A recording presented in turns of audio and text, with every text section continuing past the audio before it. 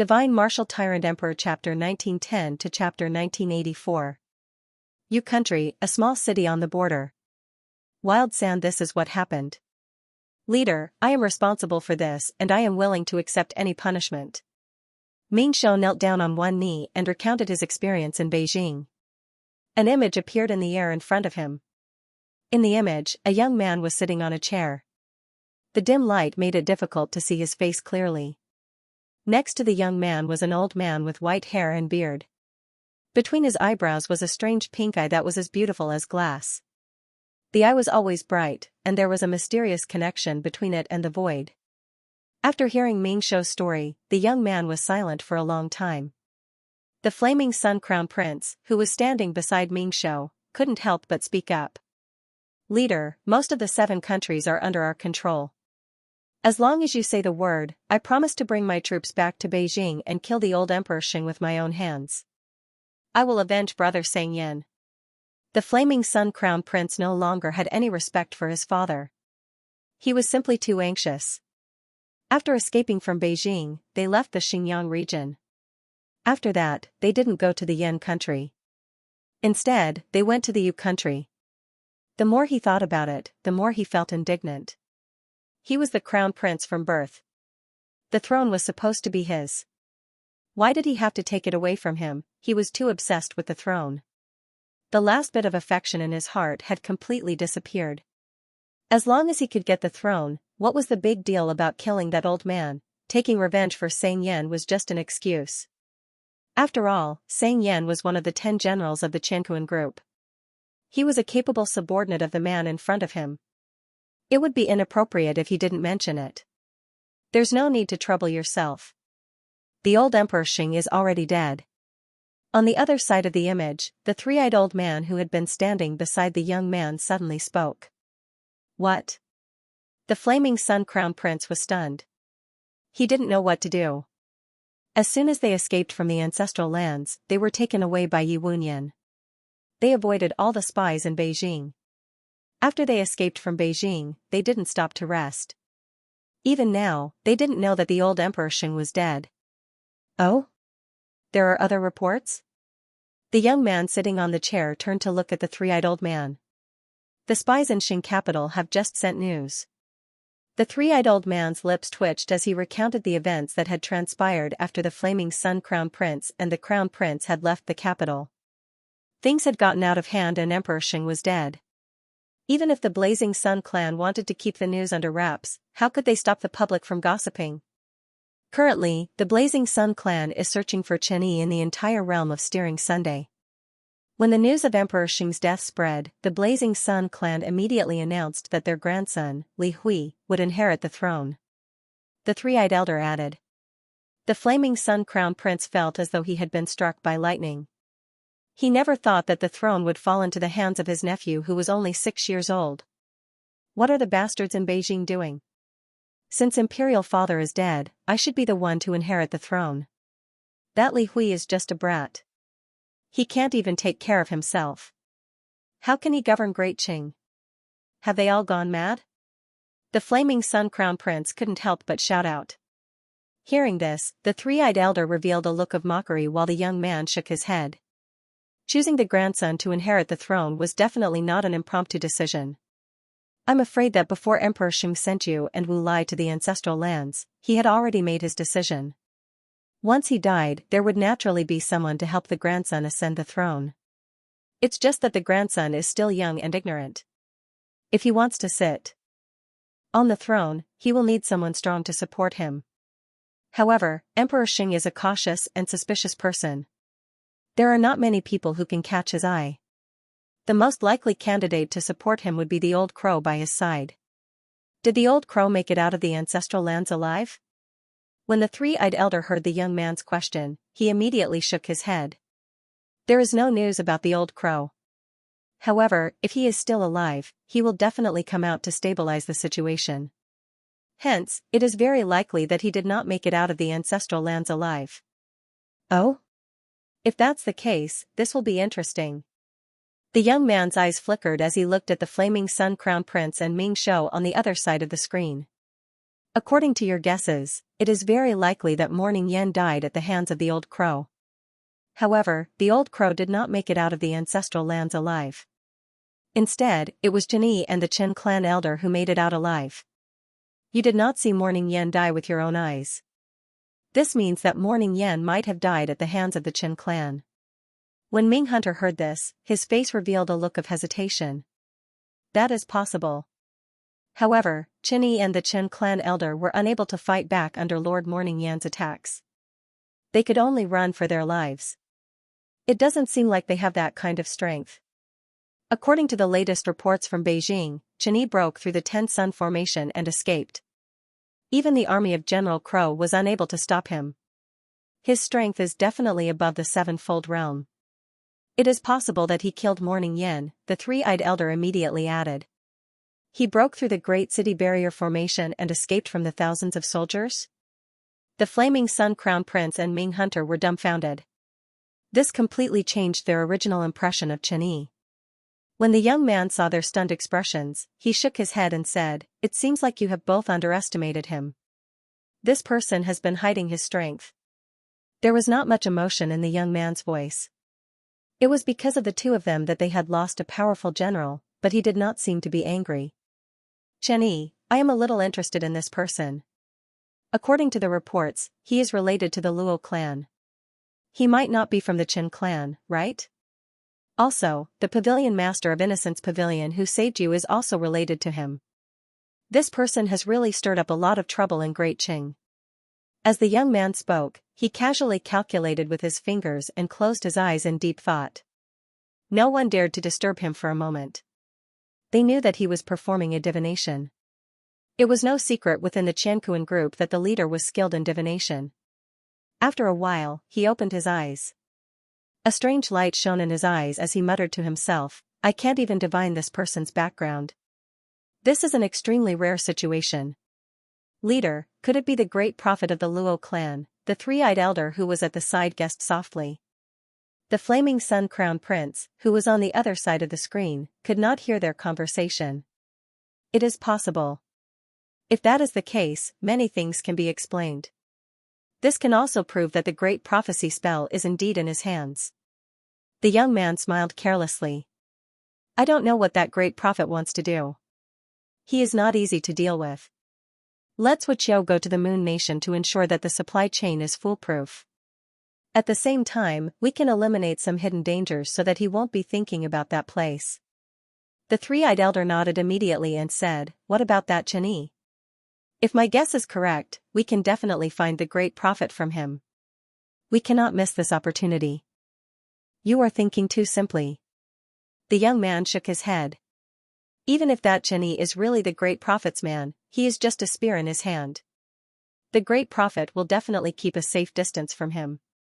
Under such circumstances, instead of taking him down directly, it is better to test him slowly and lure him out." "Leader is right. How should we test him?" the three-eyed elder muttered. "Doesn't the Pavilion Master of Innocence Pavilion want to see me? Let's first understand what he wants to do, then consider our next move." After the young man finished whispering, he raised his head again and looked at the other side of the screen. "Old Emperor Xing is already dead. That old crow most likely also died in the ancestral lands. The current situation is probably something that even old Emperor Xing did not expect.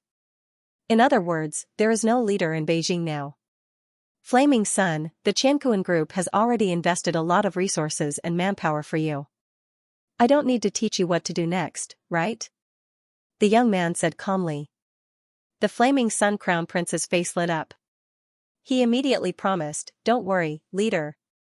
I am the Crown Prince of Deshang. I should inherit the throne. Anyone else would be usurping the throne." The young man nodded and looked at Ming Shou. "Judging from the timing, the person who killed old Emperor Xing is most likely Yi Wunyan. He has been trying so hard to meet me. Let's meet him." Continue to stay by the Flaming Sun Crown Prince's side. There will be other Ming Shou in charge of contacting Yi Wunyan. "Yes, leader," Ming Shou said respectfully. "Alright, let's leave it at that." After the young man finished speaking, the image in the void was interrupted. It turned into a stream of light and slowly condensed into a pink eye. It looked exactly the same as the eye between the eyebrows of the three-eyed elder. Ming Shou stood up. Countless tentacles grew out of the blood half of his body. They wrapped around the eye and slowly dragged it into his blood. Finally, it completely merged with his body.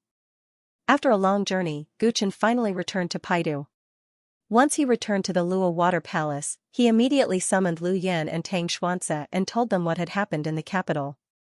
When they found out that Emperor Xing and Wu Lai were dead, the two of them had grave expressions on their faces. They knew that a storm was coming. The throne was still up in the air.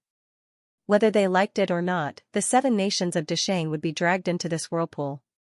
Contact the spies in the various nations and pay close attention to the Flaming Sun Crown Prince's whereabouts. If he isn't dead, he will most likely appear in the Flare Nation and the Yu Nation. Pay close attention to these 2 nations. Also, make a copy of the reports from the capital and send them to the Zhe Nation and the Mist Nation. Lord Tang, I'll leave the military to you. You know what to do in this situation. Guchen made a series of arrangements. Chaos had arrived in Deshang. His plan was on track and he could not afford to make any mistakes. He focused on the Flare Nation and the Yu Nation because they had already pledged their allegiance to the Flaming Sun Crown Prince. Unlike the Jin Nation and the Song Nation, which had just changed rulers, the Flaming Sun Crown Prince wouldn't go there without worry. As for informing the Zhe Nation and the Mist Nation, it was to let their allies be mentally prepared. Don't worry, Mr. Chen.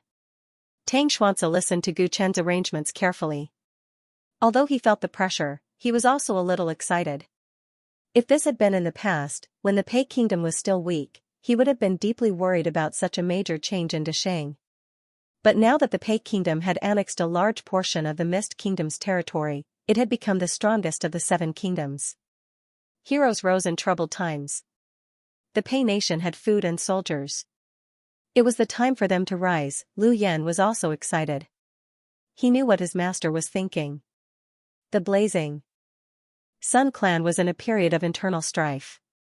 The Lu clan might have a chance. Yi Wunyan carefully examined Ming Shou. His sharp spiritual power allowed him to sense that the person in front of him was different from before. It had only been a few days since they last met. Ming Shou had contacted him. The speed of the Qianquan group's response was unexpected. But when he thought about how he would soon meet the leader of the Qianquan group, the joy in his heart overcame his doubts. He began thinking about how to convince the other party today. Following Ming Shou to a secluded place, Ming Shou's palm wriggled, and a pink eyeball drilled out of it, floating in midair. Then, an image slowly appeared in the void. In the image, there was a handsome young man wearing a green robe, neatly combed hair, and a wooden crown. Beside the young man, the 3-eyed old man was still standing. The eye between his eyebrows was communicating with this place through the distant space. Pavilion Master Yi, I'm Gu Chen. Nice to meet you. The young man in the image opened his mouth. His smile gave off a refreshing feeling. He had the same face as Gu Chen, and even stole his name. The world only knew that he was the top of the legend rank, pure saint disciple and many other glorious titles, but did not know that his real name was Fang Yuan. Mr. Gu, I've heard a lot about you. Yi Wunyan cupped his hands and said. At this moment, he was somewhat nervous. Although he was the pavilion master of Honesty Pavilion, compared to the Heaven and Earth group, Honesty Pavilion was nothing. At most, it had some influence in the Deshang dynasty. Even he, Yi Wunyan, did not have much fame in the entire Dao world. However, Fang Yuan was different. In name, he was the pinnacle genius of the Dao world's younger generation and was the focus of all the major forces. In private, he had unfathomable influence and connections. Pavilion Master Yi, you don't have to be so polite. Thank you for your help earlier. May I know why you want to meet me? Fang Yuan spoke politely, completely different from the arrogance and rudeness of the so-called geniuses in Yi Wunyan's impression. Yi Wunyan sighed inwardly at his extraordinary bearing. May I know why Mr. Gu did not choose to meet in the Divine Ascension realm? Yi Wunyan looked around and asked curiously. Although the mirror image communication technique in front of him was mysterious, it was not as convenient as the Divine Ascension realm. The Divine Ascension realm is not an absolutely safe place. I trust my own people more. Fang Yuan said casually. A strange look flashed in the depths of Yi Wunyan's eyes. Pavilion Master Yi, you should tell me why you want to meet me, Fang Yuan reminded him. Yi Wunyan took a deep breath and looked at Ming Shou, who was beside him. This is a serious matter. It's best if Mr. Gu and I discuss it alone. It's all right. They can be trusted.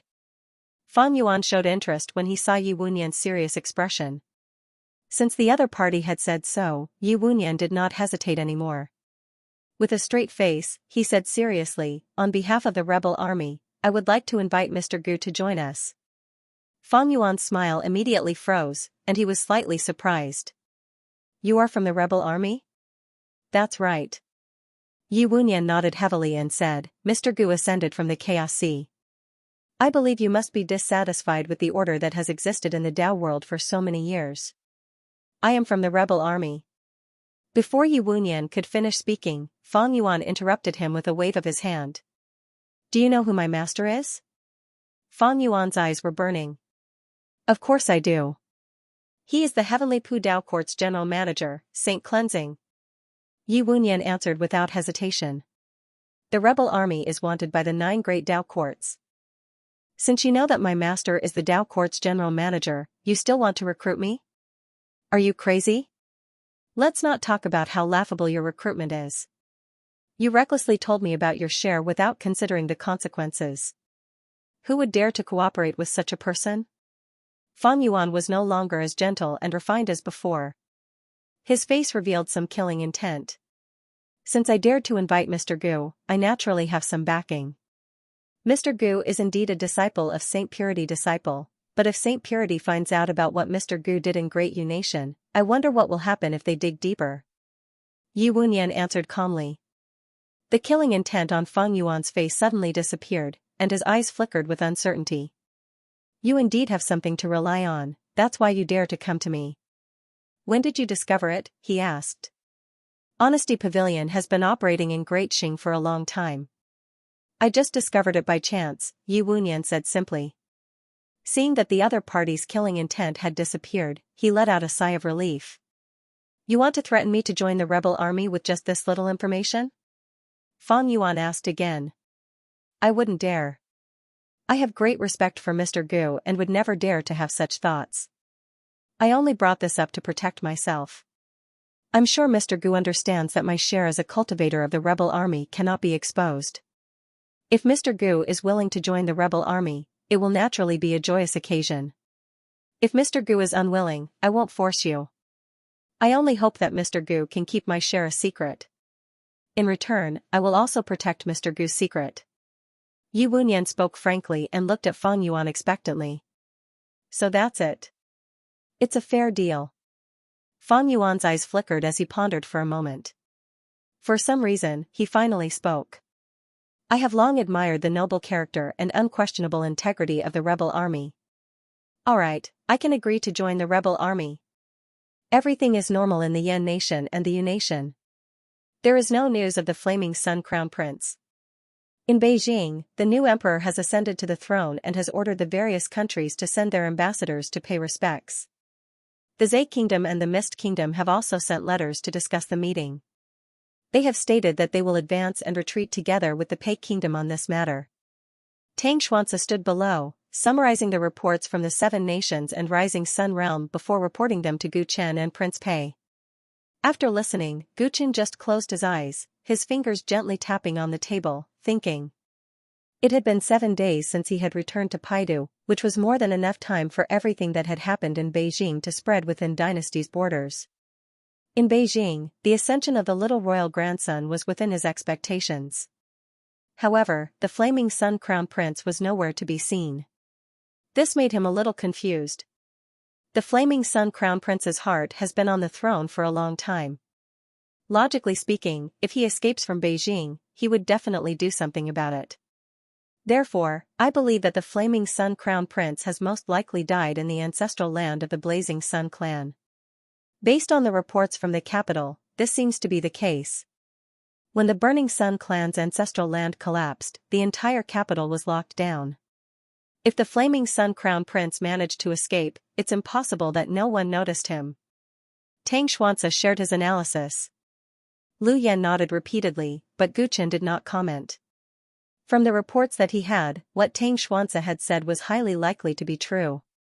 However, Guchen felt that the Flaming Sun Crown Prince would not live such a short life. As he pondered, he opened his eyes and looked at Yimi Mishi. What do you think? Is there any report on the Flaming Sun Crown Prince from Modest Pavilion? Yimi and Tang Xuanxia stood almost side by side. One of them controlled the reporting organization of the Pei Nation's imperial court, while the other controlled the channels of the Modest Pavilion. They were like two eyes for Guchen. Yimi seemed to be in a daze, only coming back to his senses after hearing Guchen's words. He looked a little flustered. The House of Honesty did not receive any news about the Flaming Sun Crown Prince either. As for whether the Flaming Sun Crown Prince is dead or alive, I do not dare to make a conclusion so easily, she said, but in her heart, she was thinking about the scene when the Flaming Sun Crown Prince left. At that time, the Flaming Sun Crown Prince had clearly told his godfather that he planned to go to the Flaming Nation. If he had really appeared in the Flaming Nation, how could there be no news of him in the Flaming Nation? This made her a little uneasy, so she was distracted when she heard that there was no news from Tang Xuanxia's side. When she heard Guchen's question, she instinctively felt guilty. Guchen noticed Yimi's absent-mindedness and was a little surprised, but he didn't doubt her words. Over the past few days, he had personally entered and exited the soul-traversing realm of Honesty Pavilion several times. Regarding the whereabouts of the Flaming Sun Crown Prince, he couldn't completely rely on Yimi's reports. He had to gather information from various sources and also personally inquire about it. Now that he was treated well in the Pavilion of Honesty, he had access to most of the news that Yimi had access to. Hence, he knew that she was right. The Pavilion of Honesty did not know the whereabouts of the Flaming Sun Crown Prince. The reports from both parties were the same. This meant that the Flaming Sun Crown Prince was most likely dead. Even if he wasn't dead, there was a high possibility that he had escaped from the Deqing dynasty. Continue to pay close attention to the reports from all sides. Inform me immediately if there's any news. Guchen felt a little uneasy in his heart, but he had no choice but to leave the hall. Pei Nation, Hexing Commandery, Wanglu Ancient City. Hexing Commandery was originally the territory of the Mist Kingdom, but it had been annexed by the Pei Nation during a great war with the Mist Kingdom. Wanglu Ancient City was located at the border of the commandery. On the other side, it belonged to Chongkue Commandery, which had been annexed by the Zhe Kingdom. The two countries used this place as a demarcation line and divided the land of the Mist Kingdom. They had always lived in harmony. Tonight, on the watchtower of Wanglu Ancient City, the patrolling soldiers had just finished their shift and looked drowsy. The Pei Nation and the Zhe Kingdom had always been on the same side. There was no war on the border, and the patrols were mostly made up of smuggled refugees. The threat was extremely low, so the soldiers' vigilance was also low. On the watchtower, a few soldiers chatted as they looked at the land of the Zhe Kingdom in the distance, which was shrouded in darkness. There were many deserts in the former Mist Kingdom, so there was no end in sight. Rumble, suddenly, a shocking sound came from ahead, accompanied by the shaking of the ground. What's happening? The soldiers chatting stopped abruptly as they looked ahead in shock. In the darkness, there seemed to be countless black shadows gliding across the ground at high speed, rapidly approaching Wanglu Ancient City. Not good. There's an enemy attack. The soldiers immediately realized what was going on and wanted to ring the alarm, but a gray shadow suddenly pounced in from outside the window. In an instant, blood splattered everywhere, and the cries of the soldiers rang out. When the cries stopped, a gray fox with a fierce glint in its eyes pushed open the door and left. Outside the watchtower, the corpses of the Pei Nation soldiers could be seen everywhere. Wild foxes howled excitedly as they opened the gate of Wanglu Ancient City from within. An hour later, the city was breached, and the city was filled with burning flames. A wild fox with a scar over one eye and a long gray beard on both sides of his sharp mouth stepped into Wanglu Ancient City, accompanied by a large man with a masculine face.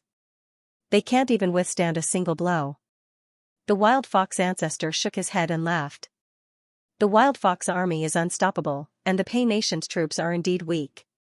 According to our original agreement, please continue the attack, and we will keep our promise. When the time comes, the 12 commanderies that the Pei nation occupied will all belong to the Wild Fox tribe, Mingxiu said politely. Don't worry, it is the old man's honor to be able to serve Mr. Gu. The old man will do his best. The Wild Fox ancestor smiled and asked, but how will you explain to the Mist King? What benefits did the Qianquan group promise him that he would be willing to give up the 12 commanderies? Don't worry about this, senior. The Mist King lives under your command, how would he dare to have any improper thoughts? Mingxiu guessed the Wild Fox ancestor's thoughts and immediately replied. That's true. The Wild Fox ancestor nodded, but then said with concern, that Pei Nation's Chini is a little troublesome. If we can't eliminate him, even if we get the Pei Nation, we won't be able to live in peace. Senior, don't worry, everything has been arranged. That Chini has no chance of escaping, Mingxiu said confidently. The Qianquan group is indeed meticulous.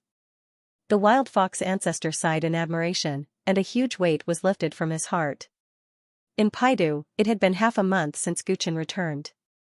During this time, he had been paying attention to the news of the various countries and the Rising Sun region. But aside from the commotion caused by the new emperor's succession, the whole of Great Qing was unexpectedly calm.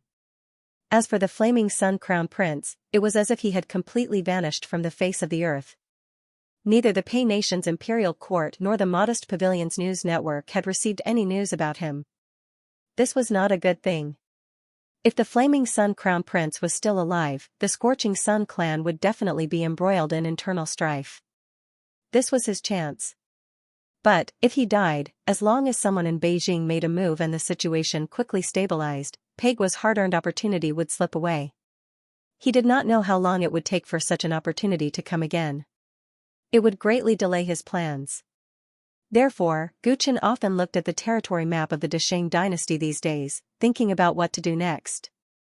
Should he wait and see, or should he take the initiative? Just as he was hesitating, a sudden storm caught him off guard. The Flaming Sun Crown Prince suddenly appeared in Yu country. Under the witness of the Moon King and the officials of Yu country, he held a coronation ceremony and announced that he would succeed as Emperor Sheng. On the same day, he issued a declaration to the 7 countries, claiming that the new emperor in Xinjiang had murdered the old emperor Sheng and that his name was unjust. He will lead an army to attack and request the 7 countries to send troops to save the emperor.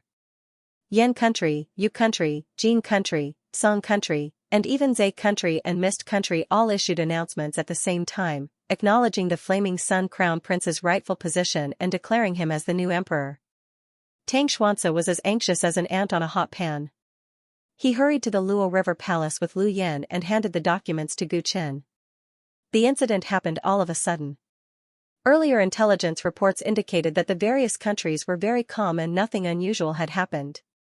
Who would have thought that during the morning assembly, the incident would blow up in one go? Hundreds of officials presented the documents of the various countries one after another. Causing everyone to panic, Gu Chen took the Flaming Sun Crown Prince's declaration and the documents from the various countries from Tang Xuanxia. After reading them carefully, his expression turned dark. It was obvious that the Flaming Sun Crown Prince's declaration and the documents from the various countries were sent out at the same time. This meant that the various countries had already agreed on this beforehand. The Flaming Sun Crown Prince had quietly settled the various countries and obtained the unanimous support of the various countries. He had easily taken over the position of Emperor Sheng. This kind of swift and decisive action was completely different from the impression he had of the Flaming Sun Crown Prince. Even though the Scorching Sun tribe and the Golden Crow tribe supported the little emperor, as long as the 7 countries did not recognize him, the little emperor could not truly become the emperor of Deqing. However, the Flaming Sun Crown Prince was different. He had obtained the recognition of the 6 major countries. As long as the Pei Kingdom also recognized him, he would be the actual emperor. As for the little grandson, he was charged with the murder of the old Emperor Sheng. If the 7 kingdoms were to send troops against him, the consequences would be dire. Forget about the 4 kingdoms, they had already pledged their allegiance to the Flaming Sun Crown Prince. But what about the Zhe Kingdom and the Mist Kingdom? They didn't inform us beforehand. Gu Chen felt that he had been tricked. His eyes turned cold. A few days ago, the Zhe Kingdom and the Mist Kingdom had told him that they would stand by the Pei Kingdom's side. He didn't expect them to go back on their word, forget about the Mist Kingdom. They were originally struggling to survive in the cracks, but the Zhe Kingdom and the Pei Kingdom had always been allies.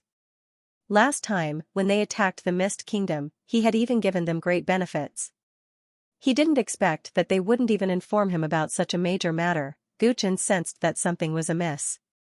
That old ancestor wild fox was a wily old fox. There must be a reason for him to suddenly offend Guchen. This is bad. This is bad. While everyone was discussing, a soldier of the Water Dance Army hurried over and presented a military report. The Watchtower ancient city has been breached, and the Zhe nation has invaded the borders of our Pei nation, marching straight in. The entire Hexing County has fallen, requesting the Imperial Court to send reinforcements. The Mist Nation attacked the borders of our Pei nation at night, causing many casualties in our army.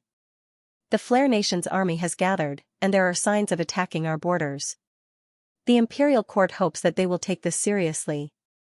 Lines of shocking intelligence came into view, causing Tang Xuance's expression to change drastically, and Lu Yan's face to turn pale. After reading it, Guchen immediately walked to the territory map of Great Qing. Before the annexation of the Mist Kingdom's 12 counties, the only countries bordering the Pei Nation were the Mist Kingdom and the Zhe Nation. But after annexing the Mist Kingdom, the border between the Pei Nation and the Zhe Nation had a large area, and at the same time, the Flare Nation was added as a neighbor.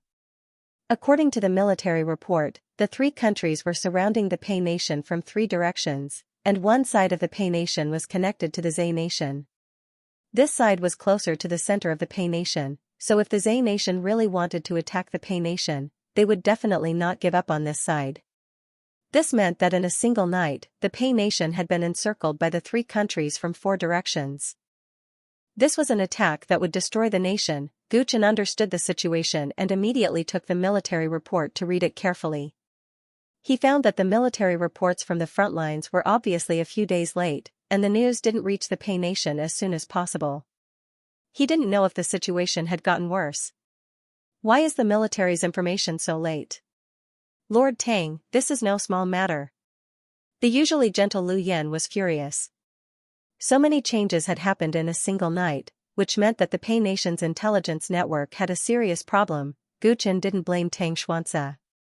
The series of movements from the 6 countries was obviously premeditated. Not only was there a problem with the Pei Nation's intelligence network, but even the Honest Pavilion hadn't been able to provide him with any information. The mobilization of troops caused such a huge commotion, and it affected the entire 6 countries. How could the Honest Pavilion's power not detect it at all? Although the Pei Nation's intelligence network isn't as good as the Honest Pavilion's, it shouldn't be this bad. So many pieces of information have only popped up now. It's obvious that they're being controlled. Guchen murmured to himself. He realized that there was an invisible hand behind all this. This hand had blinded his eyes, causing him to be completely unaware of the movements from the 6 countries. Now, he was passively being beaten up. He suddenly thought of Yimi and turned to look at the clay bodhisattva. Where's Missy? Call her over. The clay bodhisattva had just witnessed the whole thing and realized the importance of this matter. He couldn't help but nod and immediately went to look for Yimi. Just as he stepped out of the door, he stepped back. This was because 2 figures walked in one after the other. The one walking at the back was Yimi.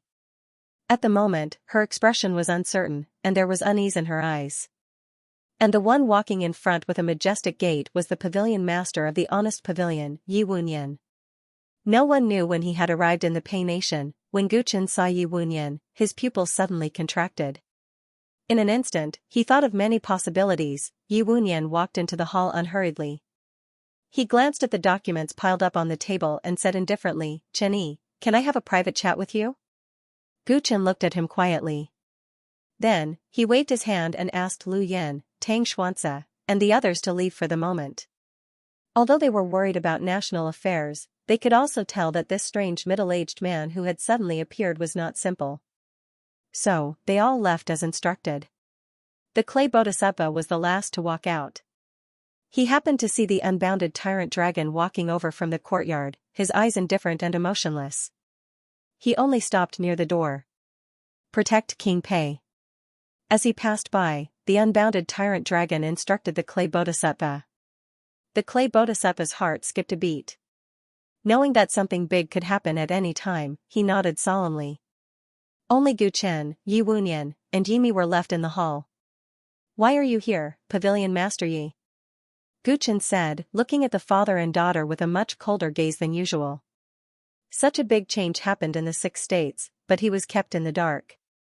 Besides Yi Wunyan, who else had the ability to do this? As the Pavilion Master of Honesty Pavilion, it was only a matter of a word for him to stop the people in Honesty Pavilion from providing him with information, or even false information. The intelligence agency of Pay State was much weaker than that of Honesty Pavilion. As long as Honesty Pavilion wanted to, it was not difficult to cut off this channel. All the shocking information was sent to him at the same time today, and Yi Wunyan came to him at the right time. Obviously, he did not come with good intentions. Gu Chen had long been wary of Yi Wunyan and knew that he was ambitious. But to be honest, he did not quite understand what was going on. When did Yi Wunyan collude with the Flaming Sun Crown Prince? If he had colluded with the Flaming Sun Crown Prince or the Qianquan group, why did he help him before? I'm here to help you, Yi Wunyan answered. Hearing this, Gu Chen raised his eyebrows and asked knowingly, Pavilion Master Yi, what can I do for you? Now that the Flaming Sun Crown Prince has gained the support of the 6 states, he is the rightful emperor of Deshang. Pei State is facing the threat of 3 states at the same time, isolated and without help. Even with your ability, you are unable to turn the situation around. Yi Wunyan shook his head and sighed. Beside him, Yimi lowered her head, not daring to look at Gu Chen directly.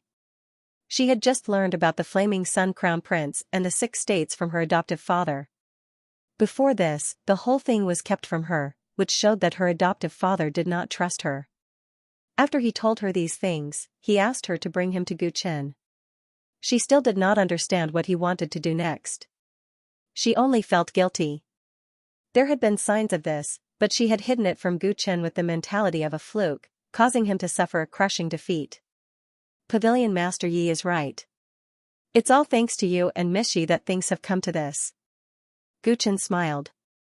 He didn't have a bad expression on his face, but there was a teasing tone in his voice. It was beyond Yi Wunyan's expectation that he could still talk and laugh so freely. Hearing this, Yimi realized that Gu Chen had already determined that she had betrayed him. Her heart ached inexplicably, but she was unable to explain anything. Judging from the outcome, she was indeed the one who had betrayed him. Any explanation would be futile. Victory and defeat are common in war. You have always been outstanding, and I had planned to support you. However, it's hard to defy the general trend. In order to restore peace to Great Qing as soon as possible, I'll have to trouble you. Yi Wunyan sighed with emotion. I'll just tell you why I'm here. I came back to Paidu to act as a lobbyist for the Flaming Sun Crown Prince. You also know that the Deshang dynasty is the headquarters of the Pavilion of Honesty. If it falls into a long period of war, it will not be a good thing for the Pavilion of Honesty. The Flaming Sun Crown Prince has given me enough benefits. As long as I can convince you and the Pei Kingdom to recognize his position as Emperor Sheng, I'm willing to do so. That simple? Gu Chen was amused. He might be able to fool others with these words, but he wasn't stupid. Yi Wunyan was the #1 suspect in the murder of the old Emperor Sheng. He was the one who wanted the dynasty to fall into chaos the most. Why would he try to recruit him for the sake of so-called peace? The Flaming Sun Crown Prince had given him enough benefits. This could very well be true. However, Gu Chen still couldn't understand how great the benefits were for him to choose to give up on him and not give him a single chance. Of course it's not that simple. The Qianquan group originally wanted your life, but they changed their mind after I tried my best to speak up for you. After some discussion, they said that they could spare your life, but you have to leave the Pei Kingdom and stop interfering in its affairs. Yi Wunyan spoke with fervor and assurance. Seeing that Gu Chen's expression had turned cold, he sighed and comforted him. I know that it would be unfair for you to leave the Pei Kingdom. For the sake of the interests of the Pavilion of Honesty, it wouldn't be right for you to lose your painstaking efforts in the Pei Kingdom. Therefore, I will give you appropriate compensation. Oh? What kind of compensation? Gu Chen looked surprised. As long as you leave the Pei Kingdom obediently, I will marry Mi to you. At the same time, I will promote you to the Deputy Pavilion Leader of the Pavilion of Honesty. This position didn't exist before. It was set up for you. You should understand my intentions. I think very highly of you. I hope that the Pavilion of Honesty will be handed over to you in the future. How about that? The position of the Deputy Pavilion Leader of the Pavilion of Honesty is comparable to the control of a mere Pei Kingdom, right? After Yi Wunyan finished speaking, Mia looked shocked. She didn't expect her godfather to ask Gu Chen to marry her. The position of the Deputy Pavilion Leader of the Pavilion of Honesty was even more difficult. If her godfather could really do what he said, the conditions were indeed not bad. Gu Chen was also a little surprised by Yi Wunyan's offer. His expression was uncertain. What if I refuse? He asked tentatively. The situation of the 7 kingdoms has already been decided. If you refuse, then the people of the Pei Kingdom will be plunged into misery and suffering. It might even be in danger of being destroyed. I know you're strong, but the war between kingdoms cannot be easily changed by individual bravery. In the end, you'll become a stray dog with nothing to gain. You've seen the situation these days. As long as I want to, I can turn you blind at any time. Without intelligence, any of your strategies will be meaningless. A wise man submits to circumstances. You should understand what's most beneficial to you. Yi Wunyan said indifferently. Gu Chen's expression darkened. He had made it very clear that Yi Wunyan was threatening him. If he refused to accept the position of the Deputy Pavilion Leader of the Pavilion of Honesty and leave the Pei Kingdom, he would have nothing. The other party was obviously determined to take him down. He believed that in the current situation, he had no chance of turning the tables. A murderous aura arose in Gu Chen's heart. He had the urge to take down Yi Wunyan immediately, but he restrained himself in the end. Yi Wunyan was right. Under the collaboration of the Qianquan group and the Pavilion of Honesty, the situation was very disadvantageous to him. Even if he killed Yi Wunyan now, it wouldn't change anything. Moreover, there must be something fishy about why Yi Wunyan would cooperate with the Qianquan group. He couldn't be at ease without figuring out the specific situation. Gu Chen's expression changed for a while. Finally, he took a deep breath and said, "Pavilion Leader Yi, can you give me a few days to think about it?" Yi Wunyan wasn't surprised by Gu Chen's hesitation. As the saying goes, one never gives up until all hope is lost. The other party had plotted for so long in the Pei Kingdom. How many people could accept the sudden collapse? Okay, you can take your time to think about it. But you have to understand that the longer you delay, the worse the situation will be, and more people will die. I'll stay in Pai these few days and wait for your good news. Yi Wunyan turned and left after he finished speaking. Yimi hesitated for a while. Why? You can't bear to leave your husband? You'll have more time to spend together in the future, Yi Wunyan teased. Yi Wunyan teased.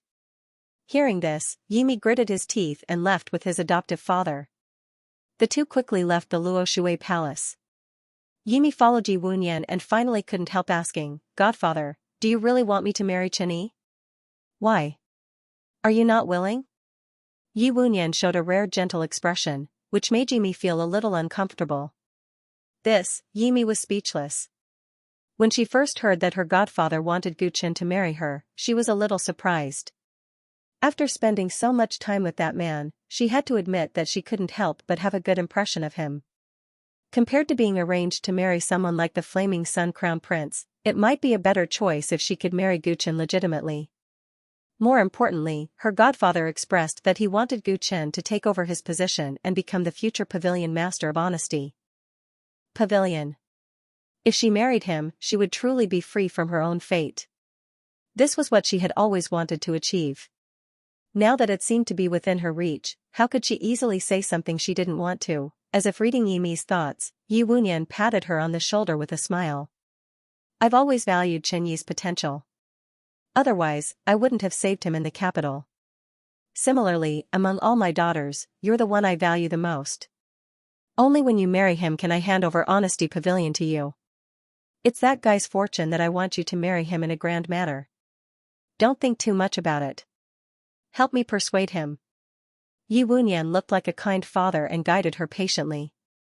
Yimi's body stiffened for no reason when she heard these sweet words. "I understand what you mean, godfather. I'll definitely persuade him. Yimi's body stiffened for only a moment. She quickly put on a smile and showed an expectant look. Yi Wunyan was quite satisfied with her daughter's expression. She smiled and said, "All right, I'm going back to the pawnshop. You should continue to live in the Luoshui Palace. Help me persuade Chenyi these days." "I understand," Yimi said obediently. But still sent Yi Wunyan to the pawnshop before turning around and returning to the Luoshui Palace. The moment she left Yi Wunyan's sight, she shuddered all over, and the smile on her face disappeared. In the Luo Water Palace, after Yi Wunyan and Yimi left, Lu Yen, Tang Xuanxia, and the clay bodhisattva re-entered the hall, including the infinite tyrant dragon. Outside the hall, a restriction was placed to prevent anyone from eavesdropping. At this time, there were very few people who could be trusted. The intelligence channels are completely controlled by the Pavilion of Honesty, and the Flaming Sun Crown Prince has the full support of the Six Nations and the Qianquan group. Based on the current situation, we have no chance of winning at all. Tang Xuanxia smiled bitterly. Who would have thought that the Pei Nation, which had been the most powerful nation among the 7 nations just yesterday, would encounter a crisis in the blink of an eye? It looked like there was no chance for them to turn the tables at all. It wasn't that he was trying to boost other people's morale, but as someone who came from a military background, he could better understand the predicament that Pei Nation was facing. They had no chance of winning the upcoming war. The reason why things have changed so dramatically is because of the Swamp Kingdom. If the Zhe Kingdom and our Pei Kingdom are still allies, the Mist Kingdom wouldn't dare to kick us when we're down. If that's the case, with the 3 kingdoms working together, we might be able to fight against the Flaming Sun Crown Prince. Lu Yen gritted his teeth. No one had expected the Zhe Kingdom's betrayal. It was a heavy blow to them. The most important thing now is to find a way to get in touch with the Zhe Kingdom and find out how much the Flaming Sun Crown Prince has given them. Maybe we'll have a chance to win back this ally, Lu Yen suggested. This was a choice they had no other choice. There's no need to try with the Zhe Kingdom. It's just a waste of effort. Guchen shook his head and said thoughtfully, "I'm afraid that long before the Zhe Kingdom allied with us to attack the Mist Kingdom, the Qianquan group had already won over the Wild Fox ancestor." How could that be? Everyone was shocked. Back then, during the rebellion of the 7 nations, every nation had important figures assassinated. Only the Zhe Kingdom didn't suffer any losses. Although the Wild Fox ancestor explained that it was because he had taken precautions in advance, now that I think about it, he might have reached some kind of agreement with the Qianquan group back then. Even if they didn't reach an agreement, the Wild Fox ancestor must have become a fence-sitter. He didn't want to offend either side so that he could reap benefits from it. Let me ask you, if the Zhe Kingdom didn't ally with us to attack the Mist Kingdom, we wouldn't be in a situation where we are facing enemies from both sides. That old fox is not simple. He first used us to take over the Mist Kingdom's territory. Now that he is working with the Qianquan group, he wants to bite us. He has already considered the possible changes that could happen with every step he takes. Now that he has made up his mind to attack the Pei Kingdom, no matter how much we give him, he won't change his mind. The old fox isn't stupid. He knows that he can't always be a fence-sitter. Otherwise, when the 2 sides decide the winner, the first thing he will do is to deal with the Zhe Kingdom. It's obvious that he has chosen the Flaming Sun Crown Prince. He is sure that we will lose. Gu Chen's expression was gloomy. These were all his deductions. However, how could the Wild Fox ancestor not make the decision to side with the Flaming Sun Crown Prince in just half a month's time? How could he not have come into contact with the Wild Fox ancestor before? The whole world was bustling for profit, and the whole world was bustling for profit. There were no eternal friends between countries. Gu Chen was very clear about this, so he did not resent the old ancestor Wild Fox. However, the Zhe Kingdom's actions did put him in a difficult situation. If he was not careful, he would be doomed. Fortunately, he had long realized the importance of the Zhe Kingdom. If the Wild Fox ancestor could plant a spy in the Zhe Kingdom, he could do the same. Therefore, he didn't panic. What really worried him was Yi Wunyan. He didn't expect that Yi Wunyan would suddenly come and make him worry about his next counterattack. If we can't change the Zhe Kingdom's mind, won't we lose? Mr. Chen still has a way out, but Prince Pei and the Tang family will not be able to escape. Tang Xuanxia said worriedly. Gu Chen didn't hide the fact that Yi Wunyan recruited him. Don't worry. Since I brought you on this path, I won't sit back and watch. Gu Chen said indifferently. Things had not reached the point of despair. At least, it was not as serious as Tang Xuanxia thought. Master, if you have no other choice, please put yourself first. Lu Yan said sincerely with his fists cupped. Gu Chen had helped him too much. He even let him see this beautiful world. He couldn't repay this great kindness. How could he be willing to let him fight to the death for them? In the current situation, there was no possibility of turning the tables. The forces they were facing were too strong. No matter how powerful his master was, he might not be able to turn the situation around.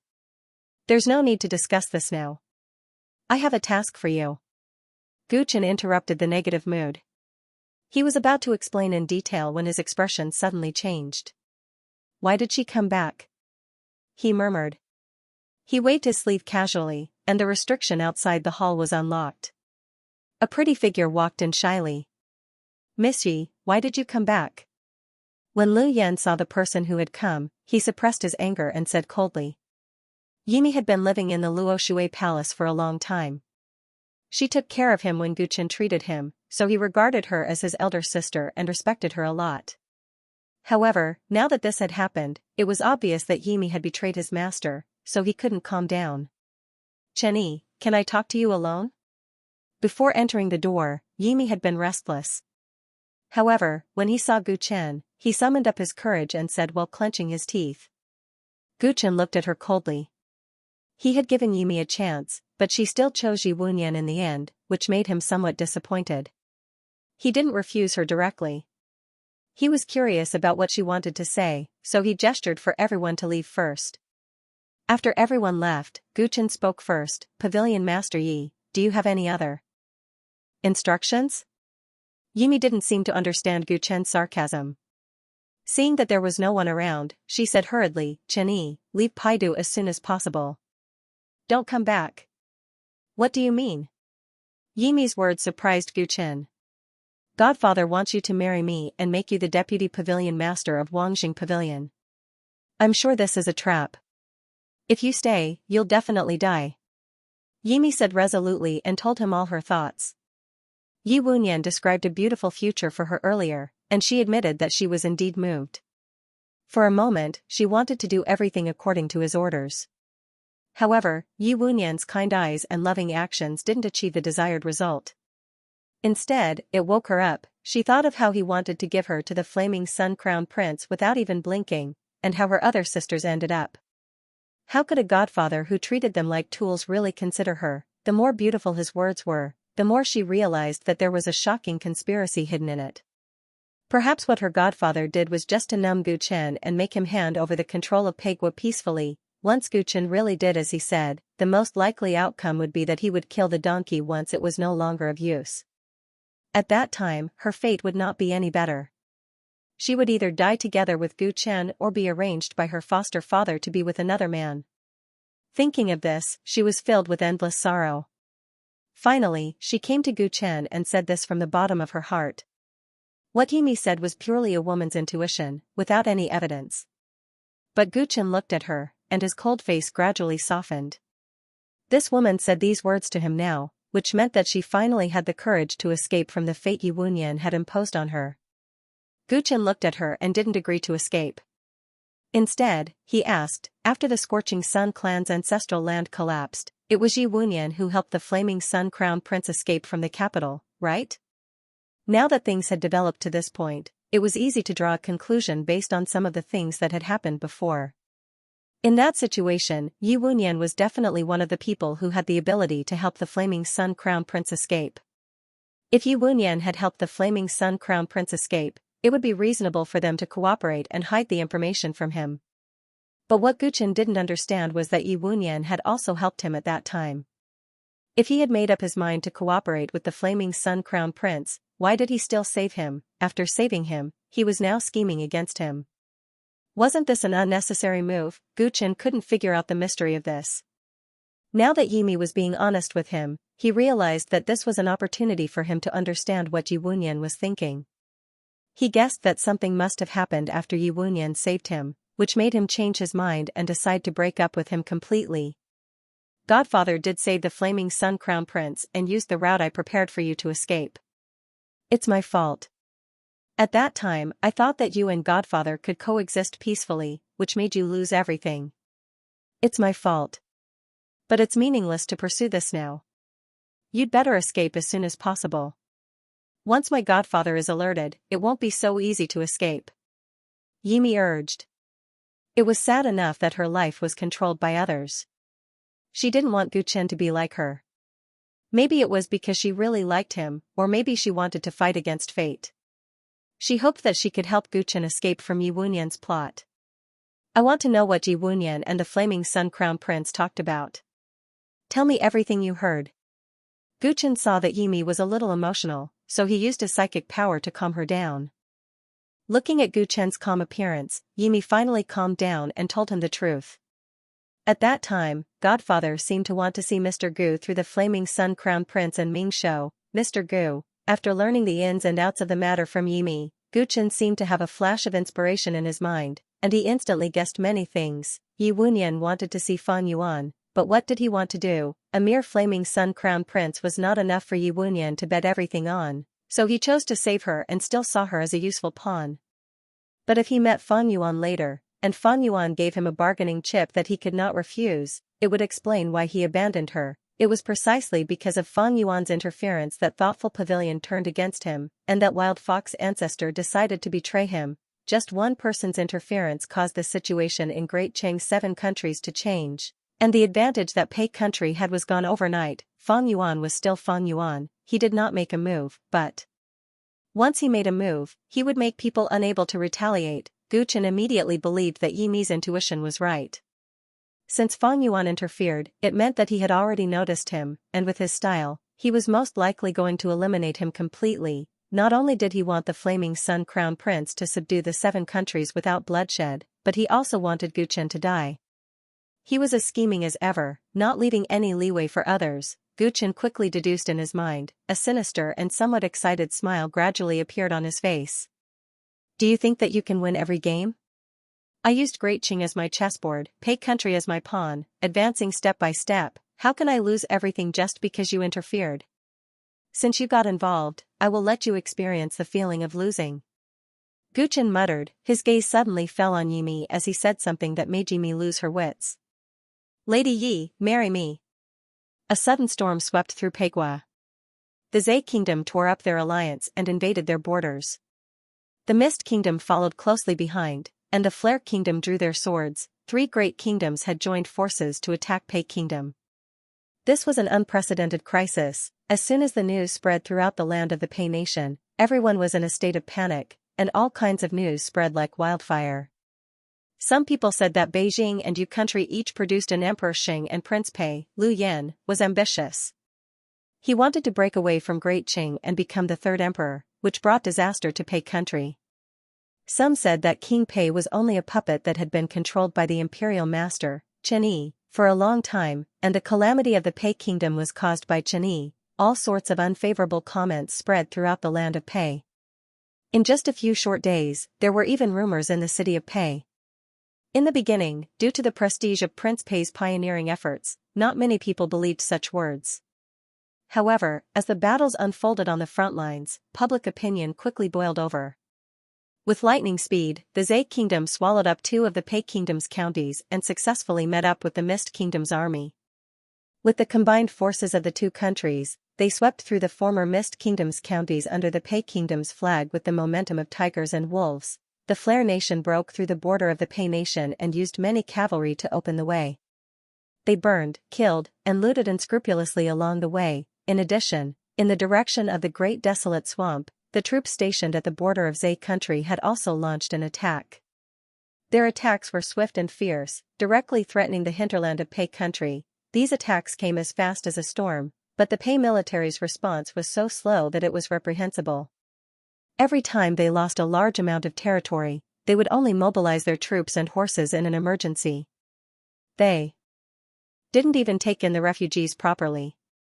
For a time, complaints were heard everywhere, and Prince Pei's prestige was seriously questioned, the situation became more and more intense. Prince Pei, Liu Yan, and Tang Xuanxia were extremely busy every day, and it just so happened that internal strife broke out in the imperial court. Liu Yan's second brother, Liu Che, had openly contradicted Liu Yan in the royal court. In private, he had formed a clique for personal gain, refused to listen to orders, and even played tricks in the dark. Faced with both internal and external problems, Liu Yan went to the Luo Water Palace many times to seek his master's help. However, he was refused entry for several days in a row. Imperial advisor Chen Yi was Prince Pei's greatest backer. This was something that almost all the officials of Pei knew. However, at such a precarious time, Chen Yi refused to meet Prince Pei. It was truly thought-provoking. As soon as the news got out, Liu Che became even more unscrupulous. He colluded with the civil and military officials in the imperial court and privately set up a government office to discuss state affairs. It seemed that he was about to force the emperor to abdicate. Chen Yi hasn't seen Liu Yan for a long time. It looks like he's seriously considering Pavilion Master's suggestion. In Paidu, in the pawn shop under the banner of Innocence Pavilion, Taoist Master Peach Blossom was reporting the situation of Luo Shui Palace to Yi Wunyan. That brat Chen Yi is very cunning. He might not really give in. Keep a close eye on the Luo Water Palace. Do not let go of any abnormal movements. Yi Wunyan sat upright on the meditation cushion and reminded. Pavilion Master, don't worry. We've long since filled the palace with our spies. All the connections between Luo Water Palace and the outside world are under our control. Chen Yi is indeed quick-witted. But this time Innocent Pavilion and Qiankuan Club are working together. No matter how capable he is, he won't be able to turn the tables. The only thing we have to worry about is that he might escape Paidu. Master Peach Blossom said, feeling a little emotional. Chen Yi was indeed a talent. Previously, the Pavilion Master had always wanted to support him. At one point, he was worried that the Pavilion Master's actions would conflict with the higher-ups. However, the Pavilion Master was indeed the Pavilion Master. He had already considered everything. In the blink of an eye, he had sold Chen Yi and Pegua together, and at a good price. To be honest, he sympathized with Chen Yi. He knew very well what would happen to him next. However, people of different principles couldn't make plans together. He couldn't do anything for him. Escape? He has been operating in Paidu for so long. If he had a choice, he wouldn't have escaped. Pegua's power is gone. With his intelligence, it's impossible for him not to understand this. And he also knows that the condition I gave him was his best choice. Only by becoming the Deputy Pavilion Master of Innocence Pavilion can he have hope of regaining his influence in Great Qing. It's been so many days, and he still hasn't given me an answer. It's only because he's still holding on to hope that he won't give up until all hope is gone. But in the end, he still has to face reality. Yi Wunyan laughed coldly, a hint of disdain at the corner of his mouth. Master Peach Blossom nodded. In terms of understanding people's hearts, the Pavilion Master had always been above him. How are the people in the pavilion coming? That Qing Yi's true cultivation is at the sevenfold realm. His servants and that dragon are not simple either. We must ensure that nothing goes wrong in this operation. Otherwise, we won't be able to answer to Mr. Gu, Yi Wunyan asked again. The two elders are not far from Paidu. Including me, 11 national war-level killers are already in place. I've arranged for 5 of my companions to be stationed around the palace. They are in charge of secretly monitoring the Luo Water Palace, Master Peach Blossom answered truthfully. The national war-level killers were the mainstay of Innocence Pavilion. There weren't many of them to begin with. But now, in order to deal with Chen Yi, they had mobilized a total of 11. Not to mention, there were still 2 dream-level elders. Even the Pavilion Master had to treat them with respect. A mere Chen Yi could make the Pavilion Master put on such a grand display. Even if he were to die, he would be proud of himself, Yi Wunyan nodded. If everything went smoothly, they wouldn't have to use these combat forces. But if something went wrong, he had to ensure that Chen Yi was killed. He also had to guard against the possible forces behind him. With these top-notch killers around, things would be much safer. How's the situation in Yunation? After confirming that there were no problems with the arrangements in Paidu, Yi Wunyan asked about other matters. The Flaming Sun Crown Prince seems to be a little anxious. Right now, Yu Nation, Jin Nation, and Song Nation are all preparing troops. I reckon that they'll attack the Xinjiang realm soon, Master Peach Blossom answered. Humph, haste makes waste. Doesn't that idiot understand this? How can 100,000 crow generals be so easy to deal with? The safest way is to wait for the problem in Paidu to be solved, then gather the forces of the 7 nations to attack the Xinjiang realm. Yi Wunyan snorted coldly. He had always looked down on the son of Emperor Sheng. In his opinion, he was just lucky to have followed the right master. With the support of a powerful force like Qianquan Group, he was still able to get to where he was now. He was incompetent to the extreme. What a pity. Chenyi is much more outstanding than the Flaming Sun Crown Prince. Unfortunately, he offended someone he couldn't afford to offend. Yi Wunyan shook his head repeatedly. If he had a choice, he actually didn't want to kill Chenyi. He was indeed a promising young man. But he was standing on the opposite side of Qianquan Group. He might even have killed Morning Yen, one of the 10 general stars. If he didn't sacrifice him, how could that Mr. Gu fulfill his promise? This was the only thing he could do. The bigger picture was the most important. 10 days had passed since Yi Wunyan paid a visit to him. In these 10 days, Gu Chen hadn't left Luo Shui Palace. He locked himself in his room. It seemed that he had fallen into torment because of the choice that Yi Wunyan had made. After 10 days, he finally appeared in front of everyone, and the first thing he did was completely unexpected. He ordered the clay bodhisattva to take down Lu Yan and Tang Xianxia, who had come to discuss business. Then, he sent Yi Mi to invite Yi Wunyan to the Luo Shui Palace for a chat. When Yi Wunyan arrived, he saw Lu Yan and Tang Xianxia kneeling on the ground and couldn't move. He couldn't help but smile. Why don't you just kill them? He asked. Lu Yan had only become Prince Pei because of Gu Chen's support, and Tang Xianxia held great authority over the army, so he also obeyed Gu Chen's orders. These two were almost symbols of Gu Chen's influence in Pei State. Now that he had tied them up for him to see, it meant that he was ready to agree to the conditions, give up his influence in Pei State, and become the Deputy Pavilion Master of Honesty Pavilion. Lu Yan is my disciple, after all. Killing him without any reason would make me lose face. As for Tang Xianxia, he's the Marshal of Pei State's military and has great influence in the military, especially in the Shuiwu military. Killing him could easily shake the military's morale and cause unnecessary accidents. You don't want to see that, do you? Don't kill these two first. Put them in prison for now. After I become the Deputy Pavilion Master of Honesty Pavilion and lead Pei City, you can do whatever you want with them. By then, you can help Lu Che get the position, or you can become Prince Pei yourself. Up to you. Gu Chen said coldly, obviously in a bad mood. Yi Wunyan sensed the resentment in his words and smiled carelessly. Okay, we'll do as you say. He didn't care about Lu Yan and Tang Xuanxia's lives at all.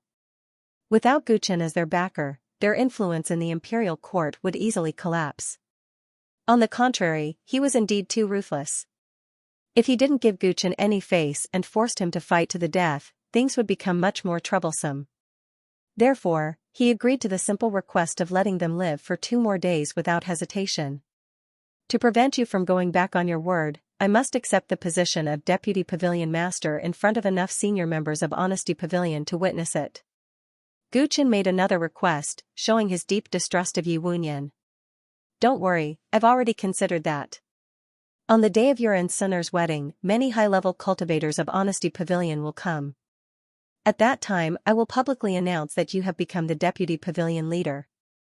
Are you satisfied with this arrangement? Yi Wunyan said with a smile. Even if Gu Chen didn't say anything, everyone would be present at the wedding banquet. Gu Chen's face seemed to ease a lot when he heard this, and he glanced at Yi Mi. When are we holding the wedding? It's better to do it sooner rather than later. How about we hold it 3 days later? Yi Wunyan said. We're in such a hurry. Will the higher-ups of the pavilion make it in time? Gu Chen raised his eyebrows.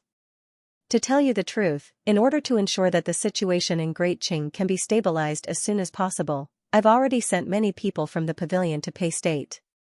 They'll be able to catch up. Yi Wunyan replied indifferently. Seeing that there were no problems, Guchen nodded.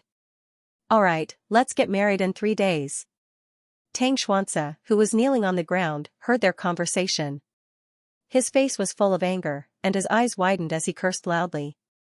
Chen Yi, you heartless thing. His Majesty treated you as a teacher and even a father. I didn't expect you to abandon us without hesitation for your own benefit. I've really misjudged you. I shouldn't have invited you, you ungrateful wretch. Guchen was indifferent when he heard this. He only instructed the clay bodhisattva, throw them into prison. The clay bodhisattva nodded and immediately dragged the two away. Before Lu Yan left, he glared at Guchen with bloodshot eyes, as if he had a deep hatred for him. Seeing this, Yi Wunyan shook her head. These two really don't know how to be grateful.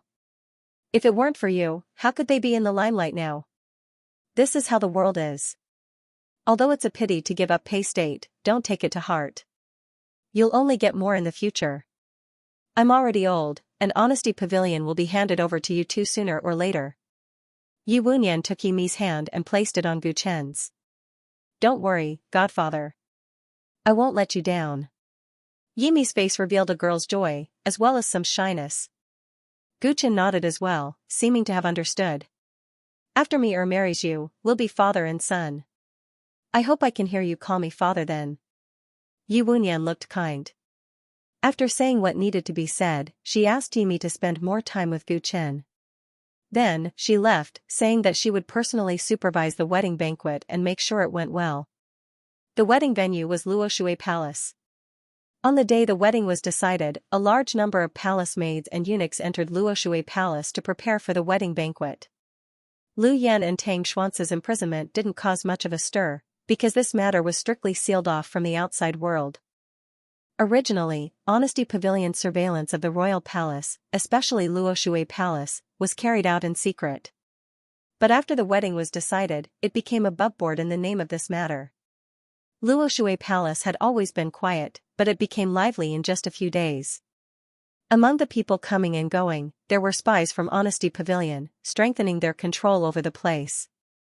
Wuji Tyrannosaurus Rex had special people to serve it, and Clay Bodhisattva, the chief steward of Luoshui Palace, always had people following him when he went out. Everyone around Guchen was under surveillance, and Yimi was no exception. Wherever he went, there were two maids following him. Guchen was fine, but even Yi Wunyan didn't dare to arrange maids around him. That would be too obvious. However, from outside Luoshui Palace, or even inside Luoshui Palace, there would often be gazes directed at Guchen, paying attention to his every movement. Those spying on him weren't ordinary killers either. They were all nation war-level killers of Honesty Pavilion. To ensure that nothing would go wrong at the wedding, Yi Wunyan had obviously put in a lot of effort.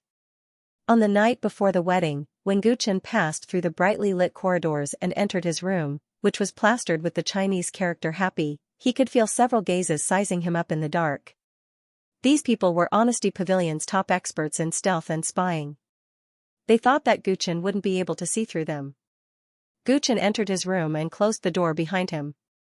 He murmured softly, as if talking to himself. Are you confident? Right now, the Luoshui Palace has gathered a group of top killers from the Great Qing dynasty. If you fail, things will become very troublesome. Don't worry. I can see the positions of those so-called top killers clearly. Even if I'm right in front of them, they might not be able to see through my disguise. They are only Great Qing's top killers, but my clan is born to be the top killers in the entire primordial Dao world. A low and confident voice sounded in Guchen's ears. However, the entire room was clearly empty. Guchen smiled and didn't say anything else. He got onto his bed and meditated for an entire night. The next day, the wedding day arrived. This was destined to be a bloody wedding. Yimi was exceptionally beautiful today. She walked into the banquet hall of the Luo Water Palace, wearing a long dress that trailed the ground. This wedding banquet was not luxurious, and the guests were mainly cultivators of Wangxian Pavilion. Thus, only 5 or 6 tables were occupied. Many high-level members of Wangxian Pavilion had come. 2 elders sat closest to Yi Wunyan. Their eyes shone brightly, and their auras were strong. It was obvious that they had high cultivations. These two elders were the elders of Xian Pavilion and were dream-level assassins. They had made great contributions in Yi Wunyan's massacre of Xian Pavilion last time. It was no exaggeration to say that they were Yi Wunyan's right-hand men. Apart from the two elders, there were 6 other assassins from the Nation War, including householder Peach Blossom, who had dealt with Gu Chen many times before. The usually ruthless assassins had taken off their green clothes and black capes and put on hypocritical smiles. They drank and had fun while congratulating the newlyweds. The atmosphere was very harmonious. Gu Chen stood and took the bride's hand. The two stood side by side, while Yi Wunyan stood up from her seat and snapped her fingers casually. Immediately, a maid walked into the hall with a silver tray. There were 2 glasses of wine on the tray, which were bright and fragrant. After drinking this cup of wine, you two are husband and wife from today onwards. Chen Yi, you're also half a son to me. Yi Wunyan had a gratified smile on her face. It seemed that she was very emotional about her daughter's marriage and felt relieved. Congratulations, Deputy Pavilion Lord. Congratulations, Lady Yi. The 2 elders stood up first and drank their wine to express their blessings to the newlyweds. Householder Peach Blossom and the other 5 assassins did the same, and the others followed suit. Under everyone's gaze, Gu Chen smiled and picked up the glass from the silver tray, giving a toast to Yi Wunyan. Pavilion Lord, it's my honor to be able to marry a girl as beautiful and talented as Yi Mi. Thank you for your love. After drinking this cup of wine, I'll treat Xian Pavilion as my home from now on. I'll do my best and never let you down. Hearing this, Yi Wunyan smiled and picked up his wine glass from his seat. Deputy Pavilion Leader Chen, please. He drank the wine in his cup in one gulp, looking very heroic. Gu Chen also drank the wine in his cup. Seeing him drink the wine, the guests all smiled from the bottom of their hearts. Peach Blossom householder secretly shook his head. What a pity. What a pity, he was obviously a promising talent, but he just had to offend someone he shouldn't have. Yi Mi also finished his cup of wine. His hand trembled slightly as he drank, unlike Gu Chen who was calm and collected. Everyone, eat and drink to your heart's content today. After this feast, I won't be so courteous anymore. I will fulfill my duties as a deputy pavilion master. Gu Chen said to the guests. The guests all laughed, looking happy and harmonious. However, with the 2 elders in the lead, some people's eyes flashed with mockery and disdain. Deputy Pavilion Master, would you still be alive after drinking that cup of poisoned wine? Things went smoother than expected. Everyone thought that if Gu Chen saw through the poisoned wine, there would be a fierce fight. Fortunately, he was more careless than expected, which saved them a lot of trouble. Next, they only needed to take down the housekeeper of the Luo Water Palace and the mysterious True Dragon, and the situation in Paidu would be completely under their control. It was so easy, almost effortless. The 2 elders were a little annoyed at Yi Wunyan for a moment. He actually used so much manpower and resources to deal with this little brat. He even called them here at the last minute. It was such a waste. Yi Wunyan looked at Gu Chen, who seemed to be in a good mood, and frowned slightly. From the many times this brat had attacked in the past, he could tell that he was a very scheming and cautious person. It was precisely because he was worried that the colorless and odorless poison wouldn't be able to deal with him that he gathered so many killers. In the hall, there were 2 Dream Realm experts, 6 Nation War Realm experts, and himself. It was enough to deal with any possible accidents. Outside the hall, there were also 5 Nation War Realm experts hiding in the Luo Water Palace to guard against any trouble. It was clearly a meticulously designed death trap, but when he saw Gu Chen's calm smile, he felt a little uneasy for no reason. What am I thinking? The Luo Water Palace has been completely under my control since a few days ago. Not only this brat, but even his people are being watched closely. What else can he do? The Luo Water Palace's external intelligence channels have long been cut off. It's like a lonely boat in the vast sea, unable to cause any waves. Yi Wunyan thought of the meticulous arrangements and airtight surveillance before the incident and couldn't help but laugh. He felt that he was being too suspicious. He had saved Chen Yi outside the capital city, and Chen Yi naturally didn't expect that he would turn hostile and kill him not long after. Therefore, it wasn't strange that he was being careless. Gu Chen and Yi Chui joined the banquet, and everyone started to eat and drink. They seemed to be in high spirits on the surface, but they were secretly harboring evil intentions. Many killers were waiting for the moment Gu Chen's poison would take effect. It would only take less than 5 minutes for the poison to take effect. If it was mixed with wine, it would even speed up the process. However, after 5 minutes, Gu Chen's expression didn't change. He talked with everyone with assurance and composure, which was very unusual. The banquet hall gradually quietened down. Why is everyone looking at me? Gu Chen's gaze swept across the entire banquet hall and said with a faint smile. Everyone had different expressions. One of the two elders smiled and was about to speak, but his expression suddenly changed. He felt that he suddenly couldn't exert any strength in his body. The sevenfold realm Tao power in his body seemed to have been stimulated by something, becoming like a wild horse out of control. Wah! He subconsciously wanted to suppress the abnormality in his body, but he suffered a strong backlash and spat out a mouthful of blood. Then, there was a chain reaction. All the guests in the hall turned pale, and their bodies swayed. Blood flowed from the corners of their mouths, and blood flowed from their 7 orifices. Pavilion Master, the two elders looked at Yi Wunyan in horror. At this moment, they thought that Yi Wunyan had poisoned them without them knowing. The entire wedding banquet had been organized by Wang Xian Pavilion.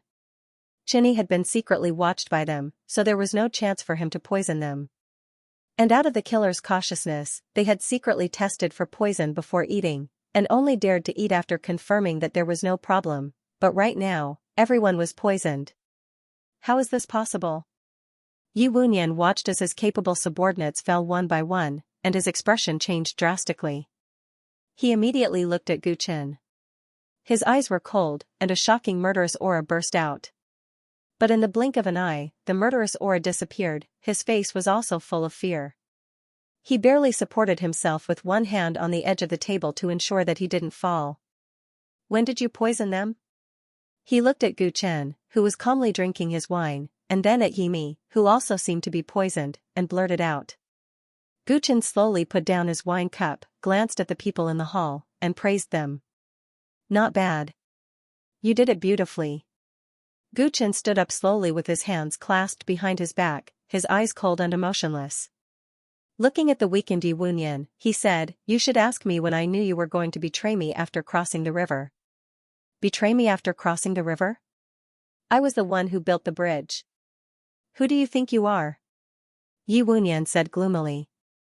He suddenly raised his wine cup and smashed it on the ground. Guards! He shouted a few more times, but there was no response from outside the door. This made his expression even more unsightly. Are you going to summon the 5 assassins from the state war? How can they save you? Besides, I'm afraid they can't even take care of themselves, Gu Chen said indifferently.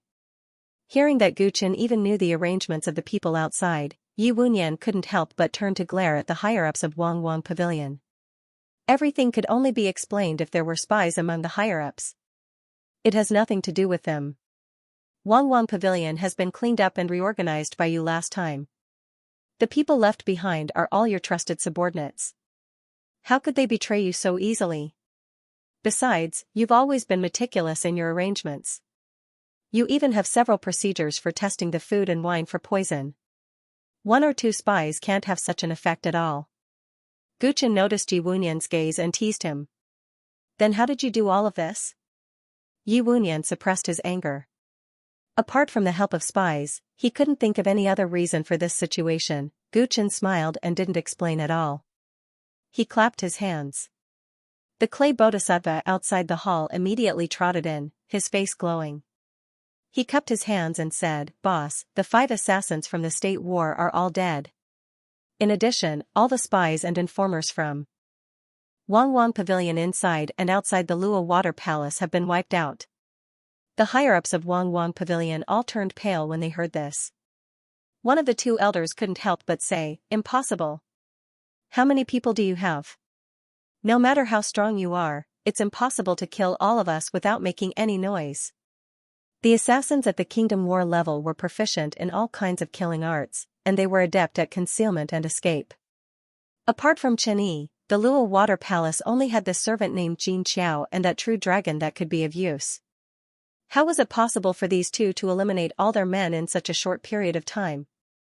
Just as the elder voiced his doubts, from outside the hall, 5 heads were suddenly thrown in, rolling a few rounds on the ground. A strong smell of blood assaulted the nostrils. When the assassins saw the faces of the heads clearly, they were all horrified. These 5 heads belonged to the 5 Kingdom War level assassins that were in charge of the outside. He was really dead. The terrifying reality was placed in front of them, causing the assassins to completely panic. They didn't even see who had thrown the head in. Yi Wunyan felt her vision blacking out. She tried hard to take a deep breath to keep calm. Pavilion Master Yi, it seems that I have won this game, right? Guchen said sarcastically. You won? How did I win? Even if you kill all of us here, the Pei State will not return to your hands, and the modest pavilion will not be yours. It's just a way to vent your anger. After today, the Pei State will soon fall, and you will be pursued by the Heaven and Earth Association and the modest pavilion. You are destined to be a stray dog. Yi Wunyan laughed coldly. After recovering from the shock, he didn't have much fear of death in his heart. Even if he died here today, the general trend was already set. The Heaven and Earth Association would obtain the Desheng dynasty as they wished, and that Mr. Gu would fulfill his promise to join the Revolutionary Army. Although he was dead, every move he made was correct. He was still the winner. It seems that Pavilion Master Yi still doesn't see the situation clearly. Guchen shook his head, looked at the clay bodhisattva, and then looked at Yimi. The clay bodhisattva immediately understood and went forward to support Yimi. He flipped his hand, took out an elixir, and fed it to her. Yimi's complexion quickly improved, and her body's strength also recovered a little. Clearly, she had taken the antidote. Evil woman, how dare you betray me? Yi Wunyan immediately scolded angrily. He understood who the spy was. However, he didn't understand. He had long seen that Yimi had some feelings for Chen Yi, so he hid many of the arrangements from her. Yimi shouldn't have known that this wedding was just a trap. Even if she had guessed it, she couldn't have known all the arrangements. She even helped to mix the poisoned wine and secretly poisoned all of them at the same time. She didn't have that ability. He knew his daughter very well. Godfather, I've had enough of being manipulated by you. I want to control my own fate. Facing Yi Wunyan's anger, Yimi wasn't afraid at all. She looked straight at him and gritted her teeth. Guchen had given her 3 choices a long time ago. He asked her to choose between Yi Wunyan, the Heaven and Earth Association, or him. He also said that only he could help her control her own fate. At that time, she didn't quite understand Guchen's words. It wasn't until a few days ago that she realized that he had seen through her predicament and predicted today's situation a long time ago. Her godfather had raised her, and she should be grateful to him. However, her godfather just treated her and her other sisters as tools from the beginning to the end. She had witnessed the fate of her other sisters.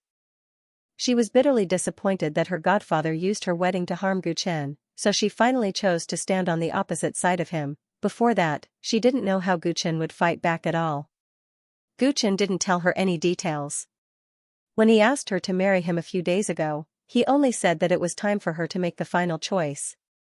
If she missed it, she would never have another chance. At that time, she couldn't see any hope that Guchen could reverse the situation, but she agreed without hesitation. Because she had already made a choice when she told Guchen. She wanted to control her own fate. Guchen didn't give her anything, nor did he promise her anything. This wedding was also fake. But just the hope of controlling her own fate made her decide to do it at all costs. In the end, Guchen didn't disappoint her. She didn't know how he managed to poison her godfather and all the higher-ups, but he completely took the initiative. Stupid. He'll soon become a stray dog, and so will you. Yi Wunyan sneered. Guchen stopped Yimi, who was a little agitated, from saying more. He looked at Yi Wunyan with pity in his eyes. Pavilion Master Yi, do you really think that I spent so much effort to accompany you in this wedding just to kill you to vent my anger? Yi Wunyan's eyebrows couldn't help but twitch, and she felt uneasy. Almost all the higher-ups of Wordless Pavilion are here. This is my best chance to take control of Wordless Pavilion. Guchen glanced at the high-level cultivators. Right now, they were no different from lambs waiting to be slaughtered. Yi Wunyan immediately realized Gu Chen's intention, and her pupils shrank slightly. Do you think they will listen to you and serve you as the pavilion master? It's better to live than to die. If they can live by betraying you, I believe they won't hesitate. Gu Chen teased. Hearing this, be it the assassins of the Kingdom War, the elite assassins, or even the two elders, all had a glimmer of hope in their eyes. One of the two elders said without hesitation, Mr. Chen, as long as you spare the old man's life, the old man will serve you as the pavilion master. Today's matter will not be spread. Pavilion Master Yi died suddenly, and it has nothing to do with Pavilion Master Chen. The speed at which his attitude changed was faster than flipping a book. Seeing that someone had taken the initiative, the high-level cultivators of Honesty Pavilion didn't hesitate to swear an oath to draw a clear line between themselves and Yi Wunyan and to serve Gu Chen as their master from now on. Yi Wunyan was furious, but a strange look flashed in the depths of his eyes. The elder who spoke first was his right-hand man who had gone through thick and thin with him for many years. He knew very well that Yi Wunyan wouldn't betray him so easily. In other words, his current attitude was probably a delaying tactic. If Chenyi believed him, then they had a chance to turn the tables. Even if he were to die today, he believed that his beloved general would definitely avenge him. Yi Wunyan knew very well what to do now. He pointed at his subordinates angrily and scolded them for betraying him, fighting for their lives. I've seen your sincerity.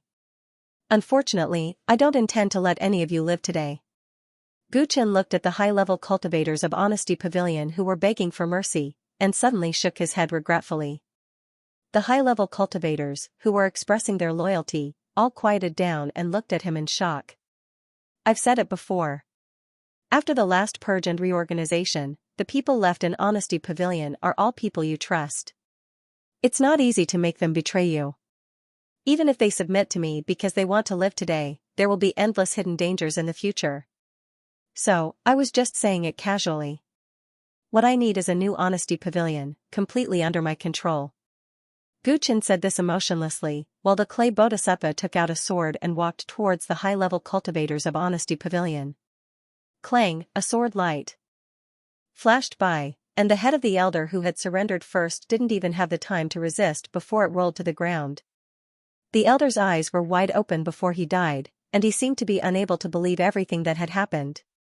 Fresh blood dyed the banquet hall red for a while. Many of the higher-ups of Innocent Pavilion were terrified, and those who were closest to the door immediately rushed out, Pucci. Pucci. A few cultivators who had just escaped to the door suddenly had bloody holes in their throats.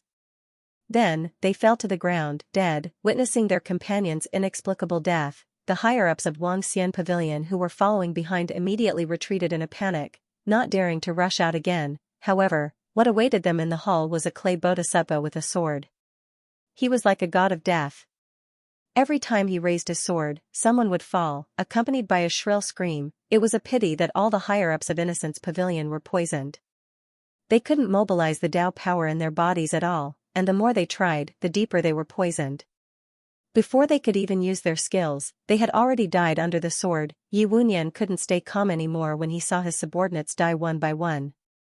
With red eyes, he said hysterically, "Stop. Chenyi, stop right now. They are the mainstays of Xianxia Pavilion. If you kill them all, Xianxia Pavilion will be as good as useless. How can you control Xianxia Pavilion then?" He didn't expect Gu Chen to be so cruel and merciless, killing so many high-level cultivators just like that. Even when he massacred Xianxia Pavilion previously, he wasn't so unscrupulous, for fear of hurting Xianxia Pavilion's vitality. What I need is Xianxia Pavilion's intelligence channels and influence in the 7 nations. Pavilion Master Yi, haven't you already given me a lot of these? Besides, I can just replenish the higher-ups. Not all of Xianxia Pavilion's state war-level killers are here.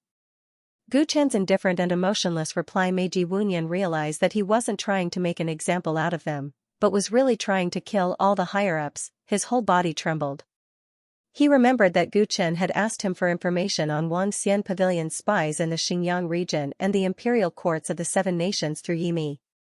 At that time, he had high hopes for Gu Chen, hoping that Gu Chen would mess up Desheng and create an opportunity for him, so he agreed. He didn't expect that his little trick back then would turn out to be shooting himself in the foot, making Guchen even more unscrupulous in killing people. Clang! Clang! Clang! The clay bodhisattva raised his sword, and the heads of the high-level cultivators of Xian Pavilion fell to the ground one after another. Blood quickly filled the entire banquet hall. Yi Wunyan watched helplessly as his subordinates died one by one. Yet, he was powerless to resist. Yimi looked at the bloody scene and trembled. Who knew how many famous assassins had died here? They were top assassins in the Great Qing realm. But now, they had died so miserably. It was not spectacular at all. She was in a trance. These days, she had been uneasy, worried that Guchen would fail. She didn't expect such a scene at all. With each high-level cultivator of Xian Pavilion dying, the shackles that had bound her for years seemed to break. Her godfather's invincible image in her heart also collapsed bit by bit. In the end, the high-level cultivators of Xian Pavilion were killed until only householder Peach Blossom was left. His scalp went numb as he watched the clay bodhisattva approach him step by step. He smiled bitterly and didn't beg for mercy. He closed his eyes silently and waited for death to come. Keep him alive first. Let him do what he needs to do. Just then, Guchen spoke and actually spared householder Peach Blossom's life. Hearing this, the clay bodhisattva nodded and withdrew his sword. Householder Peach Blossom opened his eyes and couldn't help but heave a sigh of relief. For a moment, he wondered why Guchen had spared his life. Could it be because the two of them had been friends before? He quickly rejected this idea. Even if they had been friends before, he had listened to the pavilion master's arrangements and set up a trap to kill the other party. Just based on this, the other party had no reason to spare his life. The more he thought about it, the more uneasy he felt. He didn't know what fate awaited him. Lock the two of them up together. Guchen pointed at Yi Wunyan and instructed him again. Chen Yi. If you want to kill them, just kill them. Why do you keep me alive? Having lost so many capable subordinates, Yi Wunyan was almost driven mad. He shouted hysterically, unwilling to be humiliated. I still have a lot of questions to ask you. How can you die now? I don't have time for you now. Let's talk after this is over. Guchen sneered. The clay bodhisattva immediately tied Yi Wunyan and householder Peach Blossom up and threw them into his swamp space. Only Guchen, clay bodhisattva, and Yimi were left in the hall. Glancing at the door, Guchen's cold expression was no longer cold. He smiled and said, Clan leader, elders, you can show yourselves now. Yimi looked at the door curiously. In her line of sight, she clearly saw nothing. Fellow Chen, the old man has not left the ancient desolate swamp for many years. Our hidden dragon clan has spent a lot of effort to help you this time. A dragon-shaped figure slowly appeared in front of the door and stepped into the hall. It was the clan leader of the hidden dragon clan. Behind the clan leader, there were 4 elders who looked at Yimi with vigilance. Yimi's beautiful face was full of shock when she saw a group of grayscaled dinosaurs. She subconsciously hid behind Guchen. Don't worry, she is my woman. She can be trusted. Seeing that the hidden dragon clan was worried about Yimi, Guchen explained with a smile. The hidden dragon clan was isolated from the world all year round and rarely appeared in front of other clans. It was normal for them to not trust anyone except him, their ally. After resolving the trust issue, Guchen cupped his fists and said to the hidden dragon clan, Clan leader and elders, you have worked hard this time. I am very grateful. Guchen was indeed grateful to the hidden dragon clan from the bottom of his heart. If the hidden dragon clan hadn't helped him this time, his best choice would have been to escape from Paidu dejectedly. All his previous efforts would have been for naught. Fortunately, he had formed an alliance with the hidden dragon clan long ago and left a secret way to contact them. When Yi Wunyan showed her sword to him and learned from Yimi that Feng Yuan was involved, Guchen immediately contacted the hidden dragon clan. He entered the hidden dragon clan's divine ascension world through the divine ascension pearl given to him by the hidden dragon clan. He communicated with the clan leader personally and finally persuaded him to leave the ancient desolate swamp and come to pay due to help him. Yi Wunyan obviously had the upper hand in all aspects, but she still wanted to throw a wedding, in order to win over him at the lowest price and reduce unnecessary losses. From this point, Guqin could easily deduce that the best way to kill him was to poison him at the banquet. When the assassins and spies of Innocent Pavilion sealed off the Lua Water Palace, the Hidden Dragon Clan's clan leader and 4 elders had already arrived. It was just that the Hidden Dragon Clan's art of invisibility was unparalleled in the world. Be it Yi Wunyan or all the Dream level and War level assassins of the Pavilion of Honesty, none of them noticed their arrival. One had to know that Ninja Een, a young junior from the Hidden Dragon Clan, was able to kidnap Householder Peach Blossom and the others in front of Guqin multiple times when he was only at the 5-colored realm. However, Guqin was unable to see through his invisibility technique and could only use his foresight to avoid danger. The Hidden Dragon Clan's clan leader's cultivation had reached the 7-colored realm, and the 4 elders had also reached the 7-colored realm. Their attainments in the art of invisibility were no weaker than Ninja Yin's, and they also had rich experience. The so-called top-notch assassins of the Pavilion of Honesty couldn't see through their invisibility at all. The Hidden Dragon Clan was a natural-born assassin. After entering the Lua Water Palace for a few days, they had already figured out all the personnel arrangements of the Pavilion of Honesty. No matter how well hidden an assassin was, there was nowhere for them to hide. Especially the clan leader of the Hidden Dragon Clan. He was a top-notch assassin who could even assassinate a strong practitioner of the Saint Realm if the conditions were right. He was in charge of switching Guqin's wine and poisoning the food and drinks of all the higher-ups of the Pavilion of Honesty. It wasn't difficult at all. As for the 4 elders, they had already cooperated with Wuji Tyrannosaurus Rex and the Clay Bodhisattva. While the wedding was going on in the hall, they soundlessly killed the 5 war-level assassins and their many spies outside. The 5 experts of the Hidden Dragon Clan cooperated seamlessly. This was an ancient assassin clan, and the Pavilion of Honesty was really too inexperienced in front of him. There's no need for pleasantries. Now that I've been roped into this boat by you, I have no choice but to make a move. Let's talk about practical benefits. The clan leader of the Hidden Dragon Clan snorted coldly again. He walked towards the corpses on the ground and examined them carefully. He even tried to identify their appearances. With the identities of these high-level assassins of the Pavilion of Honesty as a cover, the Hidden Dragon Clan can go out without worry from now on. The fruits of victory of the Pavilion of Honesty this time will be shared by all of us. Clan leader, you won't lose out. Guqin followed behind the clan leader of the Hidden Dragon Clan, smiling as he spoke. Just knowing the secrets of the Hidden Dragon Clan wasn't enough to get the clan leader to come and help in person. Guqin was well aware of this, so when he persuaded the clan leader, he gave him enough benefits. These benefits included the Pavilion of Honesty. Ever since Ninja Hidden lured the Pavilion of Honesty to the Great Swamp of Antiquity, the clan leader of the Hidden Dragon Clan realized that it was no longer possible for the Hidden Dragon Clan to hide from the world. Since they couldn't avoid the calamity, they had to gain enough power before the danger came, and they couldn't avoid contacting the outside world. However, the identity of the Hidden Dragon Clan was sensitive. If they didn't have a suitable cover after leaving the Great Swamp, once their identities were exposed, not only would they die, but the survival and reproduction of the entire clan would also be endangered. The clan leader of the Hidden Dragon Clan had long been thinking about how to get the Hidden Dragon Clan out of the world. Now that Guqin had come to him, the conditions he offered were exactly what he was thinking. The Pavilion of Honesty was an assassin organization. Most of its members' identities were secretive, and it was very difficult to trace their origins. The Hidden Dragon Clan was a natural-born assassin. If they sneaked into the Pavilion of Honesty, it would be an excellent way to hide their identities. However, the Pavilion of Honesty was, after all, a force that had already developed to a certain scale. If they sneaked in rashly, they would be easily discovered.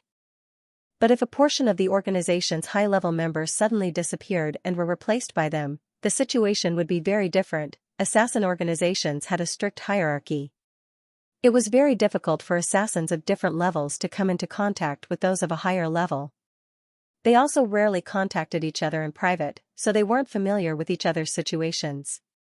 As long as they replaced a portion of the high-level members of the Pavilion of Honesty, and then slowly let their own clansmen join the Pavilion of Honesty, they would gradually be able to escape, and the Pavilion of Honesty would be completely under their control. The reason why Guqin insisted on killing Yi Wunyan's people was not only because he didn't trust them, but also because he wanted to pave the way for the Hidden Dragon Clan to settle in. He wasn't worried that the actual control of the Pavilion of Honesty would fall into the hands of the Hidden Dragon clan, because he still had an important intelligence channel. Moreover, the Hidden Dragon clan's assassins were far more talented than the Pavilion of Honesty.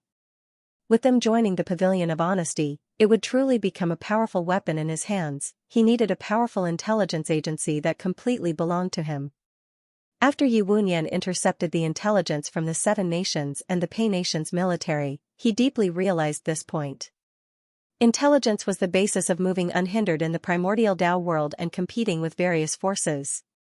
With the strongest assassin clan in the Dao world as the core, he had every hope of expanding the sphere of influence of the Pavilion of Honesty beyond the Desheng dynasty and becoming a top-notch intelligence agency in the Dao world. After receiving benefits from you, we'll be even more bound to you. I hope you're not just boasting and that you can really take all of Desheng under your banner. As the Hidden Dragon clan leader grumbled, light surged on his face. Very quickly, he transformed into the appearance of one of the two dead elders of the Pavilion of Honesty. Although the Hidden Dragon clan was best at invisibility, they were also top-notch at disguising themselves. Rest assured, clan leader. As long as nothing goes wrong with Ninja and the others, the situation of the Seven Nations will soon be reversed, said Guchen confidently. Ninja may be young, but he's still trustworthy. Rest assured. However, you didn't let Ninja come to Paidu because you considered him to be acquainted with Yi Wunyan, right? Have you thought it through? How are you going to deal with that side? Said the Hidden Dragon clan leader. Because Yimi was present, he deliberately used that side to replace the words Revolutionary Army. Yi Wunyan's true identity was that of the Revolutionary Army. They all knew that if they took him down, they would have to face the Revolutionary Army sooner or later. Previously, the Hidden Dragon clan didn't want to have anything to do with the Revolutionary Army. Now that they had attacked the Revolutionary Army, they had to consider how to deal with the aftermath. Don't worry, I have my own plans. I won't harm the Hidden Dragon clan. Gu Chen's words were reserved. The reason why he kept Yi Wunyan and householder Peach Blossom alive was that he planned to meet the Revolutionary Army. After speaking to the Hidden Dragon clan leader, Gu Chen turned to look at Yimi. His eyes were slightly fierce. You can contact your sisters now and tell them what happened to Yi Wunyan. But you must not tell them that the Hidden Dragon clan and the higher-ups are all dead or injured. Give them a choice. Make me the pavilion leader and escape Yi Wunyan's control, or die. It's up to them. If they join us, the Seven Nations spies should be mobilized. I want to have the ability to influence the Seven Nations court in the shortest time possible. After hearing what Gu Chen said, Yimi knelt on one knee and said excitedly, as you command, pavilion leader. The fact that Gu Chen allowed the Hidden Dragon clan to appear in front of her meant that he truly regarded her as one of his own. Yimi couldn't be clearer about what this meant. Even though he didn't have any romantic feelings for her, it felt good to be treated as a partner and not be manipulated by others. Instead, they could work together. Yimi hurriedly accepted the order and left. She wanted to meet her sisters in the Divine Ascension world. They each controlled a portion of Wangjing Pavilion's channels and personnel. Only by letting them join could Wangjing Pavilion's power be mobilized quickly. After Yimi left, Gu Chen looked at the clay bodhisattva again. What about Prince Pei and Lord Tang? Inform them to lead troops to besiege Luche's office and clean up the Pei Nation's court. After today, if there are any Pei Nation officials who are two-faced and try to disrupt our army's morale, Liu Yan can forget about his position as Prince Pei. Understood. The clay bodhisattva also accepted the order and left. Under Gu Chen's series of strategies, he was thoroughly convinced by this boss. Just like that, Gu Chen personally issued orders from Luo Water Palace to Pei Nation and even the entire Great Qing dynasty. In just a few days, it caused an unprecedented earthquake in Great Qing dynasty. Gu Chen's hidden sword was finally unsheathed. He was going to destroy all of Qianquan Group's arrangements in Great Qing and launch a shocking counterattack. Every move Fang Yuan made in Great Qing would be a checkmate. Paidu was destined to not be peaceful tonight. Located in the west of the city, in the huge Xianxia courtyard. Dong? Be careful and wait for an answer. Yi Temple? Jingzhan Lu? Xiaoshua's splendid slaughter? Back then, that man with the surname Chen looked down on him and chose the short-lived Liu Yanqing to be the Prince of Pei. This caused his status and pay to plummet, and all his lofty ambitions turned to dust. Later on, with the help of that man, Liu Yan continued to expand his territory. He was pressured to the point of being unable to breathe, and thought that there was no hope for him in this life. Who would have thought that the tables would turn? After tonight, that man would bid farewell to Paidu. Liu Yan would lose his biggest backer, and he would rise to power. Thinking that he was about to ascend to the throne, his heart jumped with joy. He wished that man would disappear quickly so that he could personally kill his good-for-nothing brother. The officials' congratulations were endless. The aroma of fine wine and the pleasant sound of the zither covered the commotion outside. Yao Liang? Humorous stupidity boast Meng Xiao. Until the guard's body was thrown into the hall, the water dance army surrounded the entire mansion in the blink of an eye. Diju ha ha ha zhu wei quailed locust why? Xing He saw his younger brother, Prince Pei, clad in armor, personally leading the army into the hall. Second brother, I've given you many chances, but you failed to live up to my expectations. Today, you must die. I'll do it myself. It's a sign of respect for you and a reminder to myself that an emperor is heartless. Liu Yan was still very young, but at this moment, his delicate and pretty face revealed unswerving determination and callousness. Gu Chen's order was conveyed by the clay bodhisattva. He immediately understood that his master was somewhat disappointed in him. Back when his master helped him sit on the throne, he had mentioned the problem of his brothers, but because of his brotherly love, he was still soft-hearted and didn't put in much effort to solve the problem. He thought that his second brother would return the favor because of his brotherly love. He didn't expect that when the Pei kingdom was in danger of being destroyed, the first person to attack him was his brother. Because of his soft-heartedness, the Pei nation had fallen into civil strife when it was in danger. As a result, the frontline military intelligence was delayed. Every moment, there were good men of the Pei nation dying on the battlefield.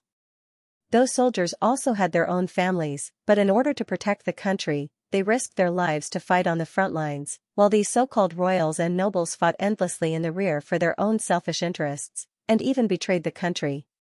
Over the past few days, he finally understood that the so-called heartless monarch did not mean that he was heartless, but for the sake of righteousness, for the sake of the country, sometimes sacrifices had to be made. Because of his soft-heartedness, countless men of the Pei kingdom had died on the battlefield.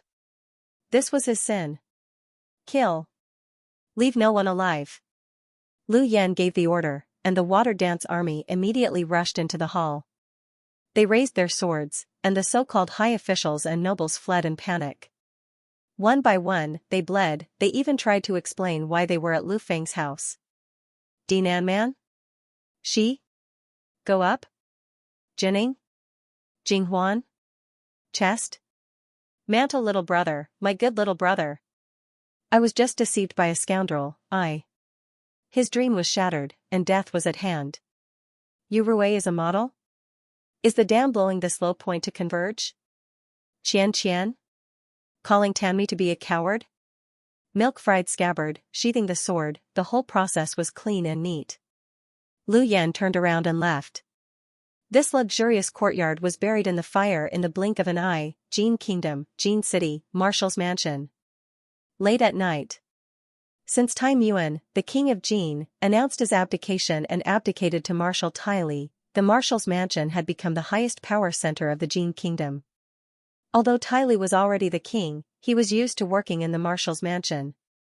He had never lived in the royal palace. The security of the Marshal's Mansion was even tighter than that of the royal palace. Not only was there the elite destruction army trained by Tyli himself, but there were also many powerful cultivators responsible for guarding the mansion. In a restaurant not far from the Marshal's Mansion, Yi Jin, the eldest daughter of Yi Wunyan, stood side by side with Tu Xiong, who was carrying a broadsword on his back. They were secretly watching the Marshal's Mansion. Are we really going to make Chini the pavilion master? It can't be fake, right? Tu Xiong said with a complicated look in his eyes. The experience of the trip to the Zhe Kingdom was still vivid in their minds. Who would have thought that in such a short time, that man would actually kill Pavilion Master Yi? Many of the higher-ups in the pavilion had also acknowledged his position. My adoptive father has indeed lost contact with us. The higher-ups in the pavilion have also sent out news at the same time, acknowledging Chen Yisan as the pavilion master. Do you think it's possible that it's false with so many higher-ups saying so at the same time? No matter whether the higher-ups are controlled by Chen Yi or dead, it shows that he indeed has that power now. I know my adoptive father too well. He's so scheming, but now he's been defeated by Chen Yi. It means that we have no ability to compete with him at all. Since we can't compete with him, we might as well serve him. The reshuffling of the higher-ups in Honesty Pavilion this time is also a chance for you to advance further. Most importantly, you also know that although I'm my adoptive father's oldest daughter, I'm actually not his first. My older sisters are all dead. Yi Jin let out a long sigh, but her beautiful eyes revealed some anticipation. Her adoptive father's downfall meant that she and her sisters would be free from now on. What you said makes sense. I'm not good at scheming and such, so I'll just listen to you. It's just that the marshal's residence is heavily guarded. Ever since Xianxia Association supported Ty Li to the throne, they've sent quite a few cultivators to his side. Even if I personally take action, I can't guarantee that I'll be able to kill Ty Li. Where did Chen Yi find these people? He actually wants us to be responsible for dealing with the aftermath? Is he that confident in his men? Tu Xiong said with some dissatisfaction. He was known as the executioner, but he was usually only in charge of killing people. Since when did he become involved in logistics? Isn't it good that we don't have to take risks? The former Jin King, Tai Muan, has already been secretly moved away from the prison. As long as Chen Yi's men successfully assassinate Ty Li, our mission will be much easier, and it'll be a great merit. But I'm also very curious about who Chen Yi sent instead of you, a war-level killer. If he succeeds in assassinating Ty Li later, we might be able to find out during the handover. Yi Jin smiled faintly, and her face was filled with curiosity. Not long after, there was a huge commotion in the marshal's residence. The army first gathered at Ty Li's residence, and then like headless flies, they searched the entire marshal's residence. After that, loud cries came from the residence. Yi Jin and Tu Xiong looked at each other. Success? There didn't seem to be any battle with the cultivators and army of the marshal's residence. Ty Li was already killed without anyone noticing. The two of them felt that it was a little unbelievable. The cultivators sent by the Xianxia Association shouldn't be so useless. Moreover, Ty Li always had powerful consecrators by his side. We'll know what's going on if we ask the informant in the marshal's residence. Yi Jin was very concerned. She turned around and was about to contact the informant, but she noticed that there was a piece of paper on the table behind them. Tu Xiong picked up the note and found only one line on it: Ty Li is dead. The rest is up to you too. Don't let Pavilion Leader Chen down. When did he get close to us? We didn't notice him at all. This note may have been here for a few hours, which means that Ty Li died a few hours ago, and his men only found out now. Who did it? This kind of assassination skill is too terrifying. Yi Jin's scalp went numb, while Tu Xiong's face darkened. He was originally dissatisfied with Gu Chen's arrangement, but now this thought disappeared. The hidden killer had already completed his task and left them a message, but they didn't notice it at all. They had been discussing for such a long time just now. With this person's skills, it would be easy for him to kill them. He was a top-notch assassin. There's no time to lose. Let's take action immediately. We can't hold him back. Yi Jin felt a sense of crisis. If he couldn't handle the following matters beautifully, it was very likely that the great merit would slip away. Tu Xiong nodded solemnly, and the two immediately took action. All the killers, spies, and spies in the Jin Kingdom were also active. In the Tsang Kingdom, Storm Yuing finished reading the letter sent by her subordinates. She looked up at Yi Zhen and said, Mao Guanyu, the Prime Minister of the Tsang Kingdom, has been killed by Chen Yi. Unfortunately, Prince Tsang has already been killed by Mao Guanyu. It's too late when we found out. What should we do now? Yi Zhen thought for a while and said, most of Prince Tsang's sons have also been killed by Mao Guanyu and Xianxia Association. Only the fourth prince, who was not favored by Prince Tsang and was sent to the barbarian land, is still alive. We can only help him to take the throne now. In that case, I'll go find the fourth prince as soon as possible. I'll leave the capital to you, Storm said immediately. Okay. Thank you for your hard work, Yi Zhen said softly. Not at all. Yi Wunyan has already fallen. As long as I do what Qinyi asked me to do, you won't have to worry anymore. We can also be together in peace. Storm smiled and touched the back of Yi Zhen's head. Then, she turned into a gust of wind and flew away. On the battlefield in Pei State, the allied forces of the Zhe Kingdom and the Mist Kingdom had just conquered another county of the Pei Kingdom. The next county they were about to attack was the Copperstone County, which was not far from the Flaming Kingdom's army. It could be said that they were being attacked from both front and back. With the combined strength of the three countries, it was already a matter of time before they could take it down. Old Ancestor Wild Fox was in a good mood because the war was going so smoothly. After separating from Ming Shou, who was in charge of supervising the army, he hummed a tune as he entered his tent. After a while, a small wild fox hurriedly ran into the tent, gasping for breath. Not good, Old Ancestor, there's news from Royal City. What's the news? Do you think it's appropriate to be so flustered? Old Ancestor Wild Fox scolded. Little Wild Fox took the letter and opened it. His expression changed greatly. A beast tide has appeared in the great desolate swamp, and the scale is far greater than before. It has already broken through the borders, and King City is now in imminent danger. Old Ancestor, please return and reinforce us. The tone of the message that came from the clan was exceptionally urgent. Right now, the Zhe country's army was expanding their territory and reaping great rewards. If it wasn't for the fact that the situation had reached an extremely urgent state, they would never use such words. Old Ancestor Wild Fox was so anxious that he jumped up and down. He muttered to himself, how could this be? How long has it been since the beast tide? Why did the beast tide erupt again all of a sudden? Could it be that another golden divine crocodile has appeared in the depths of the swamp? Why would it appear at this time? The timing is too coincidental. As Old Ancestor Wild Fox thought about it, his pupils suddenly shrank. Previously, Qinyi from Pei Country had snuck into Wild Fox Royal City to meet him. He had said that the beast tide was caused by a golden divine crocodile, and that Pei Country had already helped to resolve it. The beast tide would soon retreat. Later, it was just as he had said.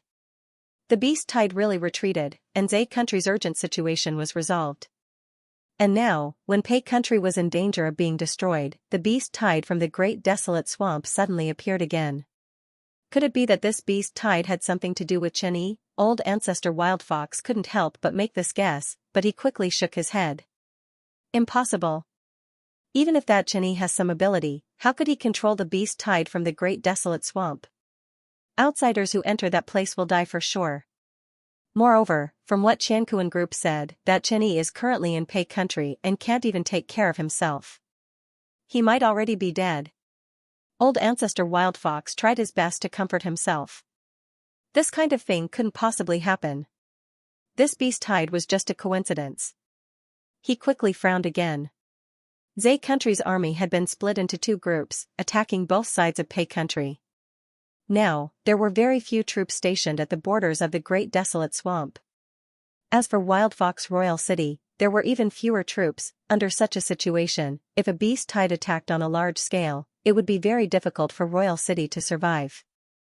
In the worst case, his Wild Fox clan's lair would be gone. For a moment, he regretted being too greedy. Based on the pattern of the beast tide's appearance in the past, he had determined that there wouldn't be another beast tide in a short period of time. He had actually mobilized most of his troops. Now, it was hard for him to back down. At this moment, if he gave up on attacking Pei Country, not only would he offend Xianxia group, but all the territories that he had conquered would also be gone. However, if he didn't go back to support them, not only would Royal City fall, but countless women and children of his Wild Fox clan would also die. At that time, not only would it greatly affect the morale of the frontline troops, but it would also shake the foundation of the Wild Fox clan. The swamp was the Wild Fox clan's home. No matter how much territory they conquered outside, it was inevitable that they wouldn't be able to adapt. Once their home was gone, the Wild Fox clan would be like stray dogs. For countless years, the Wild Fox clan had relied on the unique conditions of the swamp to avoid countless disasters. They couldn't afford to lose their home. Old Ancestor Wild Fox was suddenly in a dilemma. He didn't know what to do. Puff, blood suddenly gushed out from the neck of the small wild fox in front of him. It seemed that it had been pierced by a sharp sword. It fell to the ground with a sad cry. Old ancestor Wild Fox's expression immediately turned serious, and his eyes shone with a murderous light. Who is it? He didn't know who had killed his descendant in front of him, but he didn't notice it at all. An expert. The person who came was definitely an expert who could threaten his life. I'm here to convey some information to you on the order of Pavilion Master Chen. In the darkness, Ninja carried a scabbard that was as tall as him and stood with his hands behind his back. Chen? Old ancestor Wild Fox felt his scalp go numb, like a cat whose tail had been stepped on. It's him. The beast tied in the great desolate swamp was really attracted by him. If it wasn't for him, it was impossible for his people to appear here at this time. Chen. Pavilion Master Chen, what orders do you have for me? Old ancestor Wild Fox swallowed his saliva. At this moment, his heart was filled with bitterness. He regretted betraying Chen. So what if they occupied the entire Pei country? Was it worth it to lose the home passed down by their ancestors, the way home, and the future of their clan? Pavilion Master Chen has ordered that the armies of the Zhe country and the Mist country cooperate with the Pei country and annihilate the army of the Flare country in the Copper Stone Commandery. If anyone disobeys, the Wild Fox clan will be annihilated. At the border of Yu Nation, on a temporary platform. The Flaming Sun Crown Prince had just given his impassioned speech when a huge number of soldiers gathered below. After many days of preparing for war, the Yu Nation's army was ready to move out. They were ready to receive his command and march towards Xinjiang. The Flaming Sun Crown Prince was overjoyed and excited. He couldn't wait to rush back to Beijing and take back everything that belonged to him. In his opinion, his 6-year-old nephew was not qualified to be his opponent. Now, the Yu Kingdom, the Jin Kingdom, the Tsang Kingdom, the Yan Kingdom, the Mist Kingdom, and the Zhe Kingdom had all recognized him as the emperor. Soon, the Pei Kingdom would be in the bag. He was the de facto emperor of Deshang. The only thing that he was slightly afraid of was the 100,000 Crow generals. The Sun Crow clan was currently under the control of Yahuan, and Yahuan's relationship with him had always been terrible. So, Yahuan would probably not submit so easily. Fortunately, the clansmen of the Blazing Sun clan weren't completely united. Some of them had already been bribed by him.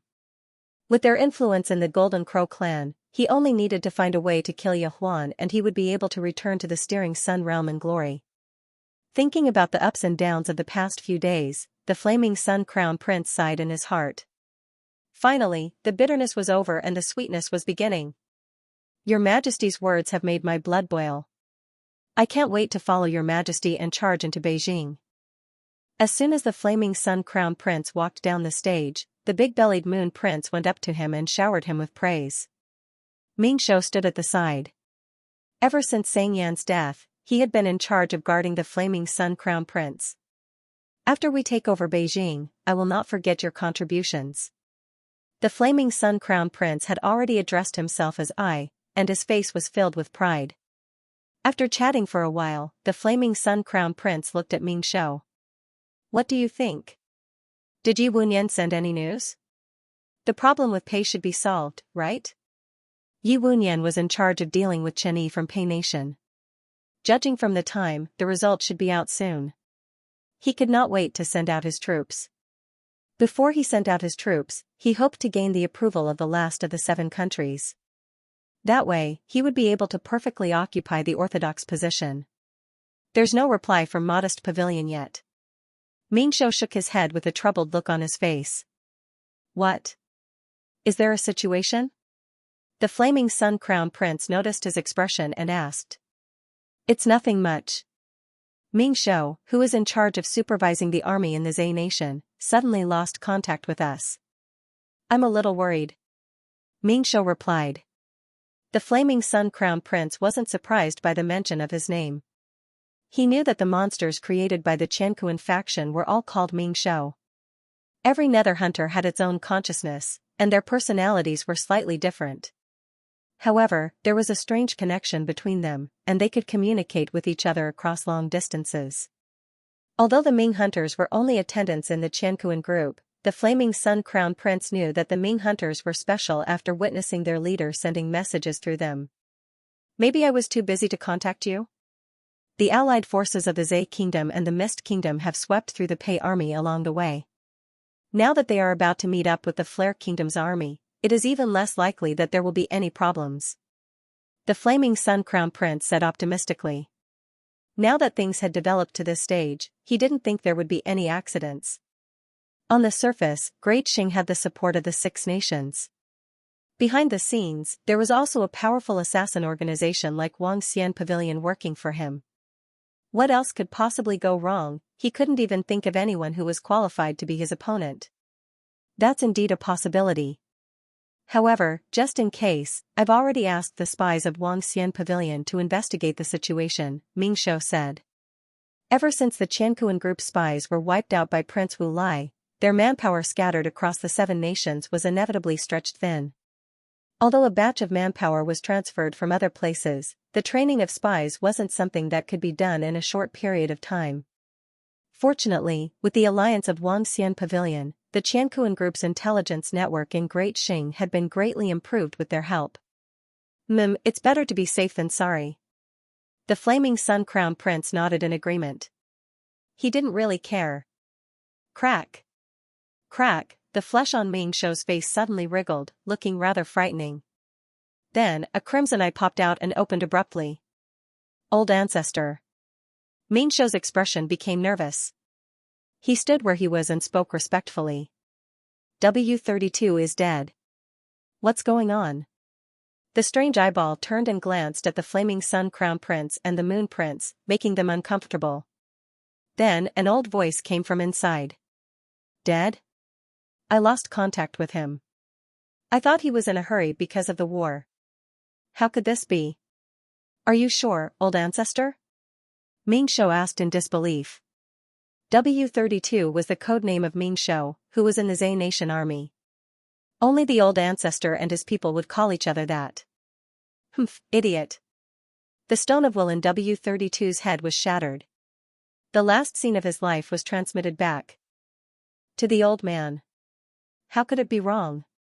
The old man said in a dissatisfied tone. The stone of will was shattered? Ming Shou immediately realized the seriousness of the matter. He blurted out, "May I ask what W32 experienced before he died?" He saw the old ancestor of the Wild Fox clan before he died. Then, his memory was lost. He must have been ambushed and didn't have time to analyze it. Although the memory shows that it wasn't the old ancestor of the Wild Fox clan who killed him, it's very likely that he had something to do with it.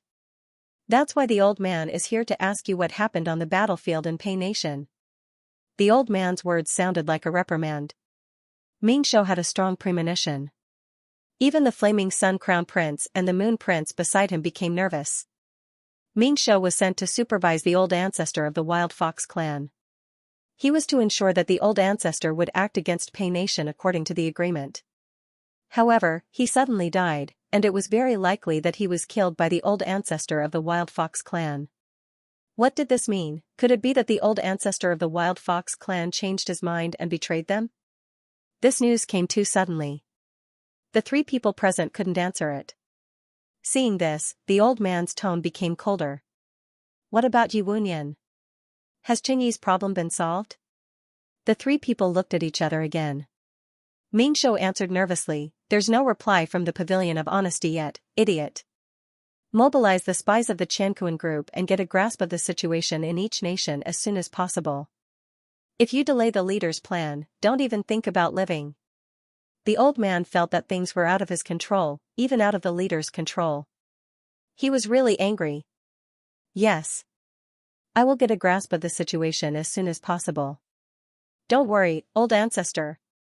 Ming Shou broke out in a cold sweat. It was easy for the old ancestor to say that. The Qiankuan group didn't have many spies left in Dasheng. Moreover, the Flaming Sun Crown Prince had mobilized a large number of them to infiltrate and rebel against the Qiankuan group. How many spies could they have in the 7 nations? Originally, the Pavilion of Honesty would have been enough to provide them with intelligence. However, the old ancestor seemed to be a little worried about the Pavilion of Honesty. In this case, they could only rely on themselves. The difficulties were right in front of him. However, the old ancestor was furious, so he didn't dare to explain. He could only try his best to agree. Give the old man an answer as soon as possible. After throwing a tantrum, the old man's divine consciousness retreated. His crimson eyes merged back into Mingxiu's flesh. Mingxiu's expression relaxed when he saw that the old ancestor was gone. Then, he tensed up again and hurriedly issued a series of orders. Mobilize all the manpower we can, including those in the Jin nation and the Tsang nation. Ask them to contact the spy agencies of the two nations. We must find out what happened in Pei Nation as soon as possible. The Pei Kingdom, Zhe Kingdom, and Mist Kingdom have already defeated the Yan team in Tongshi Commandery. They are now pursuing them. Under the pressure of the allied forces of the three countries, the Flare Nation is isolated and helpless. It looks like they will surrender soon. In the Luoshui Palace, Lu Yan excitedly handed over the military intelligence to Gu Chen. Tang Xuanxia had already rushed to the front line to preside over military affairs, but before he could do anything, the front line had already reported victory. The Zhe Kingdom suddenly rebelled, and even the Mist Kingdom, a fence-sitter, stabbed the Flare Kingdom's army in the back. Under the situation where the Flare Kingdom was attacked from both sides, Copperstone Commandery, which should have been easy to conquer, became the Flare Kingdom's nightmare instead. No one would have thought that the Zhe Kingdom and the Mist Kingdom, who had just expressed their support for the Flaming Sun Crown Prince, would change sides in such a short time. This turn of events made Lu Yan's heart sway, and he admired his master's supernatural means even more. In contrast to Lu Yan's joy, Gu Chen, who was sitting at the head of the table and listening to the military intelligence, only nodded calmly. Then his eyes fell on Yimi, who was beside Lu Yan. Yimi knew it was his turn, so he took a deep breath and reported one by one. In the Jin Kingdom, Tai Li is dead, and even the cultivators arranged by Qiankuan group around him have been eliminated. With the help of our spies, Big Sister has successfully supported the former Jin King, Tai Muan, to take control of the Jin Kingdom's court. In the Tsang Kingdom, Prime Minister Mao Guanyu is also dead, but the Tsang King and his sons have unfortunately all died. The court has quickly fallen into chaos. Second Sister has adopted the method of killing one group at a time, and has now gained the support of most of the Tsang officials. Storm has also found the Tsang King's only son, the fourth prince. The fourth prince has already stated that after he becomes the Tsang King, he will follow Pavilion Master Chen and the Pei Kingdom. In addition, according to the Pavilion Master's instructions, we have tried our best to cut off the information channels between Yu Kingdom and the outside world. I believe that by the time the Flaming Sun Crown Prince knows the specific situation of the 7 countries, it will be too late. After Yimi finished his report, he still felt a little unreal. In just a few days, the situation in Great Qing had completely changed. Now, except for the Yu Kingdom, all 6 countries of Great Qing were under the control of this person. His power was monstrous. Yimi could imagine that Chen Yiji's name would soon spread across the world, and he would become the uncrowned emperor of Great Qing. Yimi thought that he could see pride or happiness on Gu Chen's face after achieving such an amazing result, but he only looked deep in thought after listening to the report and tapped his fingers on the table. It was as if, to him, the series of battle results he had obtained so far were insignificant. He was already 10 steps ahead of them, 100 steps ahead of them, and he had considered even further into the future. Alright, you guys can leave now. Continue to pay attention to the movements of the various parties. Gu Chen said to Lu Yan and Yimi as he asked the clay bodhisattva to stay. After the two left, Gu Chen said calmly, the situation in Desheng is almost settled. It's time to let Yi Wunyan know the reality. The clay bodhisattva grinned when he heard that.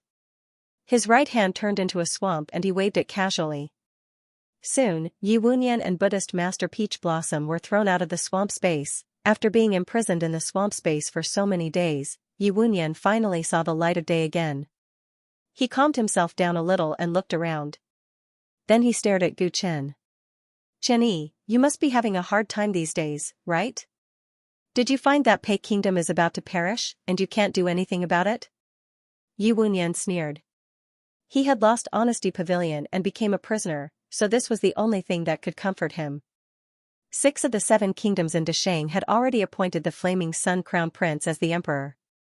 Pei Kingdom was facing the siege of 3 kingdoms. When the Flaming Sun Crown Prince or Qianquan group successfully controlled the whole Desheng dynasty, that Mr. Gu would join the revolutionary army according to the agreement. Although the possibility of him surviving was not high, he could die without regrets if he could help the revolutionary army win over such a favored one, compared with that favored one. Qianyi was a little clever, but his vision was far from comparable. Things change in the world. Many things have happened in the outside world these days when Pavilion Master Yi was in seclusion. I'm afraid I'll disappoint you. Gu Chen smiled and passed the military intelligence that Lu Yan and Yimi had just given him to Yi Wunyan. Yi Wunyan looked suspicious. He took the military intelligence and looked at it. His face was first shocked, then livid, and finally full of disbelief. Impossible. Is the Zhe kingdom crazy? How could they betray us at the last minute? This military intelligence is fake. Yi Wunyan threw the military intelligence on the ground. He was so agitated that he stared at Gu Chen with red eyes. He had completely lost his composure. Master Peach Blossom didn't know why the pavilion master was so agitated. He quickly crawled over and picked up the military intelligence on the ground to read it carefully. With a single glance, his expression became extremely interesting. The Zhe Kingdom and the Mist Kingdom had suddenly rebelled and joined forces with the Pei Kingdom to annihilate the army of the Yan Kingdom. Tai Li and Mao Guanyu had suddenly died. The Jin Kingdom and the Tsang Kingdom were already under the control of Honesty Pavilion. If what the military intelligence said was true, it meant that Qianquan group had already suffered a crushing defeat in Desheng, and Qianyi was the final winner. Pavilion Master Yi had given up Qianyi in order to win over that person from Qianquan group, and even used Desheng as a gift. Now that the gift had failed, the matter of that person joining the rebel army was likely to be ruined.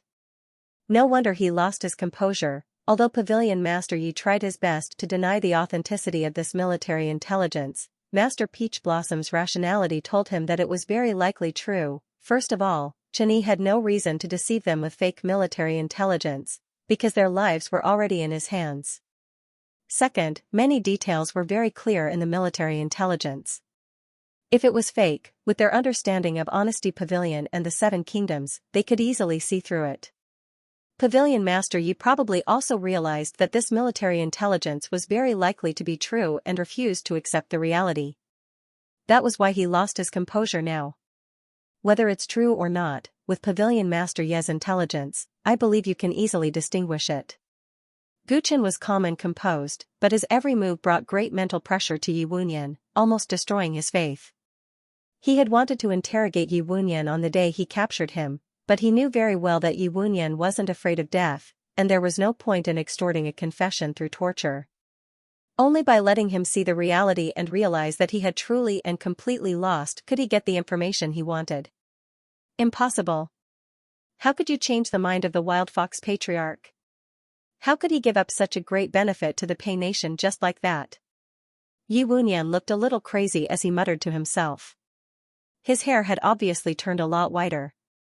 These days, he had been in prison, and he had been thinking about what went wrong. How could Gu Chen have poisoned a group of top-notch killers right under their noses, leading to the deaths and injuries of his capable subordinates? He had clearly controlled the situation, but the other party had miraculously turned the tables. He had always been brooding over this. He still hadn't figured out how he had lost Honesty Pavilion, and now Gu Chen was telling him that the situation in Desheng had changed. This made it even harder for him to accept. Yi Wunyan couldn't figure out what was going on. He felt like he was completely under Gu Chen's control, and he was about to go berserk. Seeing that the mental torture was almost over, Gu Chen said casually to the void beside him, "Clan leader, please come out." The Hidden Dragon clan leader, who was hiding and watching the show, shook his head. He knew that even if he didn't show himself, the revolutionary army would find out sooner or later that he had helped Qianyi. He was completely dragged into this. Immediately, he removed his invisibility and revealed his true form. When an old hidden dragon suddenly appeared in front of Yi Wunyan and householder Peach Blossom, their pupils suddenly shrank, and they looked like they had seen a ghost. When they understood what was going on, Yi Wunyan couldn't help but roar, "Hidden Dragon Clan! Qianyi, you're so capable! You actually got the Hidden Dragon Clan's help." Householder Peach Blossom was covered in cold sweat. At this moment, he thought of the mission in the Great Desolate Swamp. When did Guchen get in touch with the Hidden Dragon clan?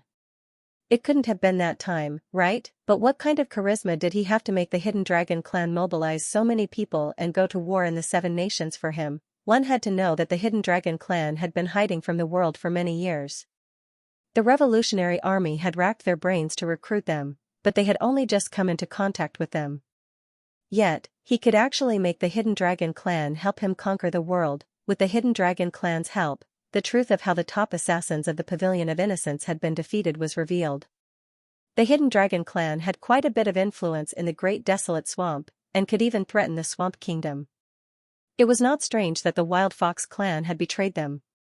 The Revolutionary Army invited the Hidden Dragon clan with sincerity. Why didn't the Hidden Dragon clan choose me, but this brat?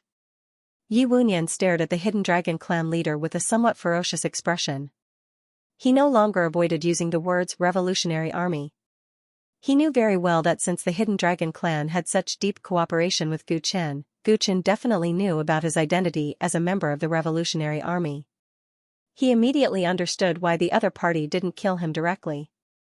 It was because of the Revolutionary Army behind him. In the face of Yi Wunyan's question, the clan leader of the Hidden Dragon clan only frowned slightly and did not answer. In his eyes, Yi Wunyan was not worth his time. The reason why he appeared here was to see how Guchen would deal with the Revolutionary Army. No matter what, Yi Wunyan was a member of the Revolutionary Army, and he was in charge of such a huge killer organization as the Pavilion of Innocence. He had some status in the Revolutionary Army. It was impossible for the Revolutionary Army to turn a blind eye to the fact that he had been captured by them. As long as they had a deeper understanding of the situation, they would soon find out that the Hidden Dragon clan was involved. With the Revolutionary Army's intention to recruit the Hidden Dragon clan, they might not take revenge on them for a mere Yi Wunyan. However, it was very likely that they would use this matter to coerce the Hidden Dragon clan into joining the Revolutionary Army. If the Hidden Dragon clan did not comply, it was very likely that the news of the clan's reappearance would be spread out. At that time, there would be a calamity of extermination. When he decided to help Guchen, the clan leader of the Hidden Dragon clan had already considered the consequences. However, he still decided to come out because he knew that even without Guchen's matter, the Revolutionary Army would sooner or later threaten to divulge the fact that the Hidden Dragon clan was hiding in the Great Desolate Swamp and force them to join.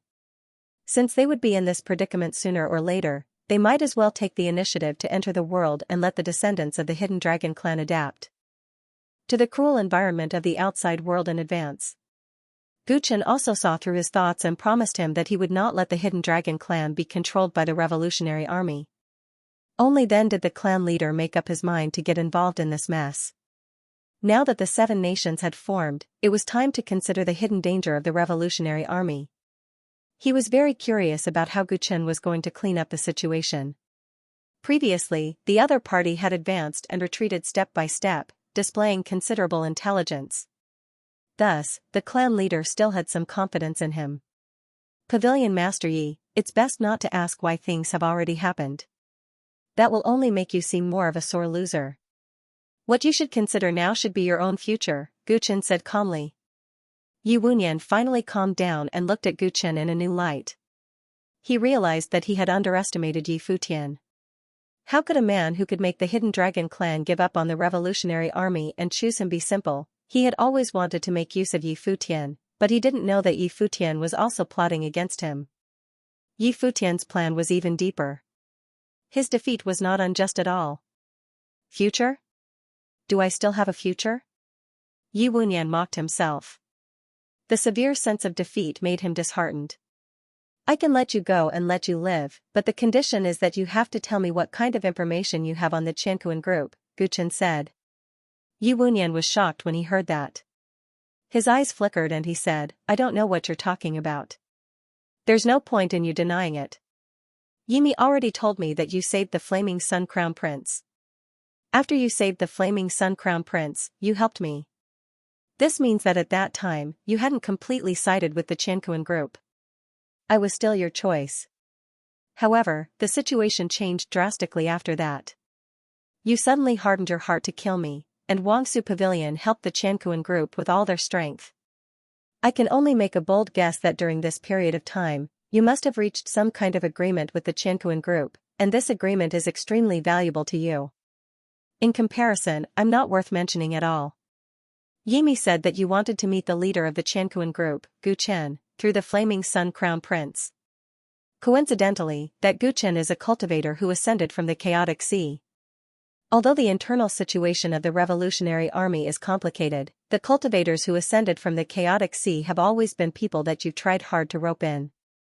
If the top of the legend rank and the pure sacred pupils could join the Revolutionary Army, it would be of great significance to you. If that's the reason, then it's understandable that you abandoned me without hesitation. Pavilion Master Yi, I wonder if my deduction is correct? Gu Chen spoke with fervor and assurance, as if he was making a guess without any evidence. However, his words made Yi Wunyan's heart tremble, and he clenched his fists uncontrollably. If you want to recruit that top of the legend rank to join the Revolutionary Army, you will have to reveal your true identity. That way, they will have a handle on you, and with your personality, you won't let yourself take such a huge risk. Making that person take the risk to cooperate with the fugitives of the Revolutionary Army is also not for simple benefits. It's very likely that you have something that can destroy him. I want to know what handle you have on that Gu Chen. As long as you tell me, I'll let you live. For the first time, Gu Chen talked about his own name in front of others without any restraint. The name that originally belonged to him, but was stolen by Feng Yuan. It was as if he had seen the entire process of the matter, and Yi Wunyan's heart sank to the bottom. He realized that he had nowhere to hide in front of the other party. Chen Yi, could it be that you think that I'm afraid of death? Not to mention that these are just your guesses, even if you guessed correctly, I won't give you anything you want. Yi Wunyan gritted his teeth, his words already indirectly admitting that Gu Chen's guess was correct. Pavilion Lord Yi, you are a sensible person. A sensible person should do sensible things. Even if you don't care about your own life, you have to consider the big picture, right? Gu Chen shook his head, still speaking in an indifferent tone. What do you mean? Yi Wunyan's voice was stifled. You don't want to say it because you're worried that once that Gu Chen's secret is exposed, he will have no chance of joining the Revolutionary Army. I don't know the details of your agreement, but now that you've suffered a crushing defeat, it's unlikely that he will fulfill it. Moreover, if we can't reach a satisfactory agreement, I will definitely tell the world about Heaven and Earth Group's secret activities with the Revolutionary Army. Gu Chen's words made Yi Wunyan's pupils shrink, and he blurted out, You don't dare. Dao Court's attitude towards the Revolutionary Army has always been to kill wrongly rather than let them go. If you do that, Thoughtful Pavilion won't be able to get away with it. You obtained it with great difficulty, are you willing to give it up? Moreover, Great Qing Empire is involved in this matter, it will not be peaceful, and your Pei state will not be able to stay out of it either. That's right, many things can affect everything. I managed to control Thoughtful Pavilion with great difficulty, it would be a pity to lose it like this. But even if I don't do that, what will happen next? Gu Chen's eyes shined with a cold light. Once the Revolutionary Army knows you are in my hands, they will definitely take revenge on me. As for Heaven and Earth Group, they won't be able to guess that I already know the truth. Just in case, they will also kill me as fast as they can. These two forces are huge, I can't deal with them. Rather than dying, I might as well give up all my benefits in Great Qing, maybe I can gain Dao Court's favor. Gu Chen was not exaggerating. In fact, his current situation was indeed dangerous. He had already drawn his sword at Feng Yuan, the situation could get out of hand at any time, and it was not the time for him to fight Feng Yuan all out yet, so right now, he urgently needed to get hold of Feng Yuan's weakness. Hearing this, Yi Wunyan held his breath. What Gu Chen said was all reasonable. Perhaps he really had no choice but to do that, and if he really did leak the secret to the whole world, the most likely thing that would happen was that Mr. Gu would immediately distance himself from the Revolutionary Army. After all, both parties had not had much contact, so he could completely cover up his lies. At that time, Mr. Gu might be doubted, but with his status, he wouldn't be affected too much. Moreover, the Revolutionary Army had always operated in the dark, so they wouldn't suffer any actual losses. They would just miss the chance to recruit Mr. Gu. The biggest loser would only be him. He had originally recruited a peerless Heaven's favorite for the Revolutionary Army, but this merit would go up in smoke with Gu Chen's actions. At that time, he would be a complete loser. He could not accept this. He was unwilling. What if I hand over Heaven and Earth Group's weakness to you? What will the situation be like? Yi Wunyan suddenly raised his head like a drowning person grabbing onto the last life-saving straw. The corners of Gu Chen's lips curled up as he said indifferently, if I get hold of Heaven and Earth Group's weakness, I can use it as a bargaining chip to negotiate with them. Great Qing will belong to me, and I will keep the secret of Heaven and Earth Group and the Revolutionary Army. As long as the three parties form an alliance, I will be on the same boat as you, and you won't need to guard against me. The clay bodhisattva at the side was astonished when he heard that Gu Chen wanted to form an alliance with Heaven and Earth Group. Hidden Dragon Tribe's leader, on the other hand, had a pensive look. You have already guessed that Mr. Gu will join my revolutionary army. Isn't such a huge weakness enough? Yi Wunyan somewhat understood Gu Chen's meaning and said calmly. Pavilion Master Yi, why feign ignorance?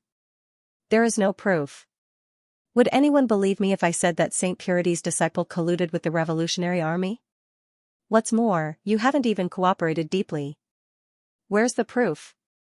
On the contrary, the weakness you have can make that Gu Chen agree to join the revolutionary army.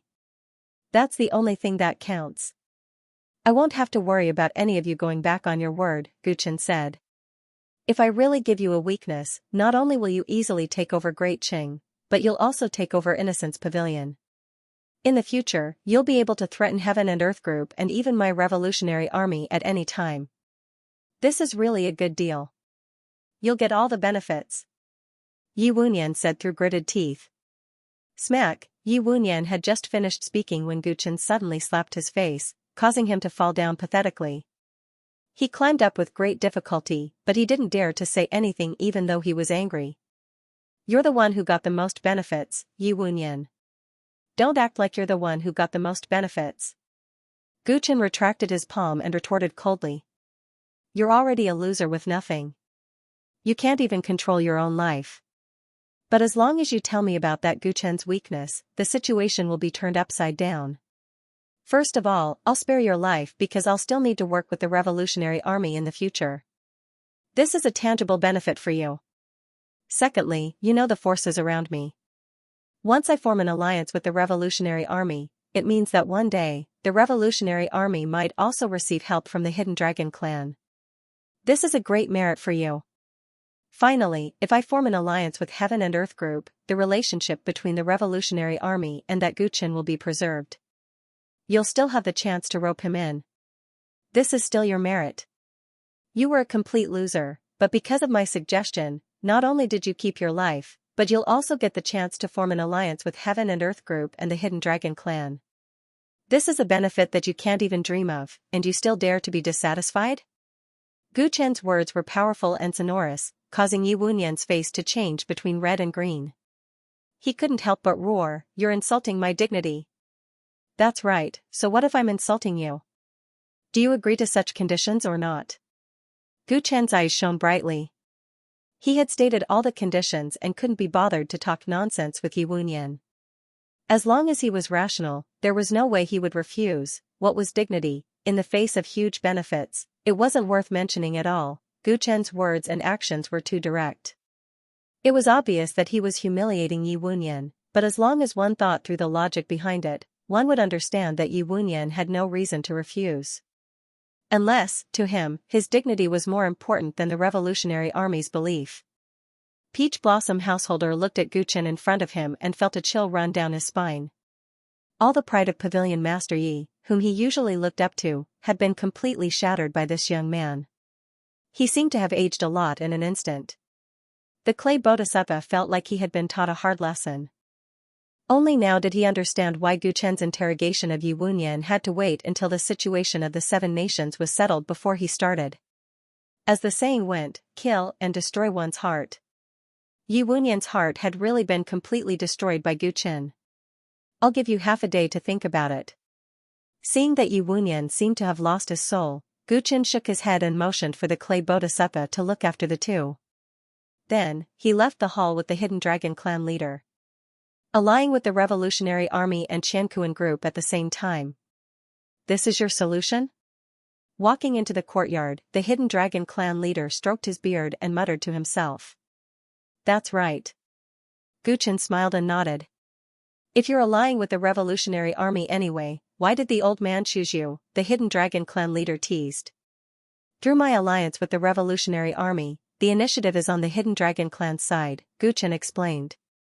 I'm afraid the initiative is in your hands, the Hidden Dragon clan leader complained. Even so, what's wrong with that? Once this happens, the vast Desheng Empire will become the Hidden Dragon clan's territory. Wangxian Pavilion will be able to do many things for the Hidden Dragon clan. Isn't this what you want?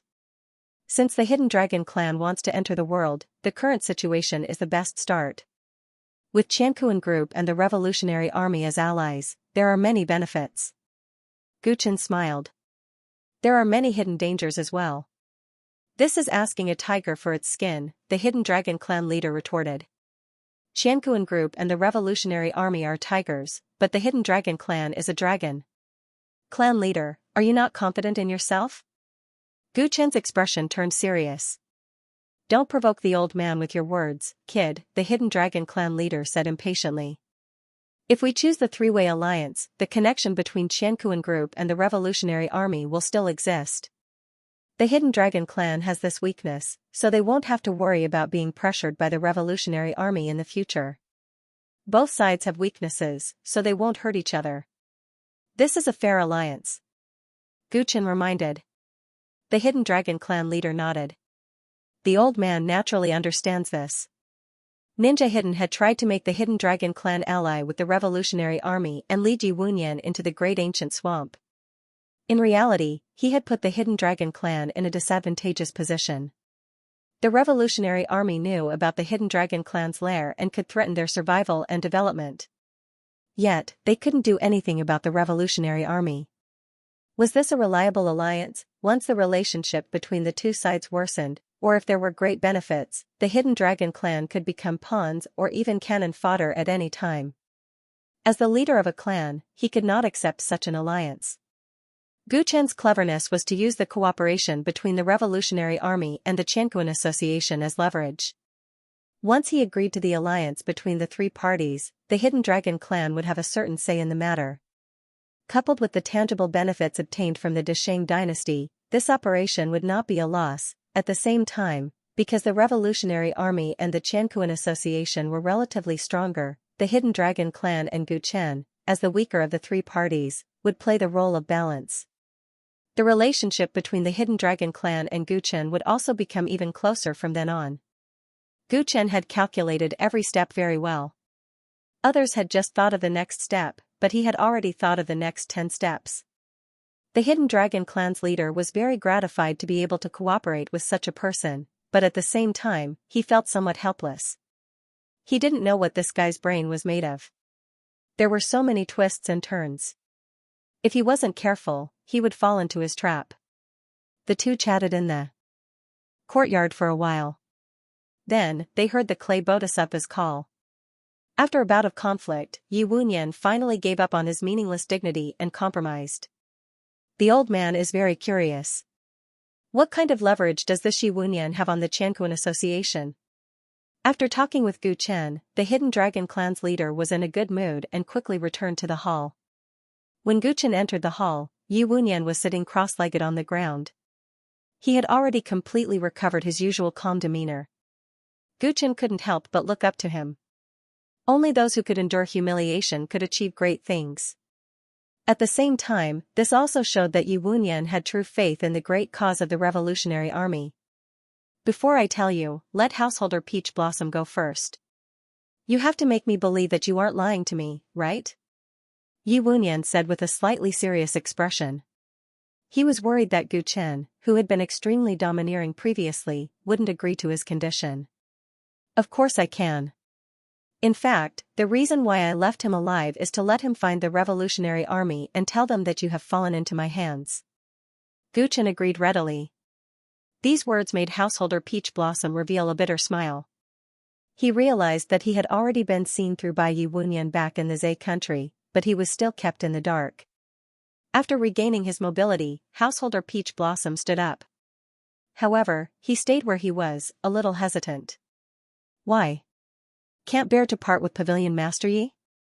You'd better contact the Revolutionary Army as soon as possible and get the higher-ups who have a say to come and negotiate with me. Gu Chen teased. Yi Wunyan gave Householder Peach Blossom a look and told him to do as Gu Chen said. Pavilion Master, take care. Householder Peach Blossom didn't hesitate anymore. He gritted his teeth and rushed out the door. No one stopped him along the way. Seeing that Householder Peach Blossom had left safely, Yi Wunyan felt much more at ease. He believed that Gu Chen really had the intention to form an alliance. Householder Peach Blossom would definitely pass on Gu Chen's intentions to the Revolutionary Army. If he went back on his words at that time, the consequences would be very serious. Alright, let's get down to business. Gu Chen also sat cross-legged on the ground, looking like he was all ears. Yi Wunyan took a deep breath and organized his words in his mind. He said, Xianxia Association has always been secretly refining something called the Canwater Ghost Lotus in the U country. This is the information that I have on them. Canwater Ghost Lotus? What's that? Hearing this, Gu Chen raised his eyebrows. He looked at the Hidden Dragon Clan leader and the clay Bodhisattva present. They also looked at each other. They had never heard of this before. I don't know the origin of this thing either. I only know that the people in charge of transporting and refining this thing in the U country all call it this way. The process of refining this thing is very cruel and vicious. They need to sacrifice a large number of Furious Moon Clan members in the U country in order to refine such a small flower. The reason why I noticed this was because the Furious Moon Clan members in the U country frequently disappeared. I followed the clues and found out the secret, Yi Wunyan explained. When he mentioned the sacrifice, his expression was solemn. It seemed that the real situation was much crueler than what he had said. The Furious Moon Clan is the largest clan in the U country. What are they refining that they have no regard for human lives? Although the 9 Dao courts don't interfere with the affairs of the various dynasties, such cruel actions of harming a clan for no reason are still prohibited by the Dao court. That divine purification is the executive of the heavenly pure heaven Dao court. It is rumored that she has always cherished her reputation. If she knew that her disciple had done such a heinous thing in private, she would probably punish him severely. Hearing this, the Hidden Dragon Clan leader said. Although he lived in seclusion in the great desolate swamp all year round, he was not completely ignorant of the outside world. The top of the legendary list of the Xianxia Association was recognized by the entire Dao world as a proud son of heaven. It was really unexpected that he would do such a shady business behind the scenes. Usually, only evil demons would do such a thing. Moreover, the disciples of the divine purification sect were pure. Is that all? You can threaten that Mr. Gu with this? You should know more about the situation, right? However, Gu Chen was not very satisfied with this secret, so he asked aggressively. Of course not. Heaven and Earth Group refined a large number of Canwater Ghost Lotuses in Unation. The Flaming Sun Crown Prince and Moon King helped to cover it up. When the Ghost Lotuses were refined, they were transported out through a special route. The one who played an important role in the transportation process was the dead General Star Morning Yan. I followed the clues and found out that the Xianxia Association had used Morning Yan's identity as a middleman in the dark world to carry out more than one transaction that was forbidden by the Dao court and the various empires. Take the weapons trade for example. Heaven and Earth Group sold weapons to the rebels of some empires and their enemies. They even provoked wars between the two forces in order to profit from it.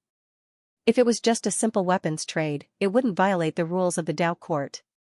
But Heaven and Earth Group seemed to be researching some large-scale killing weapons that even the Dao court strictly forbade. What Heaven and Earth Group is doing is very dangerous. According to some clues, the so-called Canwater Ghost Lotus is likely to be the raw material of a certain forbidden weapon. Just one raw material requires so many lives in Unation. What about the other raw materials? Heaven and Earth Group used its huge network to secretly gather raw materials to refine a certain forbidden weapon. How terrifying do you think Mr. Gu's intentions are? Yi Wunyan explained everything in detail. His words made Gu Chen's expression turn grave. Canwater Ghost Lotus was only one of the raw materials. There was an even more unspeakable motive behind it. Heaven and Earth Group was obviously playing a big game. Yi Wunyan's words were shocking, but he had to admit that it matched his understanding of Feng Yuan. Where's the evidence? Do you have enough evidence to prove your conjecture? Gu Chen asked. What he had just heard was mostly Yi Wunyan's conjecture. He didn't have enough concrete evidence. I've set up several clues to trace this secret. Unfortunately, I don't have strong evidence yet. But even if it's just a conjecture, once it is announced to the world, it will be enough to ruin Mr. Gu's plan. This is enough evidence, Yi Wunyan said with certainty. Gu Chen didn't refute his point of view. He believed that there was a bigger secret behind the Can Water Ghost Lotus. It might really be related to the forbidden weapon, or it might be related to other things.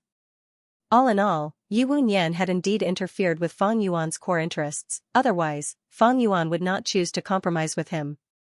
This was indeed a powerful weakness, but it was still lacking in maturity. Without understanding what Fang Yuan was trying to do, he had countless ways to resolve the crisis. Have you ever intercepted a Can Water Ghost Lotus? Gu Chen asked after thinking about it. He might be able to discover some secrets from the Can Water Ghost Lotus. The security of the Can Water Ghost Lotuses is extremely tight from the moment they are refined to the moment they are transported out of Moon Country.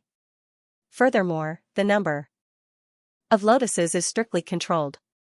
If anyone tries to steal them, even if they only steal one, they will definitely be discovered by the Qianquan Association. In order not to alert the enemy and to be able to trace the supply chain, my people did not attack the Ghost Water Lotus. They are still on the trail. If there are any further discoveries, they will report to me. Yi Wunyan explained. The people in charge of tracking the Can Water Ghost Lotuses are not from Honesty Pavilion? Gu Chen's gaze flickered.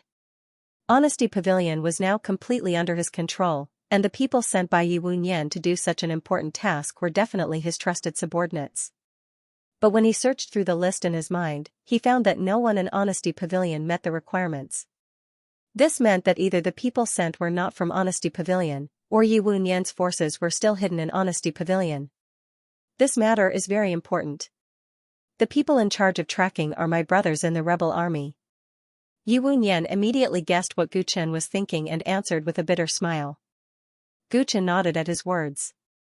If that was the case, it would save him the trouble of attacking Honesty Pavilion's internal affairs. If there is any further news, I promise to inform you truthfully. Maybe that brother of mine has already obtained some clues and handed them to the rebel army. You only need to wait for the rebel army to contact you, and then they will introduce you to Mr. Gu. The three-party alliance is indeed the best choice. You've made a good move, Yi Wunyan said unhappily. Yi Wunyan said unhappily. This result was a happy ending for everyone, and it was also a good thing for him, but he still couldn't get over it. Where is Qianquan Group refining the Can Water Ghost Lotuses in Yunation? Do you know? Gu Chen was dissatisfied with the current situation, and his eyes lit up. He had deliberately blocked the news, and the information from Yunation was lagging behind. In other words, it would still take some time for Qianquan Group to find out that Yi Wunyan was already in his hands. This time gap was extremely rare. When he thought that he had already controlled the situation in Dashang, the supply chain for the Can Water Ghost Lotuses was likely still there. Gu Chen wanted to go there personally to confirm what kind of place it was. It would be best if he could snatch the Can Water Ghost Lotuses, even if he had to make peace with Qianquan Group afterward. His actions were only to confirm that Yi Wunyan was telling the truth. Qianquan Group couldn't do anything to him. Where are you going? You already have victory in your hands. There's no need to complicate things, right? Yi Wunyan said worriedly. He had finally reached an agreement with Gu Chen.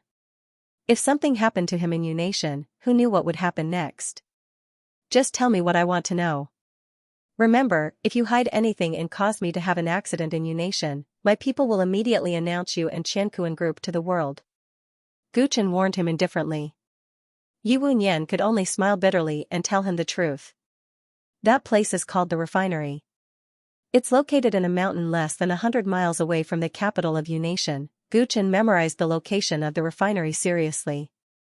Then, he said to the clay bodhisattva and the clan leader of the Hidden Dragon clan, continue to lock him up. If the people from the Revolutionary Army arrive before I return, let them wait. You want to go to Yunation alone? The clan leader of the Hidden Dragon clan asked hesitantly. Yi Wunyan used the existence of the refinery to threaten Qianquan Group. Even if Qianquan Group had already reached a consensus to cooperate with him, they would definitely strengthen the security around the refinery. They might even have evacuated. Currently, they had already controlled the situation, so there was no need for them to do anything unnecessary. What he said might not be true. It's better to confirm it with my own eyes. Gu Chen glanced at Yi Wunyan and lied. He was sure that what Yi Wunyan said was true. Currently, he had already won the game in Great Qing. However, just Great Qing was nothing to Feng Yuan. What he wanted was his life gate. That refinery was related to Feng Yuan's life gate. Yi Wunyan's words were too limited. He could only go there personally, maybe he would find a pleasant surprise. However, it was not convenient to say this to others. Gu Chen could only find an excuse.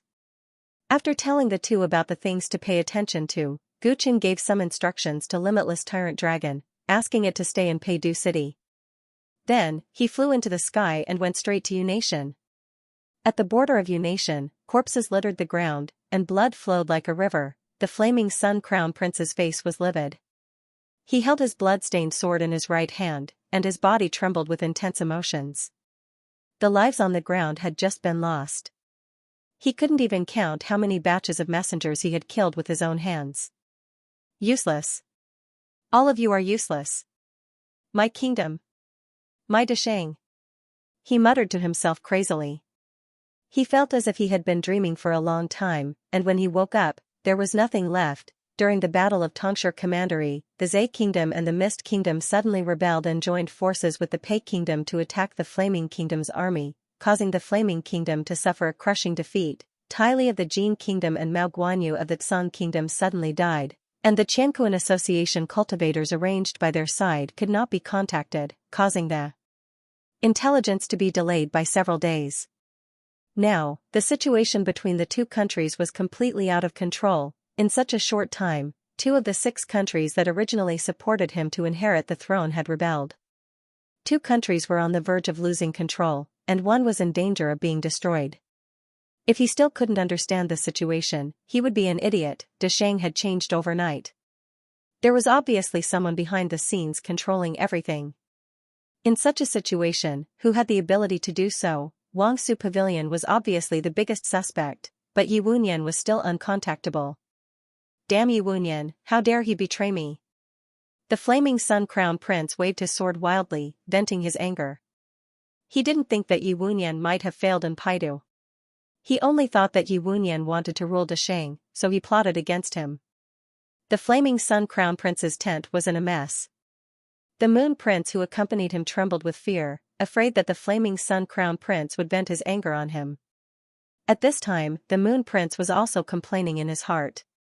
He thought that he had pledged his allegiance to the Son of Heaven, but he didn't expect that he would be pulled down from the throne before he could even secure it. In order to please the flaming Sun Crown Prince, he mobilized a large number of Yu Nation's troops to attack the Xinjiang border, but now he had shot himself in the foot. The Jin Kingdom and the Tsang Kingdom were already in chaos. The Flaming Kingdom was facing the pressure of the armies of the 3 countries. If a war really broke out, the Yu Nation would have to face 100,000 Crow generals alone. How could Yu country possibly conquer the Rising Sun territory? Even if they did, would Yan Yan be able to sit firmly on the throne? Right now, Deqing was obviously in the middle of a storm, and he seemed to be on a sinking ship. Now, the only thing they could count on was the Heaven and Earth group. They hoped that they could turn the tide. Where's Ming Shou? Where did he go? The flaming Sun Crown Prince's anger had finally subsided. He looked around and didn't see any trace of Ming Shou. He couldn't help but ask. This, the Moon King had been frightened by the flaming Sun Crown Prince's frenzied behavior. He did not notice when Ming Shou had left. He only remembered that Ming Shou had been present when the messenger delivered the news. Humph. The flaming Sun Crown Prince's eyes darkened and he was about to walk out of the tent when Ming Shou came in. Where is His Highness going? Ming Shou glanced at the corpses that covered the ground and spoke indifferently. I was just about to look for you. What should we do now? Did you report the situation to the leader? The flaming Sun Crown Prince asked anxiously. After realizing that he had lost the upper hand, his only hope was the leader. With the leader's capabilities, He believed that he would be able to turn this situation around as long as he was willing to help. I've already reported this situation to the Grand Elder. The Grand Elder will pass the message to the leader. Let's wait patiently for the leader's decision. Ming Shou replied. The anxious Flaming Sun Crown Prince didn't notice that his tone was much colder than usual. How long do we have to wait? Yi Wunyan betrayed the leader. I don't think the leader will let him off so easily, right? The Flaming Sun Crown Prince asked, hoping to get some information from Ming Shou. We haven't confirmed whether Yi Wunyan betrayed the leader. Ming Shou replied coldly. What do you mean? It's obvious. Yi Wunyan planned to use us to meet the leader. After gaining the leader's trust, he plotted a series of conspiracies. If we didn't choose to work with him, the 6 nations might not be in this situation. The Flaming Sun Crown Prince was anxious and his words carried a tinge of resentment. In his opinion, the leader trusted Yi Wunyan too easily. If they didn't work with him, even if they couldn't get Pei Kingdom, they would still have the upper hand. How would they end up like this? Are you blaming the leader? Ming Shou stared coldly at the Flaming Sun Crown Prince with his blue eyes. His yin-yang face was filled with killing intent. The Flaming Sun Crown Prince's expression changed. He finally noticed the change in Ming Shou's attitude towards him. From now on, you are not allowed to leave this tent. Moon Prince, send some soldiers to guard this tent. Ming Shou ordered the Moon Prince after he scared the Flaming Sun Crown Prince away. The Moon Prince's heart skipped a beat when he heard this. He quickly replied, yes, sir. Although he was a subject of the Flaming Sun Crown Prince in name and should listen to his orders, the Moon Prince was clear that Qianquan Group was the real superior. Now that Qianquan Group's attitude towards the Flaming Sun Crown Prince had obviously changed, the Moon Prince was not stupid. Moon Prince, how dare you? Ming Shou, I want to see the leader. I want to talk to the leader. The Flaming Sun Crown Prince panicked. He tried to put up a strong front but he was cowardly at heart. Unfortunately, Ming Shou ignored him and left the tent immediately. In a secret chamber deep underground, Ming Shou's huge and burly body stood there in a daze. A crimson eye appeared between his brows. Using his body, Ming Shou was communicating with a man who was sitting cross-legged in front of him. The man was dressed in a loose blue robe and had short silver hair. His eyes were narrow and full of spirit. The corners of his lips curled into a smile from time to time. He looked harmless but those who knew him well knew that it was just a facade. That's what happened. Yi Wunyan represented the Revolutionary Army to invite the leader. With such a sensitive identity, he has no reason to betray the leader. Therefore, we can deduce that Yi Wunyan has failed miserably and has fallen into Qingyi's hands. It's highly likely that the great prophet of the Luo sect is behind Qingyi. If they find out about the Revolutionary Army, or if Yi Wunyan's mouth isn't tight enough and leaks about this refinery, the situation will be rather troublesome. Therefore, the leader wants you to make a trip to Pei Nation as soon as possible. You must find Yi Wunyan. If you can't bring him back alive, you must make sure to silence him.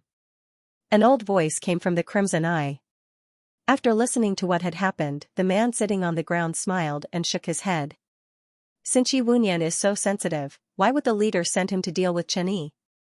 Someone flipped Great Qing upside down in one night, causing the leader to lose face. Fellow Daoist Qian, your crime this time is not small.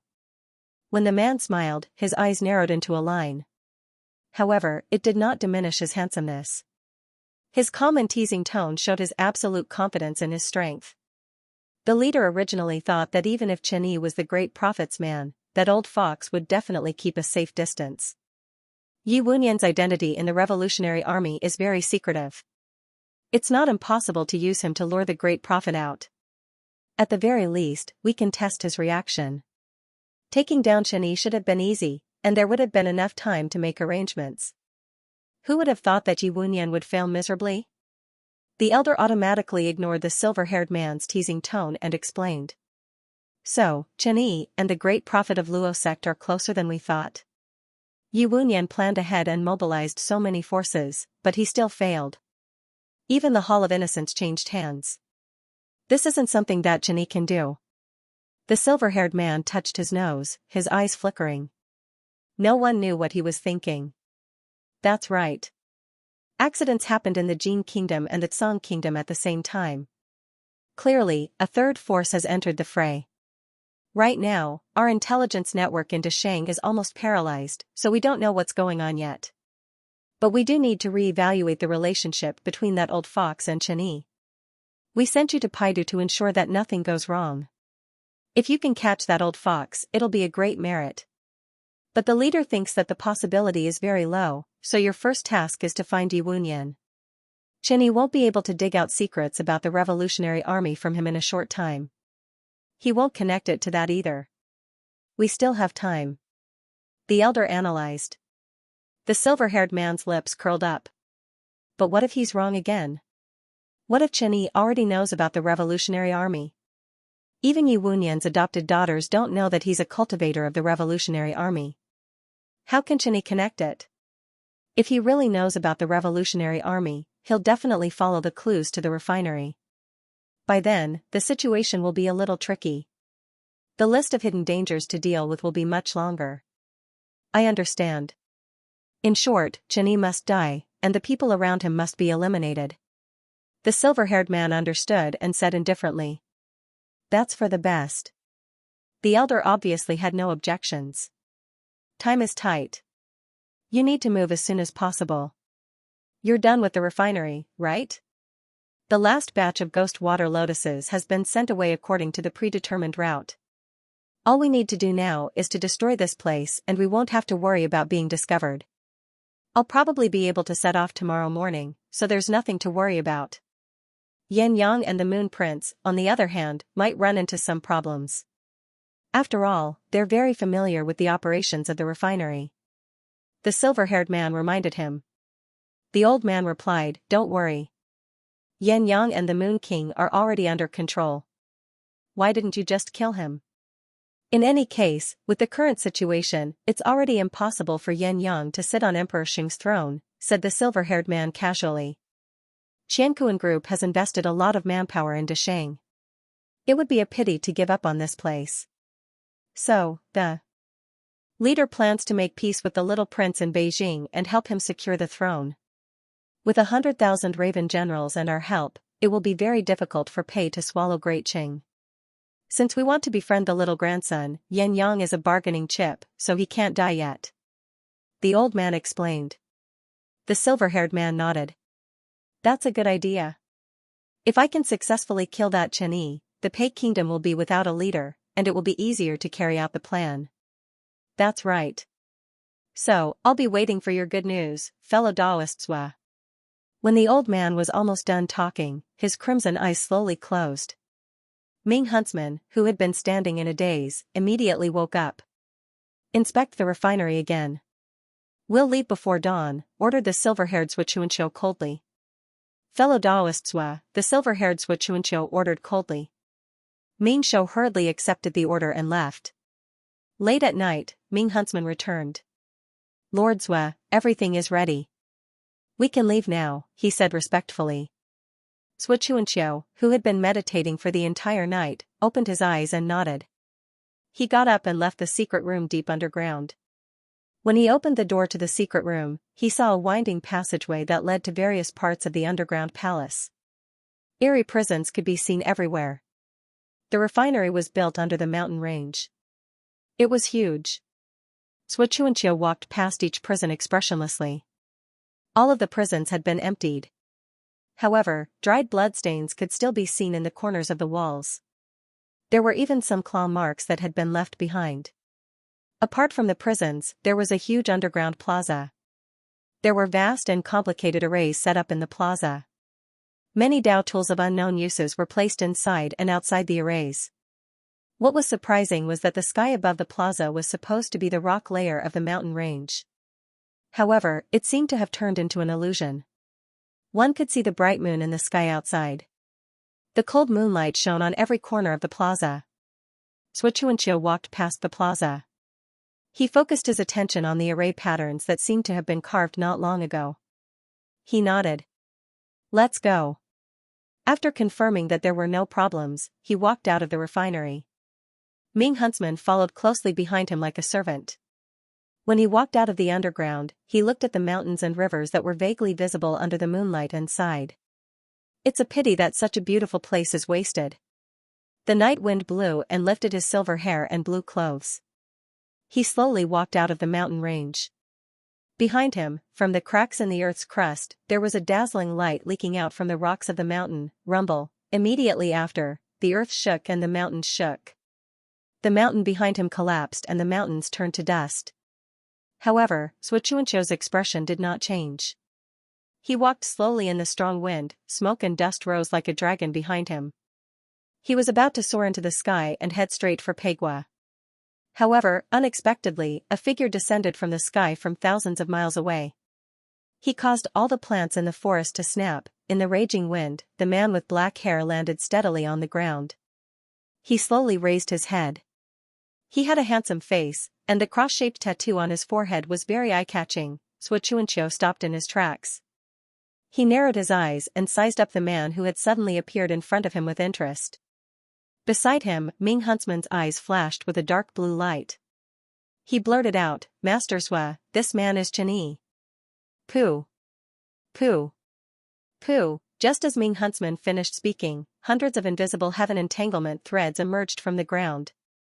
They were like sharp arrows, and they instantly pierced through his body. The dark blue stone in his mind was accurately shattered by the sharp threads.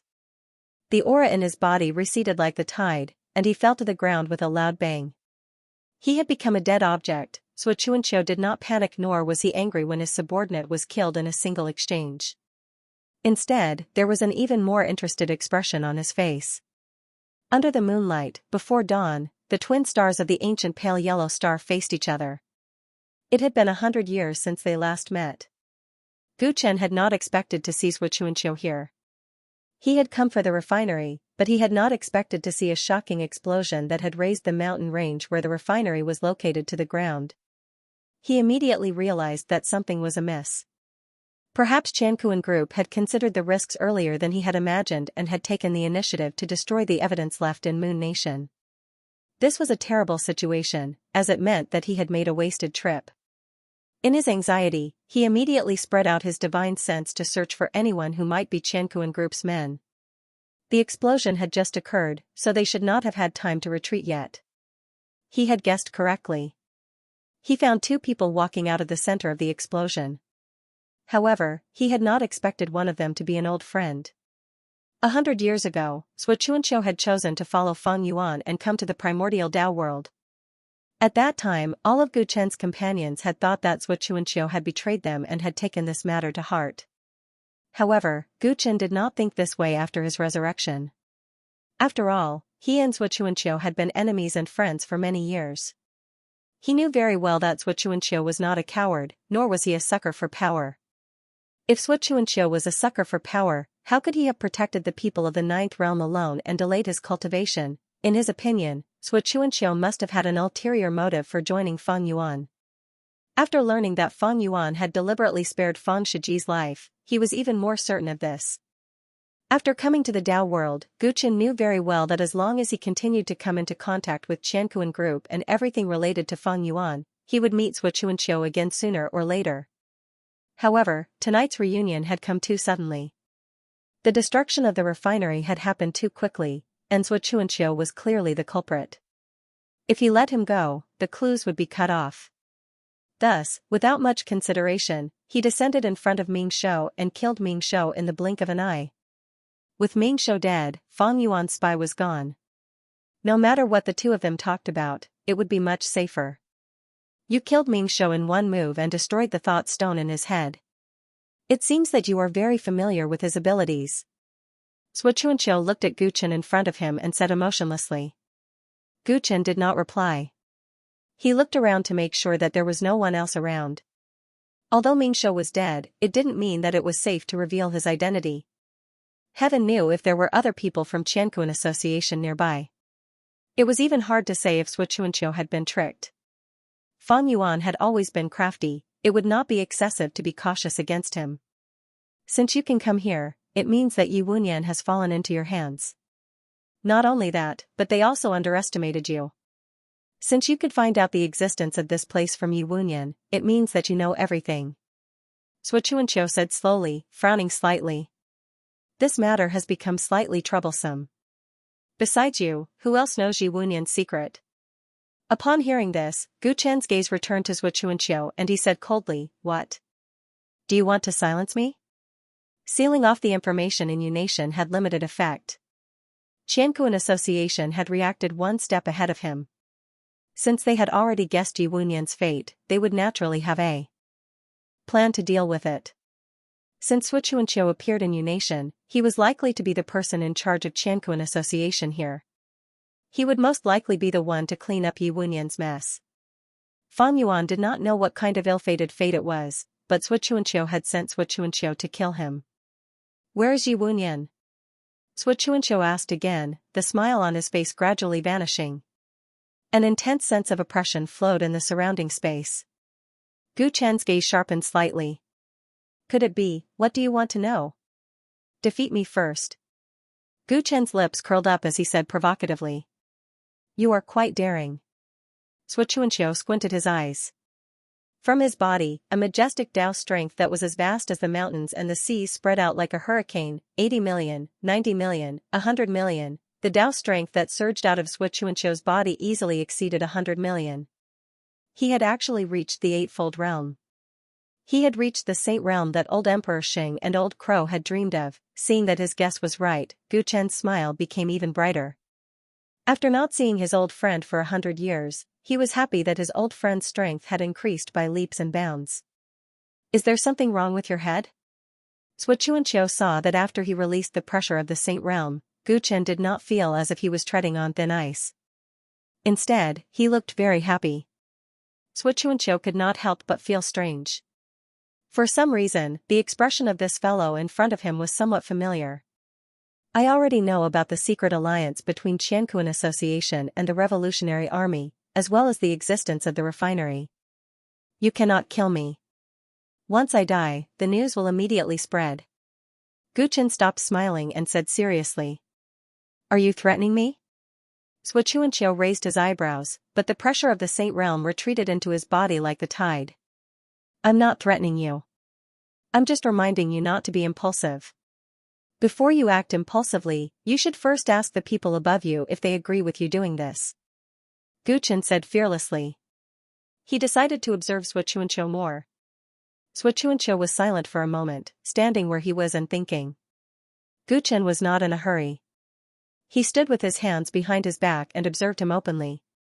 Why did you come to Yu country? Xianxia suddenly asked. I came to give you guys a chance, Gu Chen said calmly. A chance? Xianxia had a faint smile on his face. That's right.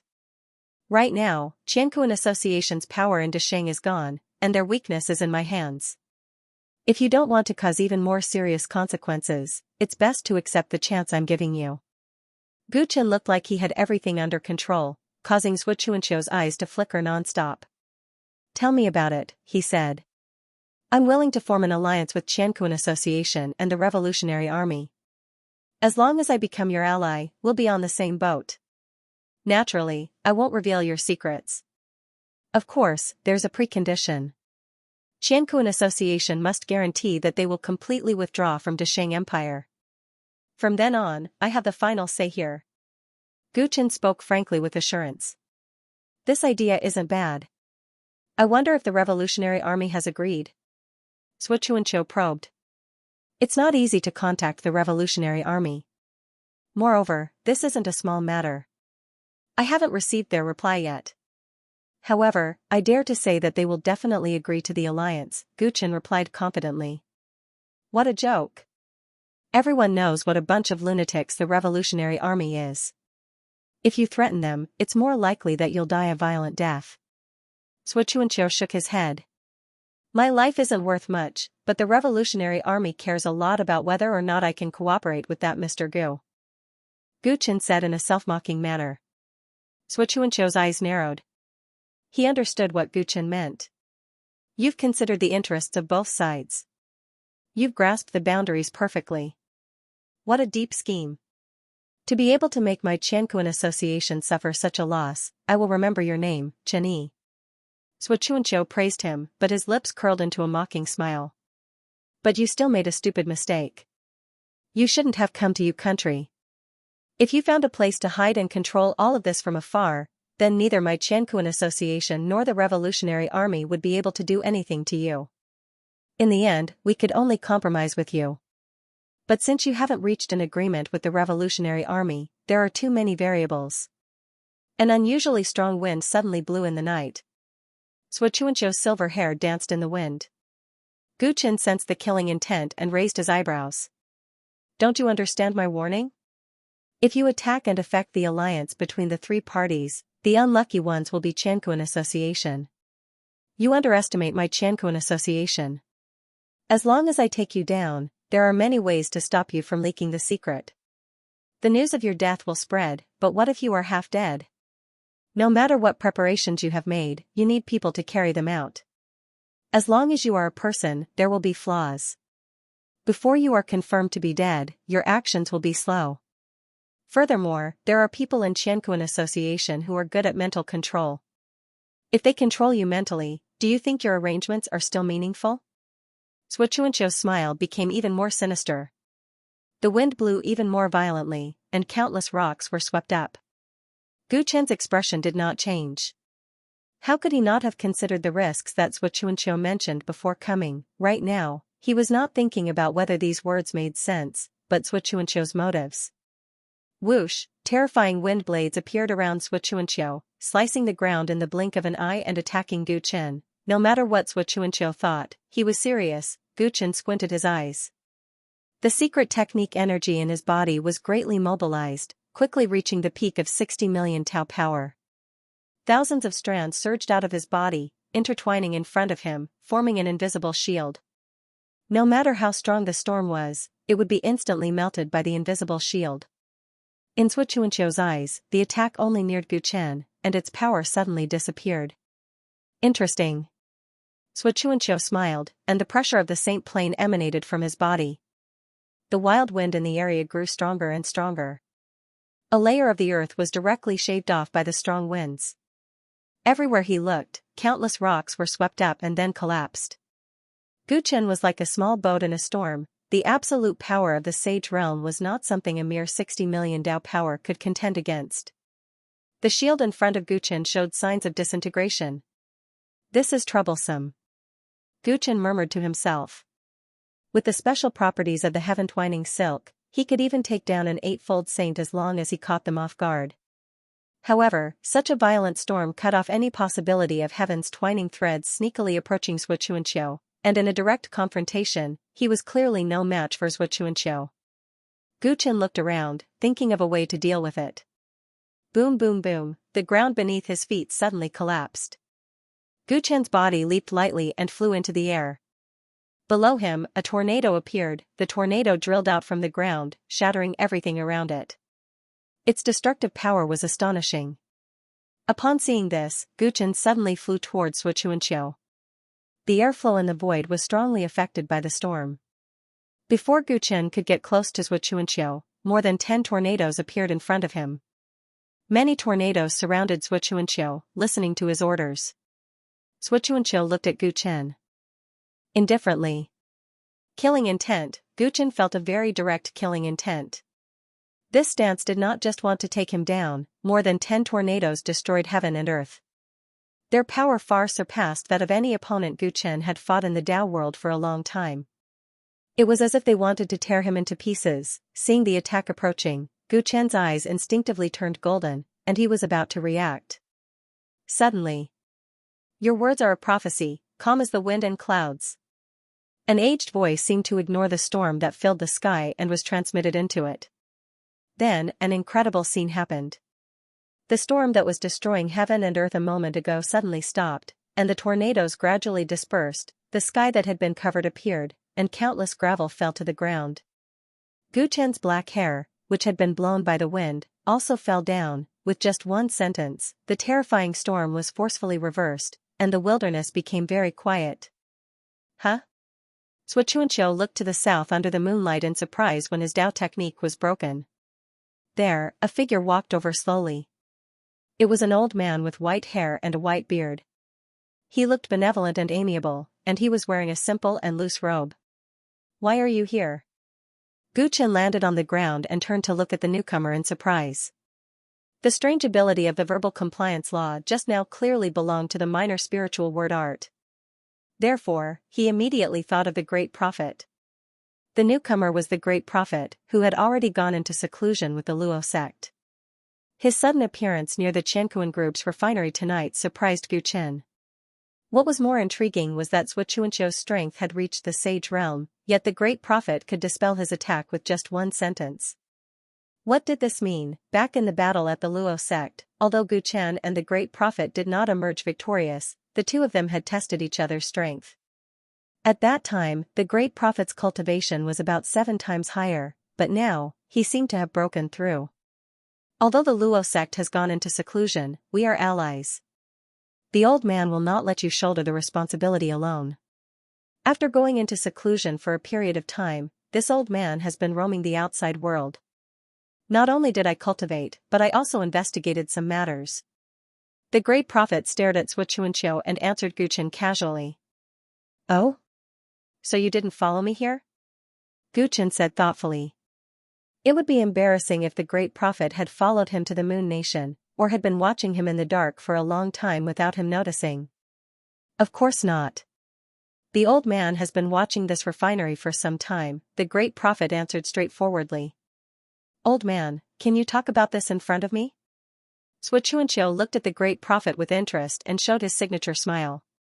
The great prophet ignored him and continued speaking to Gu Chen. Not long after the old man started watching this refinery, this person appeared. The old man did not plan to show himself, but I didn't expect you to come, so I had no choice but to take action. Gu Chen understood the hidden meaning in the great prophet's words. Xianxia was too strong. The great prophet was afraid that he would be forced to expose the secret of the glorious ancient overlord body, which was why he helped. Although his help would expose himself, it was better than letting the glorious ancient overlord body be known. You've been watching me in the dark for so long, and I didn't notice? There was fear in Xianxia's eyes. Xianxia, the leader of the 10 general stars of the Heaven and Earth Association. Although the existence of that person has somewhat overshadowed your brilliance, there is no doubt that you are a rare genius in the Tao world in the past 10,000 years. The old man was worried that you would discover him, so he didn't get too close to the refinery, so you don't have to feel discouraged. The great prophet said calmly. That's right. Thank you for your consolation. Xianxia's expression was one of mockery. As he spoke, he raised his right hand, and a terrifying demon god suddenly appeared on his right. Tao spirit, Xianxia had cultivated some minor Tao technique. Gu Chen quickly came to this conclusion. He looked at Xianxia solemnly. Although he did not know what minor Tao technique he had mastered, he knew that he was about to get serious. Old man, your timing is perfect. Capturing you will be a great achievement. Xianxia said. As he spoke, the huge demon god on the right suddenly opened its mouth and blew out a strange black whirlwind. The whirlwind was so fast that it seemed to ignore the distance between them. It descended on the great prophet, giving him no chance to evade. The great prophet's body seemed to be corroded. Black smoke rose from it. He screamed and rolled on the ground. After a few breaths, he was reduced to a puddle of black blood. Xianxia's lips curled up slightly. But before he could rejoice, his expression darkened. Because the puddle of blood that belonged to the great prophet had suddenly disappeared. The great prophet stood calmly where he had been, as if nothing had happened. What Tao technique? Xianxia's eyes flickered. Gu Chen knew that the great prophet had just used a minor intervention technique. Intervening before something was set to happen, thereby correcting the consequences. This minor Tao technique of the great prophet had left a deep impression on him. Although he was no longer the target of the minor intervention technique, from a bystander's point of view, this Tao technique was still very strange. Xianxia had used a killing move against the great prophet, but the great prophet did not let his guard down. The contest of minor Tao techniques between the two sages immediately piqued Gu Chen's interest. Black Sun Tempest. This one of the 3 calamities and 9 disasters is indeed not simple. If not for the unique Tao technique that the old man cultivates, he would not have been able to avoid it. It is said that the Great Calamity technique is publicly recognized as one of the top 10 techniques in terms of destructive power. Conversely, the 3 calamities and 9 disasters that it evolves from are also among the top 3,000 minor Tao techniques. The Great Prophet stroked his beard and sighed in admiration. Looks like you've investigated me very thoroughly. Is that move just now related to the Great Prophecy technique? Xianxia probed. The Great Prophet did not answer. He turned to look at Gu Chen. Fellow Daoist Chen, if we can capture this person, we'll be able to obtain many secrets regarding the Qianquan group. Leave this person to the old man. You're responsible for keeping an eye on the surroundings. Gu Chen had a strange expression on his face, but he nodded and said, okay. Then, he retreated. Don't even think of leaving. When Xianxia saw this, the body of the Tao spirit beside him expanded greatly, and a terrifying black hurricane swept through the world. This black wind was different from the previous gale. It was as if it came from hell and could corrode anything, yet it maintained the swiftness and pervasiveness of the wind. The Great Prophet stood in front of Gu Chen at the first possible moment and shouted. Destroy! Bolts of lightning appeared in the void in front of him. The power of extreme yang clashed head-on with the black sun wind disaster.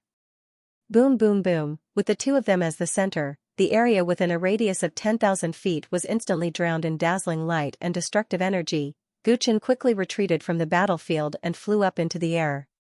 He maintained a distance that was neither too far nor too close to observe the battle between the two sages. Xianxia's black sun wind disaster engulfed the mountains and rivers, while the Great Prophet used the minor spirit language technique to mobilize the power of heaven and earth, creating all kinds of phenomena. The two of them had both mastered the minor Tao techniques to the point of perfection. They fought back and forth fiercely, causing the earth to crack and the mountains to collapse one after another. Brothers was improvement in the past 100 years is really shocking. You can actually fight with that old Great Prophet to this extent. Gu Chen's eyes had already turned completely golden at some point in time, allowing him to capture every single detail of the battle between the two of them. The Great Prophet was an old fox, and there were not many opportunities to see him fight with all his might. Xianxia was also very shrewd, and would not easily let others see through him. It was not easy for the two of them to get together, and they had already started fighting without him fanning the flames. Of course, he had no reason to stop them. After all, it was not every day that he could witness such an exciting battle between sages. Gu Chen sat on top of the mountain and watched the tigers fight with great interest, appearing calm and unhurried. Although the Great Prophet had asked him to stand guard, he had just checked with his divine sense. This mountain range was deserted, and it was much safer than he had imagined. Thinking about it carefully, he understood that Qianquan Association's refinery could not be seen in public. Naturally, it had to be built in a deserted place. Even if this place had been inhabited before, with the support of the Moon Prince, he could easily designate this place as a forbidden ground and chase everyone away. Mingxiu was not included. Xianxia seemed to be alone here, and the other members of Qianquan Association in the refinery might have already left. Since this was the case, Gu Chen's worries were greatly reduced. Xianxia had just found out that he had something on Qianquan Association, and yet he still wanted to kill him without a care in the world. This also eliminated another worry in Gu Chen's heart. Although Xianxia had said that he would take him down, his killing intent could not be deceived. If Xianxia killed him directly, would it benefit Qianquan Association? That would expose Qianquan Association's shady dealings. At the same time, their relationship with the Revolutionary Army would be ruined, and it would bring about many hidden dangers. What he was doing was clearly detrimental to Qianquan Association, and it proved that he indeed had ulterior motives. Since he dared to kill him here without restraint, it meant that he was confident that nothing would be leaked here. Since this was the case, this place was safe. Gu Chen had thought through everything, so he was exceptionally calm. Rumble, the battle of saints below grew more intense. Xianxia and the Great Prophet's understanding and usage of Taoist techniques were astonishing. Even Gu Chen wanted to applaud them. Gu Chen was content, but the two of them were truly enraged. Seeing that the situation was in a stalemate, another Tao spirit appeared behind Xianxia. Wretched earth-plagued disaster. That Tao spirit expanded in the wind, and turned into a giant. Its body was flowing, and it was formed from endless purplish-black poison. The giant opened its arms, covering a radius of 10 miles. Wherever the poison gas from its body passed, the plants would instantly wither and die. Occasionally, the poison would drip onto the ground, burning holes in the ground. It looked extremely frightening. Not good. Gu Chen, who had been watching the show, raised his eyebrows. Xianxia had used his trump card. If he allowed them to continue fighting, someone might die. When he thought of this, his body instantly disappeared in the sky. Wretched earth-plagued disaster, the second of the 3 disasters. Everywhere it passes, corpses are everywhere. The great prophet's gaze became solemn, and he suddenly sped up his chanting. The surrounding heaven and earth vital energy began to boil, accumulating power crazily. Kill! Xianxia swung his sleeves, and the giant formed from poison chopped down with its palms, landing heavily on the great prophet. In the sky above the great prophet, a colorful giant beast appeared. It roared angrily and rushed forward. For a moment, it was like a tit against an awl. The 2 Saint Realm powerhouses each unleashed their strongest attacks. Everything within a radius of dozens of miles was quickly reduced to ashes, and an absolute vacuum zone was formed at the center of the collision. The flow of time seemed to slow down at this moment. Just as the sky was about to fall and the earth was about to split, a figure bathed in golden lightning suddenly appeared at the center of the collision. The cross-shaped rune between his eyebrows disappeared at this moment. The imposing figure stood still and raised his hands to both sides. Stop. We're all on the same side. Under the fluttering black hair was a handsome and resolute face, and a domineering aura erupted to both sides along with this roar. The great prophet's expression suddenly changed, and he stopped chanting.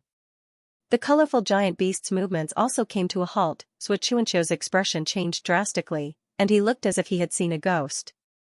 The palm of the giant formed by the venom suddenly sank down and smashed heavily 1,000 feet away from Gu Chen. Sizzle! The ground was instantly melted by the venom, and a huge pit was formed, extending all the way to Gu Chen's feet. An astonishing amount of poisonous smoke surged from the deep pit and quickly spread in all directions. Gu Chen's whole body was suspended in the air, and the golden light on the surface of his body flowed endlessly. The poisonous smoke that passed through him could not get close to him at all. Seeing that the 2 of them had withdrawn their attacks in time, Gu Chen heaved a sigh of relief. That was close. If the 2 of them had not withdrawn their attacks in time, he would have been the one who was watching the show. Daoist Chen, what is the meaning of this? The great prophet's expression was a little ugly. Not only had Gu Chen blocked his attack, but he had also exposed his true appearance and his identity as a tyrant. The reason why he had attacked was to prevent Gu Chen's identity from being exposed. He did not expect that Gu Chen would take the initiative to expose it. Great prophet, he is one of us. Don't worry. Gu Chen explained, then turned to look at Xianxia and said with a smile, Brother Xue, we haven't seen each other for 100 years. Xianxia recovered from the shock with great difficulty and looked deeply at Gu Chen. You're late. He was not surprised by Gu Chen's identity as Chenyi. He was not even surprised by how the dead Gu Chen could be resurrected and come to the Dao world. That sentence of "you're too late" made it seem as if he already knew that Gu Chen would definitely come. I was delayed by some matters.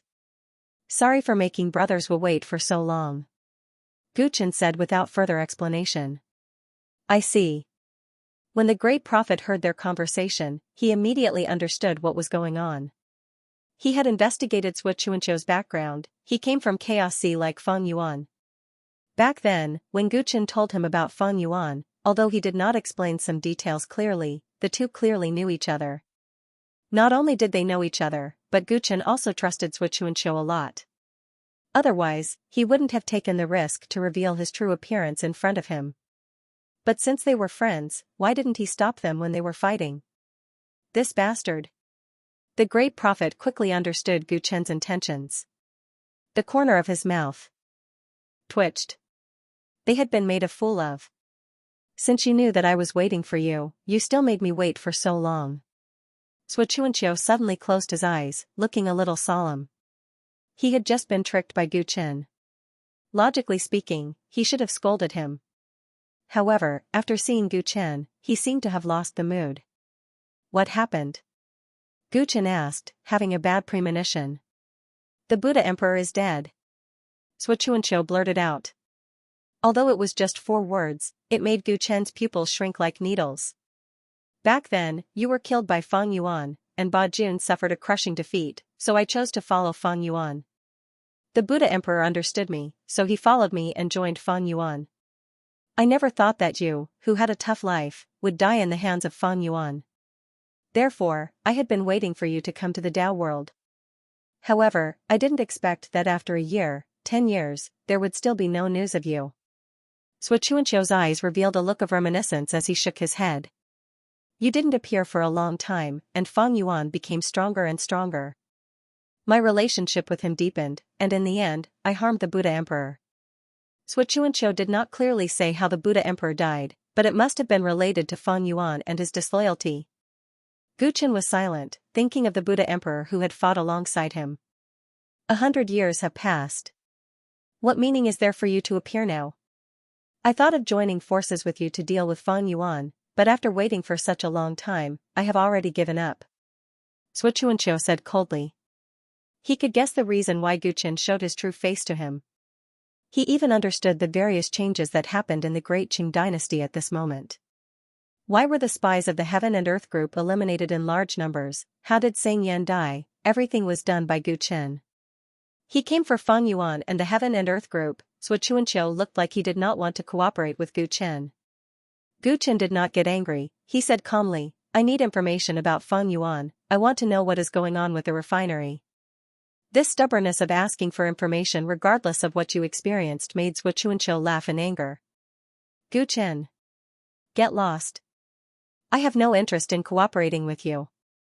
You have to cooperate with me, you alone cannot take down Feng Yuan. Gu Chen said plainly. He could see that the Buddha Emperor's death left a deep impression in Sui Chuanqiu's heart. And Sui Chuanqiu had wanted to find trouble for Feng Yuan and prevent him from forming an alliance with the rebel army. He actually wanted to kill Chen Yi, who was unclear of the situation. This was not a wise move. Will adding you change the situation?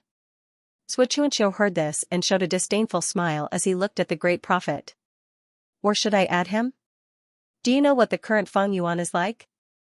He is very strong, but I will win in the end. Gu Chen replied calmly. What a joke. Sui Chuanqiu attacked mercilessly. 100 years ago, he toyed with you in the palm of his hand, but you did not realize it and had no way to retaliate. 100 years later, with the 4 divine grade origin sources that he snatched from you and that unique foundation, can you imagine how far he has grown? Moreover, Feng Yuan's advantage is far from that. He has lived one more life than you and I. From the moment he entered the primordial chaos Tao world, he has been plotting against the top cultivators of this world. Gu Chen was not affected by Sui Chuanqiu's words. Instead, he heard some information from them. His gaze flickered as he said, who is he plotting against? Sui Chuanqiu was speechless when he saw that Gu Chen was completely unmoved and was even trying to get information out of him. Have you calmed down? Gu Chen asked without the slightest guilt when he saw that he had finished speaking. Not yet. Sui Chuanqiu glared at him, feeling that Gu Chen was even more annoying than 100 years ago. 100 years ago, although this fellow was also arrogant, he was not so cold-blooded and rational. This is not a good place to talk, let's leave first? The great prophet suggested helplessly when he saw that the two were in a deadlock. The commotion from the battle earlier was too huge, if they continued to stay here, they might be discovered. Gu Chen naturally had no objections, he said to Sui Chuanqiu, come with us first, we can discuss this later. I have no interest in joining a mob like you. Sui Chuanqiu rejected firmly. You must come with me. What if I don't? Do you think you can beat me? Sui Chuanqiu provoked. The current situation was different from 100 years ago. 100 years ago, because he had left the 9th realm late, his cultivation had lagged behind Gu Chen for a long time. But now, Gu Chen had lagged behind him by 100 years, he did not think he was his match now. If Gu Chen insisted on provoking him, he did not mind teaching him a lesson.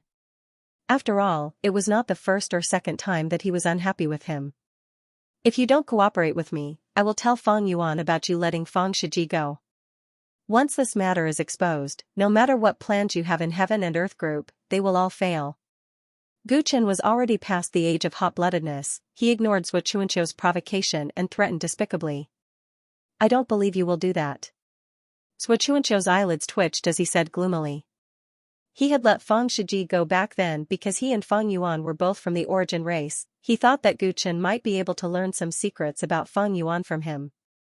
He was originally helping Gu Chen, but he did not expect this bastard to use him to threaten him instead. You can try. Feng Yuan can only die in my hands. If you want to avoid me, I don't mind killing you. Gu Chen said calmly. When the great prophet heard this threat, he felt that it was ridiculous. Were these two guys really friends? Xianxia's breathing stopped. Although he knew that Gu Chen would not do this, he was still so angry that he could not speak, he could only wave his sleeves. Let's go. Let's get out of here. In the end, he compromised and found Ming Huntsman's corpse on the damaged ground. After that, he swiftly left this area with Gu Chen's group. The three of them advanced towards a remote area for thousands of miles before finally settling down in a valley. The great prophet cast a spell, and a thick fog quickly enveloped and sealed off the surrounding mountains and valleys. After confirming that it was safe here, the three of them sat down and continued their unfinished conversation. If you act rashly, you will only ruin my plan, Xianxia spoke first. So you have no choice but to cooperate with me. Gu Chen had no intention of giving up. Xianxia shook his head and made a grabbing motion with his right hand. The corpse of Mingxiu that he had brought along the way floated up. Flames burst out of the void and burned it to ashes in the blink of an eye. In the ashes, there was a wrinkled eye that had lost all its spirituality. It looked really strange. Do you know what this is? Xianxia asked out of the blue. Gu Chen shook his head. This eye looked somewhat familiar, as if he had seen it somewhere before. But then again, how different could an eye be? If you can't remember, let me tell you, this eye belongs to Tao Monarch Heaven Eye. Xianxia's words were shocking. How is that possible? Gu Chen's pupils contracted slightly. Although he did not personally witness what happened 100 years ago at the ferry in Realm Sea, he knew that Tao Monarch Heaven Eye and the other Tao Monarchs had been killed by Feng Yuan in that battle. Tao Monarch Heaven Eye had an extremely unique ability among the Tao Monarchs. His eyes could ignore the obstruction of Chaos Sea and communicate with the Tao Monarchs of the various commanderies. This had always left a deep impression on him. His eyes were unique. Since he was already dead, how could his eyes appear on Ming Huntsman's corpse? As Gu Chen pondered, his expression suddenly turned cold, and then it became very ugly. Don't tell me, have you thought of it? Back then, you had the ability to plunder other people's origin cores. After Feng Yuan obtained your divine path, he also obtained it. Over the past 100 years, not only did Feng Yuan inherit your ability, he even developed it. Tao Monarch Heaven Eye's origin cores were snatched away by Feng Yuan before he died. After coming to the Tao world, Feng Yuan transferred them to Patriarch Qian. Xianxia revealed a shocking secret. A huge wave surged in Gu Chen's heart when he heard that he had once possessed 4 divine-grade origins, so he naturally had a very good understanding of their respective abilities. The ability to plunder other people's origin cores came from nature's origin cores and was created by Li Wuwei. The reason why Gu Chen's cultivation was able to advance rapidly back then was largely due to this heaven-defying ability of nature's origin cores. Although this ability was powerful, Gu Chen knew that it could only be used on himself. He did not expect Feng Yuan to be able to develop it to the extent of bestowing abilities to others. Precisely because he understood this power very well, he could understand the difficulty of it even more. He also realized how terrifying Feng Yuan's attainment level was. After Patriarch Qian obtained Tao Monarch Heaven Eye's ability, he has been in charge of all the intelligence channels under Feng Yuan. The entire Heaven and Earth Group's intelligence network can be said to have been built by him. Feng Yuan is naturally suspicious. Among so many people in Heaven and Earth Group, he only truly trusts 2 people. One is Patriarch Qian, and the other is Perfected Person Pu Ji. Apart from these 2, almost all the members of Heaven and Earth Group have Mingxiu following them when they participate in missions. Mingxiu is a monster created by Patriarch Qian. Through Mingxiu, he can contact the members of Heaven and Earth Group at any time and has the effect of supervising them. Xianxia spoke frankly and confidently about Mingxiu's origin, causing the great prophet beside him to come to a realization. No wonder his divination regarding Ming Shou had always been a mess. It turned out that it was a special type of puppet. Gu Chen had personally killed Ming Shou and had long sensed its uniqueness. However, he did not expect it to be related to that traitor Patriarch Qian. Patriarch Qian was once the head of the 6 outposts of Overlord Commandery and was in charge of most of the intelligence channels in Overlord Commandery. After betraying him and following Feng Yuan, it was not strange that Patriarch Qian continued to be in charge of intelligence. With Dao Monarch Heaven Eye's ability, it was easy to imagine that he would be even more at ease in collecting and using intelligence. He had probably contributed a lot to Heaven and Earth Group's development to its current scale, so Chuanqiu's words were very valuable. Earlier, when you saw me, you killed Ming Shou without hesitation. This means that you should have some understanding of Ming Shou's uniqueness. That makes sense. Patriarch Wild Fox has Ming Shou overseer with him. If not for knowing its abilities, Pei Gua and Thoughtful Pavilion would not have been able to catch Heaven and Earth Group unprepared. I admit that your plans in Great Qing are watertight, but you were already very close to Heaven and Earth Group's core. If you continue, you will definitely get burned. Sui Chuanqiu warned solemnly. The reason why he revealed Ming Shou's secret was to attract Gu Chen's attention. He did not want to lose his life due to his arrogance. What is a mere Desheng dynasty? Even if Gu Chen defeated Heaven and Earth Group here, it would not affect Feng Yuan. So be it if he was satisfied with this little achievement, but he wanted to play with fire. Not only was he courting death, he even wanted to drag Sui Chuanqiu down with him. You cannot touch the refinery matter, even if you know some of Feng Yuan's secrets. Do you think you can take him down? If it were so simple, I would not have endured until now. Sui Chuanqiu spoke frankly. He was usually monitored. It was rare to have a chance to speak freely. If the refinery matter is not enough to threaten Feng Yuan, why did you kill me earlier? Gu Chen's eyebrows rose. Sui Chuanqiu's earlier actions could be understood as him wanting the refinery matter to spread throughout the world. It did not match his current attitude. This has nothing to do with the refinery. You want Heaven and Earth Group to continue forming an alliance with the rebel army. If there is a chance, I will stop you. Feng Yuan already has unimaginable allies in the open and in the dark. If I add in the rebel army, it will only make me weaker. Sui Chuanqiu spoke truthfully. He had not expected Chen Yi to be Gu Chen. His appearance had made this situation even more complicated. What is Feng Yuan planning? Can't you tell me? Gu Chen tried to pry open Sui Chuanqiu's mouth. The information he gave about Qian clan's ancestor was very useful. He wanted to learn more from him. But Sui Chuanqiu was not stupid. No matter what Gu Chen said, he did not say anything else. The two talked for a long time but could not come to any conclusion. Gu Chen lost his patience. Tell me, what do I have to do for you to cooperate with me? Don't say I am weak. You might not know my trump cards. Although Gu Chen used innate Tyrant Qi in front of Sui Chuanqiu could not tell the difference between an ordinary Tyrant body and Glorious Ancient Tyrant body. Glorious Ancient Tyrant body had been lost for too long. Even if Gu Chen revived, how could he connect it to that? Sui Chuanqiu stared at Gu Chen for a long time. Knowing that he would not give up no matter what, he could only sigh. Promise me, before the time is ripe, you absolutely cannot become enemies with Qiankuan Group. Most importantly, you absolutely cannot meet Feng Yuan. As long as you agree to this condition, I will consider cooperating with you. When is the right time? Gu Chen frowned. He was worried that Sui Chuanqiu was just fooling him. Sui Chuanqiu hesitated for a while and then said, 5 years later, the joint conference of the Nature Pu Dao Court, which happens once every 1,000 years, will be held. At that time, the opportunity is very likely to come. Sui Chuanqiu's words caused Gu Chen's expression to relax. 5 years wasn't a long time, and it was still acceptable. As for the joint conference of the Nature Pu Dao Court, he naturally had to have a seat in order to participate. If it was in the past, it would be a problem for him, but now it was not a big problem. The situation of the 7 states was under his control. The change of dynasty in Desheng was inevitable. As long as the Qing dynasty became the Pei dynasty, with his influence over Liu Yan, it shouldn't be difficult for him to find a way to participate in the joint conference.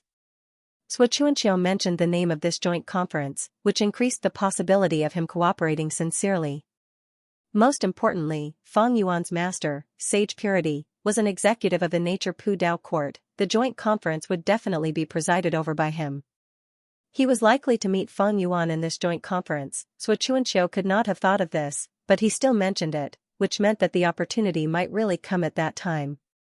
Gu Chen did not know what kind of opportunity he would have at that time.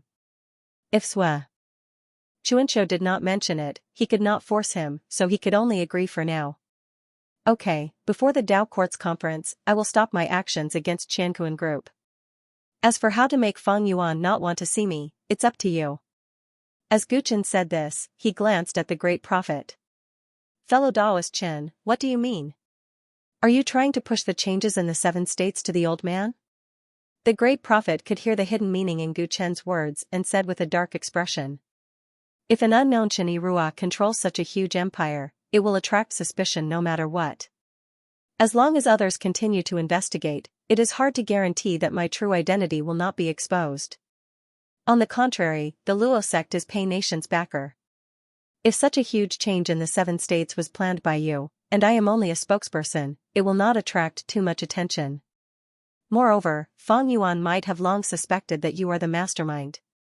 Am I right, Brother Zhua? Gu Chen asked with a smile. Xianxia nodded.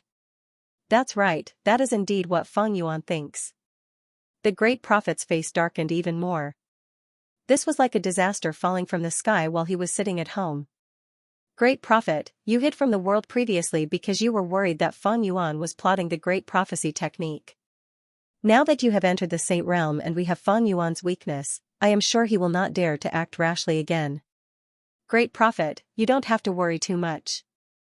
Gu Chen consoled him.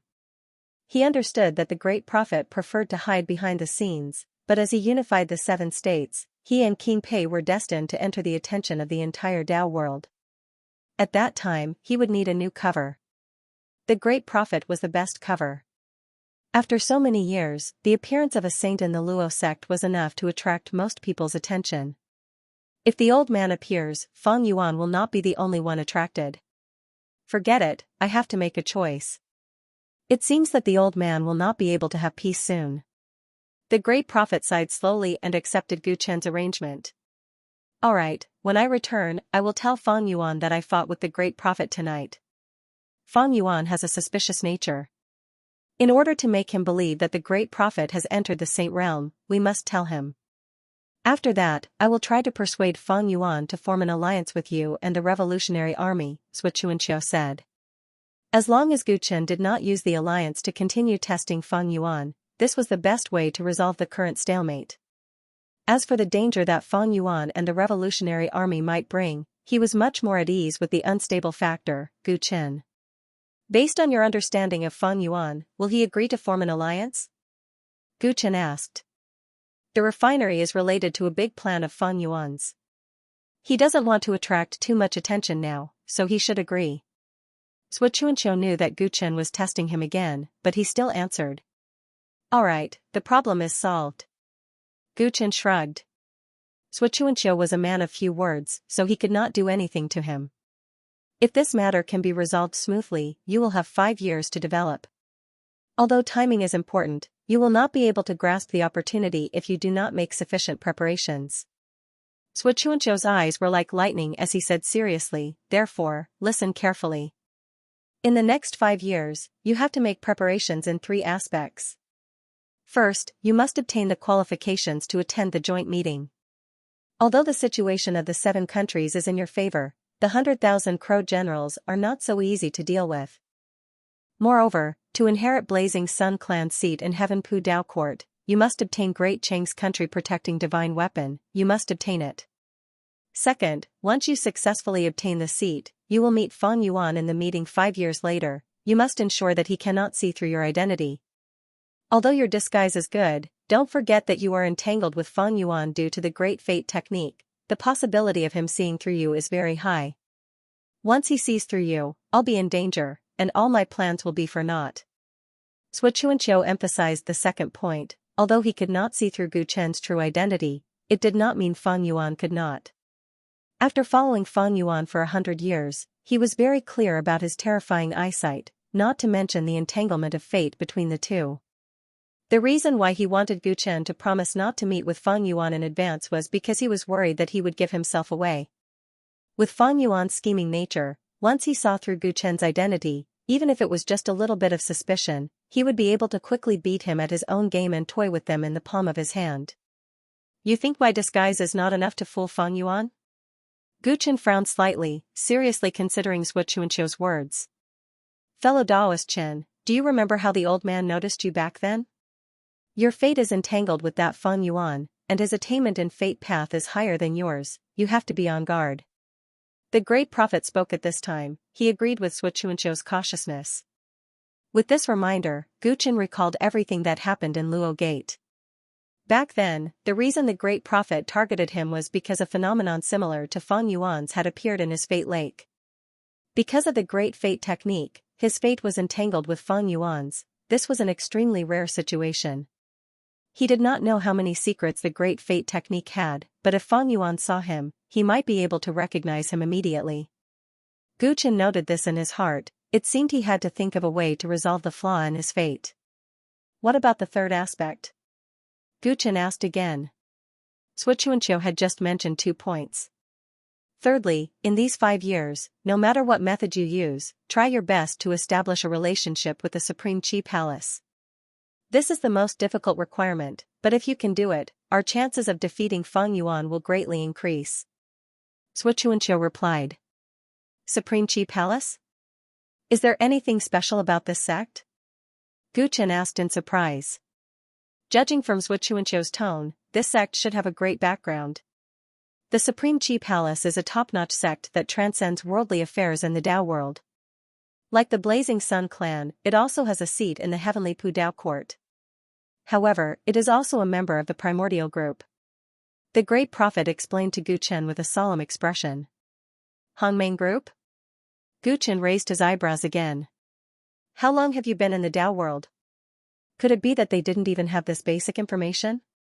I'm starting to regret agreeing to cooperate with you. Zhuo Qianqiu covered his head when he saw that Gu Chen was unaware of the situation. The 9 Dao courts are high and mighty, and information about the internal affairs of the Dao courts is rarely leaked. Daoist Chen, you have spent most of your time in Pei Du after coming to the Dao world, so it is normal that you are not aware of these things. As the great prophet spoke, he explained patiently. The primordial Dao world can be divided into 9 regions according to regions. In these 9 regions, although there are hundreds of dynasties, ancient clans, sacred grounds, and Dao sects fighting endlessly, there is still order. With the 9 huge mountains that have existed since the birth of the Dao world as a natural boundary, the 9 major Dao courts each control the laws of the 9 regions. The Dao courts themselves are formed by the major factions of the 9 regions.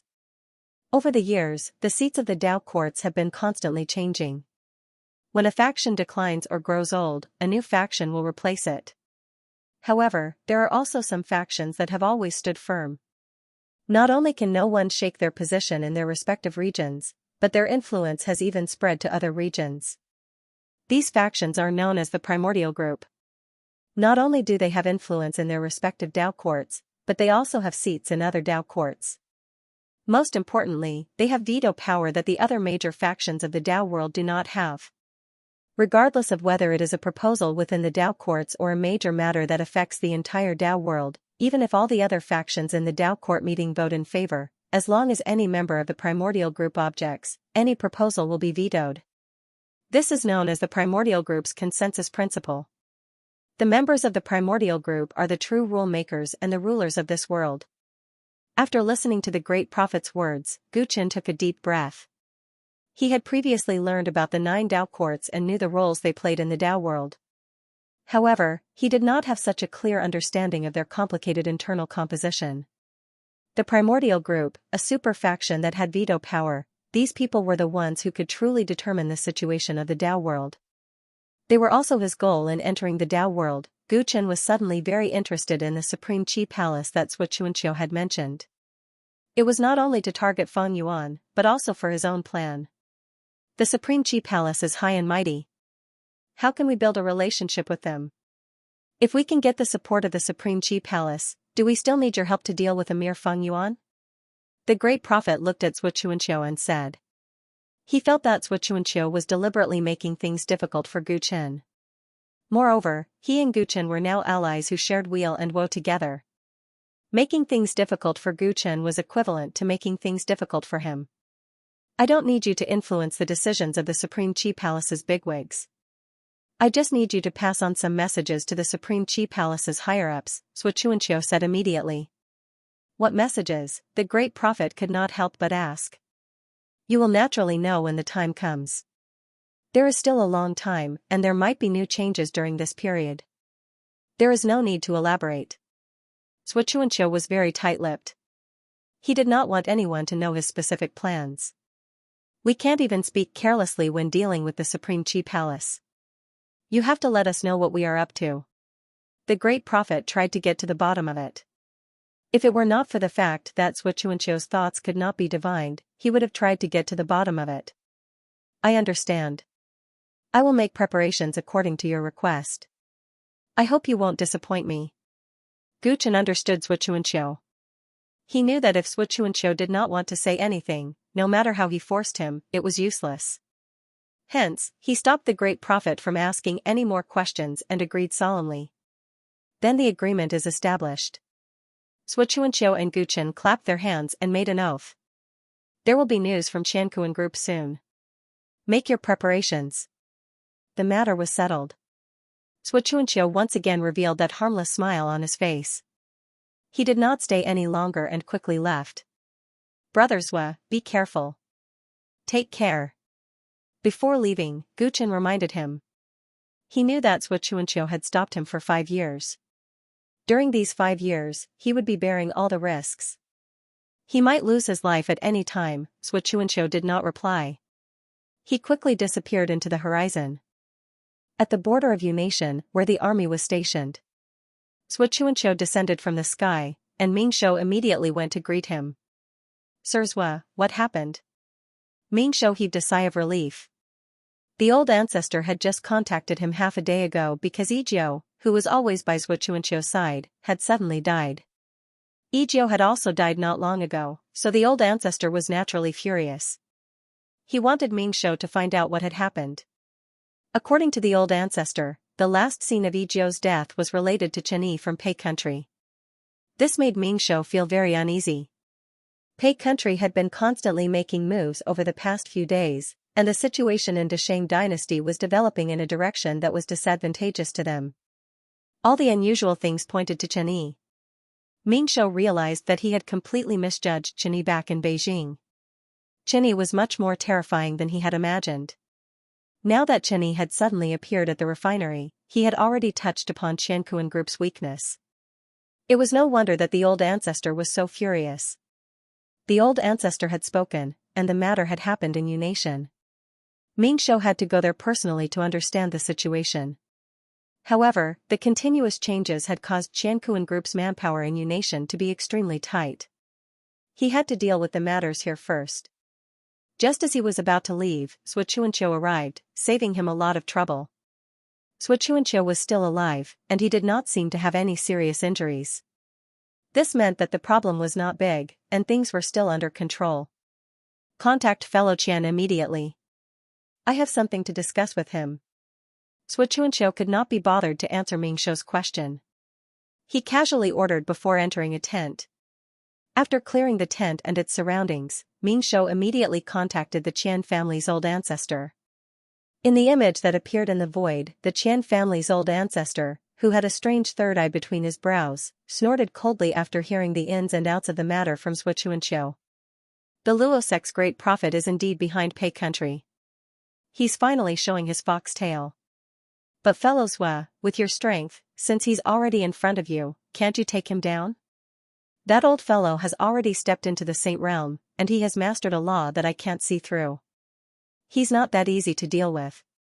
Shuchuanqiu said unhurriedly.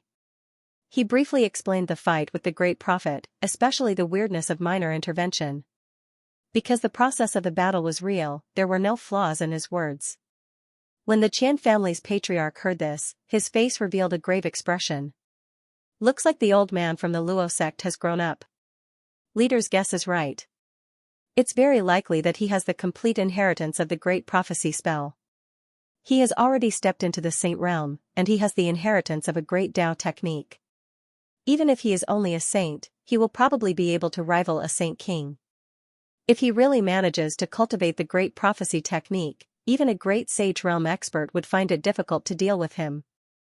The most troublesome thing is the prophecy ability of the great prophecy art.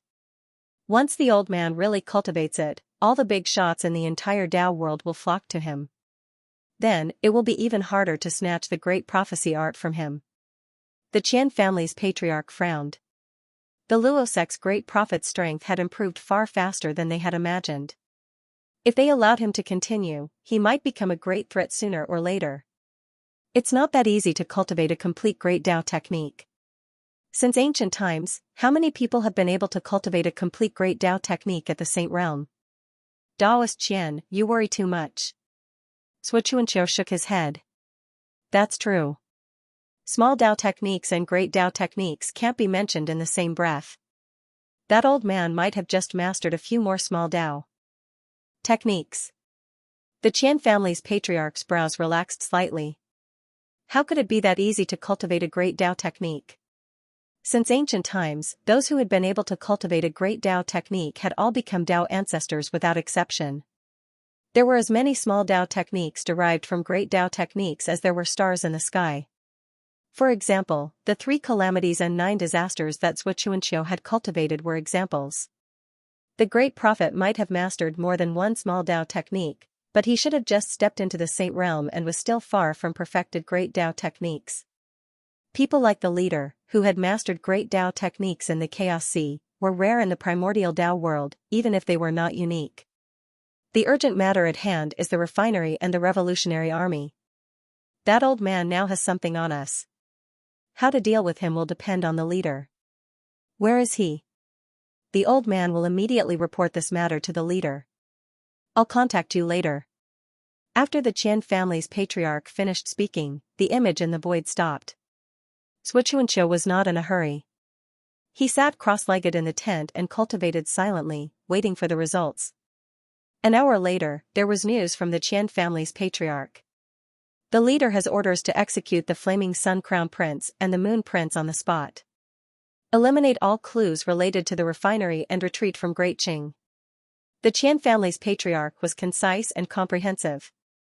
The old man from the Luo sect has been secretly watching the refinery for some time. He might already have something that's harmful to us, Xianxia reminded him. So what if he does? You've already let him go. He might not show himself again. The Qian family's patriarch shook his head. He had no intention of blaming Xianxia. The great prophet's strength had exceeded their original expectations, and he had something on them. It was normal for Xianxia to hesitate when he attacked. Moreover, they were the ones who had been careless from the beginning. If they really wanted to pursue this matter, the Qian family's patriarch would be held responsible. Xianxia was only there to clean up the mess. The leader's orders were clearly meant to keep the peace. He did not care about a mere Great Qing. He would even let the great prophet go for now. All his energy was focused on the next big thing. Understood. Leave the rest to Ming Shou. It's almost time for me to leave Moon Nation. Xianxia said indifferently. The leader has other orders. You'll be in charge of contacting the revolutionary army, the Qian family's patriarch suddenly said. Xianxia's eyes narrowed. No one knew what he was thinking. Xianxia left Moon Nation. Not long after he left, the Flaming Sun Crown Prince was found hanging himself in the military camp. Not far from him was the Moon Prince's cold corpse. According to the investigation, the Flaming Sun Crown Prince knew that the situation was hopeless and lost his mind. That was why he accidentally killed the Moon Prince. Because the Flaming Sun Crown Prince had killed many messengers in a frenzy, no one questioned him even though everyone in the army was mourning. Since the emperor and the commander they were loyal to were dead, the morale of the Moon Nation's army was already low before they even set off. The Moon Nation's imperial court gave up on any external plans and turned to internal power struggles. For a time, Moon Nation was in chaos. As the news of the Flaming Sun Crown Prince's death spread throughout Great Qing, the Flaming Nation, which was already in a precarious situation under the siege of the Pei Nation, the Mist Nation, and the Zhe Nation, announced their surrender. From then on, the Pei Nation was invincible among the 7 nations of Great Qing. Flare Nation, Modest Pavilion's branch. Many days had passed since the Flaming Sun Crown Prince's death.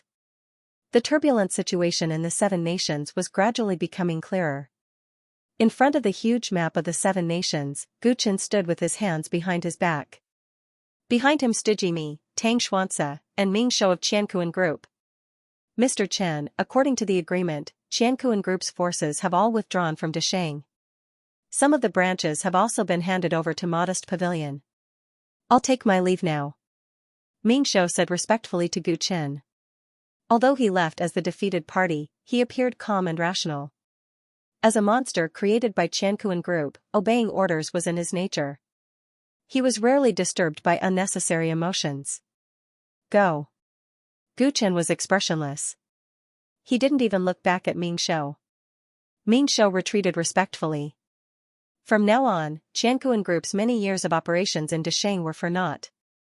Lord Tang, invite Yan King, Lan King, and Wild Fox Patriarch. Tell them that I'll host a banquet tonight. After Ming Shou left, Gu Chen casually instructed Tang Xuanzi beside him. After leaving Yu Nation, he didn't return to Pei Nation immediately. Instead, he went straight to Flare Nation. Naturally, he had his reasons. Flare Nation wasn't too far from the other nations or even Xinjiang. It would be convenient for him to take over the Seven Nations. Most importantly, the allied forces of Pei Nation, Zhe Nation, and Lan Nation had already invaded Flare Nation. The leaders of each nation were present, and he could meet them. Understood. I'll see to it right away. Tang Xuanzi seemed a little excited. He knew very well why Gu Chen was hosting a banquet at this critical juncture, so he left excitedly. Is there any news from the Revolutionary Army? Gu Chen asked bluntly, leaving only Yimi in the hall. Master Peach Blossom has sent word that the Revolutionary Army has accepted our terms. When Pei Nation successfully controls all of Desheng, the senior members of the Revolutionary Army will come to visit you personally. Before that, they said that Yu Wunyan will be in our custody, Yimi reported immediately. She had now become Gu Chen's confidant. Clay Bodhisattva was in charge of Pei Nation, while she dealt with all the trivial matters of the new Wang Pavilion. Master Peach Blossom was originally from the Wang Pavilion, so when she returned to the Revolutionary Army and received instructions from her superiors, she immediately used the pavilion's channels to send word. In that, all that's left is trouble in Beijing. Gu Chen nodded when he heard that. The Revolutionary Army's reaction was within his expectations. Now, the alliance between the three parties had been confirmed. Without Qiankuan Group disrupting the situation, Yu Nation, which was currently in a state of chaos, would soon be controlled by his people. Under the alliance of the Six Nations, all of them would follow Pei Nation's lead. The only thing that could stop him was the Blazing Sun clan and the 100,000 Crow generals in Xinjiang. The 100,000 Crow generals were the strongest army in Great Qing, and they were extremely loyal to the Blazing Sun tribe. If they chose to fight a tough battle, the strength of the Seven Nations would be greatly depleted, which would be detrimental to their future development. Therefore, when facing the final enemy, he could only play dirty. Ninja, move all the Hidden Dragon clan's men into Xinjiang. Yimi will give you a detailed assassination list. Gu Chen looked at the empty space and said calmly. The light in the empty space distorted, revealing Ninja, who was carrying a scabbard on his back. As it turned out, he had been here all along. Neither Ming Shou nor Tang Xuanzi had noticed his presence. Ninja looked at Gu Chen with a complicated expression. He felt like a completely different person from when he first met him in the great swamp of the ancient desolate. Back then, he couldn't understand why the clan leader didn't choose the Revolutionary Army and instead chose this unknown guy. It wasn't until he received Gu Chen's request for help and the clan leader decided to come out himself that he felt the clan leader was wrong. But then, the plan unfolded step by step. When the Seven Nations of Desheng fell into their hands one by one, he began to marvel at the man's strategy. Although the Hidden Dragon clan had helped a lot in the process, he knew very well that they couldn't have done it so well without the other party's prior planning and the cooperation of Wang Pavilion. The Hidden Dragon clan was like an invincible sword, and the other party was the person holding the sword. It was precisely because the other party's swordsmanship was profound that the sword was able to unleash its power perfectly. He quickly understood the clan leader's intentions. He realized that the other party hadn't convinced the clan leader by luck, but had truly moved the Hidden Dragon clan with benefits. Although this person looked young, his thoughts were so thorough that it made people's hair stand on end. Ninja felt a rare sense of defeat. Compared to the other party, his previous method of forcing his clan to enter the world was stupid beyond belief. "Didn't you hear what I said?" Seeing that Ninja seemed to be in a daze, Guchen frowned and reminded him. Ninja quickly came back to his senses and nodded hurriedly. "Understood. I will obey the pavilion leader's orders." In the future, when the Hidden Dragon clan traveled outside, they would use their identities as assassins of the Pavilion of Innocence as a cover. It was only natural for them to address him as the pavilion head. Although Ninja Concealment felt defeated, he was more excited. From the looks of it, the Hidden Dragon clan had successfully taken the first step into the world by forming an alliance with the other party. They were one step closer to his ideal.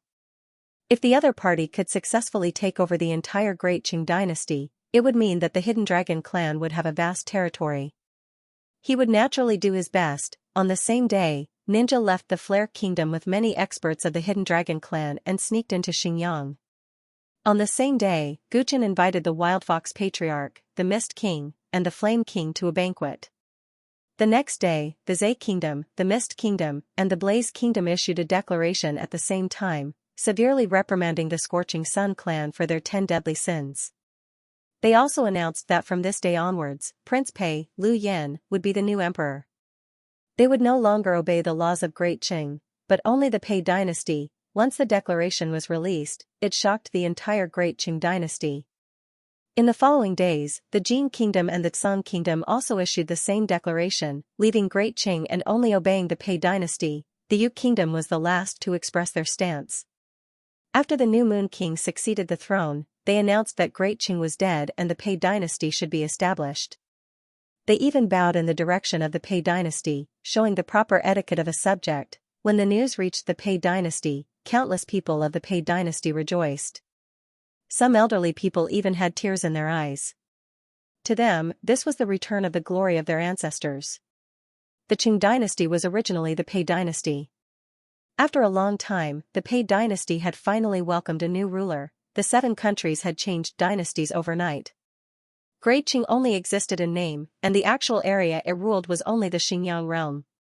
This naturally attracted the attention of the various dynasties in the Dao world. Capital responded almost immediately, refusing to recognize the new dynasty and denouncing the Pei king, Lu Yan, as a traitor. Lu Yan raised the banner of reviving the Pei dynasty. In the name of the human emperor, he commanded the 7 countries and quickly formed a siege on the Xinjiang realm. For a moment, the Xinjiang realm became an isolated island in the lake. Even with 100,000 Crow generals, it was still in danger in the face of the 7 countries' military forces. Beijing, inside the palace. There was a sentry every 3 steps and a sentry every 5. Under the dim light, Crow Huan flipped through the military intelligence in front of him with a gloomy expression. On the bed not far behind him, the 6-year-old little grandson, the current Emperor Li Hui, was sleeping soundly, having a sweet dream. Ever since the old Emperor Shun passed away, the situation of the 7 countries had become extremely tense. Crow Huan had practically never left his little grandson's side. He had always remembered the old chief's instructions. Just like the old chief back then, he had conscientiously protected the Emperor of Great Qing. Even though the Emperor was young and ignorant, he had never complained. Actually, not much time had passed since the Burning Sun clan's ancestral land collapsed. However, Crow Huan had matured a lot in this short period of time. He had no choice. He was no longer the high-spirited young chief of the Golden Crow clan. Now, everything he did and every step he took, he had to consider many things. The responsibility on his shoulders was unprecedentedly heavy. The Xinjiang region was surrounded by the allied forces of the 7 countries. Not long after the news of the Flaming Sun Crown Prince's death reached Beijing, he didn't even have time to celebrate. After the Flaming Sun Crown Prince left, the ambitious Prince Pei, Lu Yan, arrived.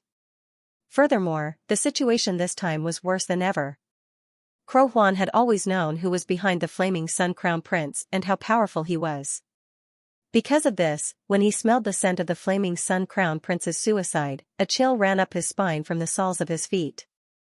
Xianxia group had lost. After investing a large amount of manpower and resources for the Flaming Sun Crown Prince, Xianxia group suddenly admitted defeat before they even had the chance to fight Pei Gua. The Moon Prince was dead. The Flaming Sun Crown Prince was also dead. Pei Gua's takeover of Yu country was unexpectedly fast. Xianxia group actually didn't retaliate at all.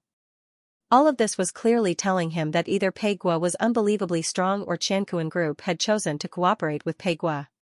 Regardless of which possibility it was extremely disadvantageous for Beijing. Crow Huan was extremely vexed. If the Flaming Sun Crown Prince and Pei Gua could fight for a few more rounds, it would be best if both sides suffered heavy losses. Then, Beijing would be saved.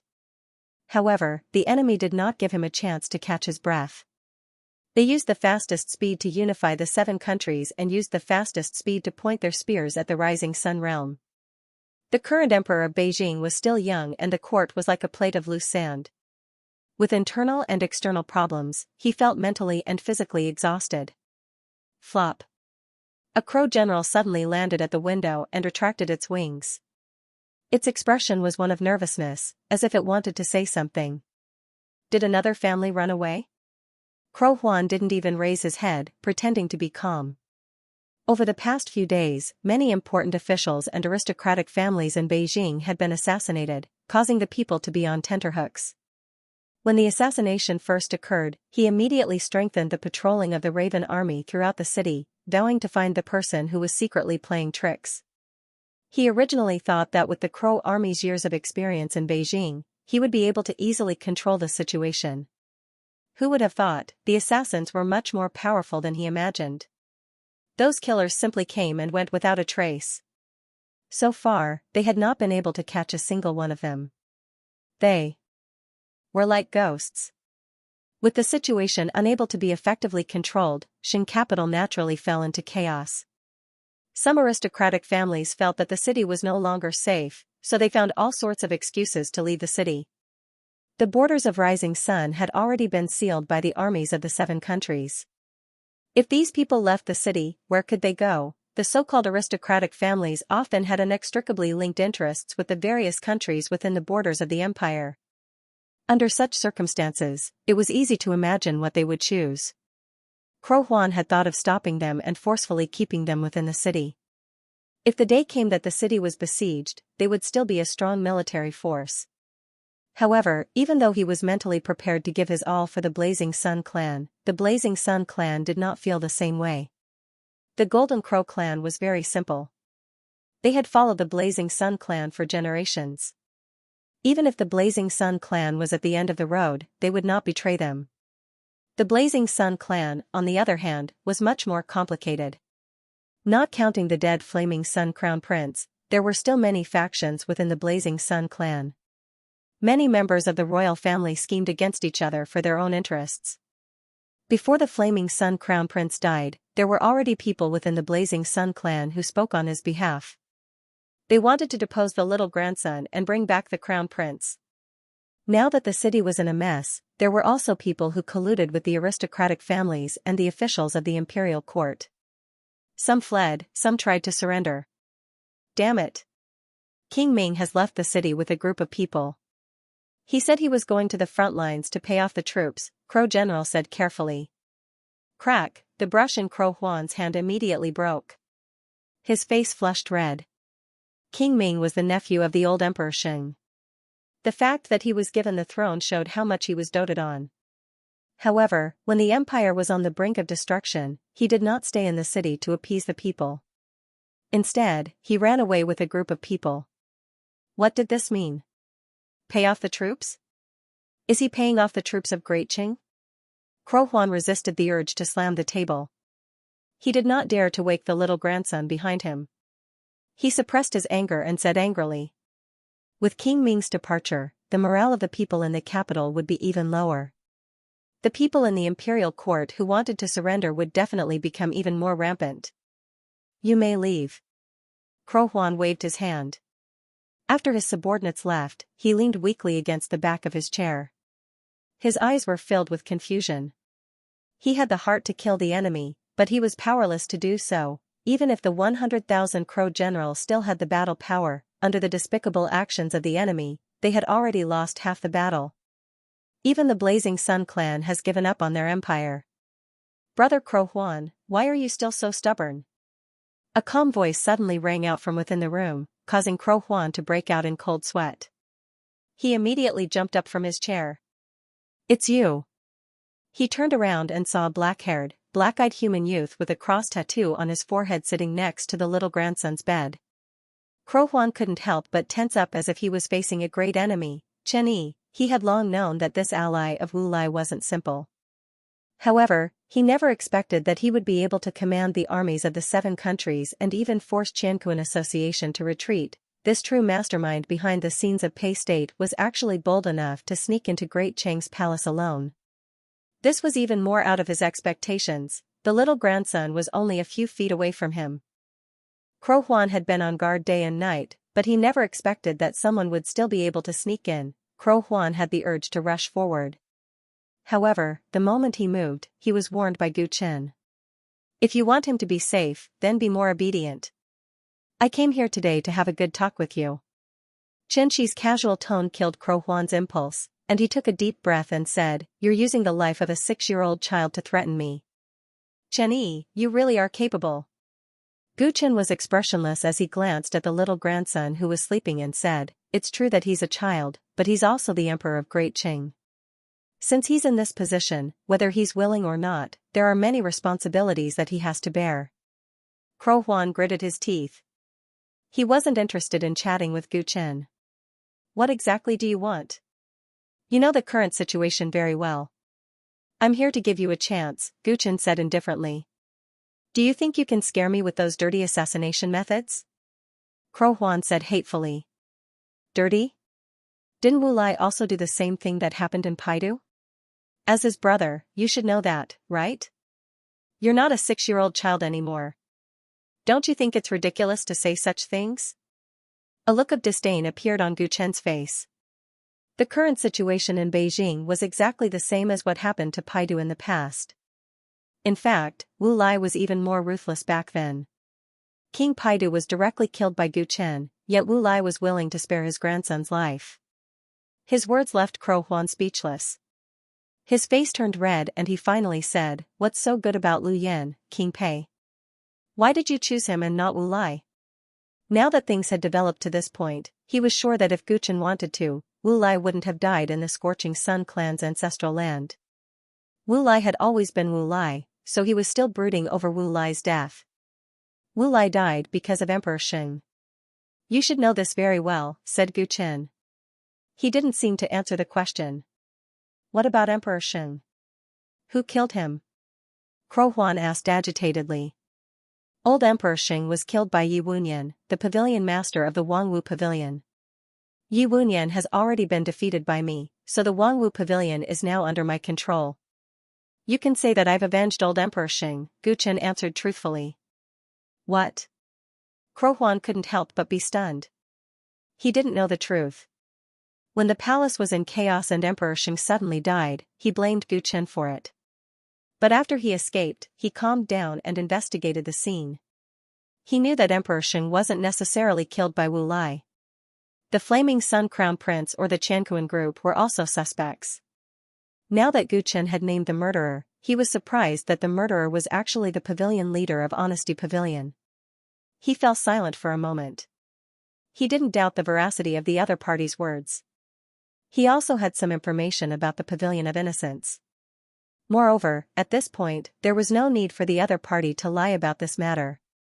The Qianquan society has their eyes on Desheng, and so does the Innocent Pavilion. There are countless people who want Desheng as a piece of meat.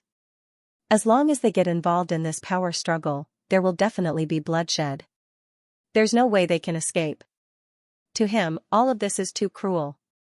He has no chance of winning. He might not even have the chance to grow. Gu Chen sighed with emotion as he looked at the sleeping little grandson. My race's 100,000 Crow generals pledged their lives to protect His Majesty Li Hui. We will not let him die young. Crow Huan said stubbornly. His gaze was fixed on Gu Chen from beginning to end, afraid that he would do something detrimental to the little grandson in the next moment. It's easy to dodge a spear in the open, but it's hard to guard against a stab in the dark. If I could easily get to his bedside today, others can do the same. Although the 100,000 crow generals are strong, do you believe that you can't stop me at all? Gu Chen said proudly. Crow Huan was unwilling to accept this, but he couldn't refute it. The other party had indeed gotten close to His Majesty without him noticing. So many important people in the city had been assassinated, and even the crow generals were helpless. He thought back to the day when Gu Chen escaped from the capital. Not even the sky full of crow generals could stop him, and even the great formation protecting the capital was easily broken. This person's strength was so strong that it made people feel despair. Whether it was the general situation or individual strength, they didn't have an advantage at all. How could they fight? I'd rather die in glory than live in dishonor. Any argument seemed so futile. Crow Huan could only go all out. Rather die than submit? Let me ask you, would your old chief want the Golden Crow clan to die for Desheng and the Blazing Sun clan to perish, or would he want to leave a chance for the two clans to continue? Gu Chen shook his head. If it were anyone else, they would have surrendered long ago. However, the Golden Crow clan was all stubborn. You don't have the right to mention the old chief. Crow Huan said hatefully. Is that so? Gu Chen stood up and raised his hand. Crow Huan instantly tensed up, thinking that he was going to attack. Wang, on Gu Chen's raised palm, a golden crow imprint suddenly shone brightly, releasing an aura that Crow Huan was very familiar with. Old chief! Crow Huan cried out involuntarily. He recognized that this imprint belonged to the old chief, and it was an inheritance imprint that could only be left behind by the old chief willingly. Why would the old chief's inheritance imprint be in Xinyi's hands? Crow Huan couldn't understand. Although the inheritance imprint was only a symbol, it was only passed down to the younger generation. Why would the old chief pass it down to an outsider? Before your clan's old chief died, he made an agreement with me. Gu Chen spoke frankly with assurance, answering the questions in Crow Huan's heart. This imprint was an escape route that the old crow left behind for the Blazing Sun clan and the younger generation. It was the best choice when this situation had reached a point of no return. Gu Chen wanted to recruit the 100,000 crow generals, and he didn't want the 7 nations to suffer a great loss. Thus, he was willing to patiently persuade Crow Huan. Apart from that, he admired the loyalty of the Golden Crow clan, whether it was the old crow or Crow Huan. He didn't want to kill too many people. The little royal grandson was only a 6-year-old child. He didn't pose any threat to him, so why would he have any killing intent towards him? The reason why he used him to threaten Crow Huan was because he hoped that he would recognize reality and stop resisting stubbornly, causing more lives to be lost. For Gu Chen, it was the best choice to take down Great Qing without shedding a single drop of blood. You will represent Li Hui to announce his abdication, hand over the nation's divine artifact, and hand it over to Emperor Pei Luyen. In return, Li Hui and the Blazing Sun clan can still maintain the Xinjiang realm. From now on, the Xinjiang realm will be the Xing kingdom, and Li Hui will be the king of Xing, living a peaceful and happy life. As for the Golden Crow clan and the 100,000 crow generals, you can still stay in the Xing kingdom. However, if I or Emperor Pei give the order, you must accept the conscription. These are the most generous conditions that I can give you. I hope that you can give me an answer tonight. Gu Chen listed out the conditions and requests that he could give in one breath, then waited for Crow Huan's answer. His answer would determine whether the Xinjiang realm would turn into a river of blood or maintain peace. Crow Huan learned of the old crow's good intentions before his death, and his heart was filled with sorrow. He looked at the little royal grandson on the bed for a long time. The situation was no longer on the Blazing Sun clan's side, so he didn't know what other choice he could make. There was no such thing as a dynasty that would prosper forever. Perhaps it was time to return what Great Qing had taken from Emperor Pei. Perhaps the only thing he could do was to protect the little royal grandson as he grew up safely, so that his clan could continue to flourish. This was the old clan leader's intention, and it was also the best choice. Crow Huan took a deep breath and finally made up his mind. He faced Gu Chen, who was standing with his hands behind his back, and half knelt on the ground like a general. It was noon, but the sky was gloomy. It was rainy in Pei Nation, so such days were common throughout the year. Thick dark clouds kept rolling and gathering in the sky above Peidu, as if a heavy downpour was about to come. At the edge of the sky, a large reddish-gold flaming cloud appeared at an untimely time and moved at an extremely fast speed. In the blink of an eye, it arrived above Pei Du. Upon closer inspection, one would realize that this large flaming cloud was actually an endless army of golden crows. At a glance, there were tens of thousands of them. The appearance of such a large number of golden crows in the sky above Pei Du did not cause panic among the city guards. Instead, the city guards came out to receive them in an orderly manner. Several of the tallest three-legged golden crows flew straight in the direction of the palace, circled in the sky, and then landed outside the palace gate of the Luo Water Palace. At that moment, Lu Yan, the clay bodhisattva, and many others were already waiting there. When they saw the golden crows land, they greeted them immediately. Several people jumped down from the golden crows, led by Gu Chen. "Master, thank you for your hard work." Lu Yan stepped forward and said respectfully. The clay bodhisattva looked at the golden crows with a smile. From now on, they would have the golden crows as their mounts when they traveled.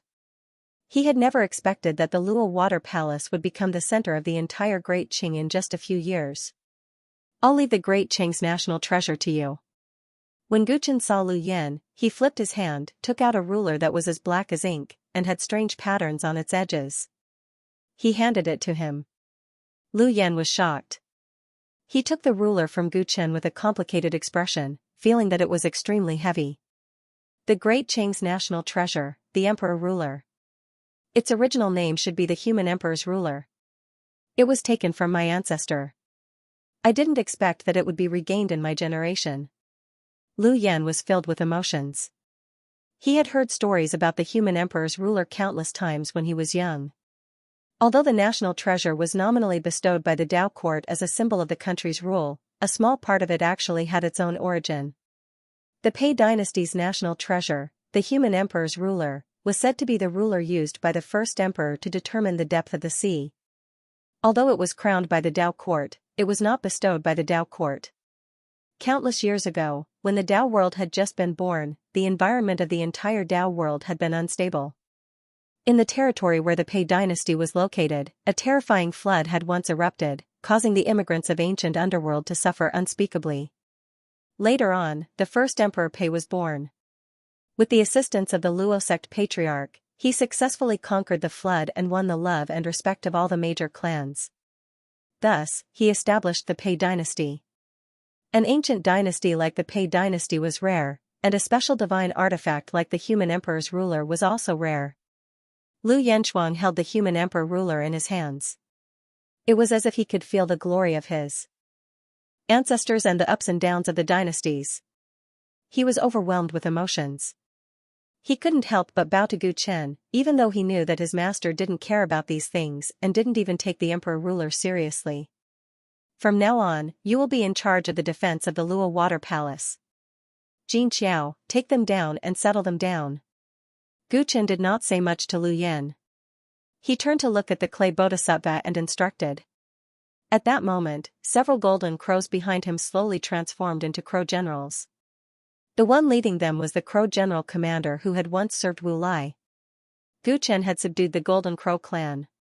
Although he allowed them to continue to guard the nation of Qing, he required them to send a portion of their troops to guard the new imperial capital. Pei Du. Gu Chen had considered moving the capital after the Pei dynasty was restored. Capital was a ready-made imperial capital, and moving the capital there would have many benefits. It could also strengthen his control over the nation of Qing. However, the geographical location of the nation of Pei and Pei Du was not bad. On one side was the Zhe nation and the desolate ancient swamp, while on the other was the endless desert and Gobi Desert of the Mist Nation. In addition, he now had the Hidden Dragon clan by his side. Pei Du had been operating for a long time and was not easily infiltrated, so it naturally became the best choice. The Golden Crow clan had sent 10,000 troops to guard Pei Du in the future. According to Gu Chen's instructions, they would also station troops in the various countries of the Pei dynasty. Gu Chen had his own ideas about the 100,000 crow generals. They had the advantage of air superiority and could be used in many ways. For example, they could strengthen the Pavilion of Honesty's ability to collect and distribute information. The Crow General Commander was someone he knew, so Gu Chen simply asked him to come over. On one hand, he would be in charge of the defense of the Luo Water Palace, and on the other hand, he had the idea of nurturing him. Of course, whether he could take on such an important role depended on his performance in the future. Lord Commander, we meet again. The clay bodhisattva smiled and greeted the Crow General Commander. Then, he led him and his men away to settle down. Yimi, you've worked hard during this period. Go and rest. Guchen turned and said to Yimi, who had followed him back to pay due. Yimi nodded and left obediently. At Guchen's signal, the others also dispersed and went about their own business. Only a short young man wearing a bamboo hat, black clothes, and a sword on his back followed him to his residence. This young man was Ninja in disguise. His current identity to the outside world was a war-level killer of the Pavilion of Honesty. His mission in the capital had been completed, so he followed Guchen back to pay due, because the clan head and several elders were in the Luo Water Palace. Guchen brought Ninja to his own courtyard. As soon as he entered, he saw the limitless Tyrant dragon lying lazily on the ground. Seeing that its master had returned, the limitless Tyrant dragon nodded at Guchen. There were too many people outside the Luo Water Palace, and Guchen wanted it to keep a low profile and not attract too much attention, so it didn't go out to welcome him. When Ninja saw the limitless Tyrant dragon, a hint of fear appeared in his eyes. He still didn't quite understand why a Tyrant dragon would follow a human. That sense of oppression from its superior bloodline made him instinctively nervous when he saw the limitless Tyrant dragon. Passing by the limitless Tyrant dragon, Guchen saw from afar that the Great Prophet and the clan head of the Hidden Dragon clan were sitting opposite each other at a stone table, drinking tea and playing chess. They looked very harmonious. Of course, the clan head of the Hidden Dragon clan was also in disguise. He was now an elder of the Pavilion of Honesty. Guchen had already told the Great Prophet everything about the Hidden Dragon clan before he parted ways with him in the Moon Nation. The Great Prophet had come out of seclusion to take the blame for him. If he hid anything, it would be too disrespectful to his ally. Moreover, among Guchen's allies, the Great Prophet was the highest. He even knew his identity as the glorious ancient overlord body, and he wouldn't tell the Hidden Dragon clan about this for the time being. The Great Prophet wasn't interested in the war between the 7 nations, so he didn't follow Guchen earlier. Instead, he came to pay due by himself. The people of the Hidden Dragon clan were very xenophobic and didn't trust outsiders easily. Now that the Great Prophet seemed to be getting along well with the clan head of the Hidden Dragon clan, Guchen was a little surprised. He had already informed the clan head of the Hidden Dragon clan about the Great Prophet's situation, but it was still rare for the clan head to accept such an ally so quickly. Guchen smiled and walked towards the two. When Ninja saw that there was an outsider beside the clan head, he looked hesitant and didn't dare to greet him immediately. The two of you are in such a good mood. Guchen walked closer and found a random chair to sit on. He glanced at the chess game. The white pieces were closing in, and the black pieces had nowhere to retreat. It looked like the game was about to be lost. The one holding the white pieces was the Great Prophet. He sipped his tea calmly, while the clan leader of the Hidden Dragon clan frowned slightly. After confirming that he was going to lose, he sighed. I lost. The old man is simply asking for trouble by playing chess with you, Great Prophet. He readily admitted that his chess skills were lacking. Clan leader, you flatter me. The old man doesn't have any strong points. His chess skills are only so. The Great Prophet responded politely and poured a cup of tea for both Guchen and Ninja Hermit. Ninja Hermit was surprised to see that the Great Prophet seemed to know the identity of his clan leader. Ninja Hermit, this is the Luo clan's Great Prophet. Greet the senior. The clan leader of the Hidden Dragon clan reminded him with a smile. Ninja Hermit's heart trembled when he heard that, and he hurriedly bowed to the Great Prophet. Although the Luo clan had declined for many years, not everyone could be the Great Prophet. To be able to become the Great Prophet, one had to be an erudite and knowledgeable senior expert. He didn't expect Chenyi to be related to the Luo clan's Great Prophet. Furthermore, the clan leader, who didn't trust anyone easily, treated the Great Prophet differently. An outstanding junior. The Great Prophet sized up Ninja Hermit and praised him as though he had seen through him. A newborn calf has hot-bloodedness and courage, but lacks wisdom. He still needs the Great Prophet and fellow Taoist Chen's guidance. The clan leader of the Hidden Dragon clan shook his head, making Ninja Hermit feel slightly awkward. Clan leader, you have to stay in my Lua water palace for a while longer so that I can help teach him. Guchen continued, and the clan leader of the Hidden Dragon clan laughed involuntarily. Fellow Daoist Chen, you're dreaming. Do you want to keep the old man by your side as a free fighter? The old man will only stay until the upper echelons of the Revolutionary Army arrive. As for Shinobi, the old man intends to let him learn from you. You can order him around. Guchen revealed a slightly disappointed look. The Hidden Dragon clan leader was a top-notch assassin. With him around, the Lua Water Palace would have an additional great battle force. The desolate ancient swamp is dull and uninteresting. Since the patriarch has already entered the world, why do you still want to go back? Guchen tried to persuade him. Who said that the old man is going back? To the swamp? The Hidden Dragon clan's patriarch laughed. Oh? Where else would the patriarch go? Guchen was surprised. Thanks to the great prophet's guidance over the past few days, the old man has learned something and decided to travel. The clan leader of the Hidden Dragon tribe looked at the great prophet gratefully. I see. Guchen came to a sudden realization as he recalled the great prophet's minor divination art. It was no wonder that the two of them could get along so well in just a few days. It turned out that the great prophet had given the Hidden Dragon clan's patriarch an opportunity. The Hidden Dragon clan's patriarch's cultivation was close to the peak of level 7. If he could really gain something by traveling, it would undoubtedly be a good thing for their alliance. One must know that this was a top-notch assassin who could even assassinate a sage if the conditions were right. If he could improve further, Patriarch, where are you going? I'm willing to follow and serve you. Shinobi was shocked when he saw that the Patriarch had the intention to leave the entire clan and travel alone. Why? Are you not satisfied with the arrangement for you to follow fellow Daoist Chen to cultivate? The Hidden Dragon clan's Patriarch raised his eyebrows. Of course not. The Pavilion Master is wise and resourceful. I can learn many things by following him. Shinobi hurriedly explained that what he said was the truth. During this period of time, he had followed Gu Chen's orders and could deeply feel that the other party was not simple. He no longer looked down on him like he did in the past. He knew that the Patriarch had put in a lot of effort to let him follow Gu Chen and had the intention to nurture him.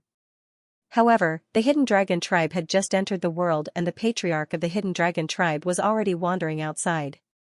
He couldn't help but feel worried. Since you're not dissatisfied, what's there to say? The old man is not leaving now. Don't we still have to wait for the people from the Revolutionary Army to come? Before that, everything will be explained. You just have to listen to orders. The Hidden Dragon clan's Patriarch snorted coldly. Shinobi could only smile bitterly and nod, not daring to have any other opinions. Where's the great prophet? When will he leave my Lua Water Palace? Gu Chen turned to look at the great prophet. He tried his best to keep the Hidden Dragon clan's Patriarch, but the great prophet was different. Although this guy was unfathomable, there would be a lot of trouble with him around. Ignoring everything else, Fang Yuan was concerned about the great prophecy technique on him.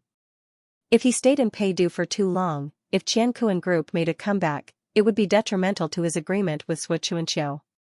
This Lua Water Palace used to be my Luosec's residence in Peidu, fellow Daoist Chen. It's not very kind of you to chase the old man away like this. The great prophet stroked his beard and teased. He then added another sentence. He then added, after the Heavenly Pu Dao Court's envoy arrives, the old man will leave. Gu Chen nodded and had no objections. The change of dynasty in Great Qing was a major event. They needed to obtain the Heavenly Pu Dao Court's approval again. The nation protecting divine weapon was a token. According to common sense, the Heavenly Pu Dao Court would send an envoy to Peidu to verify the authenticity of the nation protecting divine weapon so that they could report back. Only after this ceremony was completed would the Peidu dynasty truly replace Great Qing and regain its position in the Heavenly Pu Dao Court. This was also what Gu Chen cared about the most. When the time came to contact with the Heavenly Pu Dao Court's envoy, sending Lu Yan alone was definitely not enough. This was because the newly born Peidu dynasty's 7 nations all acknowledged Lu Yan's identity as Pei Huang. In fact, in the eyes of the commoners, Liu Yan had contributed greatly to the revival of the Peidu dynasty. However, the truly well-informed forces knew who was behind Liu Yan. The true ruler of the Peidu dynasty was Pei Huang, Liu Yan's master. This news would be made known to the various dynasties and forces sooner or later, and the heavenly Pu Dao court would not be kept in the dark. The Dao court's envoy came on behalf of the Dao court. He naturally wanted to see the true ruler of the Peidu dynasty. If only Liu Yan appeared, the Dao court would definitely be dissatisfied. Thus, Guchen had to appear. His identity was too sensitive. If he aroused the curiosity of the heavenly Pu Dao court, they would use their enormous influence to conduct an in-depth investigation. It was hard to guarantee that his identity would not be exposed. Guchen had snuck into the primordial Dao world. His previous identity was completely blank. This was an Achilles heel that no one could investigate further. Guchen understood this, and so did the great prophet. That was why he had to stay. The Qianquan Association had already confirmed from Xianxia that the great prophet was the mastermind behind the series of upheavals in Great Qing. Thus, the great prophet had to continue playing this role and divert everyone's attention away from Guchen. Guchen and the great prophet had a tacit understanding. After chatting for a while, they dispersed. In the following days, the Pei nation's imperial court was very busy as they prepared for Pei Huang's coronation ceremony. As for the Luo Water Palace, it was waiting for the Dao court's envoy and the Revolutionary Army's upper echelons. These two parties were like fire and water, but they had intersected in the Luo Water Palace. The Luo Water Palace was considered extremely bold. In the quiet room, a scalding red skull of a foreign race floated in midair. Between its brow bone, a light spot the size of an egg could be vaguely seen. It constantly emitted strong energy waves, as if it was about to break out of the skull. Guchen sat cross-legged on a cattail hassock and looked at the skull in front of him. His eyes revealed a look of anticipation. A few days after returning to the Luo Water Palace, the dominating cauldron of origin in his body moved. After a long wait, the progenitor's skull that he had thrown into the dominating cauldron to be refined by the chaotic aura finally had a breakthrough. The last time he took out the progenitor's skull, he only obtained a weak thought regarding the great primordial energy technique. This time, however, the progenitor's skull seemed to be reviving. The light spot on its brow bone clearly contained explosive power. Guchen estimated that with the progenitor's skull's current unstable state, he would be able to completely obtain the secrets hidden within in a few more days. At this critical juncture, he could not let the dominating cauldron continue to refine it. Thus, he took out the skull. From time to time, a weak thought that sounded like a murmur came from the skull. It was vague and unfathomable. Those were the fragments of the great primordial energy technique's Dao marks. Guchen comprehended it attentively. The Pei dynasty had just been settled. Before the emissaries of the Dao court and the upper echelons of the Revolutionary Army arrived, he was very free and had plenty of time to immerse himself in it. From sunrise to moonset, from day to night, Guchen was completely focused. He waited for the moment when the great primordial energy technique would be completely born. Until the tranquility of the night was suddenly broken. In a corner of the Luo Water Palace, there was a shocking battle fluctuation. What's going on? Guchen suddenly opened his eyes and frowned. Crow generals were patrolling the skies of the Luo Water Palace, and the experts of the Hidden Dragon clan were lying in ambush on the ground. It could be said to be an iron wall. With the might of having just unified the 7 nations, this was the Pei dynasty's holy land. How could anyone dare to behave atrociously here? The battle became louder and louder. Both sides seemed to have extraordinary strength. Guchen could not help but stand up. He reached out and grabbed the progenitor's skull in front of him. He applied a few seals on it and then threw it into the space within his body. Swoosh. After doing all this, he disappeared from the room and appeared at the place where the fight had taken place. He wasn't the only one who came after hearing the news. The limitless Tyrant dragon arrived at almost the same time. The elders of the Hidden Dragon clan, Ninja In, Clay Bodhisattva, and Yimi also arrived one after another. At the center of the battle was the patriarch of the Hidden Dragon clan and a man in black. This person was tall and thin. Not only was he dressed in black, he was also wearing a mask on his face. He executed a sharp palm technique and fiercely clashed with the light figure formed by the Hidden Dragon clan's patriarch. Who is this assassin? He's actually able to fight evenly with the patriarch. Why don't you hide and fight him? This doesn't seem like the patriarch's fighting style. The few elders of the Hidden Dragon clan were shocked. The black-clothed man had obviously snuck into the Lua Water Palace and was discovered by the patriarch. That was why there was such a sudden battle. However, the clan leader's stealth technique was unparalleled in the world. After discovering the black-clothed man, he could completely sneak in the opposite direction and deal a heavy blow when the other party was defenseless. This would solve the problem in an instant and would not cause a commotion that would attract the attention of others. The battle in front of them not only didn't seem like the patriarch's style, but the patriarch seemed to have fallen into a bitter battle, which made them feel incredulous. Seeing that the area destroyed by the battle between the two was getting bigger and bigger, the few elders couldn't help but rush out together. Although they all had the identity of Wangwang Pavilion as a disguise, it was still not good to cause a commotion. It was better to solve the problem as soon as possible. The few elders disappeared at the same time they rushed out. They entered a state of stealth and waited for a chance to attack. However, before they had the chance to make a move, just as they neared the range of the black-robed man's palm wind, the elders' invisibility state suddenly disappeared. Their bodies became motionless, as if they had been restrained by some mysterious power. Gu Chen's eyes narrowed. He felt that the other party's power was a little familiar. How dare you? How dare you barge into the Lua Water Palace at night? The Crow General Commander led a group of Crow Generals and flew over from the sky. He was furious. He had just taken over the defense of the Lua Water Palace, and an assassin had already barged in. This was an insult to him. Boom. Boom. Boom, the Crow Generals had a tacit understanding. Taking advantage of the moment when the Hidden Dragon clan's patriarch and the black-clothed man were separated, they attacked at the same time. A huge pile of fireballs descended from the sky. The black-clothed man sensed it and waved his hand, striking the air. A shocking scene appeared. That extremely unstable, high-temperature fireball that could explode at any time suddenly stopped in mid-air, as if it had been frozen. This was an extremely strange scene. Within 1,000 feet of the black-clothed man, be it the Hidden Dragon clan's elders or the pure energy fireball, everything seemed to have stopped moving. Only the Hidden Dragon clan's patriarch still had the ability to move at high speed. Taking advantage of the black-clothed man's distraction to deal with other threats, he suddenly closed in like a ghost and struck out with his claws. Bam, the black-clothed man was hit. Half his body was a bloody mess, and blood spurted from his mouth as he staggered backward. With this retreat, the surrounding space that seemed to have frozen suddenly returned to normal. The fireballs in the sky fell, and the Hidden Dragon clan's patriarch opened his mouth and roared. A strong wind blew, and all the fireballs dispersed. A few elders reacted and immediately rushed forward. With their combined efforts, they quickly captured the heavily injured black-clothed man. The black-clothed man was forced to kneel. One of the elders removed the mask on his face and discovered that it was a middle-aged man who had experienced the vicissitudes of life. I didn't expect the standards of the Pavilion of Innocence's assassins to be this high. The middle-aged man's face was pale because of his injuries, but he didn't panic. He smiled bitterly.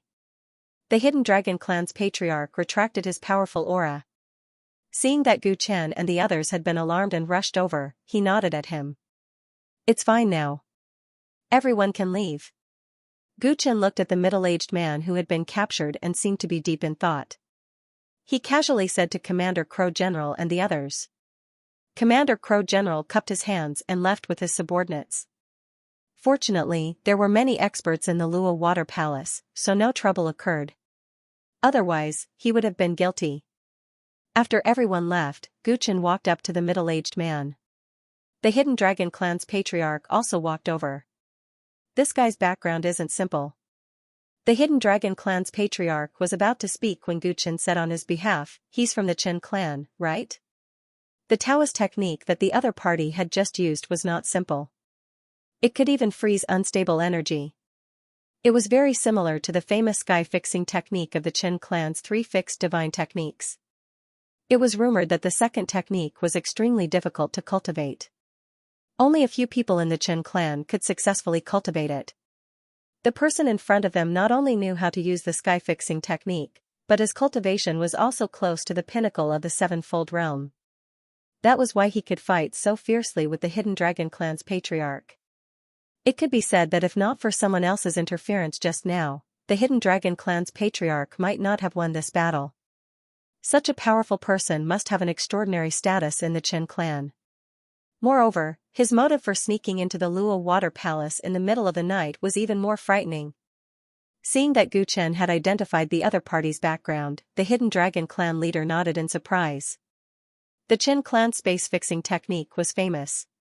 It was said that when it was used, it could even freeze the surging and changes of energy in the space, indirectly causing many Dharma techniques to fail or greatly reduce their power. When he had fought with the other party earlier, the invisibility technique that he was proficient in had failed, causing him to waste a lot of time. May I know who you are from the Qin clan? You must not be a nobody, right? Why have you barged into my Luo Water Palace? Gu Chen looked at the middle-aged man and asked calmly. You are Chen Yi, right? You should know why I'm here. The middle-aged man looked at the cross-shaped tattoo between Gu Chen's eyebrows and identified him. He answered calmly and did not have much self-awareness of being a prisoner. When Gu Chen heard this, he frowned slightly. He had roughly guessed the other party's intentions. When Pei Nation had first established itself, he had borrowed the identity of the Qin clan. As his influence and fame grew, this matter inevitably alarmed the Qin clan. Previously, a Chen Huandong had come to the Qin clan. He was a rash young man who had gone out to train. He had been interrogated quickly and captured. He was still locked in prison. As the dynasty changed, Gu Chen knew that his fake identity as a Qin clan disciple could not be hidden. The upper echelons of the Qin clan would come looking for him sooner or later. He had already thought of a way to deal with it.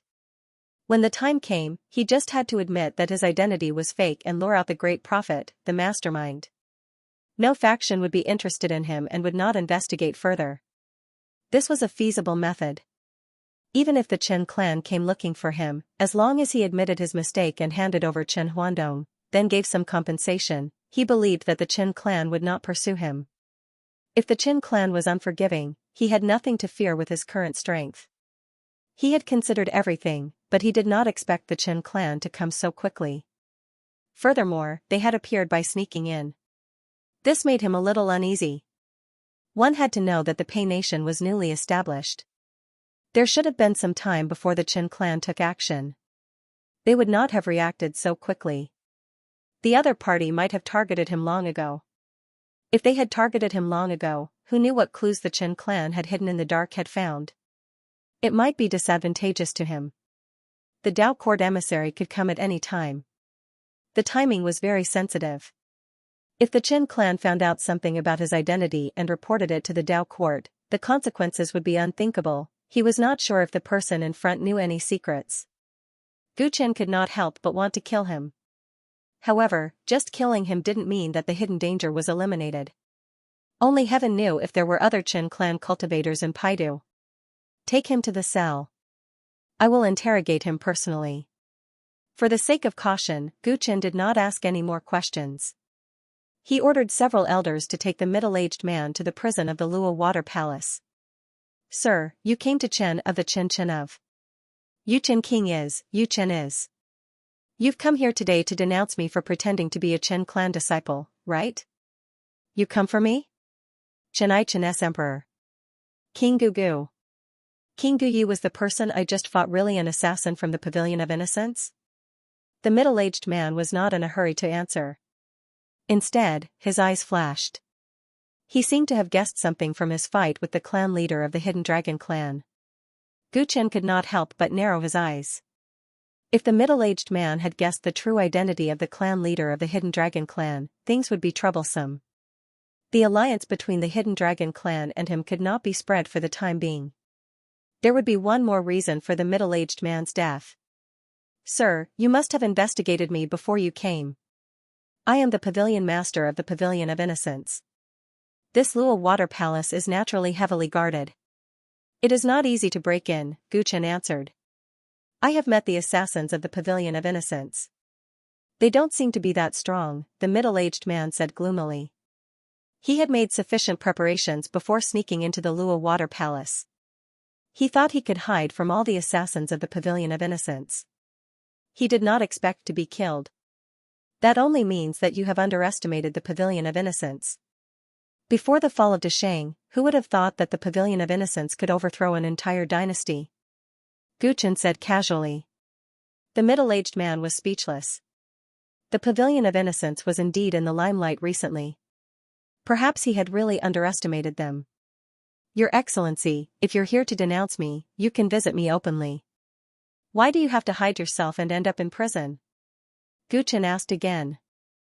Openly pay a visit to your home? The last time a disciple of the Chen clan came to visit, what happened to him? Fellow Daoist Chen, may I ask if my clan's good-for-nothing disciple is still alive? The middle-aged man snorted disdainfully. He was not one of the younger generation in the clan who went out to train.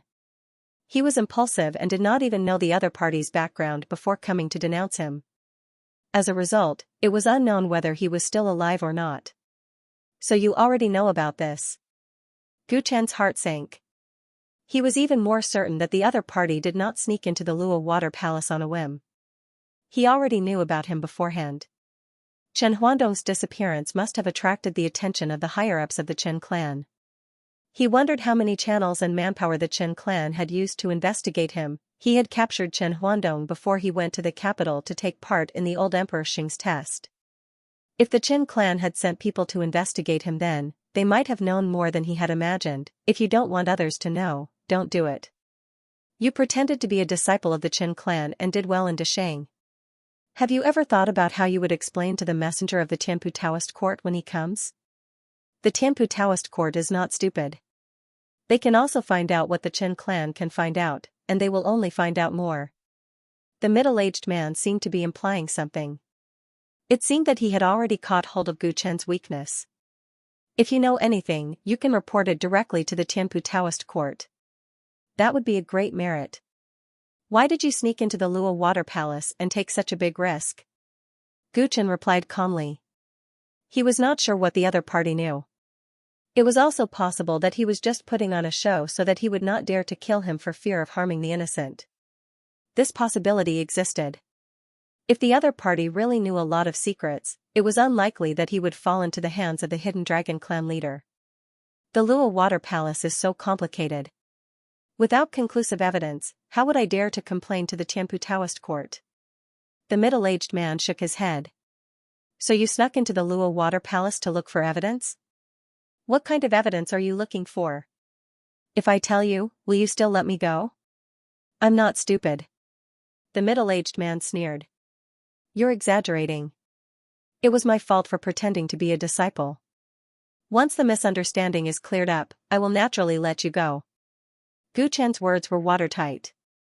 He was not sure if the other party really knew anything. If he followed the middle-aged man's words, it would be equivalent to confessing. Since it's all a misunderstanding, why don't you let me go now? Also, if you can return my clan's good-for-nothing junior as well, it will show your sincerity. The middle-aged man immediately followed up on Guchen's words. As I said, this misunderstanding must be cleared up. I don't even know your name, so I have to be cautious. Do you understand? Guchen replied with a fake smile. How could he let him go just like that? There's no point in beating around the bush. Why don't you be more straightforward? The middle-aged man shook his head, as if tired of arguing with Guchen, and his expression suddenly turned solemn. You must be afraid of me, fellow Daoist, for you to talk to me in private here, avoiding others. You know very well that I have something that can destroy your business in Great Xing. That's why you haven't killed me yet. Then again, there's no point in killing me. My Qin clan has been secretly investigating you for a long time, and I'm not the only one who knows the inside story. Once I die, my clansmen will immediately guess what happened. At that time, they will definitely fight to the death with you. If that happens, both of us will suffer. Why bother? Why don't we both take a step back? Guchen scrutinized the middle-aged man, unable to tell if he was happy or angry. He asked, Oh? How do? We both take a step back? It's simple. Let me go and let me take the junior of my clan with me, and I promise you that I won't reveal your secret. There's no proof. How do I know that you won't go back on your word? Yes, you can't be sure, but you can only choose to believe me. The longer I'm locked up here, the more likely my clan will act impulsively. When the news spreads, it'll be too late. The middle-aged man looked like he was warning Gu Chen out of goodwill. His eyes were fixed on the changes in Gu Chen's expression, but he found it difficult to read any useful information from his facial expression. Even if I'm willing to take a step back, I'm afraid I can't do it. After a pause, Gu Chen shook his head. Why? The middle-aged man raised his eyebrows.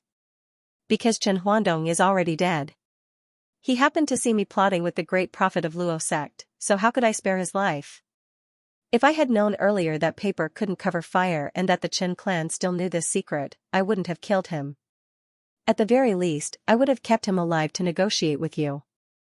Gu Chen's face revealed some regret, and the middle-aged man's face immediately became gloomy. Seeing that he did not speak, Gu Chen spoke again with a serious expression. Since the matter has already happened, I hope that the nobles can look forward to the future and prioritize their own interests. What you said before is very reasonable. I am willing to let you go and give the Chen clan a certain amount of compensation. The middle-aged man looked like he was struggling. How are you going to compensate me? The Pei dynasty has a vast territory. If the Chen clan is willing to form an alliance with me, it is not impossible for them to give up half of their territory. Gu Chen's words were shocking. Is that true? The middle-aged man was shocked. He quickly realized that his words were inappropriate, so he changed his words. My Chen clan has been in seclusion for many years. We have no intention of expanding our territory. Although the Chen clan is in seclusion, it is not easy to maintain the expenses of a large clan. There must be a need for your own interests, right? The Pei dynasty is willing to open the door and carry out in-depth cooperation with the Chen clan in all aspects, Gu Chen said generously. The middle-aged man immediately fell into hesitation. After thinking for a moment, he replied, this matter is of great importance. I cannot make the decision alone. I must discuss it with the clan. When Gu Chen heard this answer, he immediately smiled. His smile became rather sinister. From the beginning, he had been trying to get information out of the middle-aged man. Although the other party was cunning and cautious, he still gave himself away in the end. He lied to him by saying that he killed Chen Huandong because the other party knew about his plot with the great prophet. The other party was only shocked by the death of a junior and did not refute the secret he revealed. This meant that the other party did not have a handle on him like he claimed. He did not know the truly critical information at all. If he made such a judgment just because the other party did not refute it, it would be a little rash. Therefore, Gu Chen deliberately misled him, saying that he would give the Chen clan compensation. Not to mention Chen Huandong's position in the Chen clan, if the other party really knew some information about Qianquan group and the revolutionary army, he would definitely not dare to let the Chen clan cooperate with him. Of course, the other party saying that he wanted to discuss with the clan might be an expedient measure. His goal was to let him go. However, Gu Chen had been observing the other party's expression. When he said that he would give up half of the Pei dynasty's interests, the shock in the other party's eyes could not be faked. Although the Pei dynasty's interests were not small, the matter of Qianquan group's refinery and the alliance with the revolutionary army, which one of them was not fatal, if they got involved in this mess, the Chen clan would be destroyed. Such a huge risk in exchange for half of the Pei dynasty's interests, why was the other party so shocked? All the signs showed that even if the Chen clan had investigated him, they were far from reaching the true vital parts, and the reason why the other party dared to say alarmist words before was probably because he was too cautious. He was worried that the Chen clan would find out something, so he held back from taking action. He interrogated the other party alone and beat around the bush, which made the other party see that he was guilty, so he tricked him. This middle-aged man's sense of smell was sharp, and he was experienced. He was much stronger than that Chen Huandong. If he really believed his words and let him go, he would probably be able to find out something even though there was nothing to begin with. After understanding the other party's background, the worries in Gu Chen's heart instantly disappeared. This person's position in the Chen clan was definitely not low. What he knew was very limited, let alone the other Chen clan members. His infiltration of the Luo Water Palace was probably not that complicated. He probably just wanted to find a missing junior. Since the other party did not know his secret and was suspicious, he might even have guessed the existence of the Hidden Dragon clan. He definitely could not let him go. Gu Chen's eyes surged with coldness, and he did not hide his killing intent. Killing an important upper echelon of the Chen clan would definitely cause him to fall out with the Chen clan, but so what? Compared to the exposure of those secrets, it was better to be hated by the Chen clan. The middle-aged man sensed Gu Chen's killing intent, and his expression changed. He realized that there must have been something wrong with his words just now, and the other party had seen through him. He knew that there was a risk in pretending, but he had already become a prisoner. No one could save him, so he could only save himself. Fellow Daoist, calm down. The Dao Court's envoy might visit the Luo Water Palace at any time. If you kill me now, it will only cause more trouble. The middle-aged man said as he retreated to the corner, afraid that Gu Chen would kill him without hesitation. Killing you now will eliminate all future troubles. Gu Chen replied indifferently. He raised his hand and was about to shatter the other party's head. Fellow Daoist Chen, please show mercy and hand him over to the old man, a voice suddenly sounded. Gu Chen's palm hovered in the air as he turned to look at the entrance of the cell. There, the great prophet walked over quickly. Seeing that he could still make it in time, an expression of relief appeared on his face. The middle-aged man also felt a lingering fear. He had just felt Gu Chen's murderous intent. If someone had not stopped him in time, he would have lost his life here today. For a moment, the middle-aged man could not help but have a good impression of the great prophet who was walking over. Up to you. Gu Chen's eyes flickered. He did not know what the great prophet wanted to do, but he knew that the great prophet would not harm the interests of the alliance. He simply retracted his palm, walked to the side, and sat down, quietly watching how the great prophet would deal with the man. When the middle-aged man saw this, his heart lit up with hope. It seemed that this kind old man had a high status in the Luo Water Palace. There was still a chance. May I ask for your name? The middle-aged man asked politely. The old man is the great prophet of the Luo sect, the great prophet replied with a smile. The great prophet of the Luo sect? Hasn't the Luo sect been missing for a long time? The middle-aged man was shocked. After a moment of thought, he looked at Gu Chen as if he had understood something. Gu Chen was expressionless, like an old monk in meditation. Welcome, clan leader Chen. I should have welcomed you with open arms, but there was a misunderstanding. Please forgive me, clan leader Chen, the great prophet said with a smile. The great prophet said with a smile. As soon as he said this, the middle-aged man's expression changed. Even Gu Chen raised his head in surprise. This middle-aged man who had sneaked into the Luo Water Palace was actually the clan leader of the Chen clan. Gu Chen had guessed that this person had a high status in the Chen clan, but he had not expected him to be the clan leader. It is said that the great prophet of the Luo sect has incredible foresight. It is indeed true. I am impressed, the Chen clan leader said after a moment of silence, admitting his identity. It was very embarrassing for a dignified clan leader to be reduced to a prisoner. In addition, he did not want his identity to be used by the Luo Water Palace to threaten the Chen clan. Therefore, even when Gu Chen wanted to kill him, he did not reveal his identity. Now that the great prophet had spoken with such certainty, he had no room to refute and could only admit it. Although the Chen clan and the Luo clan have never been on good terms, they are in the same boat. The old man has wanted to get to know clan leader Chen for a long time. As soon as the other party admitted to it, the great prophet's face immediately filled with emotions. He sat down on the ground and acted as if he was an equal. Empathize with each other? Clan leader Chen was puzzled. Back then, Saint Chen created the 3 fixed sacred arts, which were recognized as the pinnacle of the great path of the saints. Because of that, the Chen clan rose to prominence. Alas, the tallest tree in the forest is the first to be destroyed by the wind. Qianxia is simply too outstanding. In the end, the various Dao fathers felt threatened, and so they resorted to underhanded means. Why did Qianxia disappear? Where did he go? That's a mystery in the eyes of outsiders, but perhaps the Chen clan already has a consensus. The great prophet spoke with confidence and composure, and he actually publicly criticized the Dao ancestors of the various sections. Patriarch Chen's heart palpitated when he heard this, and he was extremely surprised. Because of Xianxia's disappearance, the Qin clan lost their position in the heavenly Pudao court. Since then, they have lived in seclusion. Isn't this similar to the Pei dynasty back then? Everyone knows that the Luo clan once possessed the great prophecy skill. Although the great Dao skill has been lost, it's still unavoidable for those with evil intentions to covet it. This is the reason why the old man brought the Luo clan disciples into seclusion. They both lost their position in the heavenly Pudao court and were forced to live in seclusion. Aren't the Luo clan and the Qin clan in the same boat? The great prophet's words made sense, and Patriarch Qin felt sad. However, he was not stupid, and he quickly reacted. The Luo clan's experience is indeed similar to the Qin clan's.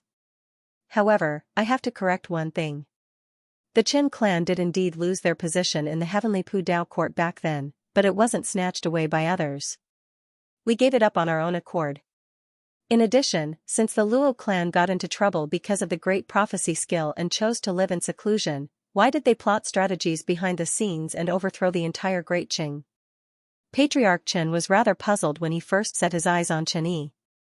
This person's background was very mysterious, and why he wanted to use the identity of the Qin clan was even more of an unsolved mystery. There were many powerful forces in the world, and there was more than one hidden clan like the Qin clan.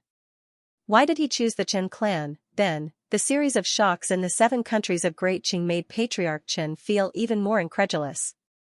How did a person with no foundation manage to take control of Honesty Pavilion? How did he overthrow the Scorching Sun clan's long rule in Great Qing in such a short time?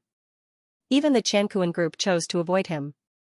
It was precisely because he knew nothing about Chen Yi and was fearful and curious about his identity that he did not go to him directly. Instead, he chose to sneak in to investigate. Then, he was captured and met the great prophet of the Luo clan here. He immediately understood everything. It wasn't that Chen Yi had no one behind him. The Luo clan was his greatest backer. It was because of the Luo clan that he chose to assist the Lu clan of the Pei nation. With the help of the Luo clan and the great prophet's ability to foresee the future, he was able to form alliances and create the miracle of changing dynasties in such a short time. Everything had been explained. In addition, Gu Chen's identity could only be traced back to the Luo clan. Thus, Patriarch Qin was immediately misled. He even thought that he was smart enough to analyze the truth. Because running away is not a solution. Patriarch Qin, you should understand that hiding from the world may seem carefree, but in fact, it is destroying one's own future. We are in the world of cultivation. How can we really be detached from worldly affairs? The great prophet sighed. He did not deny that he was the mastermind behind the Pei nation. This imperceptibly deepened Patriarch Qin's view. As for the statement that hiding from the world was not a long-term solution, it resonated even more with Patriarch Qin. As the leader of the clan, he was in charge of all the affairs of the Qin clan. How could he not know the dangers of hiding from the world? Hiding from the world seemed to be protecting the lives of everyone in the Qin clan. But as time passed, the Qin clan would inevitably lose most of its external interests. Once these interests were lost, the Qin clan's cultivation resources would be reduced, and the clan's decline would be inevitable. Ever since Xianxia went missing, the Qin clan had been declining generation after generation. This was the fundamental reason. Although they had thought of many ways to ensure the continuation and strength of the Qin clan, such as letting the Qin clan's disciples go out into the world to gain experience and so on, without territory and a large amount of cultivation resources, the Qin clan continued to decline. In the world of cultivation, one has no choice. The Luo gate has replaced the Qing dynasty. Although they have obtained the benefits they want, how are they going to deal with the enemy? Since the enemy dares to covet the great prophecy technique, they must not be easy to deal with, right? Patriarch Qin asked curiously. He had also thought of expanding the Qin clan's territory and finding a way to survive, but once they entered the world, the situation would become very complicated. One had to know that Xianxia had only gone missing. No one could confirm whether he was dead or alive. Some important figures were still searching for his whereabouts. Because it was possible that Xianxia was still alive, no one dared to touch the Qin clan. They were afraid of Xianxia's retaliation. But at the same time, they did not want to see the Qin clan grow stronger. Any movement of the Qin clan would be linked to Xianxia, and they would be suppressed and weakened. To everyone, the Qin clan would hide from the world and weaken from generation to generation. That was the best outcome. The Luo Gate had a patriarch who had cultivated the great prophecy technique, and his background was no less than that of the Qin clan. Under similar circumstances, Patriarch Qin was very curious as to why the great prophet dared to be so high profile. Did he have any way to break out of the situation? As the saying goes, the most dangerous place is the safest place. Hiding is not a long-term solution after all. Only with the right to speak will there be more possibilities and more bargaining chips. The enemy may be powerful, but they are not the only ones. The old man is willing to take the risk in exchange for a brighter future for the Luo men. The great prophet said meaningfully. He didn't answer Chief Chen's question directly, but he listened thoughtfully and was greatly touched. The enemy is powerful, but they are not the only ones. Clan leader Chen mumbled to himself for a while before he came back to his senses. Then, he asked the great prophet solemnly. Great prophet, you've said so much to me. I'm sure you're not just sighing with emotion, right? Does the great prophet have any suggestions?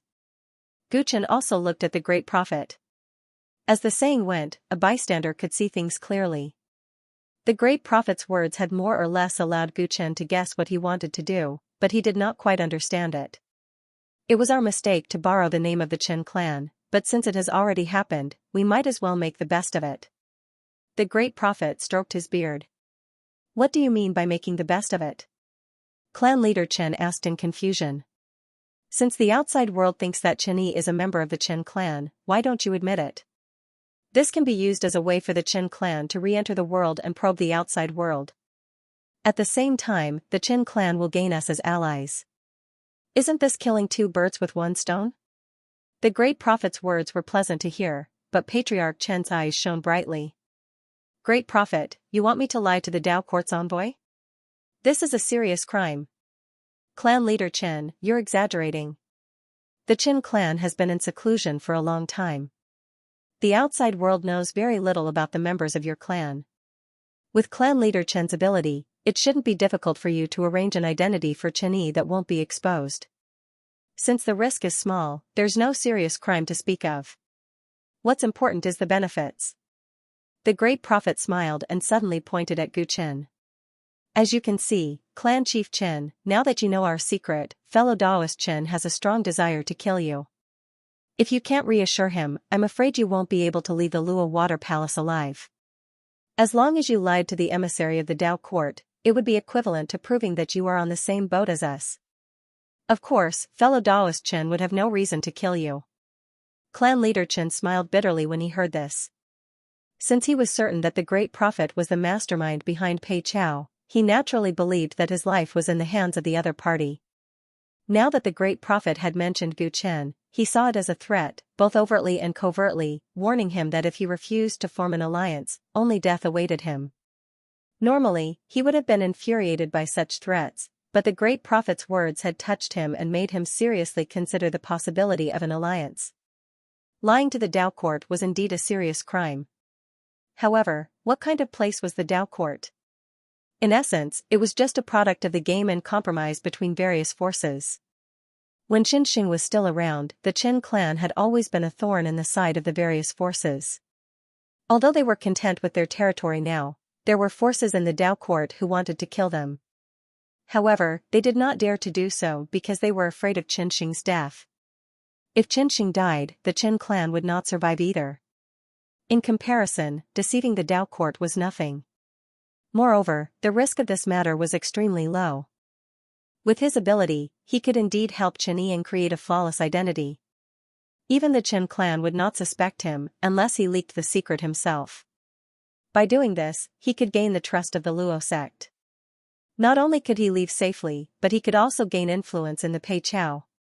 It was indeed killing two birds with one stone. The only thing he had to worry about was that once Qin Yi's identity as a descendant of the Qin clan was confirmed, would it arouse the sensitivities of some important figures? As the clan leader, a decision before him could affect the survival of the clan. Therefore, although clan leader Chen was tempted, he was still somewhat hesitant. There's something that clan leader Chen might not be clear about. The reason why Qiankuan Group is willing to give up their operations in Dasheng and hand it over to us is that their leader has already formed an alliance with us. In other words, if clan leader Chen agrees to form an alliance with us, it's equivalent to forming an alliance with the Luo sect, Modest Pavilion, and Qiankuan Group at the same time. Seeing that clan leader Chen was still not willing, the great prophet added another dose of medicine at the right time. That number 1 in the legendary rank has also formed an alliance with you? Clan leader Chen suddenly raised his head, and his expression became very interesting. He had heard about the leader of Qiankuan Group for the past 100 years. Not only was he extremely talented, but more importantly, he had connections and resources. That leader's teacher was the general manager of the Tianpu Taoist court, and the Qiankuan Group that he established had also recruited many members with powerful backgrounds. It could be said that if he could establish a relationship with that person, the Chen clan would be in a much better position from being isolated by all parties. Clan leader Chen was instantly tempted. In his opinion, the great prophet was no longer negotiating with him, but was giving him a chance that might only come once in a blue moon. He did not doubt the veracity of forming an alliance with Qiankuan Group, because Qiankuan Group had indeed left Dasheng peacefully and decisively, without any signs of conflict. If they had not reached some kind of agreement with the Luo sect, how could they be so generous? Alright, if the great prophet doesn't mind, I'm willing to represent the Chen clan and form an alliance with the Luo sect and fellow Daoist Chen's Wang Pavilion. Clan leader Chen said decisively. He was afraid that such a rare opportunity would slip away. Alright, since clan leader Chen is willing, then it's a happy ending. Fellow Daoist Chen, is the old man right? Seeing that the other party had finally relented, the great prophet smiled in satisfaction. At the same time, he looked at Gu Chen, the light of an old fox shining in the depths of his eyes. Gu Chen was speechless. If the great prophet's words at the start could be said to be sincere, then the latter part about forming an alliance with Qiankuan Group was pure deception. On the surface, they had indeed formed an alliance with Qiankuan Group, but they were actually enemies. Moreover, the premise of the alliance was that the rebel army was a strange thing. The great prophet said to clan leader Chen that someone was targeting him because of the long-lost great prophecy technique, but he did not say that the person targeting him was Fang Yuan. Instead, he said that he had formed an alliance with Fang Yuan. Wasn't this a scam? Furthermore, the great prophet had clearly appeared after he had finished interrogating clan leader Chen and was about to kill him, to achieve the effect of one being the bad cop and the other being the good cop. From the start to the end, it was a meticulous plan to make clan leader Chen fall into his trap willingly. Gu Chen gained a deeper understanding of the great prophet's craftiness and treachery. Gu Chen despised the great prophet inwardly, and was even more dissatisfied with the great prophet's scheme of not telling him the plan in advance. But since it had already reached this stage, he could not directly undermine him. The great prophet was aware of the risk of letting clan leader Chen go, but he still chose to form an alliance with the Chen clan. He must have considered it deeply, and might have even divined some kind of future. If clan leader Chen is truly willing to form an alliance, it will be a win-win situation. Gu Chen finally followed the great prophet's words, but he did not make a definitive statement. Of course, I hope clan leader Chen can understand. To be on the safe side, clan leader Chen cannot leave this place before meeting with the Dao Court's envoy. In addition, in order to ensure that you won't go back on your word in front of the emissary and spout nonsense, clan head Chen will also have to take the poison concocted by our Pavilion of Innocence. I'll give you the antidote after everything is done.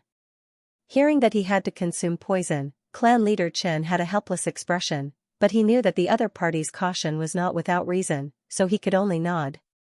Alright, out of sincerity in forming an alliance, I am willing to do as you say. Seeing that the other party agreed, Gu Chen had no more objections. Alright, clan leader Chen, rest and heal your injuries first. Next, he left the cell with great profit, using the excuse of preparing the poison as an excuse, but he actually had something else to say. After leaving the heavenly prison, Gu Chen asked, "We have so many secrets, is it worth it to take such a huge risk to recruit a declining Chen tribe? Although the old man is holding the fort, that Fang Yuan is a very cautious person. In the future, you will encounter more and more forces that have the ability to investigate you thoroughly. You need an origin that you can truly explain. The Qin clan is the best choice." Great Prophet explained with a smile. I'm afraid that is not the only reason, right?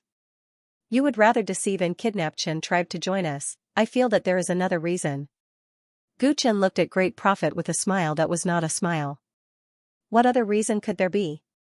Great Prophet was unmoved. No matter how I think about it, there's only one possible reason why the Chen clan is worth your effort. Is that missing Chen Xing still alive? Gu Chen probed. Chen tribe had declined long ago. There were few benefits to forming an alliance with them. Moreover, if his identity was labeled as a member of Chen tribe, people would think that Chen tribe was using Pei dynasty to re-enter the world, which might attract the attention of some of Chen Xing's enemies. Originally, he only wanted to borrow the identity, but this identity might bring him new trouble. It was undoubtedly not worth it. However, the Great Prophet thought of ways to recruit him, even using Fang Yuan's name to deceive Chen tribe leader. This was truly abnormal. No matter how he thought about it, only if Chen Xing was still alive could the Great Prophet make such a choice. Back then, Saint Chen was known as the pinnacle of the great Tao of the saint. Even the Tao ancestors were afraid of him. If he had survived until now, he would definitely be extraordinary. Gu Chen's speculation caused the Great Prophet's expression to freeze slightly. Is the old man the prophet, or are you the prophet? So, Chen Xing is still alive? Gu Chen's eyes lit up. I'm not sure. The old man only divined the future of the Chen clan and found that the divination of this clan had the power of prosperity after extreme misfortune. The Great Prophet closed his eyes and stopped there. Gu Chen smiled. When they returned to the cell, Gu Chen not only ordered people to tidy up the cell, making sure that tribe leader Chen lived comfortably, but he also gave him precious healing pills. Of course, there was also a poison specially prepared by Honesty Pavilion. Taking it would not be fatal, but if he did not take the antidote every once in a while, he would die. Gu Chen watched clan leader Chen consume the poison with his own eyes. After that, he removed the seal on him so that it would be convenient for him to heal. After the poison was taken, both sides had a foundation of trust, and they started to talk business. I thought about it carefully earlier. There are two identities in our clan that are most suitable for fellow Daoist Chen. Tribe leader Chen said while eating with Gu Chen and the Great Prophet in the cell. The Dao court had eyes and ears everywhere. Even within the Chen clan, they might have spies. Thus, they had to be careful when choosing the identities. The first choice, Chen Yu. After the sacred ancestor disappeared, our clan never gave up on searching for him.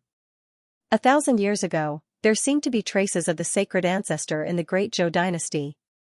Chen Yu was sent there to investigate, but he disappeared mysteriously. After that, our clan sent many people to search for him, but they found nothing. We can basically conclude that he is dead. When Chen Yu disappeared, his cultivation was at the five-fold realm. He was good at scouting and hiding, and he was careful and cautious. This is related to fellow Daoist Chen's experience as an assassin of Honesty Pavilion. After tribe leader Chen finished his introduction, Gu Chen frowned slightly and shook his head. Since this person has only disappeared, and we can't confirm whether he is dead or alive, there is still a possibility that he will leak the secret. What's the second choice? The second choice, Qin Yunfei. This person is a genius of our clan, and he has an extraordinary 5-elemental Dao root. Ever since his talent in cultivation was discovered, I hit him, tribe leader Chen said. The Chen clan leader spoke again. When he mentioned this genius, his face revealed a slightly pained expression. Why did you hide him? Asked the Great Prophet. The world only knows that the outstanding disciples of our clan go out to train every once in a while, but they don't know that we don't dare to let the true geniuses out. After the sacred ancestor disappeared, everyone hoped that our clan would gradually weaken and become weaker with each generation. If they knew that a genius of our clan had appeared, they would inevitably try to kill him in secret. Qin Yunfei's talent was extremely outstanding, and I had high hopes for him. That was why I kept everything about him a secret, hoping that he would grow up smoothly. However, I didn't expect that overprotection would harm him instead. 100 years ago, when he was cultivating in the clan's secret land, he suffered from qi deviation. Although he managed to survive, he became a person without any thoughts. Living was equivalent to dying. After his accident, I didn't tell anyone about it. I always hoped that he would return to normal. Even the elders in the clan didn't know that something had happened to him. They just thought that he was in seclusion. Qin Yunfei has always been hidden by me. Not many people in the clan have come into contact with him, let alone the outside world. Therefore, he is a very good choice. He has already lost his consciousness, so there is no way for him to leak the secret. However, there is a thorny problem. Qin Yunfei has the 5 elements Dao root and is proficient in the 5 elements Dao. He is also very talented in cultivating the 3 fixed sacred arts. If Daoist Qin goes out as Qin Yunfei, the possibility of him being exposed when he fights with others is much higher than when he disguises himself as Qin Yu. Qin clan head analyzed seriously. He was leaning towards the choice of Qin Yu. After all, it was almost impossible for Qin Yu to still be alive. If Qin Yunfei made a move, at least the elders in the clan would be able to see through him. I'll choose this Qin Yunfei. After listening to Qin Yunfei's background, Gu Chen immediately made his decision. Daoist friend, are you sure? Qin clan head was rather surprised. Gu Chen had made his decision too quickly. He was worried that Gu Chen hadn't considered it thoroughly. This person is suitable for me. After meeting with the Dao Court's envoy, I would like to ask Qin clan head to bring me to meet him. Gu Chen's words made Qin clan head confused. It was good enough that he knew the relevant information. Qin Yunfei had already lost his consciousness, so what was the point of meeting him? He didn't know what Gu Chen was thinking. After the great prophet heard this, he stroked his beard and nodded as if he understood something. The emissary of the Pure Heaven Dao Court arrived. He received the divine artifact, the human emperor ruler, from Emperor Pei Luyan. After a brief inspection, he completed the ceremony. That night, Emperor Pei held a banquet in the Luo Water Palace. Gu Chen drank with the emissary of the Dao Court at the same table. In addition to him, the great prophet also made a rare appearance, sending a strong signal to the outside world. The Luo sect would once again assist the Lu clan in rising to power in the second mountain and sea. The primordial Dao realm was naturally divided by 9 mountains, and the Pei dynasty was in the second mountain and sea. The second mountain and sea was filled with 13 dynasties, 11 clans, 8 holy lands, and 5 great Daoist sects. A total of 37 powers attended the meetings of the Pure Heaven Dao Court. For countless years, they had dominated the rules and order of the second mountain and sea, but now, one of the 37 powers, the Desheng dynasty, had been replaced.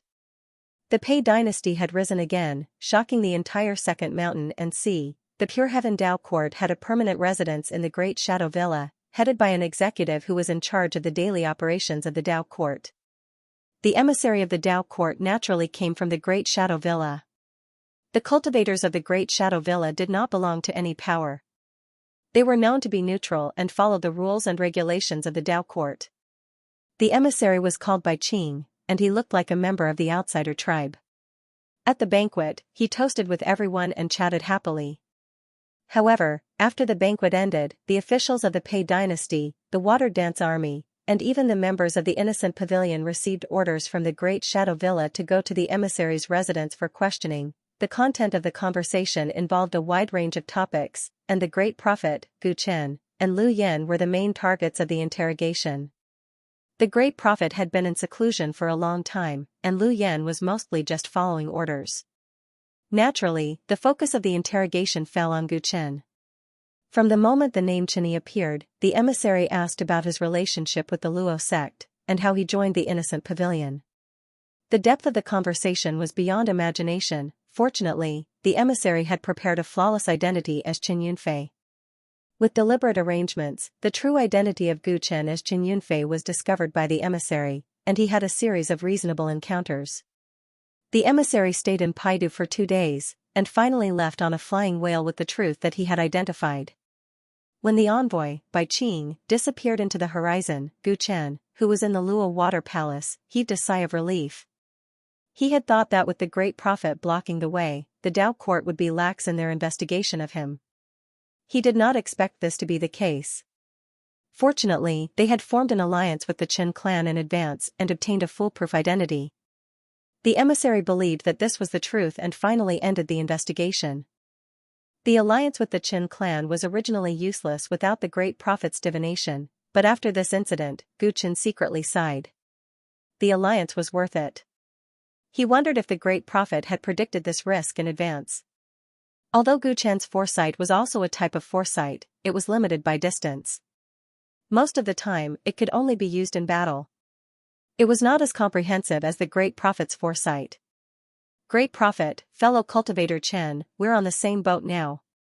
Beside Gu Chen, Patriarch Chen sighed.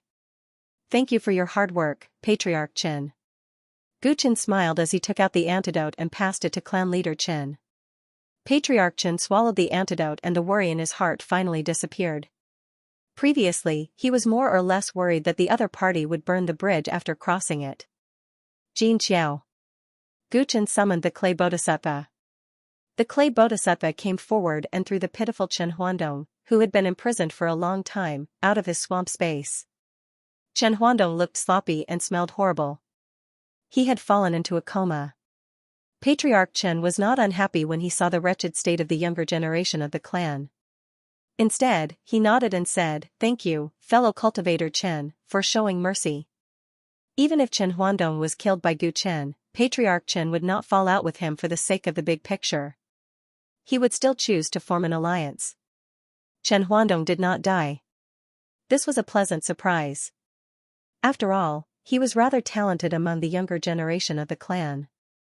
It was not a bad thing for him to suffer such a huge loss in the Luo Water Palace. It could help him to erase his arrogance. Patriarch, you can't call me fellow cultivator Chen anymore. As for this guy, I believe you know how to explain it to him, Gu Chen said with a smile. Yes, it's just a misunderstanding. This junior will understand. Also, when I return, I will hold a clan meeting. At that time, I will give you the position of an elder, Patriarch Chen said. Gu Chen, whose real identity was Chen Yunfei, was sent to the Luo sect to cooperate with the great prophet. Now, he had successfully helped the Luo sect conquer the 7 countries of Decheng. This also gave the Chen clan great influence in the Pei dynasty. Naturally, it was a great contribution. With this as an excuse, it would not be difficult for Gu Chen to get the position of an elder. It would be good for him to put on a good show. Of course, this elder position was only in name. It was convenient for Gu Chen to contact him in the future. He would not have much actual power. Alright, Patriarch Chen. Stay in Paidu for a few more days. When you are done with everything, I will return to the Chen clan with you. Gu Chen said. Patriarch Chen nodded. He picked up Chen Huandong from the ground and left with him. Only the revolutionary army is left. Now that there were no outsiders, the great prophet stroked his beard. Great prophet, you have great foresight. Can you predict when the upper echelons of the revolutionary army will arrive? I don't want to wait too long, Gu Chen said indifferently. Soon, soon. The great prophet only smiled. That night, householder Peach Blossom, who had disappeared for a long time, returned. The revolutionary army arrived right after the emissary from the Dao court had left Paidu. It was clear that they had been observing in secret for a long time. Gu Chen had long since asked the Hidden Dragon clan to keep an eye out for cultivators suspected to be from the revolutionary army in the city. However, they had not found any. It was clear that the revolutionary army's ability to hide their tracks was not inferior. Mr. Chen, I am the leader of the Second Mountain and Sea headquarters of the revolutionary army. Lord Dongfang Shan has arrived in Paidu. He requests to meet you. Householder Peach Blossom said when he saw Gu Chen, a complicated expression on his face.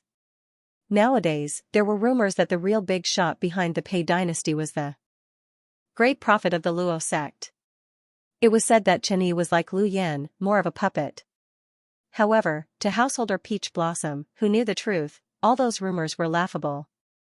He didn't know what role the great prophet of the Luo sect played in all of this, but he was very clear about how Gu Chen had been able to stir up so much trouble. He had roped in the Hidden Dragon clan, subdued Modest Pavilion, and forced the Qiankuan group out of Great Qing because of his scheming. This person's intellect was far above that of ordinary people. Even more frightening was that he was good at hiding himself, causing others to misjudge him. So this was how he had schemed against Pavilion Master Yi. Now that the outside world was saying that he was the great prophet of the Luo sect's puppet, it looked like he was using the same method. If anyone underestimated this person, they would die a horrible death. Lead the way. Gu Chen said expectantly, interrupting Householder Peach Blossom's thoughts. The leader of the Second Mountain and Sea headquarters of the Revolutionary Army was probably in the upper echelons of the Revolutionary Army. Yi Wunyan's influence was beyond his imagination. He wore a long black cloak that completely covered his tall body. He wore a strange goat mask that completely hid his face. It was impossible to figure out what race this person belonged to. This was Gu Chen's first thought when he saw Dongfang Shan. This senior member of the Revolutionary Army had done a good job of keeping his identity a secret. As the leader of the Second Mountain and Sea headquarters of the Revolutionary Army, you don't dare to show your true face. Not only is it a lack of sincerity, but it's also disappointing. Gu Chen glanced at the depths of the ground and said sarcastically. His tone was very disrespectful, causing the expression of the Peach Blossom householder, who had led him here, to change. He was even a little angry. Master Dongfang had great prestige in the Revolutionary Army. He was a real big shot that gave even the ancestral patriarchs headaches. He had already lowered his status by personally coming to see Gu Chen this time. He did not expect the other party to be so audacious that the first thing he said upon meeting him was to ridicule him without the slightest bit of respect. Mr. Chen, you might not know who Master Dongfang is. The Peach Blossom householder was about to speak when Dongfang Shan waved his hand, his gentle voice coming from the goat mask. Mr. Chen, the Revolutionary Army is engaged in the great cause of reforming the entire Dao world. Our enemies are the omnipotent 9 major Dao courts, so we naturally have to be careful. Not revealing my identity doesn't mean that I'm not sincere. Even within the Revolutionary Army, there are only a few who know my true identity. Please forgive me, Mr. Chen. The other party was not angered by his sarcasm at all. Instead, he explained seriously. Gu Chen stopped making sarcastic remarks and said, since I can't see your true face, how can I be sure that you're the real Dongfang Shan? Even if you look exactly like me, you can't be sure that I'm the real person, right? The Revolutionary Army has always used secret codes to confirm identities, so we have no such doubts. As for you, Mr. Chen, we still need to establish trust. Dongfang Shan smiled and extended his hand. I'm very clear about the details. This time, thoughtlessness could be said to have suffered a crushing defeat in Great Xing.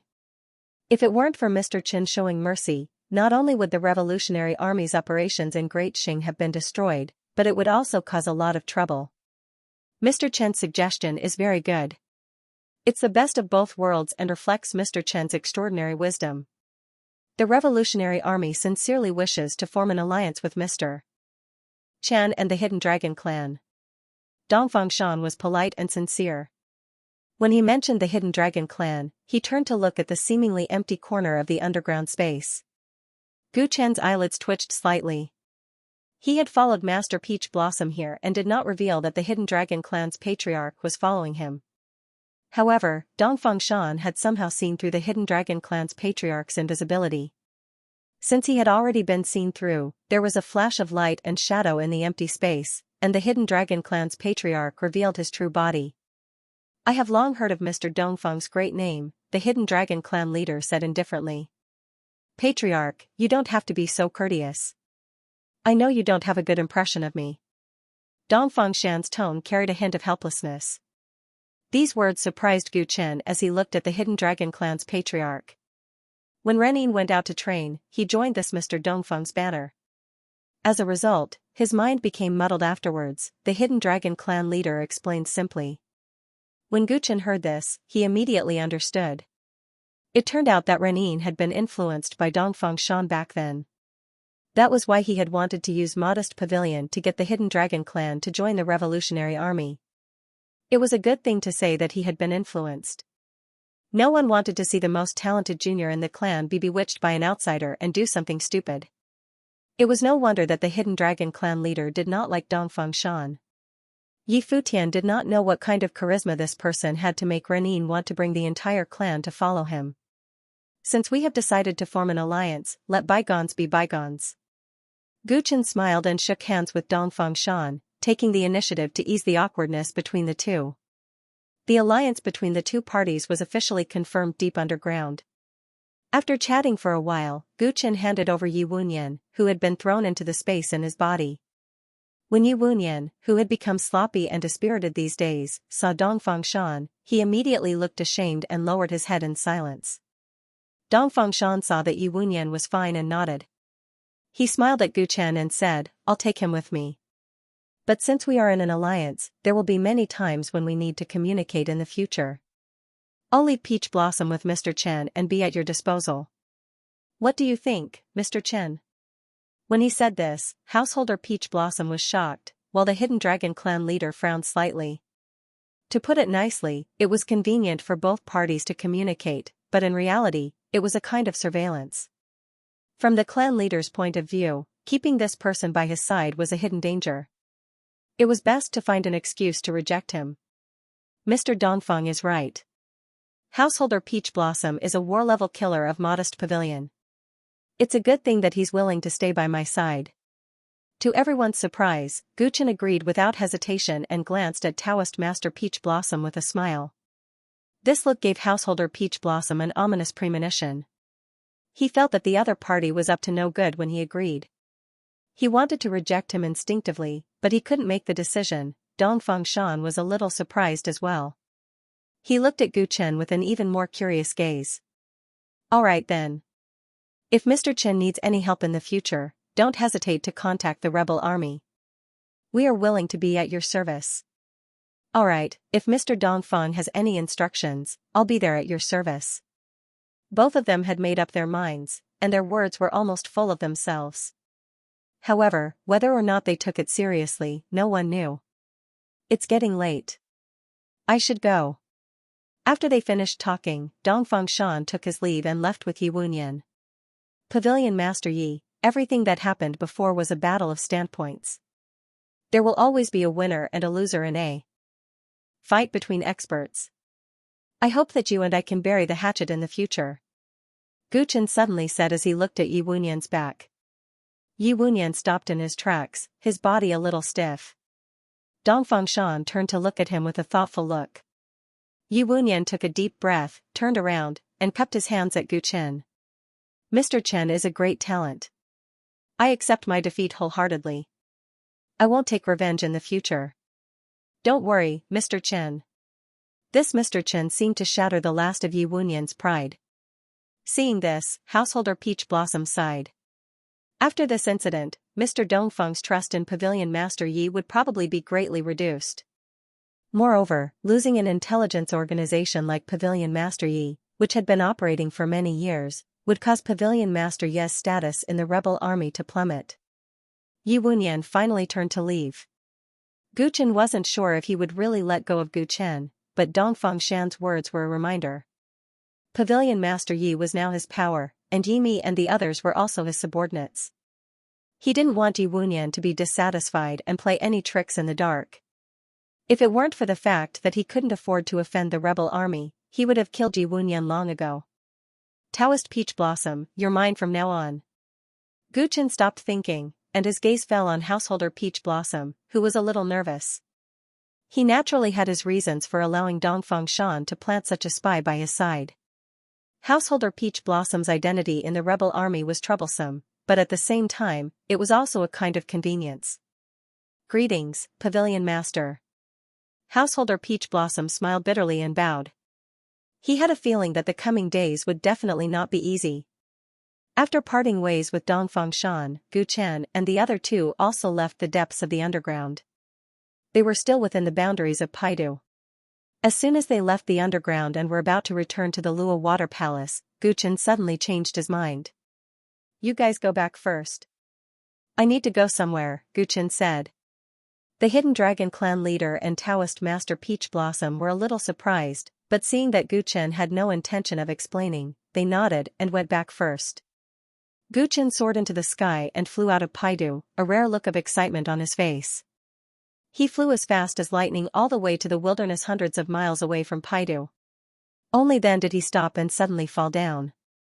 He cut open the mountain on the spot and burrowed into the belly of the mountain. After making sure that no one would notice him in this place, Gu Chen flipped his hand and took out the ancestor's skull from the space within his body. Just a few days ago, the ancestor's skull was about to break the seal, so he moved the skull from the dominating cauldron of origin into his body space. Not long after he finished talking with Dongfeng Shan, he clearly felt that the seals that had been placed on the ancestor skull were rapidly disintegrating, as if an explosive force was about to gush out of the skull. Therefore, he left Paidu immediately because he was not sure what would happen next. If the commotion was too big, it would cause the news of the great primordial energy technique to spread. Then the newly born Paidu dynasty would definitely be finished, and the 10 Directions Dao ancestors would come after hearing the news. When he arrived in the wilderness and placed restrictions around him, Guchen finally had nothing to worry about. He looked expectantly at the ancestor skull that had spontaneously floated in midair and erupted with a dazzling glow as soon as it left his body space. The ancestor skull, which was originally red and boiling hot, seemed to be about to melt, and the light spot that was originally the size of an egg at the brow bone was like a sun that was about to explode. With just a glance, Guchen could feel the monstrous aura contained within it. This level of aura could only be possessed by the Dao ancestor who stood at the peak of the primordial Dao world. Even though the primordial ancestor was dead, the pressure he possessed was still far from what an ordinary person could compare to. Under the influence of the Dao ancestor level pressure, the golden blood in Guchen's body surged spontaneously, emitting a faint domineering aura. After so many years, a suitable successor has finally appeared. Inside the skull, other than the Dao mark fragments of the great Yuanli technique's general principles that kept surging out, there was actually something new this time. It was divine sense, an incomparably powerful divine sense. Guchen's heart skipped a beat when he sensed the will emanating from the divine consciousness. The primordial ancestor was the belief of all the body-tempering cultivators in the Dao world. Even the combined forces of the Dao ancestors of the 10 Directions were unable to destroy his physical body. However, his consciousness still remained after so many years. "My successor, come closer. Let me have a good look at you." 2 balls of soul fire suddenly appeared in the empty eye sockets of the progenitor's skull. Guchen could feel that he was scrutinizing him. "Greetings, senior." Guchen approached the skull without batting an eyelid. There was not much fear in his heart. No matter how powerful the progenitor had been, he was already dead. Even if he had any backup plans, it would be useless against him. Guchen already had an idea on how to activate the progenitor's inheritance. It would definitely require extremely harsh conditions. Only when a successor who met the conditions appeared would the progenitor's backup plan in the skull be revealed. Guchen did not know what the specific conditions were. He only knew that he would definitely not meet the conditions. Otherwise, he would not have gone through so much trouble to draw out the progenitor's divine consciousness. He had cheated by using the special characteristics of the dominating cauldron of origin to forcibly refine the progenitor's skull and finally get this inheritance out. Now that the progenitor's divine consciousness had appeared, there were 2 possibilities for this divine consciousness. One was that this divine consciousness had long lost most of its ability to think and only existed to choose a suitable successor. If this was the case, under the circumstances that Guchen had already broken the seal, it would tacitly agree that Guchen was a suitable successor and directly impart the great Yuanli technique to him. Guchen hoped that this was the case, so he cooperated and obeyed. There was another possibility, which was more troublesome. Guchen did not want that to happen. Guchen walked close enough to the skull. The 2 balls of soul fire in the progenitor's eye sockets flickered, and an extremely pure divine consciousness wrapped around Guchen. "Tyrant clan member. You are not my successor." Suddenly, the 2 balls of soul fire brightened a little.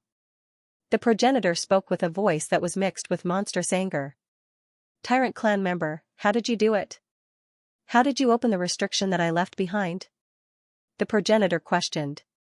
His voice was hysterical and revealed a strong murderous intent. Guchen could not help but sigh when he felt the other party's anger and murderous intent. It seemed that things did not go as he wished. There was a second possibility. The divine consciousness left behind by the progenitor still had the ability to think. It was even possible that a part of the progenitor's soul had been left behind. Guchen had once thought that the progenitor, whose body and soul could not be destroyed even with the combined efforts of the 10 Directions Dao ancestors, would choose to commit suicide by blowing up his body just because he could not bear the humiliation. It would not be surprising for a person of this level to leave behind some means of resurrection. The skull was obviously the progenitor's last resort. He might not have left the inheritance in the skull to find a successor, but to find a suitable host. The murderous intent displayed by the progenitor seemed to have verified one of Gu Chen's bold conjectures, which gave him a slight headache. If this was the case, it would not be easy to smoothly obtain the great Yuanli technique from the progenitor. After all, even if the progenitor's remnant soul was already very weak, it would not be difficult for him to destroy the inheritance of the great Yuanli technique. Moreover, the brow bone obviously contained a very terrifying power. It might be the progenitor's last resort. If he could exert even 1/10 of the power he had when he was alive, it would be enough to cause great trouble for Gu Chen. Gu Chen was glad that he had chosen the right place. If he dealt with the remnant soul of the progenitor in Paidu, the movement would not be concealed at all. Senior, you and I have crossed a long period of time to meet here. It is fate. I am willing to accept your inheritance and avenge you against the 10 Directions Tao ancestors to comfort your soul in heaven. Gu Chen said without joy or sorrow. Fate my ass. You ruined my overall plan. It is already a great gift for me not to kill you. The progenitor immediately roared. He did not have the demeanor of a Tao ancestor at all. Instead, he was a little flustered and exasperated. I have long heard of Senior's reputation. Since I was young, I have made a great wish to revive the Yuan school. I vowed to inherit Senior's will and avenge Senior's hatred. I hope Senior can fulfill my wish. Gu Chen repeated it again in a neither servile nor overbearing manner, as if he had not heard the dirty words. What will I need you to inherit? I will take revenge on my own. Don't flatter yourself. The progenitor blurted out. He did not care about Gu Chen's intentions at all. He was simply about to explode. Gu Chen did not speak. It seemed that he had guessed correctly. The progenitor was indeed not a descendant who left his mantle to pass on, but a host who was seeking death and resurrection. It was just that his plan had failed miserably because he had met Gu Chen, who had intercepted his plan. After waiting for a long time, the ancestor finally had the chance to revive his divine soul. However, the situation was different from what he had imagined. His ideal host did not appear. Instead, a member of the Tyrant clan appeared. One had to know that he had been seriously injured in the battle with Tao ancestor 10 Directions many years ago. He could only use the trump card he had left in his skull once. His divine soul was seriously injured, and he had finally managed to activate the restriction. If he did not find a suitable host in the shortest time possible, he would soon disappear. There was only one chance, but it was destroyed by the person in front of him. His killing intent was overflowing like the sea. Let me ask you, who is Gu Xinghao to you? The ancestor asked while gritting his teeth. Gu Chen was surprised. He did not know why the ancestor suddenly asked this question, but he still answered truthfully. Warrior sage Gu Xinghao was the leader of the Tyrant clan 2 generations ago. He is my ancestor. Warrior sage? Ha ha ha. When the ancestor heard how Gu Chen addressed his ancestor, he laughed wildly and disdainfully as if he had heard a big joke. Gu Xinghao tried to become my disciple to practice martial arts, but I laughed at him and chased him out. Is he qualified to be called a warrior sage? Gu Chen was shocked. He did not expect the ancestor and the ancestor of the Tyrant clan to have such a past.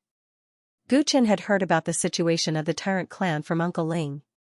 After the glorious ancient overlord body was broken and the bloodline of the Tyrant clan gradually declined, the ancestors of the clan had been looking for a way to revive the clan. Trying to recreate the glorious ancient overlord body was one way, but this path was too difficult. Hence, the ancestors set their sights on the path of martial arts. Among them, warrior sage Gu Xinghao was the most successful. He visited many famous teachers and combined the inheritance of the Tyrant clan with various martial arts.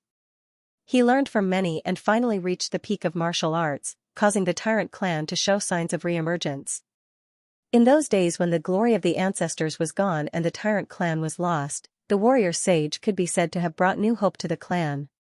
However, good times did not last long. The martial sage was later involved in the Yiyan Mountain chaos. Not only did he perish there, but the remaining tyrants were also expelled from the primordial chaos Tao world by the 9 Tao courts. That was millions of years ago. Although Gu Chen did not know the truth about the Yiyan Mountain rebellion, he was very clear about the significance of the martial saint to the tribe. The tyrants who had been banished to the chaotic sea had never complained about the martial saint. In fact, they were even proud of him. Gu Chen had also paid respects to the martial saint before.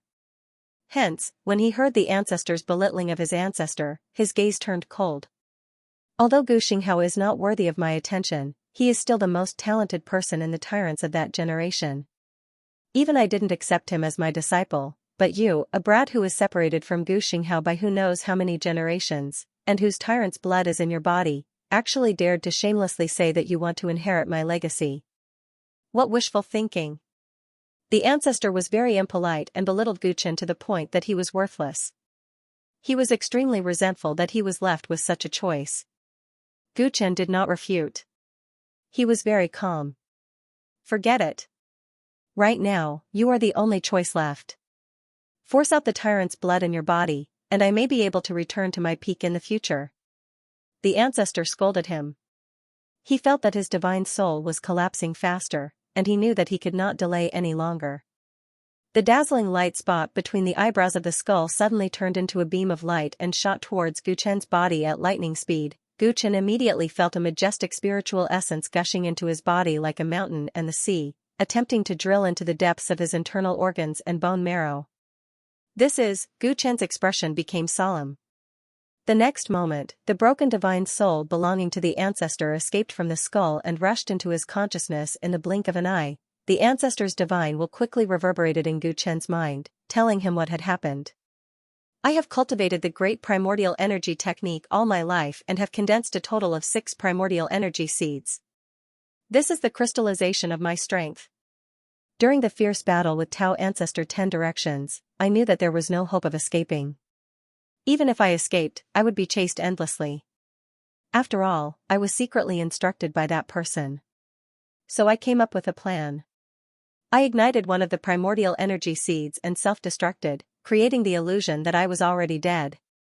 In order to deceive everyone, I did not hesitate to damage my divine soul. I only left the remnant of my divine soul in the skull and the remaining 5 primordial energy seeds in the skull and limbs. The facts have proven that I succeeded. If everything goes well, as long as I find a suitable host, I can possess him, and then integrate the 5 scattered primordial energy seeds. Then, I will be able to return to my peak strength at the fastest speed. Everything was originally planned well, but I did not expect a guy like you to come out and mess things up. The path of the tyrant body has long been cut off, and the tyrant's blood is just a burden. If I had a choice, why would I want a good-for-nothing like you? Today, I have no choice but to occupy your body and purify your filthy bloodline. Then, I will use your body to return to my peak. This can be considered a good fortune for you. After the ancestor finished speaking rudely, the power of the primordial energy seed in the skull was completely transferred to Gu Chen's body. It was like a monstrous fire, trying to burn away the tyrant's bloodline and cleanse his meridians. Gu Chen felt the impact of the terrifying essence energy released by the primordial energy seed. The golden blood in his body instinctively began to boil, clashing with the primordial energy seed. It's useless. The primordial energy seed is the result of my lifetime of cultivation. It is the crystallization of the great primordial energy technique. It is not something that a mere bloodline power can resist. There is only one fate for you, and that is to have your divine soul perish and your bloodline fade. You will become my host, ha ha ha, the ancestor laughed wildly. Although he was not satisfied with this host, he was still about to be resurrected. He wanted to personally settle the scores with those people for the blood feud that he had not taken. Boom, the ancestor was happily fantasizing about a beautiful future. From the depths of Gu Chen's body, a holy and powerful aura was released. It was the supreme aura of the 9 heavens. This aura was so powerful that it directly suppressed the so-called crystallization of the great Tao. Moreover, it tyrannically plundered the huge essence energy in the primordial energy seed. The ancestor's laughter came to a halt. He felt the majestic blood in Gu Chen's body that was like an ocean, and his voice trembled. No, it's impossible. The primordial energy seed is the crystallization of the great Tao technique. How can this guy's bloodline power resist it? There are only a few top-notch physiques in this world that can suppress the great Tao technique. Could it be? The ancestor's broken divine soul shivered in Gu Chen's sea of consciousness. He was insufferably arrogant when he broke into this place a moment ago, but at this moment, he was like a frightened deer. Primordial energy seed? There is actually such a majestic and pure life essence energy in this world. Every pore in my body is eager to absorb it. Ancestor, thank you for fulfilling my wish. I will avenge you when I have the chance. Gu Chen said calmly. At this moment, his body emitted a dazzling golden light, and he was overbearingly refining every trace of life essence energy that belonged to the ancestor. The ancestor wailed and tried to resist, but the primordial energy seed was completely suppressed. There was no room for resistance. He chose to send his power into Gu Chen's body, but it was completely destroyed by Gu Chen, who had the geographical advantage. Ancient Glory Overlord Body. How can the 10th Ancient Glory Overlord Body be born? Why did you have to bump into me? I hate it, I hate it. The ancestor's remnant soul was gradually crushed by the domineering aura. Before it could be born again, it left the world forever with regret and unwillingness. An unprecedented surge of essence chi kept overflowing from the seed, which was then refined and absorbed by Gu Chen in a domineering manner. The seed was the crystallization of the progenitor's supreme physical body and lifetime strength. Although there was only one seed, it was better than countless elixirs. Ever since Gu Chen's glorious ancient overlord body had awakened, he had been developing and cultivating it continuously, but he had never experienced such a huge improvement. The endless essence chi that gushed out from the seed nourished every bit of flesh and blood in Gu Chen's body. It integrated into the hidden doors of his body and transformed into a huge potential. Gu Chen's life force increased crazily in a very short period of time. The monstrous essence chi dissipated uncontrollably, causing everything around him to collapse and be annihilated. Fortunately, this place was extremely remote, and Gu Chen had set up a restriction in advance, so the commotion did not alarm the people outside. His long black hair was completely dyed golden by the golden brilliance that seeped out from his body, and every inch of his skin was covered in dense electric sparks. Under the stimulation of the seed, the glorious ancient overlord body seemed to have evolved further, and the tendons under his skin were like dancing dragons. Gu Chen's eyes were like two golden suns high up in the sky, emotionless. As the lightning flashed and thunder rumbled in his body, the complete great primordial technique appeared in his mind. Although the progenitor's spirit had collapsed, all the cultivation insights about the great primordial technique had been imprinted into the seed unknowingly over the years. The crystallization of the progenitor's great path had been refined, and all the cultivation insights about the great primordial technique naturally appeared. This was an advantage that the other seeds that were left outside did not have. The limbs of the progenitor, which were once fought over by various forces, were more like containers used to store the 4 seeds. Those 4 elemental energy seeds were just pure energy crystals. Only this elemental energy seed that he had refined contained the ancestral founder's entire life's Tao. It was precisely because of this that even the various Tao ancestors could not dig out the secrets of the 4 limb bones. Only the primordial ancestor himself or someone who had obtained the great primordial art's general principles could absorb and refine the primordial energy seed in the 4 limb bones. Now that Gu Chen had obtained the great primordial energy technique, it meant that he had also inherited the capital that the founding ancestor had prepared to use to return to the peak. As long as he could find the remaining 4 primordial energy seeds, even if his cultivation was ordinary, he could still reach the Tao ancestor realm in a short time. This was a great fortune that others dared not imagine. In order to achieve instant success, most people would not hesitate to abandon their own orthodoxy and turn to wholeheartedly practice the martial arts of the ancestors. However, Gu Chen had the glorious ancient overlord body, which was the strongest physique in the entire ancient netherworld era. The powerful elemental energy seed was more like a supplement to him, allowing him to take another step closer to the realm of the glorious ancient overlord body. As for the great elemental technique, after understanding its essence, Gu Chen could not help but lament his good luck. The great elemental technique was very mysterious in the eyes of outsiders, but according to the understanding of the ancestors, its essence was still a body-tempering technique. If it was any other kind of Tao technique, it would probably be very difficult for Gu Chen to cultivate because there was no Tao power in his body and he had the glorious ancient overlord body. Although he could also use the energy of the secret technique to cultivate, the energy of the secret technique was rootless, after all, so the gains would definitely be very limited. However, the great elemental technique was different. It did not need Tao power, and it was a unique, or perhaps the strongest body tempering technique in the world. this unique body tempering technique could even play a supplementary effect on the glorious ancient overlord body, and it could speed up Gu Chen's cultivation. It was difficult for the glorious ancient overlord body to appear, and it was even more difficult to cultivate it to the realm of the glorious ancient overlord body.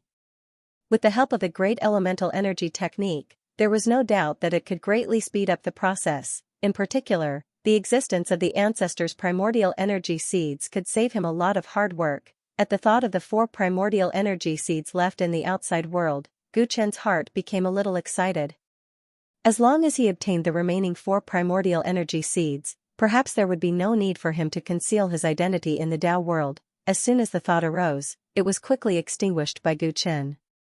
Cultivation should be down to earth. As the saying went, opportunities could be encountered but not sought. One should not lose one's heart because of this. Moreover, back then, the limbs of the ancestors were very likely to have fallen into the hands of some top forces in the Tao world.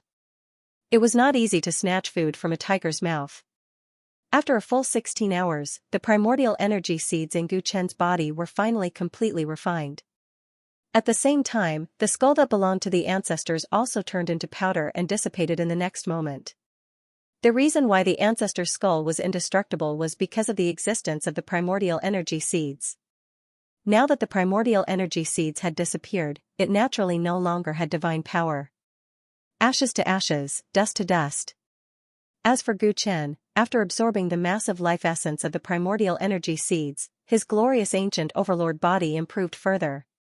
The domineering aura that he unintentionally leaked passed through the mountain walls and the ground, causing all the demon beasts in the surrounding mountains to roll their eyes and bleed to death. Not only that, with him as the center, within a radius of 50 miles, a leaf falling, a fish emerging from the water surface being caught by a bird, and all sorts of scenes, big and small, appeared in his mind. These were all things that had yet to happen but were about to happen. The scope of his foresight's growth was far beyond his imagination. Within a 50-mile radius, no changes or assassinations could escape his sight. It was as if he had the vision of God.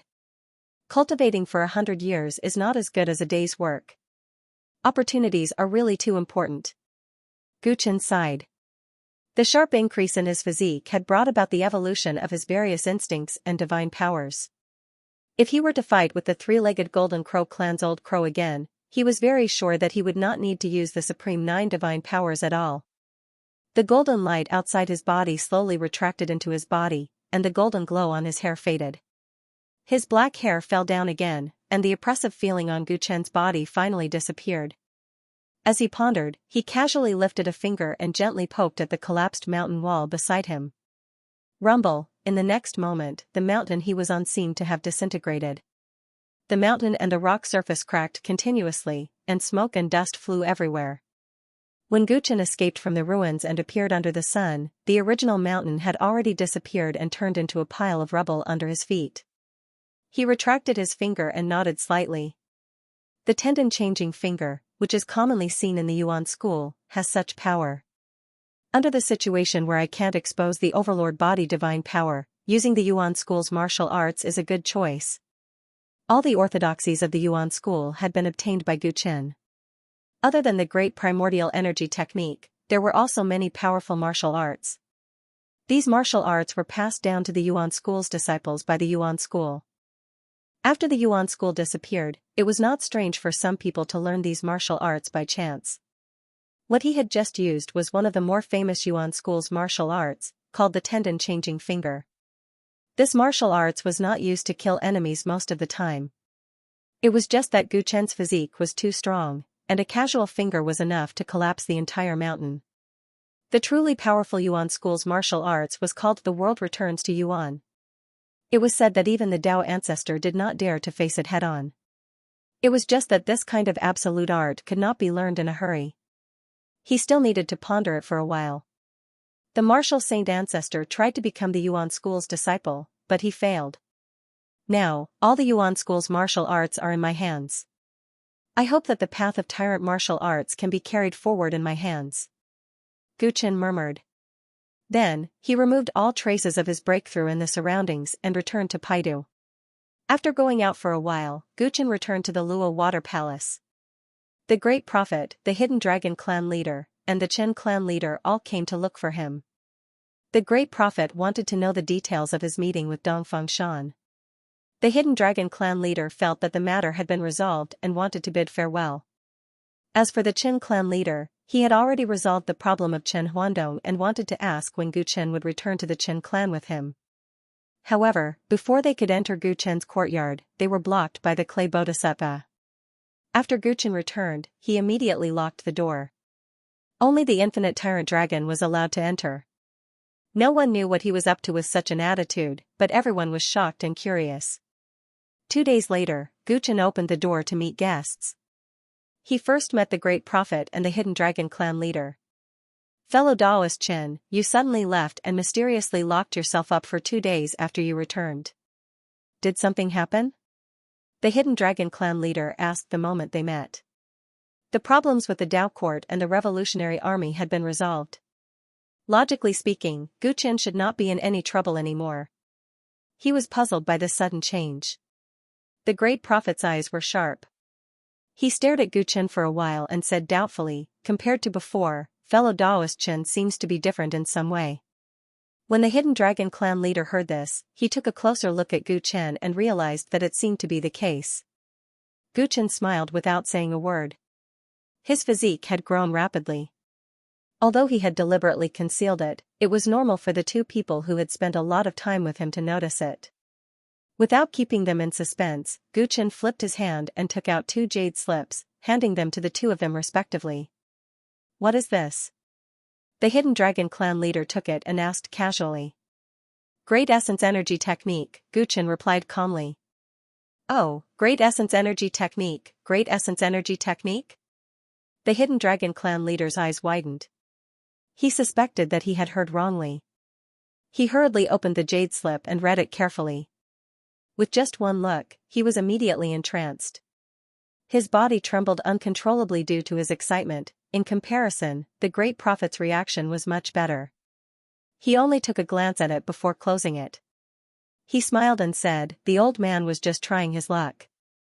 I didn't expect you to get your hands on this opportunity. It was all thanks to you, great prophet, that I was able to obtain the great elemental energy technique. I am extremely grateful. Gu Chen sighed with emotion. It was the great prophet who told him that the skull of the ancestor was in the hands of the Lu family of Pei Kingdom. Without the great prophet's advice, he would not have been able to obtain this fortune. Hence, he had a share of the great elemental energy technique. The old man is just doing you a favor. The mystery of the progenitor's skull has eluded the Luxure for so many years, but you've succeeded. I can only say that you're the right master for it, the great prophet said. Gu Chen smiled and did not stand on ceremony. Seeing that the great prophet did not seem too interested in the great elemental energy technique, he asked, don't you want this gift, great prophet? There are 3,000 great Daos, and every Dao is broad and profound. It requires a lifetime of study. The old man's talent and energy are limited. The progenitor's body-refining Dao is not suitable for me, the great prophet said truthfully. Gu Chen nodded. The great prophet cultivated the Dao of destiny, which was indeed a far cry from the progenitor's Dao. Moreover, it was very likely that this fellow had mastered another great Dao technique. Of course, he had to be more rational. What the great prophet said makes sense. However, the great elemental energy technique does not have to be the main Dao technique. If it's just a supplementary Dao technique, it's also a good choice to strengthen one's physique. During the previous battle with Xianxia, I noticed that the great prophet's body was not very healthy. There's no harm in using this great elemental energy technique to strengthen your body. After all, even if you have foresight and speak the law, there are still times when you might be ambushed. Gu Chen tried to persuade him. Upon hearing this, the great prophet glared and said, you still have the cheek to mention that? Did you have a good time watching the show? As he spoke, he lowered his head and looked at the jade scroll before putting it away. What you said makes sense. The old man appreciates your kindness. Seeing that the great prophet had accepted the scroll, Gu Chen revealed a satisfied smile. The great prophet was currently an important ally to him. Increasing the great prophet's strength would only be beneficial to him. The enemy was too powerful. They had to make full use of every resource. This was the main reason why he had generously offered the Great Path technique. Although I've imprinted this great elemental energy technique into the Jade Scroll, the Tao laws contained within it are too powerful. Even if you use the best jade, I'm afraid that the Jade Scroll will crumble within a few days. It's best that the two of you memorize it as soon as possible. Also, the great elemental energy technique is extensive and profound. Although I've tried my best to describe its contents, I'm unable to do so. Please forgive me. Gu Chen explained again. The reason why he had shut himself away for 2 days was to create the Jade Scroll. However, the difficulty was much greater than he had imagined. The contents of the Jade Scroll that eventually appeared probably did not even contain 70% of the essence of the great elemental energy technique. That's normal. Great Path techniques are the most profound Tao techniques in the world. They can only be understood, but not conveyed. It's extremely difficult to pass them down through documents. If not for this, the Luo sect wouldn't have experienced the phenomenon of the Great Prophecy technique being lost. The Great Prophet sighed. Gu Chen nodded in understanding. After coming into contact with the Great Elemental Energy technique, he finally understood why the sects that possessed Great Path techniques were lost. Their descendants only managed to learn small Tao techniques. The knowledge contained within each Great Path technique was as profound as the sea. Very few people could fully grasp them. Most people could only comprehend a small part of them. The previous generation's comprehension was incomplete. Coupled with the difficulty of preserving the Great Path technique, it was only natural that each generation was weaker than the previous one. He had obtained the Great Elemental Energy technique by destroying the remnant of the ancestral founder's soul. The ancestral founder had cultivated this technique to perfection, so what he had obtained was a complete Great Path technique. However, it was different for him to impart it to others. He could understand some of the essence of the Great Elemental Energy technique, but he could not describe it. This could only be understood, but not conveyed. Unless he also cultivated the Great Elemental Energy technique to perfection, the Tao technique that he could impart to others would be complete. However, that was impossible. He only treated the Great Elemental Energy technique as a supplementary body tempering technique. There was, however, a way to obtain the complete inheritance, which was to open up his spirit and allow the Great Prophet and the Hidden Dragon clan leader to read it. This was a very dangerous act. Both parties did not trust each other to that extent, so Gu Chen could not do this. The only one in the entire Luo Water Palace who had received this kind of treatment was the limitless Tyrant Dragon. Over the past 2 days, the first to receive the Great Elemental Energy technique was the limitless Tyrant Dragon. Just like Gu Chen, the Great Elemental Energy technique was a very rare opportunity for the limitless Tyrant Dragon, whose physique was already very strong. It could allow its strength to rapidly increase to the next level. Of course, without the nourishment of the elemental energy seed, anyone's advancement would be far inferior to Gu Chen's. Fellow Daoist Chen, are you really going to give me this Great Elemental Energy technique? The Hidden Dragon clan leader finally shifted his gaze away from the Jade Scroll and asked Gu Chen excitedly. It was different from the Great Prophet. The Great Elemental Energy technique that the Great Elemental Energy technique had at most strengthened his body. However, if the Hidden Dragon clan obtained the Great Elemental Energy technique, the entire clan would usher in a transformation. Since the birth of the Dinosaur clan, most of them were known for their powerful physiques. As one of the 23 royal bloodlines, the Hidden Dragon clan was an anomaly. Not only was their physique weaker than the other royal bloodlines, they were also inferior to the average Dinosaur clan. Even so, the Hidden Dragon clan was still one of the royal bloodlines. They relied on their superior intelligence, extraordinary speed and agility, as well as their innate ability to conceal themselves. With these advantages, the Hidden Dragon clan became the best scouts and assassins. What would happen if they were allowed to possess extraordinary physical strength? Right now, Gu Chen was offering such a possibility, as the world's top body refining technique. Once the Hidden Dragon clan cultivated the Great Yuan Energy technique, their physique would undoubtedly undergo an earth-shattering change. That way, the Hidden Dragon clan's natural shortcomings would be made up for, and their original advantages would change from quantitative to qualitative. They would have the possibility of improving further. As the clan leader, he could see the benefits of the Great Yuan Energy technique more than anyone else. This was the hope of the clan's rise. How could he not be excited? As if a pie had suddenly fallen from the sky, the Hidden Dragon clan leader was somewhat worried. He never thought that forming an alliance with Gu Chen would bring him such benefits. The item is already in the clan leader's hands. What, does the clan leader still have doubts? This was the first time Gu Chen had seen the Hidden Dragon clan leader act like this, so he joked. The Hidden Dragon clan leader's face was full of joy when he received a positive answer. He then asked nervously, I wonder if the old man can promote this great Yuan energy technique within the clan. If the great Yuan energy technique could only be cultivated by oneself, then its value would not be maximized. He was not greedy, but the Hidden Dragon clan had endured in the great desolate swamp for far too long. He did not want to let go of any opportunity for the clan to rise. If the clan leader trusts it, of course you can teach it to other members of the Hidden Dragon clan. However, the Great Yuan Energy technique is very sensitive, and the clan leader should have heard of it. You must be careful in teaching it, and order the person who has taught it not to spread it. Gu Chen agreed and reminded him. He was quite reassured with the Hidden Dragon clan. Their entire clan could not see the light of day, and they were used to hiding their secrets. It was not easy for this matter to be exposed. Fellow cultivator Chen is right. The old man will naturally not teach randomly. He must be extremely cautious. The clan leader of the Hidden Dragon clan was overjoyed. He hadn't expected Gu Chen to be so generous. He had imparted such a Dao technique that would drive thousands of races in the Dao world crazy. Gu Chen had even allowed other members of the Hidden Dragon clan to obtain such a creation. He was indescribably grateful and felt even more certain that his choice back then was the right one. The Hidden Dragon clan's future was bright by allying with such a person of great influence.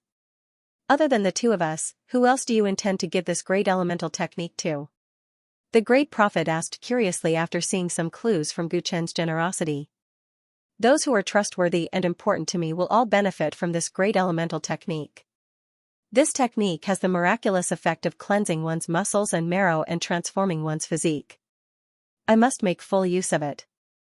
Of course, everyone will receive different gifts based on how important and reliable they are.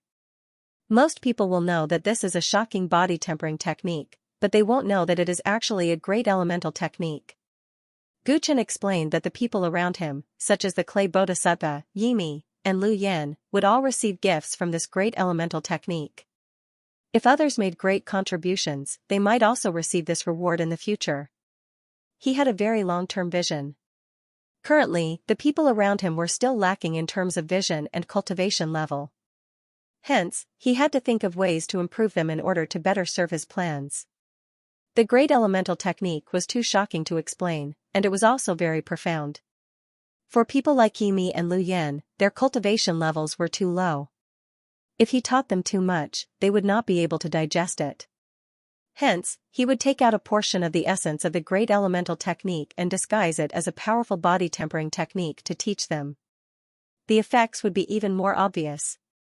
When they had truly mastered it, he would then consider if he should teach them more profound content based on their contributions. Over the past 2 days, Gu Chen had not only been creating jade scrolls. At the same time, he had been thinking about how to simplify and condense a body tempering technique from the great elemental technique that was sufficiently outstanding and attractive. It would also not have too high of a threshold. This would be one of the core foundations of his future faction. As the saying went, when there is a great reward, there will always be courageous men. If he wanted his subordinates to do their best and let his faction develop well, such a technique was absolutely necessary. It was just that he had just come into contact with the great elemental technique after all. It was still a little difficult to achieve this. He could only experiment on the people around him and slowly perfect this body tempering technique. Fellow Taoist Chen's vision is far beyond that of the old man. I am impressed. The Hidden Dragon tribe leader understood what Gu Chen was thinking and sighed with emotion. Back then, when Gu Chen knew of the existence of the Revolutionary Army, his expression did not change and he did not hesitate to give them half of the clay bodhisattva's treasures. The Hidden Dragon tribe leader knew that the other party's vision was not simple. Today, this point was further proven. What about the Qin tribe? Does the Qin clan have a share of this great elemental technique? The great prophet stroked his beard and his eyes flickered. No one knew what he was planning. A large part of the reason why the Qin clan agreed to form an alliance with us is because of the Qianquan meeting. Since the Great Prophet has already divined the future of the Qin clan, it is naturally a good choice to offer the Great Elemental Technique as a generous gift in advance to strengthen the alliance between both parties until there is no way for them to change. The corners of Gu Chen's mouth curled up, revealing a somewhat sinister smile. When the Great Prophet heard this, he also smiled sinisterly and gave a thumbs up. This is great. We have eliminated a hidden danger. Are the two of you hiding something from me? The hidden dragon tribe leader was slightly confused when he heard this. He glared at them and felt that there were two foxes in front of him. You will naturally know when the time is right. The Great Prophet kept the hidden dragon tribe in suspense. He turned and continued to ask Gu Chen. When will you give it to him? I will follow him back to the Qin clan. After I obtain what I want, Gu Chen said. The Great Prophet had already guessed what Gu Chen wanted. After pondering for a moment, he said, Why don't the old man go with you? You? Gu Chen was slightly surprised. That's right. With the old man around, the success rate should be higher. This matter is not insignificant. The more people, the more power. When Gu Chen heard this, he felt that it was reasonable. He originally did not have absolute confidence in this matter. Since the Great Prophet was willing to help, why not? He could also take the opportunity to test the Great Prophet's strength and see how far this old fox was from that step. That's good too. The more time I spend with the Great Prophet, the more knowledge I can gain, Gu Chen said with a smile. What are the two of you keeping me in suspense? You've made this old man want to go with you. The hidden dragon tribe leader pretended to be dissatisfied. However, he was actually very happy. Because of the Great Primordial Energy Technique, he felt that their alliance had become closer. You should travel according to your plan. With the enhancement of the Great Primordial Energy Technique, the chances of you breaking through will greatly increase. Don't forget the enemies of the hidden dragon tribe. There is still a long way to go. The Great Prophet shook his head. When the hidden dragon tribe leader heard this, his expression turned serious. His eyes were filled with hope. In the years that he had been hiding in the Great Desolate Swamp, he had never felt as motivated as he did at this moment. Although the enemy was powerful, he believed that the day of revenge would not be too far away. A vast and complicated map was placed on a huge octagonal table. Gu Chen stared at the mountains and rivers on it, deep in thought. Clay Bodhisattva, Yimi, Lu Yen, Tang Xuanxia, Ninja Hidden, Householder Peach Blossom, and the others all stood quietly to the side, not daring to disturb Gu Chen's thoughts. They only occasionally glanced at the map out of curiosity. The territory map of the Desheng dynasty had been put away at some point. In its place was this huge map depicting the magnificent 9 mountains and seas of the primordial Tao world. The map of the second mountain and sea, where the Pei dynasty was located, was especially detailed. Many powers were marked on it. Clearly, this map had taken a lot of effort.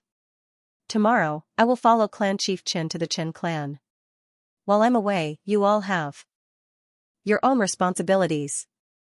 Gu Chen thought about it for a long time before speaking. Everyone pricked up their ears to listen. The Pei dynasty has just been established, and there are many things waiting to be done.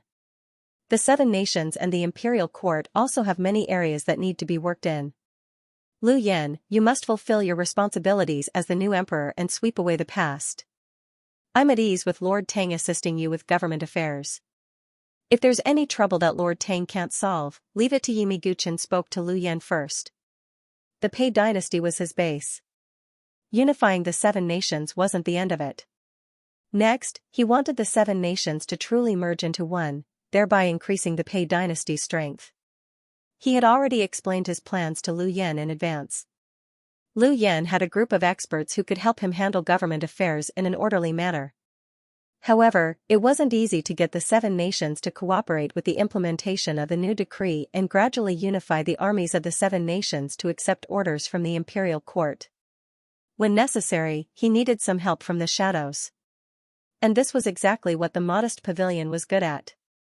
He had already promoted Yimi to Deputy Pavilion Master of the Modest Pavilion. With the Modest Pavilion's secret influence in the Pei dynasty would gradually develop in the direction he wanted. Understood. Lu Yan, Tang Xuanxia, and Yimi all accepted the order, their hearts filled with enthusiasm. Gu Chen trusted them very much. During this period of time, not only did they gain more and more authority, but they also received precious body refining techniques. Although they did not know the origins of these techniques, they could clearly feel the benefits of practicing them. It was not an exaggeration to say that they advanced by leaps and bounds. People like Tang Xuanxia, who had long passed the optimal age for cultivation, rekindled their passion for cultivation and saw the possibility of advancing further. As a result, their trust and loyalty towards Gu Chen gradually reached the point of blind obedience. After arranging the internal affairs, Gu Chen turned to look at the clay bodhisattva, Buddhist Master Peach Blossom, and Ninja Hidden. His gaze fell on Buddhist Master Peach Blossom. In the past, most of the power of the modest pavilion was limited to the Pei dynasty. As it continues to grow, we will need to establish a complete intelligence network throughout the Second Mountain and Sea, and perhaps even throughout the entire Dao realm. I intend to entrust this arduous and glorious task to you, Peach Blossom.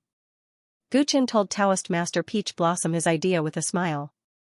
The Pavilion Lord wants to expand the intelligence network of Honesty Pavilion. Hearing that, Householder Peach Blossom took a deep breath and smiled bitterly. As expected, he had long felt that Gu Chen had no good intentions in agreeing to keep him by his side. He had only been back for a short while, and as expected, he had already arranged a difficult task for him. The previous Pavilion Lord, Yi Wunyan, was extremely ambitious. After Honesty Pavilion gradually grew in power in the Desheng dynasty, he had also thought of expanding the influence of Honesty Pavilion to other places. However, this was not an easy task. The complexity of the powers in each region was far beyond one's imagination.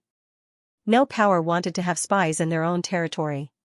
Hence, doing such a thing could cost one's life if one wasn't careful. In addition to risking one's life at any time, there were also many practical problems that needed to be resolved. To establish a relatively complete intelligence network throughout the Second Mountain and Sea requires a lot of manpower and financial resources, as well as the ability to settle all kinds of troubles. Buddhist Master Peach Blossom hesitated before speaking, his face full of embarrassment. He didn't even dare to think about the possibility of establishing an intelligence network throughout the entire primordial Dao realm. If he could successfully establish one in the Second Mountain and Sea, it would already be an impressive feat in terms of manpower. You will have Xianxia and Ninja Hidden to support you. At the same time, the Golden Crow clan's crow generals will also be at your disposal. Gu Chen interrupted Buddhist Master Peach Blossom's excuses. Oh. Buddhist Master Peach Blossom was instantly tempted. If Ninja Hidden joined him, it actually meant that the Hidden Dragon clan would join. Given the Hidden Dragon clan's talent in this area, they would be able to achieve twice the results with half the effort. In addition, the Golden Crow clan had impressive flying abilities. What was most important for intelligence transmission was time. With Crow General's help, he could save a lot of time. He could even use Crow Generals as the core to design another set of intelligence transmission methods. With the Hidden Dragon clan and the Golden Crow clan joining him, Honesty Pavilion had never been able to provide assistance. Now, he didn't lack manpower. For a moment, Buddhist Master Peach Blossom seriously considered the possibility of expanding Honesty Pavilion's territory. Manpower is one thing, but more importantly, financial resources. Only with sufficient financial resources can we train and recruit many spies in various places. This requires money in all aspects, said Buddhist Master Peach Blossom. Xianxia, how much money do we have left?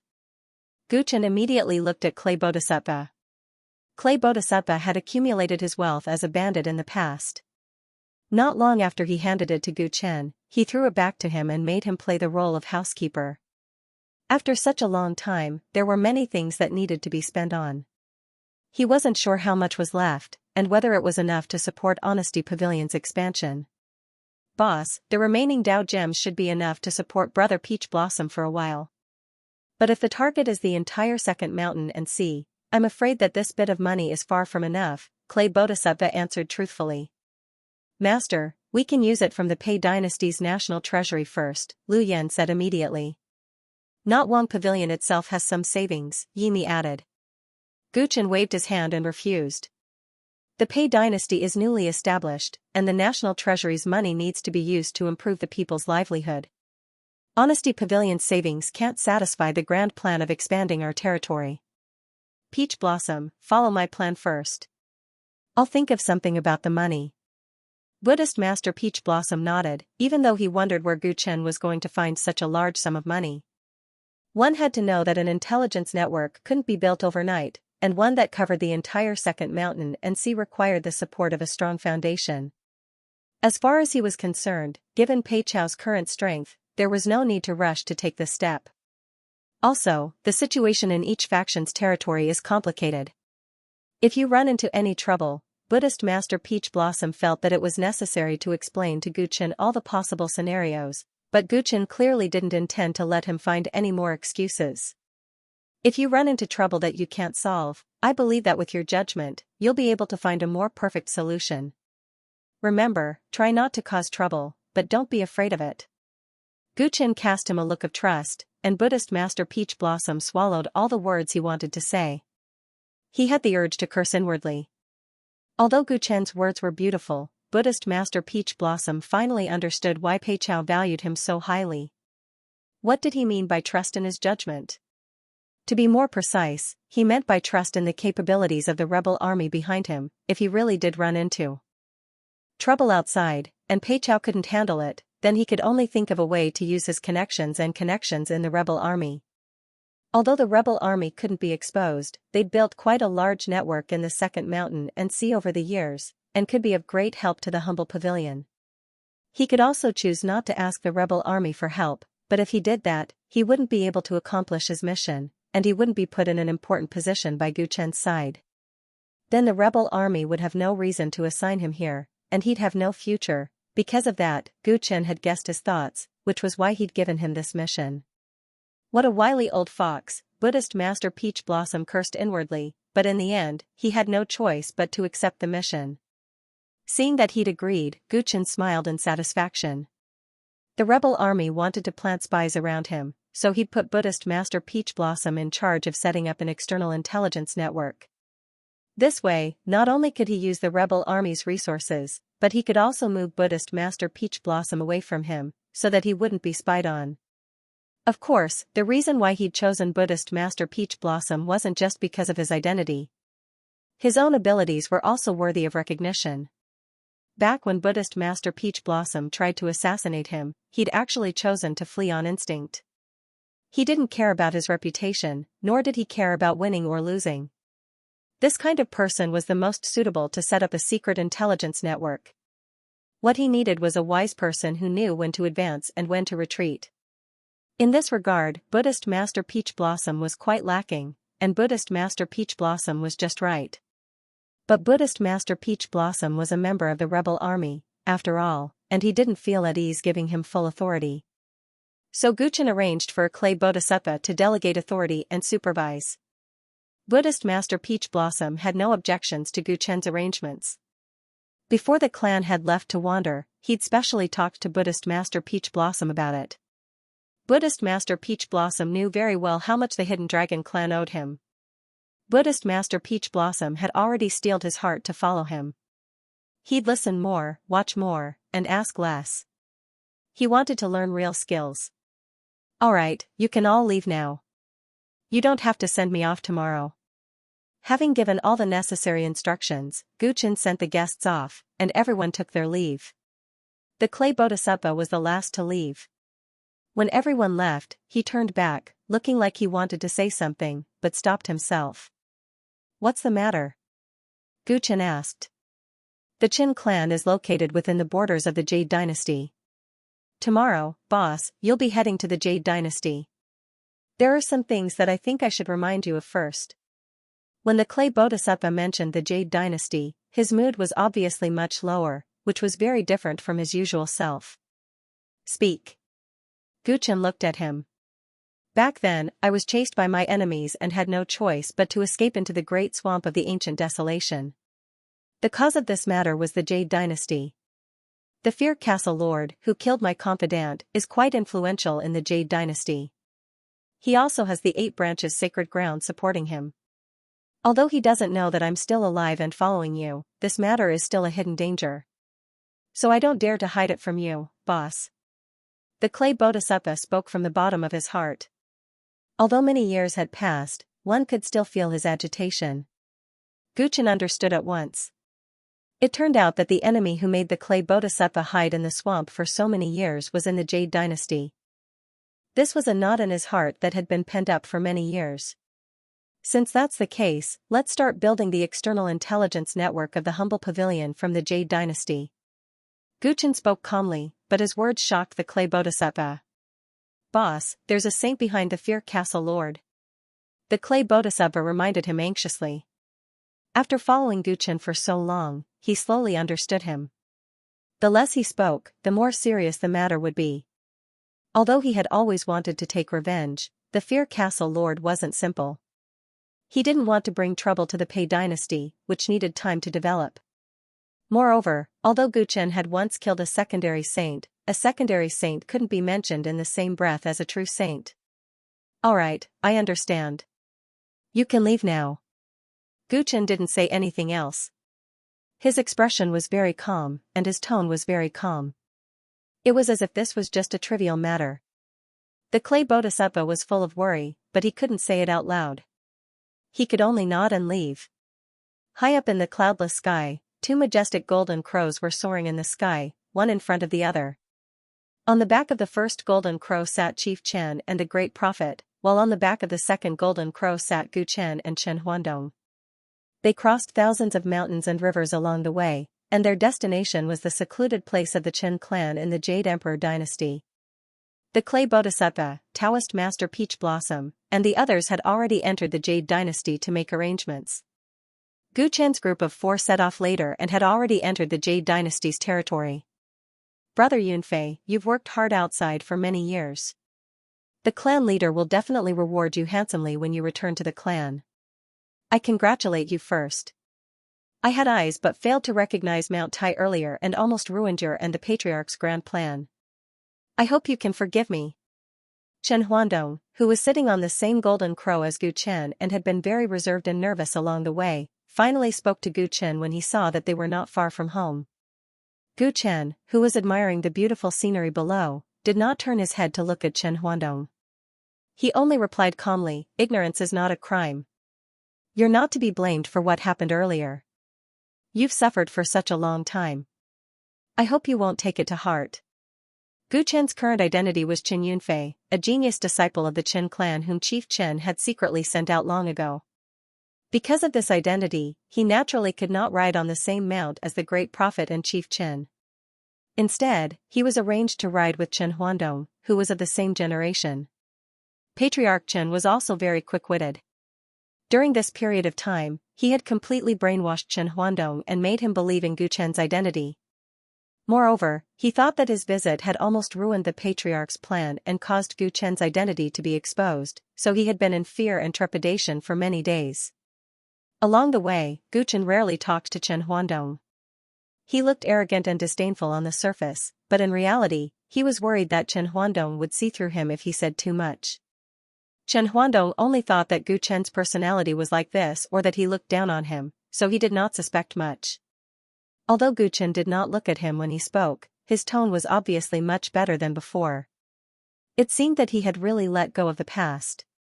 Chen Huandong could not help but feel happy. He might have been arrogant when he first came to Paidu, but after being imprisoned for a period of time, his arrogance was mostly gone. Moreover, the human clan leader had already said that he was the best among the younger generation of the Qin clan.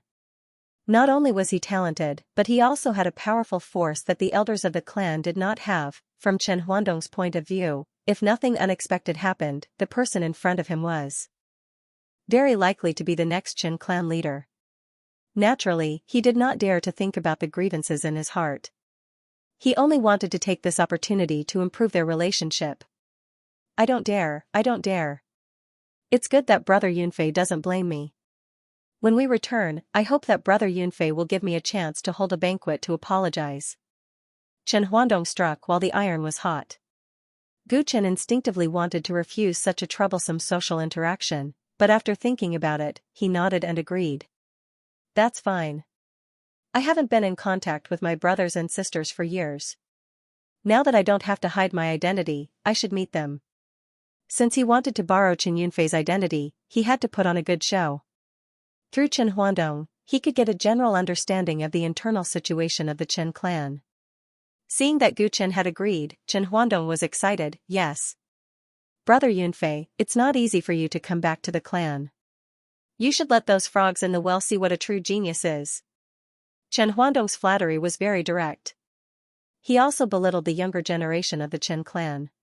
When Gu Chen heard this, he only smiled slightly and showed a somewhat arrogant expression. Chen Yunfei was a young man after all. Now that he had made a great contribution to the Chen clan, he thought it was reasonable for him to have such a mentality. The two continued to chat for a while, but Gu Chen quickly shut his mouth and showed a lack of interest. Chen Huandong did not dare to say anything else. Half a day later, the two golden crows flew into a remote mountain range. After passing through a huge concealment formation, the view before them suddenly opened up. Ahead of them was 1,000 miles of fertile land, and above them was a floating mountain. The floating mountain seemed to have existed since time immemorial. It was covered with pavilions and surrounded by clouds. Strangely, the clouds around the mountain were motionless, without the slightest movement. If not for the faint auras of many cultivators on the mountain, Gu Chen would have suspected that it was a mirage or a painting. Great Prophet, up ahead is our clan's holy land, Mount Dingkong. Our ancestor cut off the mountain range during his enlightenment and fixed it in the void. Since then, the Qin clan has lived here for generations. We have developed a sizable city at the foot of Mount Dingkong. The Golden Crows slowed down as Chief Qin proudly introduced the place to the Great Prophet. Uncanny workmanship. Back then, Saint Qin was truly a peerless talent. The Great Prophet was generous with his praises. Gu Chen nodded inwardly as well. One had to know that the primordial Dao world's worldly suppression was extremely terrifying. Chaosy Dao lords couldn't even split open a mountain here, much less go against the laws of the world to create such a floating mountain. Saint Chen had never cultivated in minor and minor Dao techniques, but he had created 3 fixed sacred arts that suppressed most of the 3,000 minor Dao techniques. He was indeed not simple. Gu Chen could sense that the Mount Dingkong in front of him wasn't just floating in midair. The area around the mountain was enveloped by a mysterious force. It was as though time and space had frozen. Yunfei, we've already returned to the clan. Reveal your true appearance. There's no need to hide it in the future. Seeing that they weren't far from Mount Dingkong, the 2 golden crows circled and landed on a mountain. Chief Chen leaped off the golden crow's back and casually reminded Gu Chen. Got it. Gu Chen nodded obediently. Following that, his face transformed into a handsome young man with a feminine temperament. Compared to his original appearance as Chen Yi, his current appearance was undoubtedly more high-profile. The only thing that didn't change was the cross-shaped tattoo on Gu Chen's glabella. Chen Yunfei had been away from the clan for many years, so it was normal for him to change a little. Chen Huandong, who was beside Gu Chen, looked at his true appearance curiously. At that moment, clan head Chen said, Huandong, go back first and tell the elders that I'm back. All right. Chen Huandong immediately snapped to his senses. With the clan head's return and the arrival of a distinguished guest, it was only right to make preparations in advance. He didn't suspect anything as he hurried back to the clan. After he left, Gu Chen said to the 2 crow generals who had escorted them, it's been hard on you. However, I'll have to trouble you to make another trip to meet up with Xianxia and the rest. Yes. The 2 crow generals dutifully carried out their duties without any rest. According to Gu Chen's instructions, they quickly left the Chen clan's secluded area. Seeing that everyone had left, Gu Chen looked at clan leader Chen with a smile. Clan leader, please lead the way.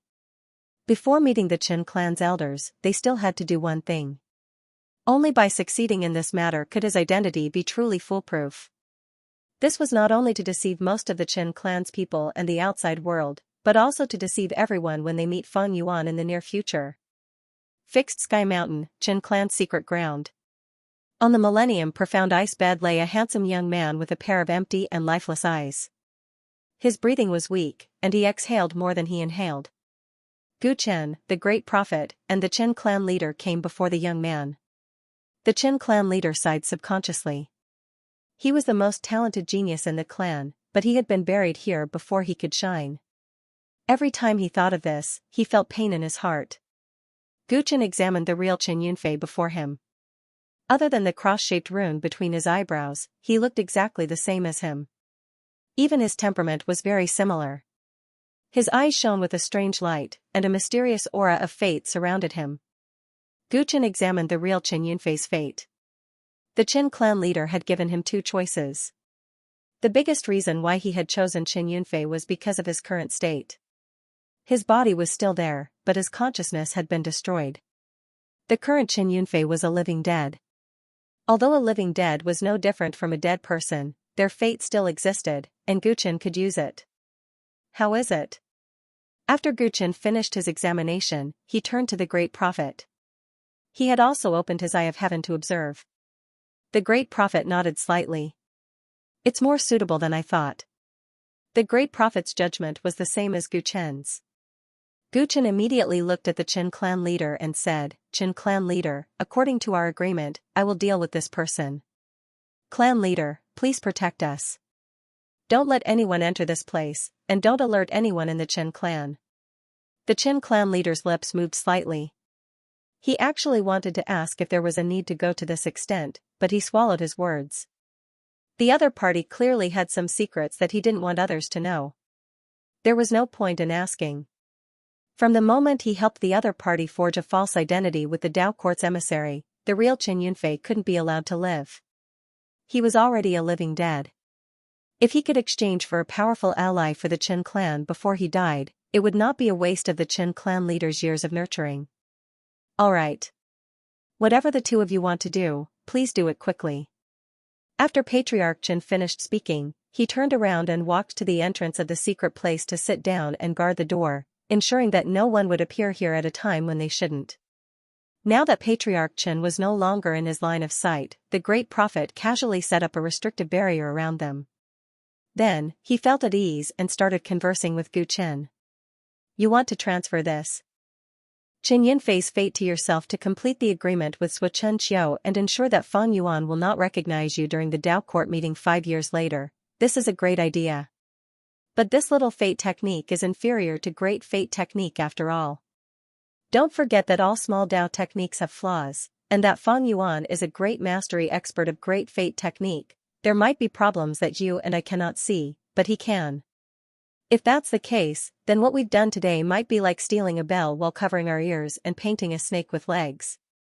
The great prophet stroked his beard and reminded Gu Chen.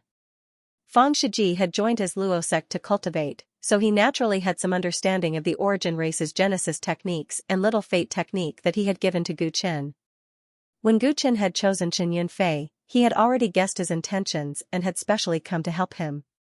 But before he actually used the technique, he still had to give him a reminder. I know about the drawbacks of little fate technique, Fang Yuan had once mentioned it to me. I am the glorious ancient tyrant physique, the drawbacks of little fate technique will not affect me, it is only a disguise.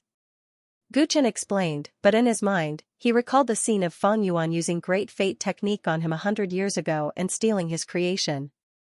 Back then, Fang Yuan had said that he had taught Fang Wen little fate technique, and while little fate technique stole other people's fate and luck, it also needed to bear the karma of others.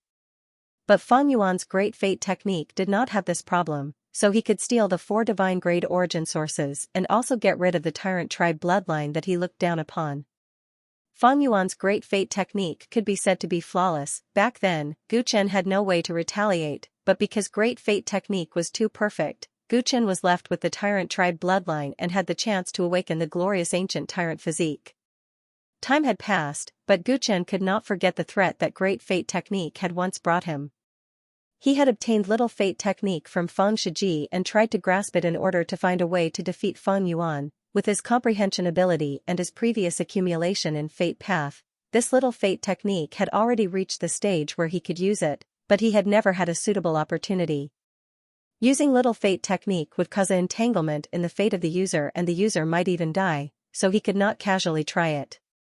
Right now, the user was Qin Yunfei, he was already brain dead, so without this worry, it would be much easier for him to use the technique. As for the karma he would have to bear when using little fate technique, he had no fear, because the glorious ancient tyrant physique could suppress this karma. To others, changing fate was a double-edged sword, but to the glorious ancient tyrant physique that was destined to suppress all laws since birth, what was fate? He was going against heaven itself. Little fate technique's weakness will not cause a problem, but it itself might be a problem. If Feng Yuan finds out that my fate is not innate but acquired, with his intelligence and wisdom, he will be able to guess my true identity. Gu Chen explained further, thus, how to make a fuss about fate and prevent him from seeing any traces of little fate technique is the most important thing. After thinking about it, I finally thought of a way. Gu Chen said as he raised his left hand and a thick black aura surged out of his fingertip, emitting an ominous aura. This is the aura of misfortune? The great prophet narrowed his eyes. That's right, this is the bad luck aura I extracted from Lu Yan's body. It represents an extremely ominous fate. I plan to fuse this bad luck aura into Chen Yunfei's fate and set up a misleading formation. This way, a naturally suspicious person like Feng Yuan will only be concerned about why my fate is so strange. He won't think of the possibility of little fate technique being forged. Of course, to prevent his eyesight from being too outstanding, Great Prophet will need to obstruct heaven's secrets and release the fog further. The Great Prophet's eyes shined as he praised, wonderful. This idea is feasible. It is impossible for a person like Feng Yuan to not see any problems, but if we set up a misleading formation and create layers of suspicion, it will be enough to buy enough time. Since Great Prophet feels there is no problem, let's begin. Gu Chen smiled and did not say anything else, his expression turning solemn. He raised his palm, the secret technique's energy in his body was completely converted into the power of fate path, a profound aura completely enveloped Chen Yunfei's body. The Great Prophet stood quietly at the side. It was not time for him to make a move yet. Gu Chen started his technique. During the process, the fate that originally belonged to Chen Yunfei was stripped away from his body, but Chen Yunfei, whose eyes were empty, did not feel anything, only his body started to shrink rapidly. As for Gu Chen, Chen Yunfei's fate was gradually entangled in the sky above him. Under the influence of Taoism, his appearance and body were changing into Chen Yunfei's. However, this change had only just seeped into Gu Chen's body before it was destroyed by the boundless golden blood energy. If Gu Chen had not controlled the blood energy in time, even the fate that was entangled outside his body would have collapsed. Seeing this, the Great Prophet was secretly amazed. The glorious ancient overlord body was indeed the glorious ancient overlord body. It could even suppress the illusory fate. The process of taking Chen Yunfei's fate lasted for about half an hour. When Chen Yunfei's fate was completely entangled around Gu Chen, his body also quickly turned into Taoism and disappeared from the world at a speed visible to the naked eye. At the same time, under the influence of fate, some memories appeared in Gu Chen's mind. It was the short life of Chen Yunfei. Because he had been frozen by the Chen clan leader, Chen Yunfei's life was too simple. He only had one obsession in his heart, which was to revitalize the Chen clan. This was the will that the Chen clan leader had instilled in him. He had also treated it as his life's ambition and worked hard. Therefore, he was a little eager for quick success. In the end, this brought about painful consequences. Unfortunately, Chen Yunfei was possessed by the devil during his cultivation. Due to his lack of experience in dealing with it, his soul was eventually destroyed. He was supposed to be dead, but his unfulfilled ambition had left behind a bit of his soul to protect his broken body. However, with just that bit of soul, it would never be able to help him wake up. Today, I'm borrowing your fate. I owe you a favor, and I'll help you end your karma. In your name, I'll help the Chen clan out of its predicament to comfort your soul in heaven. Gu Chen quietly digested Chen Yunfei's memories and mumbled to himself. When the fate was about to be stabilized, he raised his hand again. Under his control, a large mass of ominous black gas slowly rose and merged with him. It was like a clear river had been poured with ink, stirring it until it was pitch black. After diluting it, it returned to normal. The Great Prophet, who had been waiting for a long time, suddenly opened his eyes. He waved his sleeves and shouted. Heavenly secrets cannot be revealed. Suddenly, the fate around Gu Chen seemed to be shrouded in a mysterious veil. It was as if it was shrouded in mist, unfathomable and elusive. When the dust settled, the Great Prophet looked at Gu Chen again and felt that he was a complete stranger. It was as if he was no longer Gu Chen, but the real Chen Yunfei. Interesting. After personally performing the technique, I gained a deeper understanding of the great destiny art. Gu Chen's eyes were deep and dark. He glanced at the great prophet and confirmed that Gu Chen was still Gu Chen. We've wasted quite a bit of time. Hurry up and leave this place. Otherwise, the Qin clan might get suspicious, the great prophet reminded. Thus, the two of them left the secret place. When they reached the entrance, clan leader Chen, who had been waiting impatiently, hurried over to welcome them. Have all the hidden dangers been resolved? Clan leader Chen asked. The so-called hidden dangers were naturally Chen Yunfei's true body. Out of some concerns, clan leader Chen didn't plan to tell anyone in the clan that Gu Chen wasn't Chen Yunfei. Since the secret couldn't be revealed, no matter how much he cherished Chen Yunfei, a descendant of the clan, he had to ensure that no one would ever see his corpse. Rest assured, clan leader. Gu Chen nodded. Only then did clan leader Chen calm down. Just now, the clan's elders found this place, but I brushed them off. I told them that you haven't been home for a long time and that you're paying respects to your ancestors. We'll hold an elder meeting later, clan leader Chen said. There were ancestral tablets in the clan's secret place. His words wouldn't raise any suspicions. Also, according to the elders, the Jade clan and the two Holy Lands have sent envoys to the Chen clan. They want an explanation. Clan leader Chen looked at the great prophet and said politely, Great prophet, the elders of our clan are all uneasy. They want to see you. Gu Chen and the great prophet exchanged glances when they heard that. Although the Jade dynasty was close to the Pei dynasty, the distribution of power within it was completely different. Although the original Pei dynasty had the royal Scorching Sun clan, it was actually a feudal system. The Scorching Sun clan didn't have strong control over the 7 nations. Because of this, when the Scorching Sun clan had an internal strife, the 7 nations changed in such a short time. This was also the reason why Gu Chen wanted Liu Yan to strengthen the centralization of power after the new Pei dynasty was established. However, the Jade dynasty was different. The royal Jade clan of the Jade dynasty had been controlling this land for a long time. They didn't have to worry about being feudal. With the rich spiritual minds in their territory, they were even richer. However, although the royal power of the Jade clan was more stable, there hadn't been a sage realm powerhouse in the clan for a long time. On the land of the Jade dynasty, there were 2 Holy Lands, the 8 Branches Holy Land and the Green Willow Holy Land. Like the Jade clan, which represented the Jade dynasty, these 2 Holy Lands had seats in the heavenly Pudao court. They were 2 of the 37 powers present. Although the original Scorching Sun clan had to worry about the feudal states within their territory being disobedient or even becoming too powerful, they still had the right to speak. On the other hand, the Jade clan had 2 great powers that were on equal footing with them. In fact, these 2 powers even had sages. In comparison, the situation in the Jade dynasty was naturally much more complicated. Before coming to the Jade dynasty, Gu Chen had done his homework. The Chen clan, which had been overseen by Saint Chen, had once been on equal footing with the 2 Holy Lands in the Jade dynasty. During its peak, the Chen clan had even suppressed them. However, after Sage Chen disappeared, the Chen clan gradually declined. They were even jointly suppressed by the Jade clan and the 2 Holy Lands. Their sphere of influence and living space became smaller and smaller. In the eyes of the 3 great powers of the Jade dynasty, the Chen clan had been hiding from the world for many years.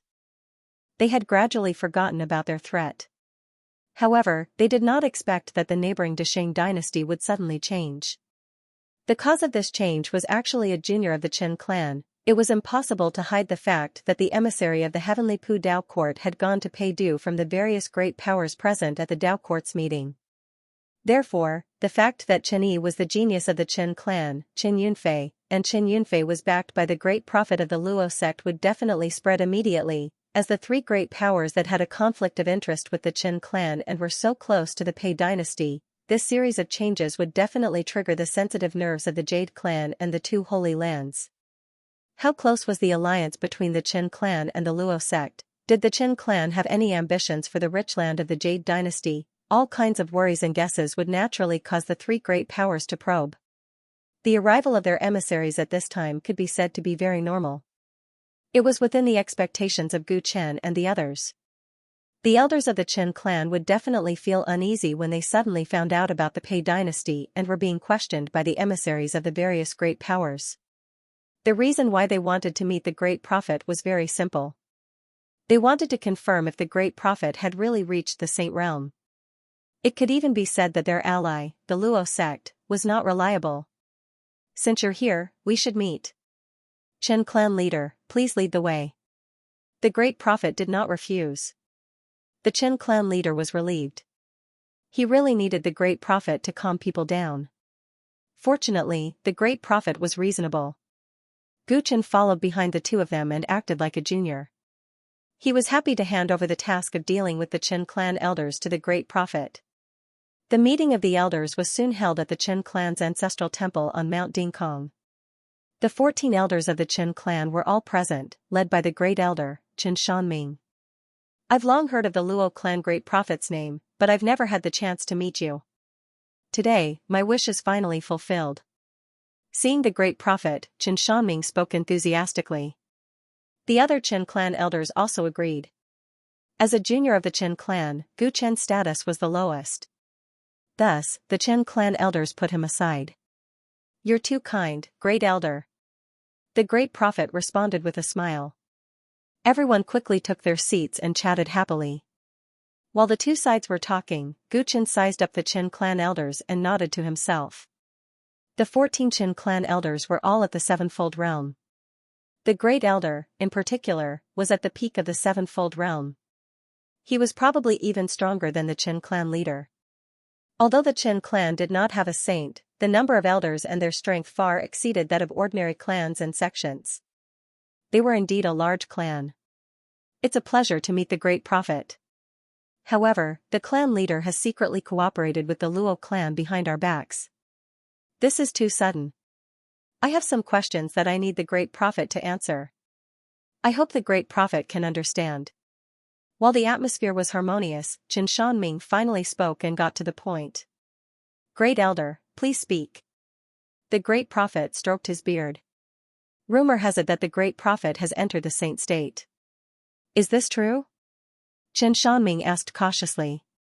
That's right. The great prophet nodded. Then, he released a bit of the pressure of a saint state. The Qin clan elders felt it and their faces were filled with joy. They even felt a sense of relief. The Qin clan had been keeping their heads down all these years because there was no saint in the clan. They did not dare to provoke the two holy lands. When the news of the change of ownership of Dixing reached the Dingkong mountain, and when they learned that the descendants of the Qin clan were involved in it, their first reaction was not joy, but fear. One had to know that even though the Qin tribe had been living in seclusion for the past few years, the two holy lands had been constantly finding trouble with them, devouring their territory and resources. It could be said that they had long since flashed their knives, eager to draw blood from the Qin tribe's neck. The reason why they had been restraining themselves was because they were afraid of their missing ancestor, afraid of his power in the past. However, as time passed, their ancestor's reputation would be useless sooner or later. Under such circumstances, the younger generation of the Qin clan had actually participated in the subversion of Dixing. This would definitely arouse the sensitivity of the two holy lands. If they used this as an excuse to start a war, the consequences would be dire. Before the patriarch returned, many of the elders' hearts could be said to be tormented. There was too much news about Great Qing, and they did not know which was true and which was false. But now, they could confirm that the great prophet of the Luo sect had indeed reached the Saint Realm, so they were relieved. Rather than saying that the Qin clan was afraid of the two hallowed grounds, it was more accurate to say that they were afraid of the two saints in the hallowed grounds. The strength possessed by saints was overwhelming, and if a saint personally came, the Qin clan would not be able to resist them with their current strength. However, things were different now that they had the great prophet as an ally. The Qin clan could be considered to have a backer, and they would not have to be on tenterhooks. After all, their ancestor had gone missing all those years ago, and the Dao ancestor had spoken behind their back, causing the powers that had once been on good terms with the Qin clan to isolate them. Moreover, no saint was willing to lend them a helping hand, so the Qin clan was in a difficult situation. Even though they could not confirm exactly what cultivation realm the saint of the Luo sect had reached, he was still a huge deterrent, and no power dared to act rashly against the Qin clan. After confirming the great prophet's strength, the minds of the Qin clan's elders immediately became active. Previously, they had been thinking about how to disassociate the Qin clan from the two Holy Lands, but now, they were thinking about how close the alliance between the Patriarch and the Great Prophet was. There were no eternal enemies or eternal friends in this world. It was true that the Great Prophet had used the Qin clan's help to take control of the Pei dynasty, but now that he had succeeded, the Qin clan, as an ally, might bring trouble. Only the heavens knew if there was a possibility that he would burn the bridge after crossing it. Even if he burned the bridge after crossing it, to what extent could he help the Qin clan? Whether he would be willing to go to war with the other saints for the Qin clan was also unknown. In fact, the reason why the various powers had sent envoys over was because they wanted to understand the specific situation. The attitude of this new saint would determine the future of the Qin clan. Qin Shanming thought about it seriously, and he quickly glanced at Gu Qin in the field. This genius that the Patriarch had hidden was undoubtedly the key to his relationship with the Great Prophet. The Qin clan had their own intelligence channels, so they naturally knew that the Great Prophet had not shown his face at all during the process of overthrowing the Blazing Sun clan and unifying Great Qing. Everything had been planned by this junior of theirs. Although they weren't sure if he had always been acting according to the Great Prophet's orders, it was clear that the Great Prophet valued him. His influence on the current Pei dynasty was obvious to all. If they wanted to strengthen the relationship between the Qin clan and the Luo sect, and even get a share of the pie from the new Pei dynasty, this person was definitely the key. I heard that the envoys of the Jade clan and the two sacred lands have come to the Qin clan. How does the Great Elder plan to reply to them? The Great Prophet took the initiative to ask, interrupting Qin Shanming's thoughts. Qin Shanming came back to his senses, and his attitude towards the Great Prophet was clearly more respectful than before. He cupped his hands and said, "Please advise me, Great Prophet." "I don't dare advise you, but you can tell the three major powers about the old man's visit, Great Elder. In addition, the Luo sect has no ulterior motives toward the Jade dynasty. In fact, the old man has already sent envoys to the Jade capital and the two sacred lands, hoping that the two dynasties can coexist peacefully and have a lasting friendship." The Great Prophet spoke frankly with assurance. Hearing this, Qin Shanming and the other elders immediately felt at ease. Although they had a sage as an ally, if the Luo sect was ambitious and coveted the land of the Jade dynasty, the Qin clan would be in a difficult position. They couldn't give up on this ally, and he was already bound to them. However, if the Pei dynasty and the Jade dynasty became enemies, they would also be in a difficult position within the Jade dynasty's territory. The Pei dynasty was newly established, so they should reduce their enemies and accumulate strength for development. The Great Prophet was a wise man, so they didn't have to worry too much. The Luo sect's decision was also beneficial to the Qin clan. With such an ally, the Qin clan might be able to slowly test the waters and take back some of the benefits that originally belonged to them. If the Qin clan has any issues in the future, contact the old man clan leader Qin, Great Elder, let's follow the old rules. Let Yunfei contact the old man after comforting the Qin clan's elders, the Great Prophet specially said this. Hearing this, Qin Shanming was even more certain that Gu Qin was the key to maintaining the friendship between the two forces. He secretly had an idea. The Great Prophet did not stay in the Qin clan for long. His main purpose was to help Gu Qin graft his fate, and his secondary purpose was to appease the Qin clan elders. Now that he had completed both tasks, he declined the invitation of the Qin clan elders to host a banquet and quickly left Mt Dingkong. After he left, the elders of the Qin clan quickly passed a resolution. The Qin clan's disciple, Qin Yunfei, was promoted to the 15th elder of the Qin clan because he was young and promising. He was also the youngest elder in the clan's history. When this news came out, the entire Qin clan was in an uproar. The envoys of the various factions also quickly left the Qin clan after receiving the Qin clan's reply. Gu Qin temporarily stayed on Mt Dingkong. He had settled the matters with Pei Chao. As a Qin clan elder, he decided to stay for a period of time and thoroughly understand this place. This was so that he would not inadvertently reveal any flaws in the future and be seen through by someone with ulterior motives. After staying on Mt Dingkong for a few days, Gu Qin gave the great primordial technique jade scroll that he had prepared in advance to Qin clan elder. When Qin clan elder learned that the scroll in his hand was a great Dao technique, his hands almost trembled. His expression was both nervous and excited. He naturally could not refuse this enormous gift. At the same time he accepted the gift, the Qin clan was already on the same boat as Gu Qin. From then on, they would prosper together, and they would suffer together. The lies about Xianxia group that he had told in order to form an alliance with the Qin clan became insignificant. Qin clan elder temporarily did not realize the sinister intentions behind Gu Qin's gift. The moment he received the great primordial technique, he did his best to hand over the clan's affairs to the elders and spent most of his time cultivating. For a cultivator at the peak of sevenfold sage realm like Qin clan elder, it was actually very difficult to advance to eightfold sage realm. But with a heaven-defying body tempering technique like the great primordial technique, even if it was not as complete as Gu Qin's, it would still greatly improve his physique and greatly increase his chances of breaking through to sage realm. Because he saw the possibility of becoming a sage, Qin clan elder immersed himself in cultivation.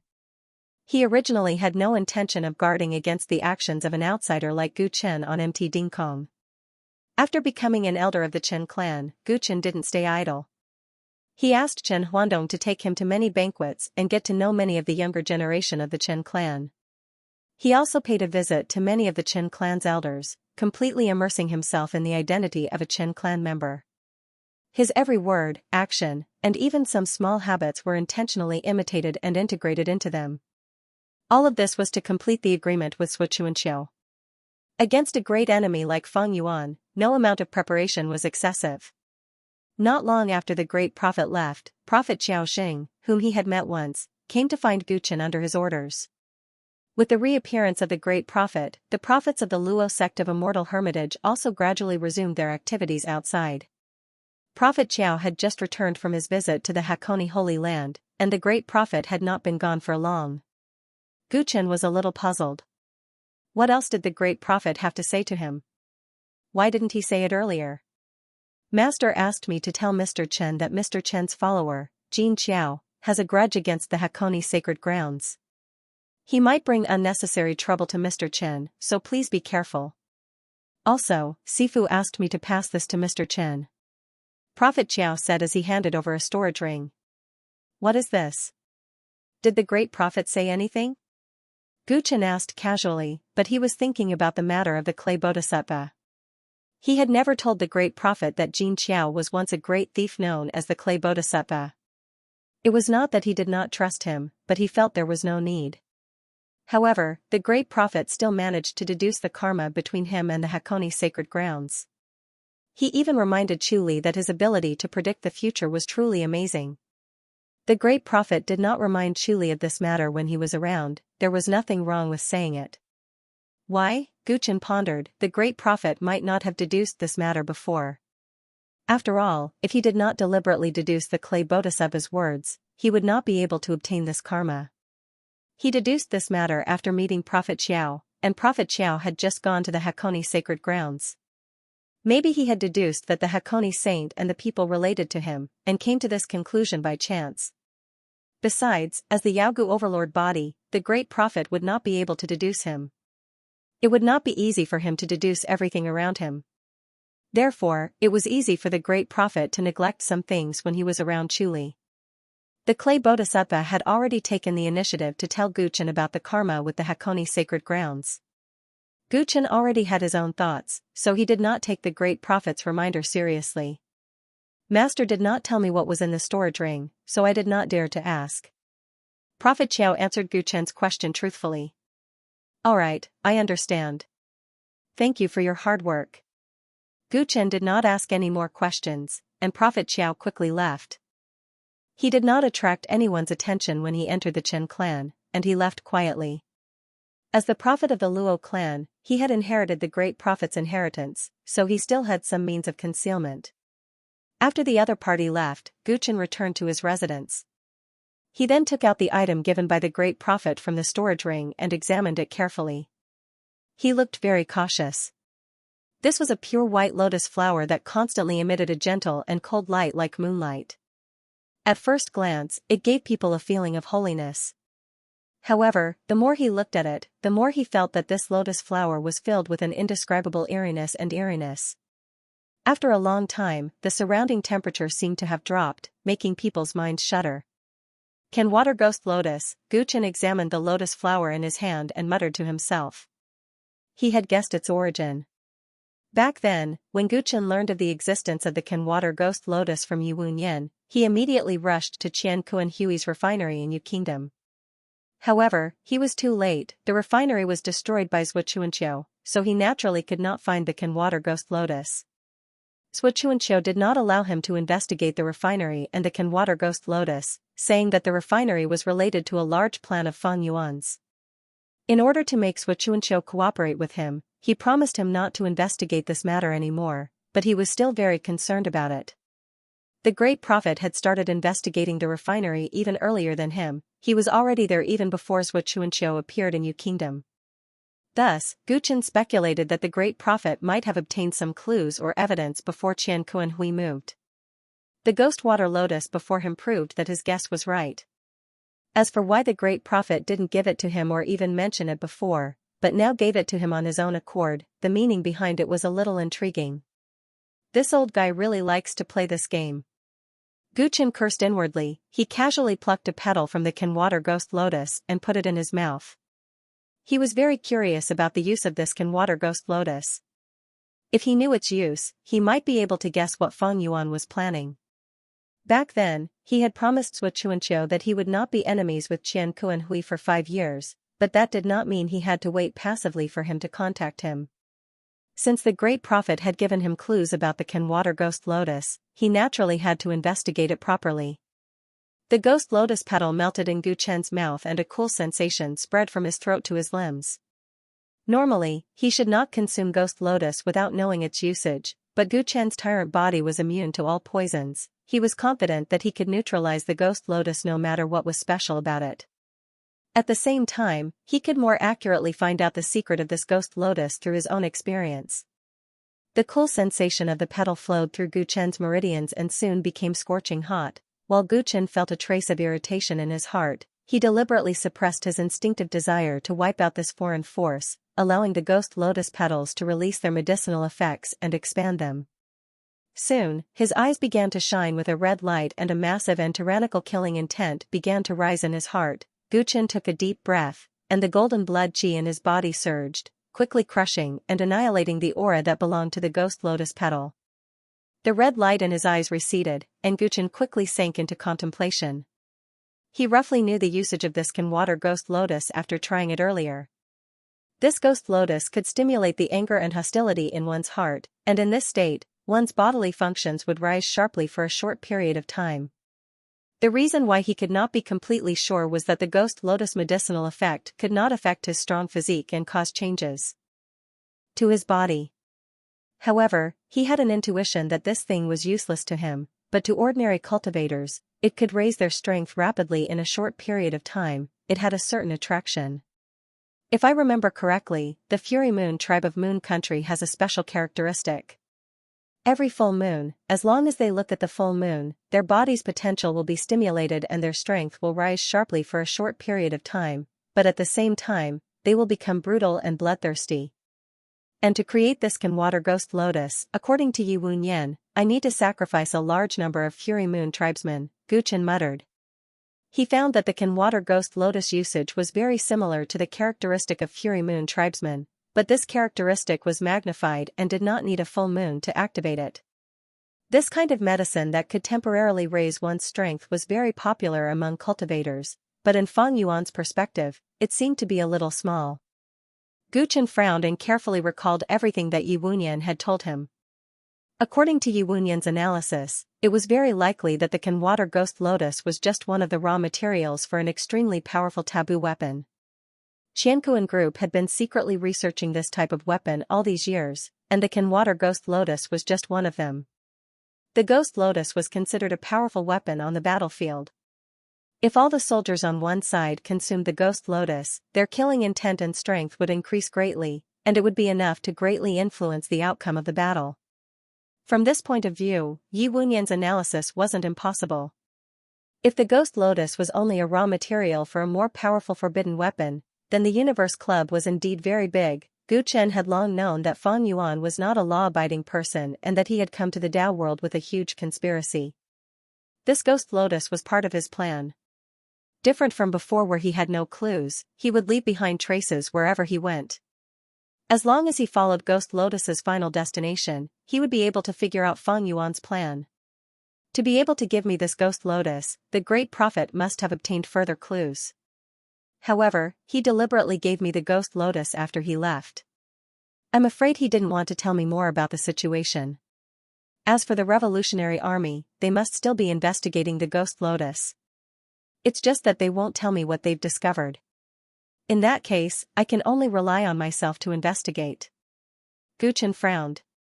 It wasn't his style to wait for Zhuo Xianxia to coordinate with him from the inside. Although Zhuo Xianxia had infiltrated Fang Yuan's inner circle, he might not have everything under control. He had to grasp another clue to ensure that he wouldn't be flustered no matter what happened. However, the refinery in Moon Nation had been destroyed by Zhuo Xianxia, and Qianquan Group's men had completely retreated from Peichao. Where was he going to start investigating Ghost Lotus's whereabouts? Gu Chen pondered for a while, and a person appeared in his mind, Morning Yen. Qianquan Group mass refined can water Ghost Lotus in Moon Nation, with Flaming Sun Crown Prince and Moon King helping to conceal it. When the Ghost Lotus is refined, it will be transported out through a specialized route. The person who played an important role in the transportation process was the already dead General Star Morning Yen. I followed the clues and found that Qianquan Group had used Morning Yan's identity as a middleman in the dark world to carry out more than one transaction that was forbidden by Dao Court and the other empires. Back then, Yiwu Yan had said that Morning Yan played an important role in the transportation of Canwater Ghost Lotus. This was also the reason why he supported Flaming Sun Crown Prince before he died. He didn't want any problems to occur in Moon Nation's production line. Morning Yan becoming a middleman in the dark world was not in line with his personality. Now, it seemed that it was Fang Yuan's intention. With this identity, many shady deals could be carried out through his hands, and the transportation of Ghost Lotus would be much more convenient. In other words, as long as the Chong meets the wolf in the dark. Ing? Zian Karma? Chulu? Bulu? Ho? Moreover, Morning Yan had obviously handled more than just the transportation of Ghost Lotus. Perhaps he could dig out more useful clues. Gu Chen gradually had a preliminary direction of investigation. It seemed that he had to add a new task to Ninja Hidden, who was expanding his intelligence network. Thinking of this, Gu Chen put away the remaining Canwater Ghost Lotus and took out the Divine Travel Pearl of Modest Pavilion. Householder Peach Blossom, Ninja Hidden, and the others were expanding Modest Pavilion's territory, so they naturally couldn't come whenever he wanted. Although the Golden Crow clan's crow generals had the advantage of flying, Gu Chen didn't intend to let them be in charge of delivering certain secrets for the time being. Moreover, it would be a bit slow to travel back and forth. After becoming the pavilion master of Modest Pavilion, Gu Chen gained control of Modest Pavilion's divine travel realm. He had already mentioned this to Ninja Hidden beforehand, telling him to enter the divine travel realm every once in a while so that he could report on the progress of the mission and also make it easier for him to receive messages. With control of the divine travel realm, Gu Chen could leave any message and designate one person to look at it. No one else could see it, so it was very safe. With the divine travel pearl in hand, Gu Chen's divine sense quickly entered Modest Pavilion's divine travel little pavilion and left instructions for Ninja Hidden. He told Ninja Hidden to investigate everything about Morning Yan, especially his various interactions with the Moon Nation and even the Pei dynasty. In addition, he also mentioned the characteristics of the Canwater Ghost Lotus, but didn't give him a specific name. Instead, he told Ninja Hidden to keep an eye out for similar things. The entire mission required him to be extremely cautious. He would rather gain nothing than advance recklessly. After entering the mission into the round table on the third floor of the Divine Travel Little Pavilion with a spiritual brand, Gu Chen was just about to leave the Divine Travel realm when he happened to glance out the window on the third floor. Outside the window was a hazy blue void. That was the border of the Divine Travel world. Beyond the border was an unknown existence. Gu Chen's eyes flashed as he remembered something. When he had first entered the Divine Ascension little pavilion, Gu Chen had accidentally discovered that heaven-winding silk could manifest itself in this world where only spiritual bodies existed. Not only could it manifest itself, but it could even break through the boundaries of the Divine Ascension world and extend into the blue void. Last time, Gu Chen had tried it, but because the secret technique's energy was limited, heaven-winding silk's power had been exhausted and it had disappeared before it could find anything valuable in the void. After that, Gu Chen was so preoccupied with other matters that he almost forgot about this matter. Moreover, his current level of silk twining was completely incomparable to that of the past. He had already reached the large success stage of the 1,000 coiling silk secret technique and was now exploring the next layer. With heaven-winding silk, which was 1,000 times stronger than before, he might be able to reap some benefits this time. When he thought of this, Gu Chen willed a divine travel orb to appear in his palm. With a flash of light, a mental barrier appeared between the third and second floors. Apart from him, no one else would be able to step onto the third floor.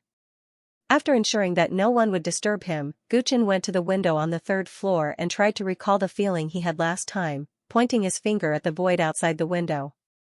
Pucci. The heaven-winding silk turned into a sparkling ray of light and disappeared into the void in the blink of an eye.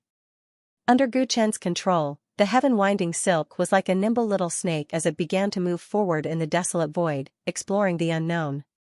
Last time, the heaven-winding silk had only been able to extend a distance of 1,000 meters before its energy was almost exhausted, but this time, with the support of the secret technique, it had crossed 1,000 meters in the blink of an eye and was now moving forward in a straight line, 5,000 meters, 10,000 meters, 20,000 meters. When the heaven-winding silk had extended a full 50,000 meters, there was still only a desolate void in front of him, as if there was nothing there. Gu Chen was very patient and continued to control the heaven-winding silk to advance. If 50,000 meters wasn't enough, then 10,000 meters, if 10,000 meters wasn't enough, then 200,000 meters. Unless the secret technique's energy was exhausted again, he had no intention of giving up halfway. Finally, when the heaven-winding silk had advanced to 15,000 meters, there was a clear obstruction in front of him. Gu Chen couldn't help but perk up and increase the output of the secret technique's energy. The heaven-twining silk quickly broke through the invisible mental barrier and entered another mental world. Sensing that there was no danger ahead, Gu Chen's consciousness turned into a stream of light and followed the heaven entanglement silk, arriving in another world in the blink of an eye. Everything in the spiritual world could not be estimated with common sense. On the surface, the two worlds seemed to be separated by tens of thousands of feet, but as long as there was a point of contact, as a pure consciousness body, it was very easy to invade. Gu Chen's consciousness descended into a brand new world. He scanned his surroundings and soon discovered that he was in a palace made entirely of jade. He was at the back of the palace. Behind him, besides the invisible mental barrier, there was nothing but a green, misty void. The palace in front of him looked magnificent. The place he was at was relatively high, and he could clearly see a square in front of the palace. From time to time, figures would suddenly appear in the square and then walk into the palace. Gu Chen quickly came to a conclusion. This really was another Divine Ascension world. His guess was correct. As long as he could cross the void of the spiritual world, he would be able to cross from one Divine Ascension world to another. According to the Divine Ascension sect, which had created the Divine Ascension world, the Divine Ascension worlds were isolated from each other to ensure absolute safety. It was precisely because of this absolute safety that only those with a corresponding Divine Ascension pearl could enter their own Divine Ascension world. This was why the Divine Ascension world had long been popular among the major forces of the Tao world. Today, however, Gu Chen had broken the established rules of the Divine Ascension world since its inception. Without the corresponding Divine Ascension pearl, he had broken into someone else's Divine Ascension world. Gu Chen looked at the palace in front of him, his eyes burning with passion. After discovering the ability of the heaven-twining silk last time, he had done some research on the Divine Ascension world. What he could be sure of was that invading someone else's Divine Ascension world without using the Divine Ascension pearl was unprecedented in the Tao world, at least according to the official statement of the Divine Ascension sect. Such a situation was impossible. In other words, in this spiritual world that encompassed almost all the first-rate forces of the Tao world, he had become an anomaly. An anomaly that was impossible to guard against. What was the purpose of the Divine Ascension World's existence? It was a gathering and exchange center for information from all the major forces. It was a massive information vault. And now, Gu Chen had the possibility of easily invading this information vault. Thinking of the great value that all this information could bring, Gu Chen's heart thumped wildly. He memorized the coordinates he had come from and put away the heaven-twining silk. Then, he quietly snuck into the palace in front of him. Being able to appear in this Divine Ascension world meant that he belonged to the same force. Even if he ran into someone, no one would suspect that he was an intruder. However, Gu Chen wasn't sure which force the Divine Ascension world belonged to. If he revealed any flaws, others might think that he was an intruder. This Divine Ascension Palace was much larger than the Divine Ascension Small Pavilion in Honesty Pavilion. There were corridors all over the place, and Gu Chen advanced carefully, avoiding anyone he met. Soon, he discovered that everyone who entered and exited this place was a foreign race with jade-like skin. He knew people with this kind of appearance. The Jade Race. Could this be the Jade Race's Divine Ascension world? A strange light flashed in Gu Chen's eyes. The people he met along the way were all soul forms, but as long as they didn't deliberately change their soul forms, they would maintain their original appearance when they entered the Divine Ascension world. Because most people who could enter the same Divine Ascension world were trustworthy, most people wouldn't deliberately disguise themselves and would appear with their true appearance. Of course, this didn't include the Divine Ascension Market. A place like the Divine Ascension Market was open to everyone, and because of the mixed nature of the place, many people would deliberately change their appearance. In the spiritual world, changing one's appearance was just a thought, and it would be very difficult for others to see through one's origin after changing one's appearance. Looking at a Jade Race person who had just walked past on his left, Gu Chen pondered for a moment before quickly changing his appearance to that of a Jade Race person. After confirming that he didn't look like an outsider, he no longer tried to hide and instead followed the crowd into the depths of the palace. Occasionally, people passing by would glance at him and only feel that he was a bit unfamiliar, but they didn't say anything, only nodding and greeting before going back to their own business. The Divine Ascension world was impossible to be invaded by foreign enemies, so this established concept became Gu Chen's best protection. As Gu Chen walked along, the Jade Race people he passed by didn't mind him at all, some of them even openly chatting with him. Did you hear? A high-quality gung gold mine has been discovered in Xianxia County's Fanping County. Currently, many people in the clan want to take advantage of it. Xianxia County? That place seems to be close to the Qing dynasty. The Qing dynasty's Burning Sun clan has just been replaced by the Lu clan, and the Lu clan is said to be very ambitious, so that place isn't safe. Two Jade Race people were talking not far away, and when Gu Chen heard their conversation, he immediately confirmed that this place was indeed the Jade Race's Divine Ascension world. The two occasionally mentioned Pei Chao during their conversation, which piqued his interest and he quietly listened. What's not safe about it? Could it be that the Lu family dares to covet the territory of the Jade dynasty? Don't forget, our Jade clan has the support of the Mu clan. Even the two sacred grounds don't dare to act rashly, let alone a newly established Pei dynasty. The Jade Race member who had brought up the topic first retorted his companion, snorting disdainfully at the mention of Pei Chao. Nothing is absolute. There are some things that you might not be aware of. Do you know who the backer of the Lu clan of Pei dynasty is? Another Jade clan member asked.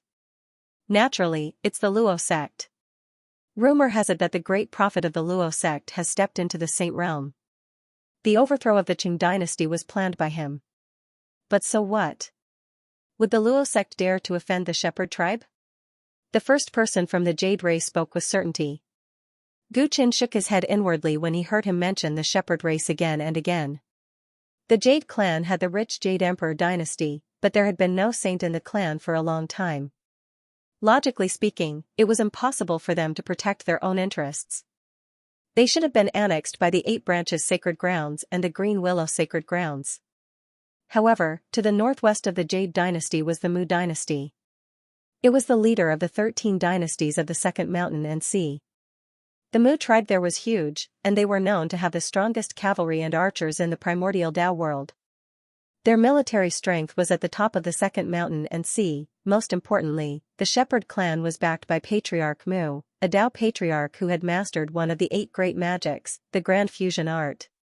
He was incredibly powerful, and in the entire second mountain and sea, other than the Grand Qi Palace, no one would dare to provoke him. With such a powerful neighbor like the Shepherd tribe, the Jade tribe was smart enough to side with them early on. The Muhuang dynasty liked to wage wars, so they had a huge demand for weapons. The Jade dynasty was rich in spiritual minds, so the Jade clan took the initiative to make weapons for the Muhuang dynasty and offered them as tribute every year. The Shepherd tribe was naturally very satisfied with the Jade tribe's filial attitude. In order to ensure that there would be no problems with the supply of weapons, they became the Jade tribe's backer. With the support of the Shepherd clan, the Jade clan was able to firmly grasp the ruling power of the Jade dynasty. Even the 2 sacred grounds did not dare to provoke them. In fact, the Desheng dynasty didn't have a saint either, yet it was able to maintain a long period of peace. It had a lot to do with the situation of its neighbor, the Yu dynasty.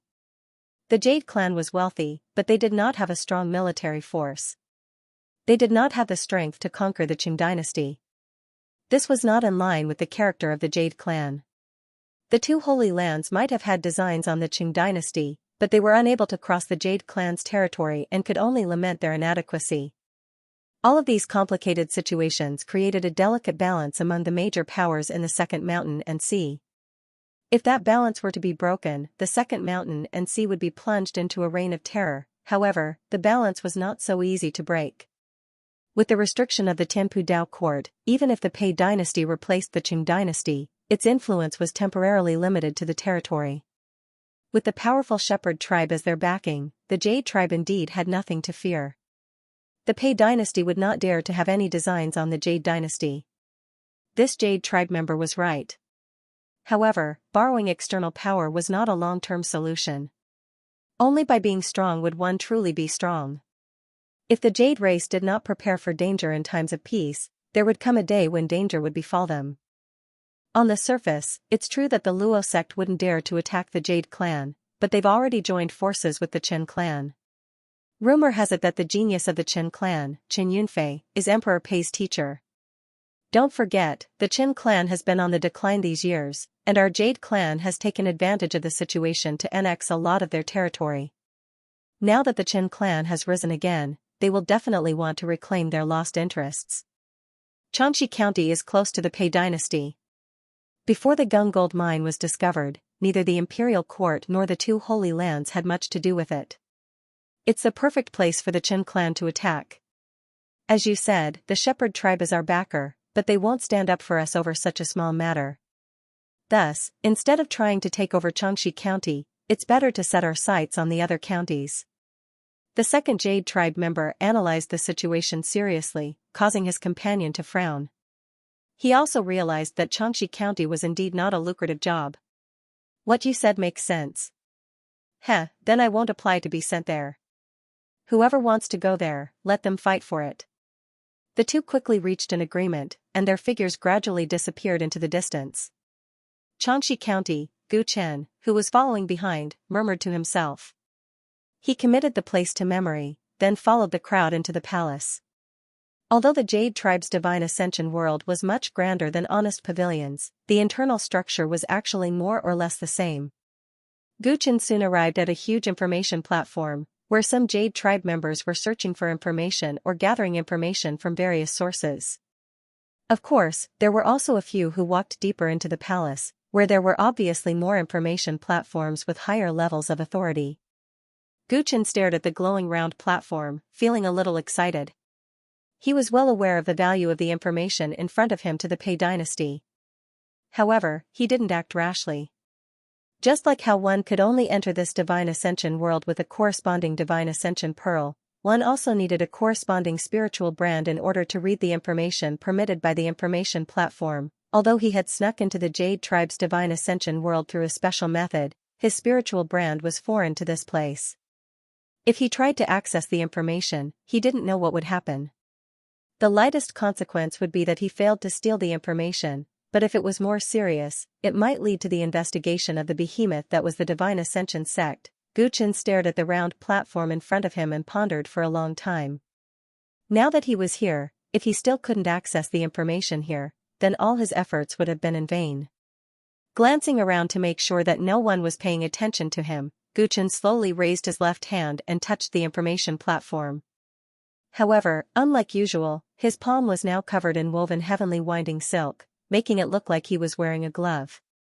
His hand finally touched the information platform, and a massive amount of information quickly poured into his mind, but there were no changes or surprises. As long as a thought appeared in his mind, the corresponding information would automatically appear from the information platform, as if it wasn't affected by any authority or rules. Realizing this, Guchen was ecstatic. He hadn't guessed wrong.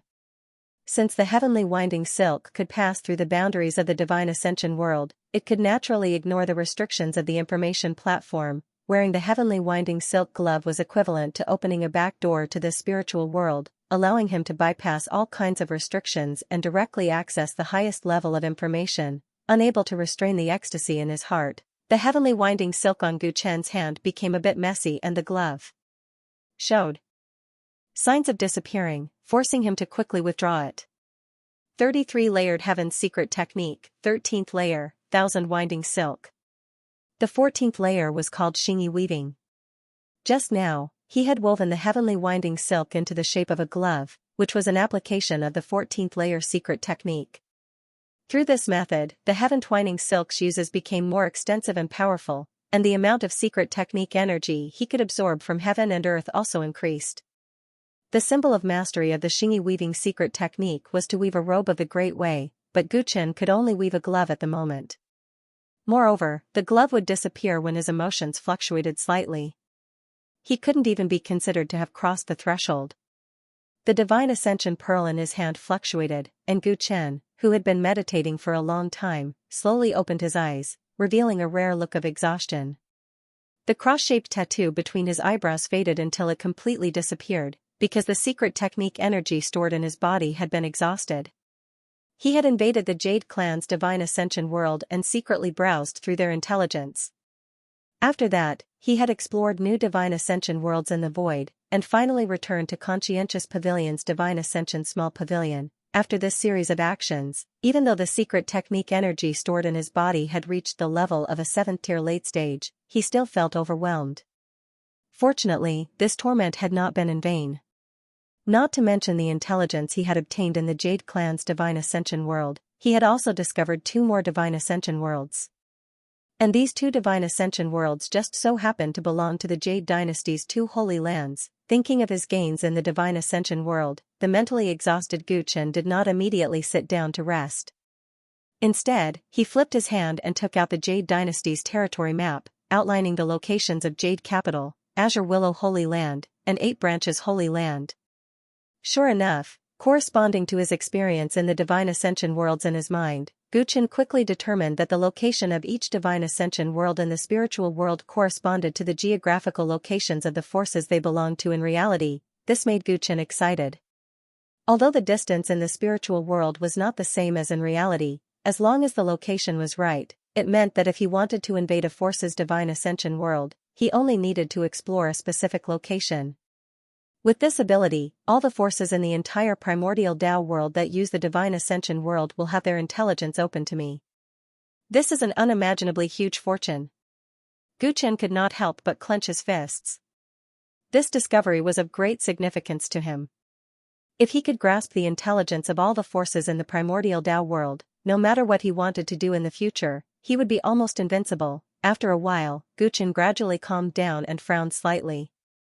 Although theoretically, he now had the ability to steal information from various major forces, there were still 2 practical problems that he needed to solve. First, he had only invaded 3 divine ascension worlds this time, yet the secret technique's energy in his body had been completely exhausted. Moreover, he had considered returning to the last 2 divine ascension worlds, so he had only determined which force they belonged to and had not carefully investigated them. Otherwise, the secret technique's energy would have been exhausted much earlier. According to his observations, although the distance between the various divine ascension realms in the spiritual world was not the same as the distance between the great forces in reality, there was a positive relationship. In other words, the further the distance in reality, the longer it would take him to traverse the void in the spiritual world, and the more energy he would consume from the secret technique. In this case, the range of the divine ascension realm he could invade was greatly limited unless the secret technique in his body grew stronger. In order to invade the divine wander realm of any faction in the Tao world, one would have to cross the distance of the 9 mountains and seas. The amount of mystic energy needed was unimaginable. Second, even if he had the secret technique's energy to invade all the divine ascension realms, it would be impossible for him to organize and effectively use such a huge amount of information by himself. It had to be known that he had only checked the Jade Race's intelligence network this time, and he could already feel how vast and complex the information was. It would take a lot of effort to find useful information from it, or even to organize specific pieces of information. Just one force was already like this, and there were tens of millions of forces in the entire Tao world. It was impossible for him to deal with all of them by himself. The first problem is easy to solve. As long as my attainments in the secret technique continue to improve, the range of divine ascension realms I can enter will also expand. There's even another way, which is to collect the divine ascension pearls of other forces and find a way to gain access to them. Then, I can explore other divine ascension realms from within. This way, I can also shorten the distance. The most troublesome problem is the second problem. I need enough people to help me collect and organize information from the various divine ascension realms. However, this matter is of great importance, and there aren't many people I can trust. Secondly, once the heavenly winding silk leaves my control, it will disappear very quickly, so I won't be able to help others travel the divine ascension realms independently. Guchen muttered to himself with a frown. Only by solving these two problems could he truly grasp the intelligence of the entire primordial Tao world. However, these two problems were currently unsolvable. If I want to find a solution, I can only master more mystic techniques. Perhaps if I master the Xingyi weaving or the next heaven mystic technique, the problem will be easily solved. Guchen thought for a long time before finally relaxing his frown. This matter could not be rushed. Even if he could grasp the intelligence of all the forces now, without enough strength, he could only return empty-handed. In that case, it was better to take things slowly and spend more time on cultivating mystic techniques. After absorbing the primordial ancestor's primordial energy seed, his brilliant ancient tyrant body had broken through to a whole new realm. It would probably be difficult for him to make any further progress in the next few years. Coupled with the assistance of the great primordial energy technique, his cultivation would be twice the result with half the effort, so he could spend more time on studying mystic techniques. Over the next few days, apart from occasionally walking around Fixed Sky Mountain, Guchen spent most of his time immersed in cultivating the Xingyi weaving secret technique. On the other hand, the construction of the Wan family's intelligence network in various parts of the Yu dynasty was also carried out in an orderly manner. Master Peach Blossom and the Clay Bodhisattva worked together, and with the help of the Hidden Dragon clan led by Ninja Hidden, their efficiency was surprisingly high. Intelligence points were established one by one without anyone noticing. Thanks to the visits of the Luos ex-prophets to the Yu dynasty's three major forces, the Yu dynasty's vigilance and unease, which had been brought about by the Pei dynasty's new establishment, had dissipated.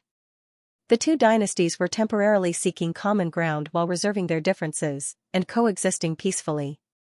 Under Liu Yan's governance, the Pei dynasty kept a low profile and sought development.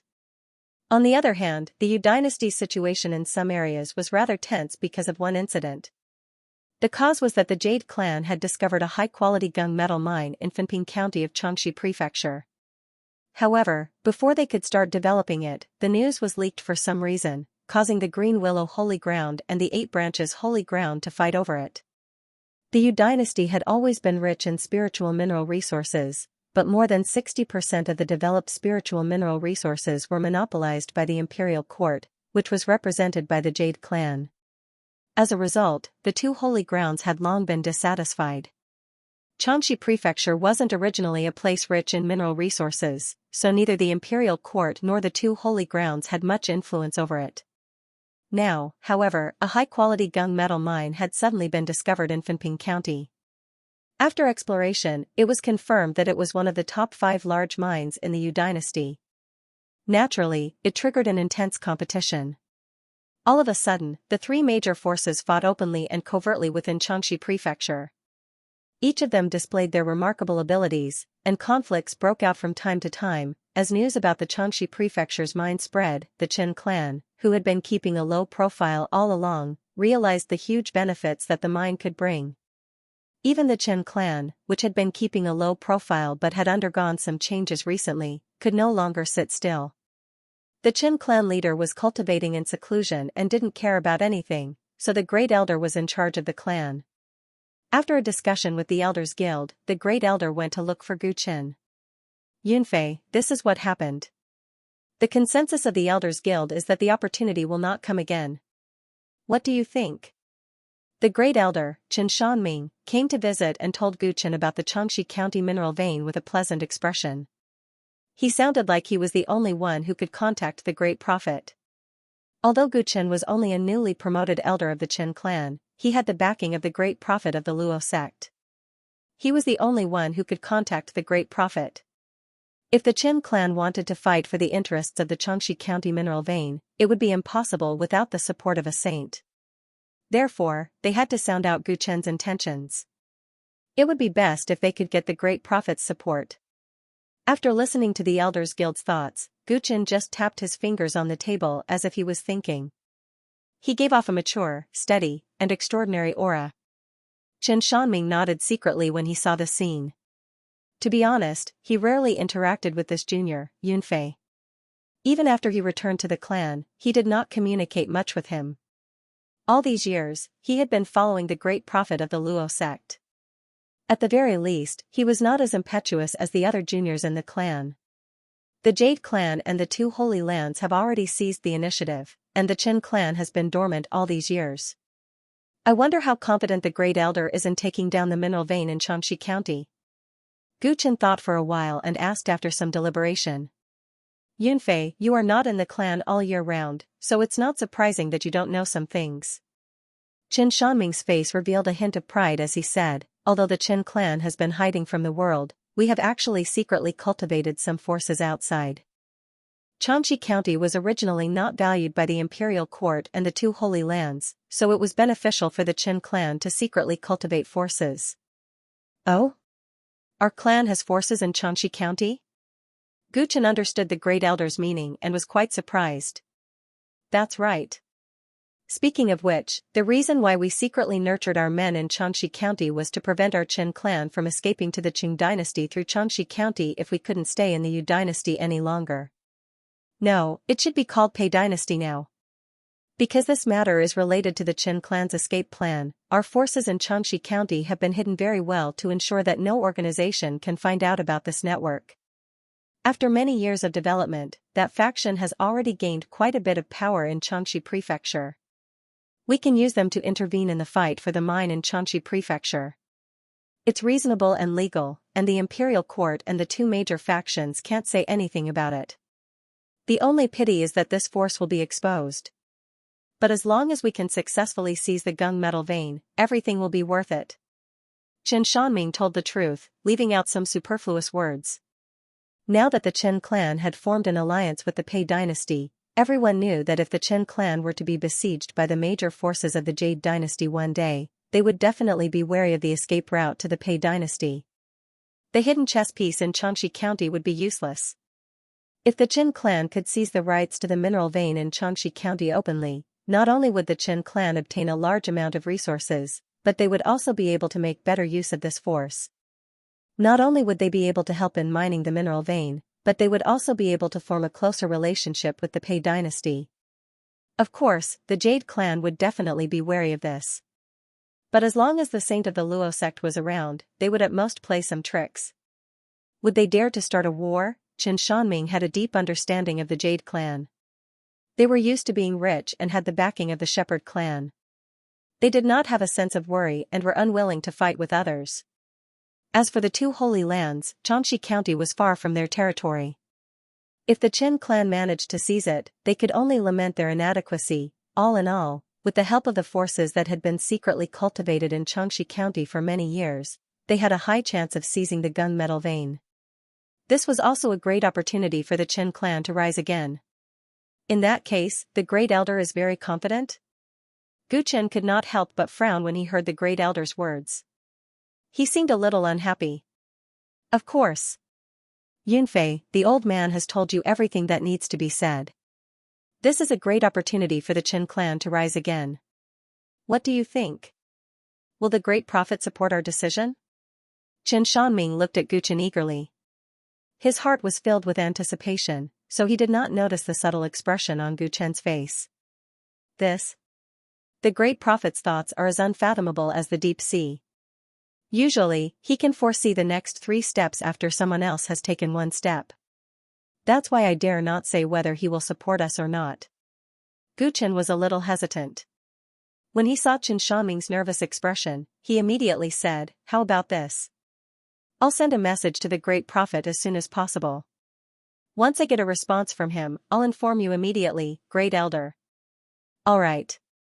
How many days will it take? You must know that we cannot afford to lose time. Speed is the most important thing in war. We must take action before the situation in Xianxia County is clear, Qin Shanming said fervently. 3 days at the earliest and 5 to 6 days at the latest. Before the great prophet sends a message, please be patient, Great Elder. All right, old man, wait for it. Qin Shanming nodded. He then got up and patted Gu Chen's shoulder intimately. He said earnestly, "Yunfei, you know a little about the situation in the clan. For so long, our Qin clan has been suppressed by all the major forces because of our seclusion. Our territory and the resources we can obtain are getting less and less. It's not easy to maintain the operations of a large clan. The elders need money for their cultivation, for their descendants, and for everything else. Yet, our resources are getting less and less. It's not an exaggeration to say that our Qin clan is running out of food. The descendants of the Jade clan can enjoy the 3 origin pills, but as the Great Elder, I have to wait for the new year to get a few. This time, if we can successfully take down that Jing metal mine, our Qin clan will be like rain after a long drought. With resources, the hope of our clan rising again will be great. At that time, you will be the greatest contributor.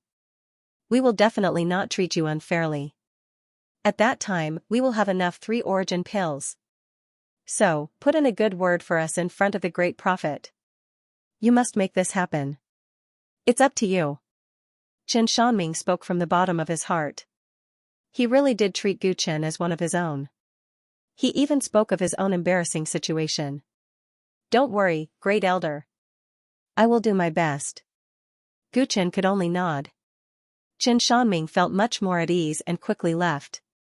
Gu Chen sighed inwardly as he watched Qin Shanming's receding figure. He knew that the Qin clan was in a difficult situation because of their long seclusion, but he didn't think that it would be as difficult as Qin Shanming said. No wonder the Qin clan hadn't been able to produce another saint after so many years, even with the powerful inheritance left behind by the brilliant Qin Sheng. They were just too poor. Although cultivation depended on talent and comprehension, it was difficult to advance without money. Without money, where would they get the pills to break through their bottlenecks? Without money, how could the descendants of the Qin clan catch up with the other forces in terms of cultivation speed? After all, there were only a few geniuses who didn't need external help, so Gu Chen understood the Great Elder's situation very well. He understood the urgency of the Qin clan's elders.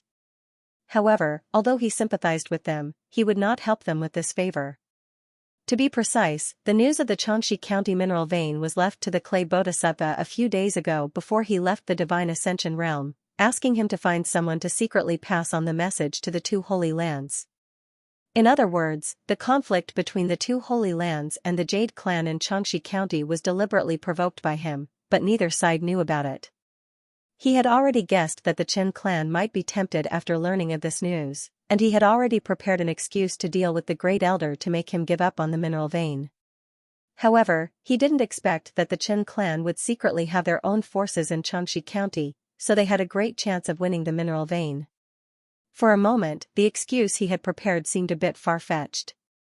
If he refused, Qin Shanming would doubt his position. Therefore, he could only give him a perfunctory reply, saying that he would consult the great prophet before replying. In fact, he wouldn't contact the great prophet at all.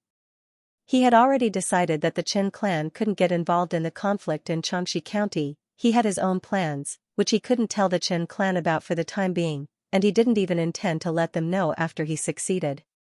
If Qin Shanming came to bother him again in a few days, he could only use the name of the great prophet to refuse him. As for whether the Qin clan would become hostile towards him because of this, he didn't care.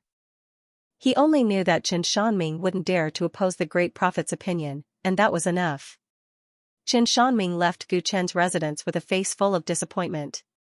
He didn't expect Gu Chen to pour a bucket of cold water on his head when they were still having a good discussion a few days ago, thinking that the matter was in the bag, and he had even started to make preparations. The great prophet didn't agree. A simple message with no explanation as to why the great prophet didn't agree had killed the Qin clan's ambition to rise again. He could only sullenly give up such a great opportunity. However, he couldn't get angry. Although the Qin clan and the Luo sect were allies, they obviously needed the Luo sect more. He could only put on a bitter face and think about how to explain to the elders later. The Qin clan elders who had nothing to do were all in the elders' hall. They were very concerned about the first battle of the Qin clan's return to the world. They had no choice. The Qin clan was so poor that they could barely make ends meet. All these years, the elders had been struggling to make ends meet. They had long been looking forward to the opportunity to become rich. Qin Shanming's figure appeared on the mountain path and walked toward the elders' hall. The elders' eyes lit up when they saw him, and they immediately surrounded him. "Great elder, how was it? Did the great prophet agree?" the second elder asked expectantly. Qin Shanming looked at the elders and finally forced a smile on his face. "The great prophet said that now is not the right time." Many of the elders were disappointed and even somewhat astonished. As far as they were concerned, the timing couldn't be more suitable. Now is not the right time. When is the right time? The second elder asked anxiously. The great prophet didn't say much about this. He only asked us to wait. Qin Shanming answered, but he felt bitter in his heart. In fact, the great prophet didn't say that at all. He just directly rejected them through Yunfei. However, he couldn't say that. The elders had been looking forward to this for a long time. Now that the plan had failed before it even started, it was easy to cause unnecessary trouble if they couldn't get over it. How did the great prophet answer? Did Yunfei discuss it with him and tell him what this means to the Qin clan? Seeing Qin Shanming say that the great prophet asked them to wait, but his answer was ambiguous, many elders started asking questions. Their words were more or less dissatisfied with Gu Chen. Yunfei, he should have done his best.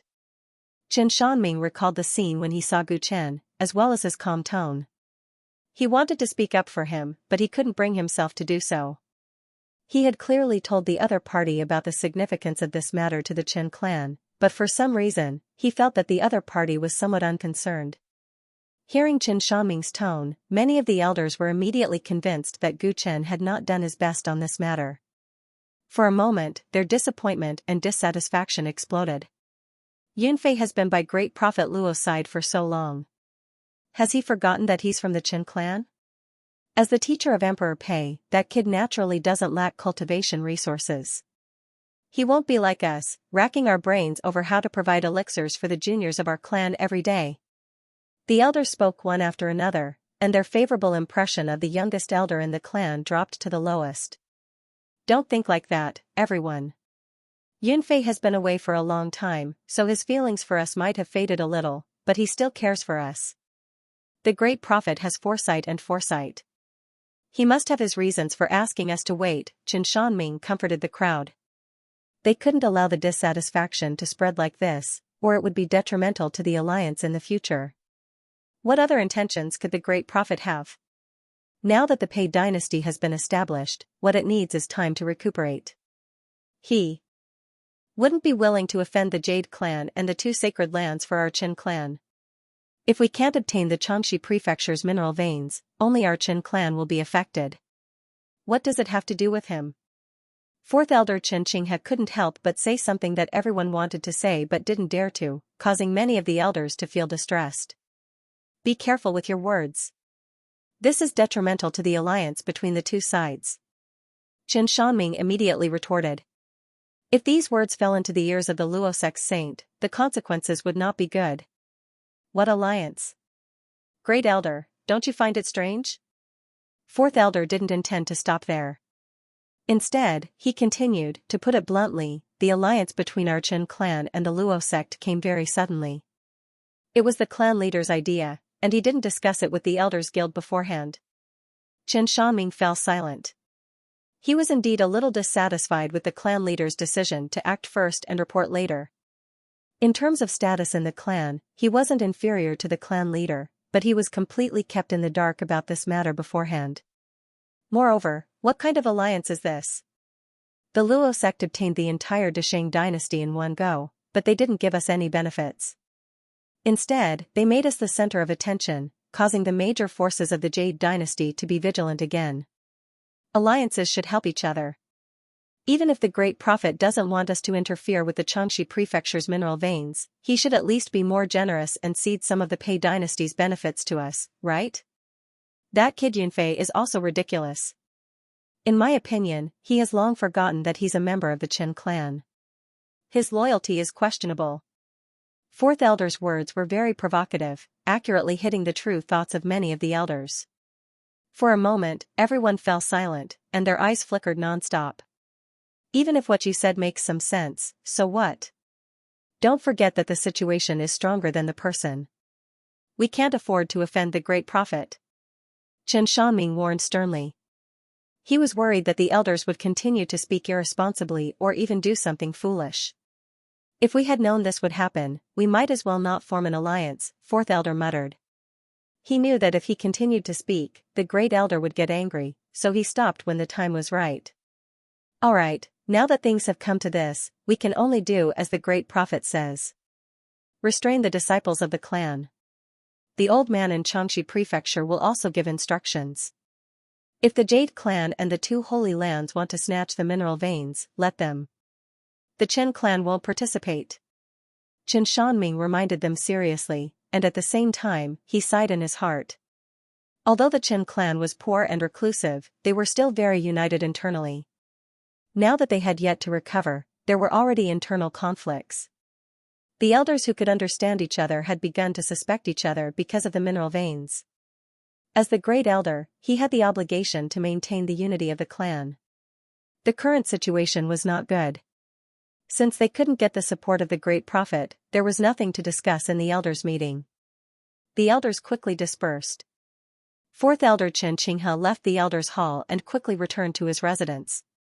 Not long after, he left Fixed Sky Mountain and entered the city at the foot of the mountain.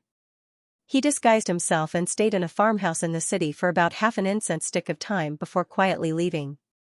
Not long after he left, someone also hurriedly left the farmhouse in the direction of the Qin clan's seclusion. On Fixed Sky Mountain, ever since he refused the Great Elder, it was a bit awkward to walk around the Qin clan. Gu Qin simply stayed in his residence most of the time to cultivate the Xingyi weaving secret technique. As the liaison between the Qin clan and the Luo sect, he could have chosen to return to the Pei dynasty. That was his base camp, and he would be more at ease there. However, the Pei dynasty was thriving under the governance of Liu Yan and Tang Xuanxia, and with the limitless Tyrant Dragon King presiding over it, there was not much use for him to stay there. On the other hand, the Yu dynasty had a lot of room for him to use, especially after he grasped the flaws of the Divine Ascension realm. Although he stayed on Fixed Sky Mountain all day long, he could learn many unknown secrets by sneaking into the Jade Clan, 8 Branches Holy Land, and Azure Willow Holy Land's Divine Ascension realm, and he could even keep track of their movements at any time. At the same time, this was also a kind of cultivation for the Xingyi weaving secret technique. Every time he returned from exploring the Divine Ascension realm, his secret technique's energy would be almost exhausted, but after accumulating energy again, his secret technique would improve significantly. During this process, Gu Qin also discovered that his heaven coiling silk seemed to have come to life. That's right, it had come to life. The heaven coiling silk, which should have had no consciousness, was slowly beginning to gain some spirituality. This was an extremely incredible thing. The heaven coiling silk was refined from energy, not a physical substance, nor was it alive, so how could it have such a change? Gu Qin wasn't sure whether this change was due to cultivating the Xingyi weaving secret technique itself, or because he had stayed in the Divine Ascension realm for too long. The Divine Ascension realm was a spiritual world, and Guchen could vaguely feel that every time the heaven-coiling silk crossed the barrier of the divine ascension realm, it would absorb something. The 33-layered heaven's secret technique was becoming more and more difficult for Guchen to understand. It wasn't that he had encountered a bottleneck in his cultivation, but rather that he was confused about the path he was pursuing. The Heavenly Star's secret technique had a total of 5 scrolls: the Stardust Scroll, Star Core Scroll, and Black Hole Scroll. No matter how difficult the secret technique was to cultivate, Xianxia was always able to glimpse the path it contained. But from the beginning of the Domain Scroll, or to be more precise, from the moment the secret technique's energy appeared, Xianxia could no longer figure out where this path ended. At the very beginning, the secret technique's energy could be transformed into any type of energy, and the heaven-coiling silk refined from it could even attack the Tao spirits of Tao techniques. After that, Xianxia found that after destroying the Tao spirit, the cultivation speed of the secret technique would increase inexplicably, and the extent of the increase was closely related to the strength of the Tao spirit. Then, not long ago, he discovered that the heaven-coiling silk could actually break through the divine ascension realm's barrier. Finally, the heaven-coiling silk suddenly gained spirituality. All of this was inconceivable. The evolution of the heaven-coiling silk seemed to be untraceable, but there seemed to be some kind of hidden rule. Guchen was puzzled. He really didn't know what the end of this path was. The future was unpredictable, but the unknown was exciting. All he could do now was try his best to get as close to the truth as possible. While Guchen's mind wandered about the universe, the Chen clan elders on Fixed Space Mountain couldn't restrain themselves from cultivating and paying attention to the development of the situation in Xianxia County thousands of kilometers away. The 3 great forces were competing for the Gung Gold Vein, fighting both openly and covertly, and gradually, they were starting to get angry. Realizing that this stalemate would only increase the losses of the 3 parties, the 3 parties finally decided to sit down and talk things over. Talk? What's the point of letting you talk nicely? On the 3rd floor of Conscientious Pavilion, Guchen met the Clay Bodhisattva and learned about the latest developments of the 3 major powers of the Jade Dynasty from him. His lips curled into a mocking smile. From the very beginning, he was the one who planned for the 2 sacred grounds to get involved in the battle for the mineral vein in Xianxia County. Naturally, he couldn't let the storm die down just like that. Not only could he not calm it down, but he also wanted to add fuel to the fire and make the whole Jade Dynasty even more chaotic. Pass down the order. Let the people of the Hidden Dragon clan destroy these few places. We must not expose ourselves. In the spiritual world, Guchen directly imprinted a few spiritual imprints into the Clay Bodhisattva's mind. The Clay Bodhisattva sensed the information contained in the spiritual imprints, and his face quickly revealed a shocked expression.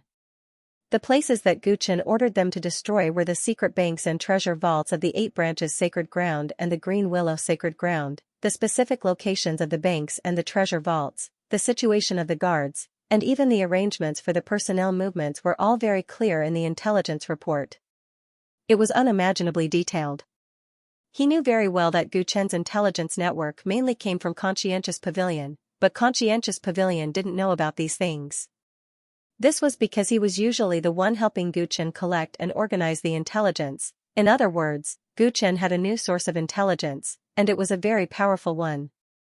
Didn't Peach Blossom say that he's short of money to recruit spies and build an intelligence network? Destroy these places and give the harvest to him. Tell him to work hard for me. Of course, don't tell him the source of the money. It's not time yet.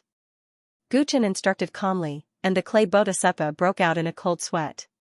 Using the 2 sacred grounds money to develop Conscientious Pavilion's intelligence network. Boss was really ruthless. If anything went wrong, there would be big trouble. But this also showed how much importance Boss placed on him. He was the most crucial part of the whole thing, and Boss trusted him unconditionally. Boss wants to loot these places and then frame the 2 sacred grounds to make their relationship worse and make the negotiations in Xianxia County fail, right?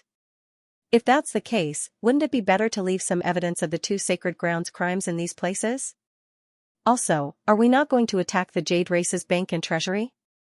In terms of wealth, the combined wealth of the 2 sacred grounds cannot compare to the Jade Race. In the beginning, the matter of leaking the information about the mineral veins in Xianxia County to the 2 Holy Lands was handed over to the Clay Bodhisattva, so he could understand the intention of Gu Chen's series of actions very well. He could not help but ask for the details in order to handle the matter more efficiently. What you're doing is exposing yourself. Let me ask you, if the 8 branches sacred ground really wanted to attack the green willow sacred ground, or if the green willow sacred ground really wanted to take revenge on the 8 branches sacred ground, would they leave such obvious evidence? If we do that, they might find out that someone is up to no good. Gu Chen explained with a smile. When the clay bodhisattva heard this, he looked a little embarrassed. It seemed that this was really the case. You just have to do it beautifully and not leave any traces behind. The more there are no traces, the more the 2 holy lands will think. As for the Jade race, they are indeed a piece of juicy meat, but they have the support of the Muhuang dynasty. Every year, a large portion of their income is also contributed to the Mu clan. It's not a wise choice to attack them rashly. The 2 holy lands do not have the guts to do so. Moreover, as far as I know, the Muhuang dynasty has already sent an envoy to interfere in the dispute in Xianxia County. The 3 parties are willing to sit down and talk, which is the result of the envoy's mediation. As for the Jade race's interests in the mineral veins in Xianxia County, they are almost settled. They have 40% of the interests, and the 2 holy lands have more or less accepted this share. The current conflict is mainly focused on the 2 holy lands. Both the 8 branches sacred ground and the green willow sacred ground want more shares and are unwilling to share it equally. Therefore, it is reasonable to only attack them at this time. Gu Chen spoke frankly with assurance. He actually revealed the real reason why the 3 major forces were willing to sit down and talk. This caused even more ripples in the clay bodhisattva's heart. After all, most of the forces in the outside world only knew that the 3 major forces were angry and hurt, so they decided to talk peace. How could they know that there were other secrets, and as far as the clay bodhisattva knew, Gu Chen had been staying in the Qin clan all this time. How could he have such a detailed information network? Could it be that the Qin clan had found out? No. The Qin clan had been living in seclusion for many years, and their information network was not as strong as that of Honesty Pavilion. They definitely did not have the ability to find out all this. The clay bodhisattva was filled with curiosity, but he could not directly ask Gu Chen about the source of his information. He only knew that Gu Chen would not lie to him. If it was really as Gu Chen had said, then the wisest choice was not to attack the Jade race. Attacking them would not only mean offending the Mu clan, that colossus, but it might also expose the matter of instigating the 2 holy lands to fight. I understand. Leave it to me. Don't worry, boss. The clay bodhisattva was reassured. He promised Gu Chen and quickly disappeared from the mental wander little pavilion. After he left, Gu Chen reactivated the restriction on the 3rd floor and went to the window. The power of information is as fierce as a tiger or a wolf. Thanks to the heavenly twining silk, my business in the Jade dynasty has progressed much faster than I expected. Looking at the nothingness outside the window, Gu Chen sighed emotionally. Being able to freely enter and exit the Jade race and the 2 holy lands' divine wander world allowed him to easily manipulate information and toy with them. The Jade dynasty was the Pei dynasty's neighbor. After forming an alliance with the Qin clan, he began to have ideas about it. He had originally planned to build up his information network in the Jade dynasty step by step. He did not expect the heavenly twining silk to give him such a pleasant surprise. Since that was the case, he decided to go all out and see how he could maximize the value of the information. The 3 great powers of the Jade dynasty are not much of a threat. The biggest problem is the Mu clan. As Gu Chen pondered this, his gaze gradually turned solemn. His soul followed the heavenly twining silk and entered the boundary of nothingness. The strongest dynasty in the 2nd mountain and sea had a Dao ancestor overseeing it. All it took was an envoy to interfere, and the 2 holy lands were willing to give 40% of their shares to the Jade race. Without a doubt, if he wanted to change the power structure of the Jade dynasty, the biggest problem was the Mu clan. How could they allow others to sleep soundly next to their bed? The Mu clan had probably long since regarded the Jade dynasty as their territory. Thus, any changes in the Jade dynasty's situation would arouse their vigilance. Even though Gu Chen's plan had been very careful and meticulous, as long as he was the one who benefited from the development of the situation, there was a possibility that he would come into conflict with the Mu clan. At the moment, he did not have the slightest bit of confidence to contend against the Tao ancestor. Thus, it could be said that he was playing with fire.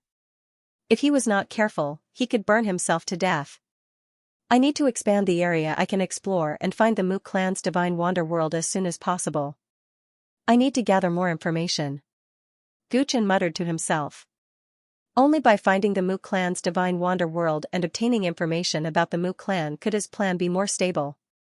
Moreover, the boundary of the Mu clan's divine wander world was clearly farther than he had imagined. With his current attainments in secret techniques, he had yet to discover it.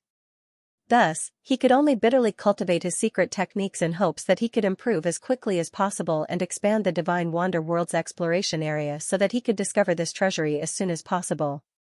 Late at night, the mountains were silent, and only the valley was brightly lit.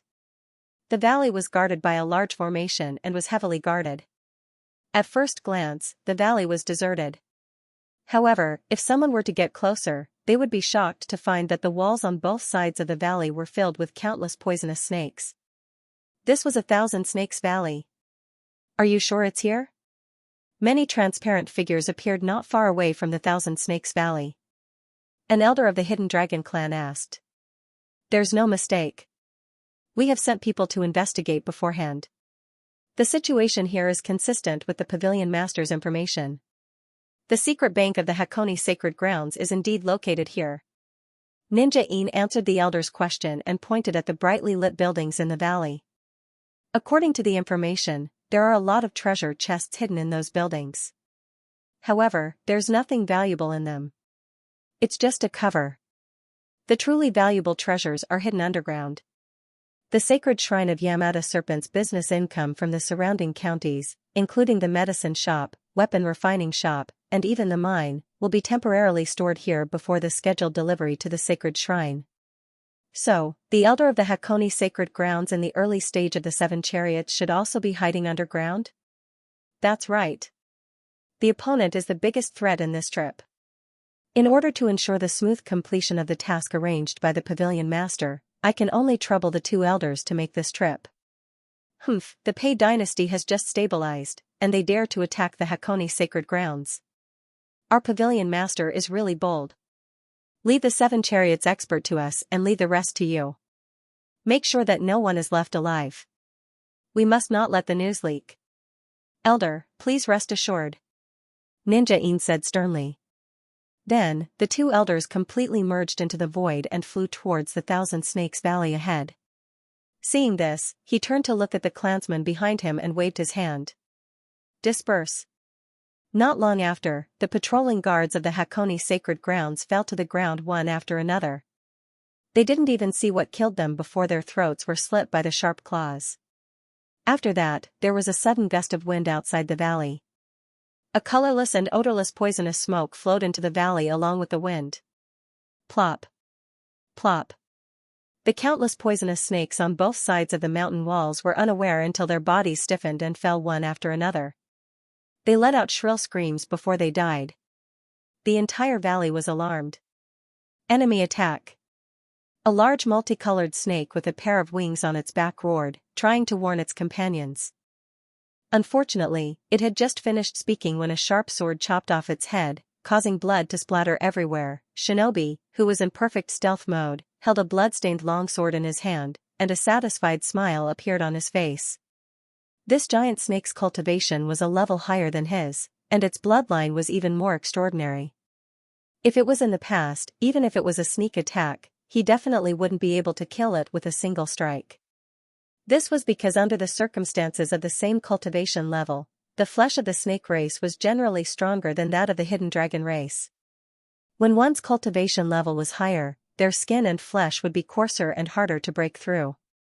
However, ever since he started cultivating the body-refining secret technique taught by the Pavilion Master, all aspects of his body had been growing at an alarming rate, especially his body's strength and strength. This allowed him, who could only rely on his speed and agility as an advantage, to have more room for development.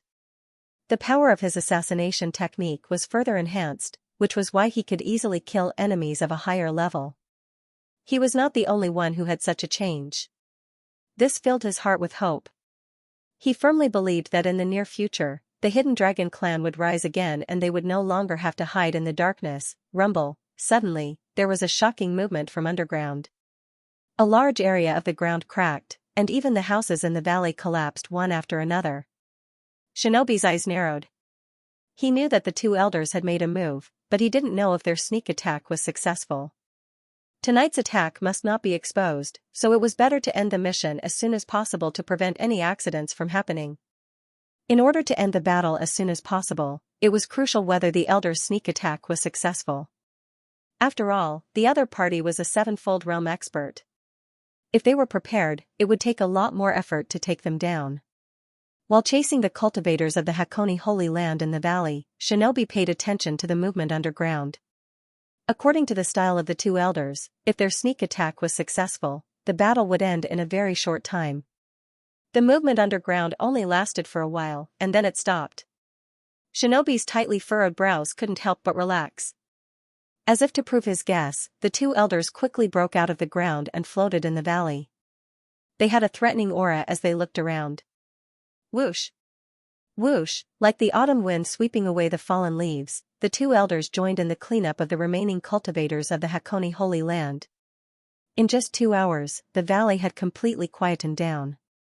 The ordinary Hidden Dragon clan members began to clean up the corpses, while Shinobi and the two elders moved out chest after chest of spoils of war from underground. Most of the treasure chests were filled with Dao crystals, and some were treasures of heaven and earth. There are so many Dao crystals. Why didn't the Hakone Holy Land store them in the crystal bank? This is good for us. The elders of the Hidden Dragon clan looked at the dense and resplendent Dao crystals with smiles all over their faces. The crystal bank was directly under the 9 Dao quartz. It was spread throughout the entire primordial Dao world and was publicly recognized as the Bank of the World. Even if one had a storage ring, a hard currency like Dao crystals would be inconvenient to carry around if there were a large number of them. Therefore, most forces would store them in the crystal bank and exchange them for crystal tickets. It is said that the Hakone Holy Land has a large number of disciples and grand disciples, so the demand for Dao crystals is naturally high. Wouldn't we have to take them out after storing them in the crystal bank? The other elder shook his head. Dao crystals were not only important for money, but they were also a necessity for cultivation. The number of Hidden Dragon clan members had always been small, so there was no need to consider such a problem. In that case, without such a large number of Dao crystals, the saint of the Hakone Holy Land might do something desperate? The two elders looked at each other. There was not much fear in their hearts. Instead, they were gloating. If such a large number of Dao crystals were gone, the cultivation of the entire Hakone Holy Land would become a problem. It would be strange if the Hakone saint did not go crazy. Moreover, they had done a watertight robbery this time. When the time came, who would the Hakone saint blame for this? Gu Chen's thoughts were conveyed to them through the clay bodhisattva. Although they did not know his specific plan, they were looking forward to it just thinking about it. Put everything in the storage ring. It's time to go. The two elders had a fruitful battle and were full of satisfaction. When they turned their heads, they realized that Shinobi was seriously looking through a jade slip with an uncertain expression. The treasure chest in front of him was filled with jade slips and scrolls. It was obvious that the one in his hand was taken out from inside. It was strange. There were a bunch of treasure chests hidden underground that were either Dao crystals or treasures of heaven and earth. Only this chest was filled with jade slips. Could it be some precious cultivation technique or Taoist technique?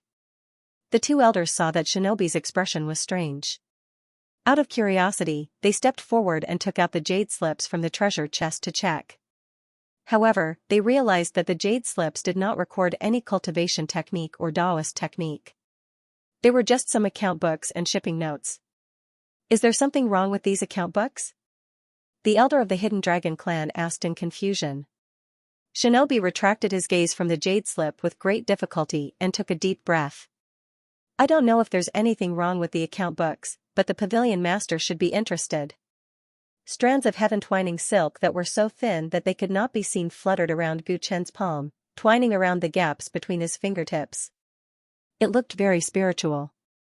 Gu Chen's eyes shone like stars, reflecting the crisscrossing heaven-winding silk and emitting a lustrous luster. This was a sign of his highly concentrated mental energy. As time passed, the heaven-winding silk dancing around his fingertips and palm lines gradually took shape, turning into a flawless white glove. The gloves fit perfectly with Gu Chen's skin. They looked as white as jade, as if they were one. At this time, the light in Gu Chen's eyes gradually receded, and he raised his hand to carefully examine it. My hard work every day has not been in vain. The Xianxia weaving secret technique has finally made significant progress.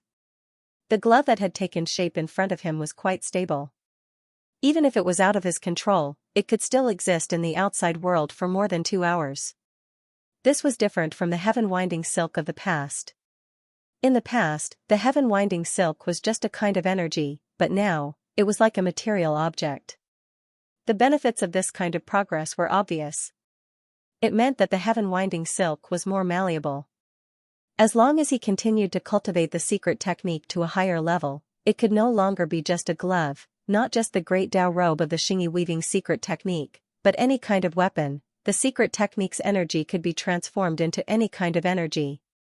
If it could also be transformed into any kind of weapon, what kind of scene would that be? Thinking of this possibility, Gu Chen's heart was filled with anticipation. He clenched his gloved hand into a fist and lightly swung it towards the void. Rumble, in an instant, the air in the entire room began to fluctuate, producing bursts of ripples. Even the tables and chairs were shaking. Gu Chen sensed the power of this attack and withdrew his momentum in time.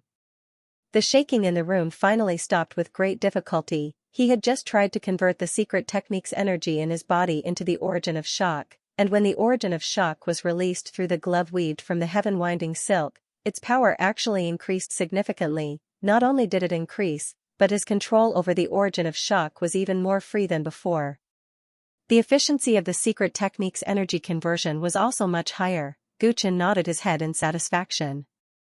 The gloves on his hands were still in a very stable state after making an attack. There were no signs of the heaven-coiling silk disintegrating. With heaven-winding silk's current stability, if he gave this glove to someone else, would they be able to safely travel through the divine ascension world? This was a question Yang Kai had been thinking about after confirming the heavenly winding silk's ability.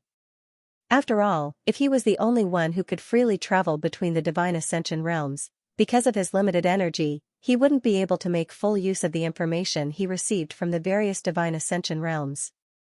Now that he had tasted the sweetness of manipulating intelligence and easily making the various forces fight each other, he could no longer hold back. He just wanted to carry this advantage to greater heights.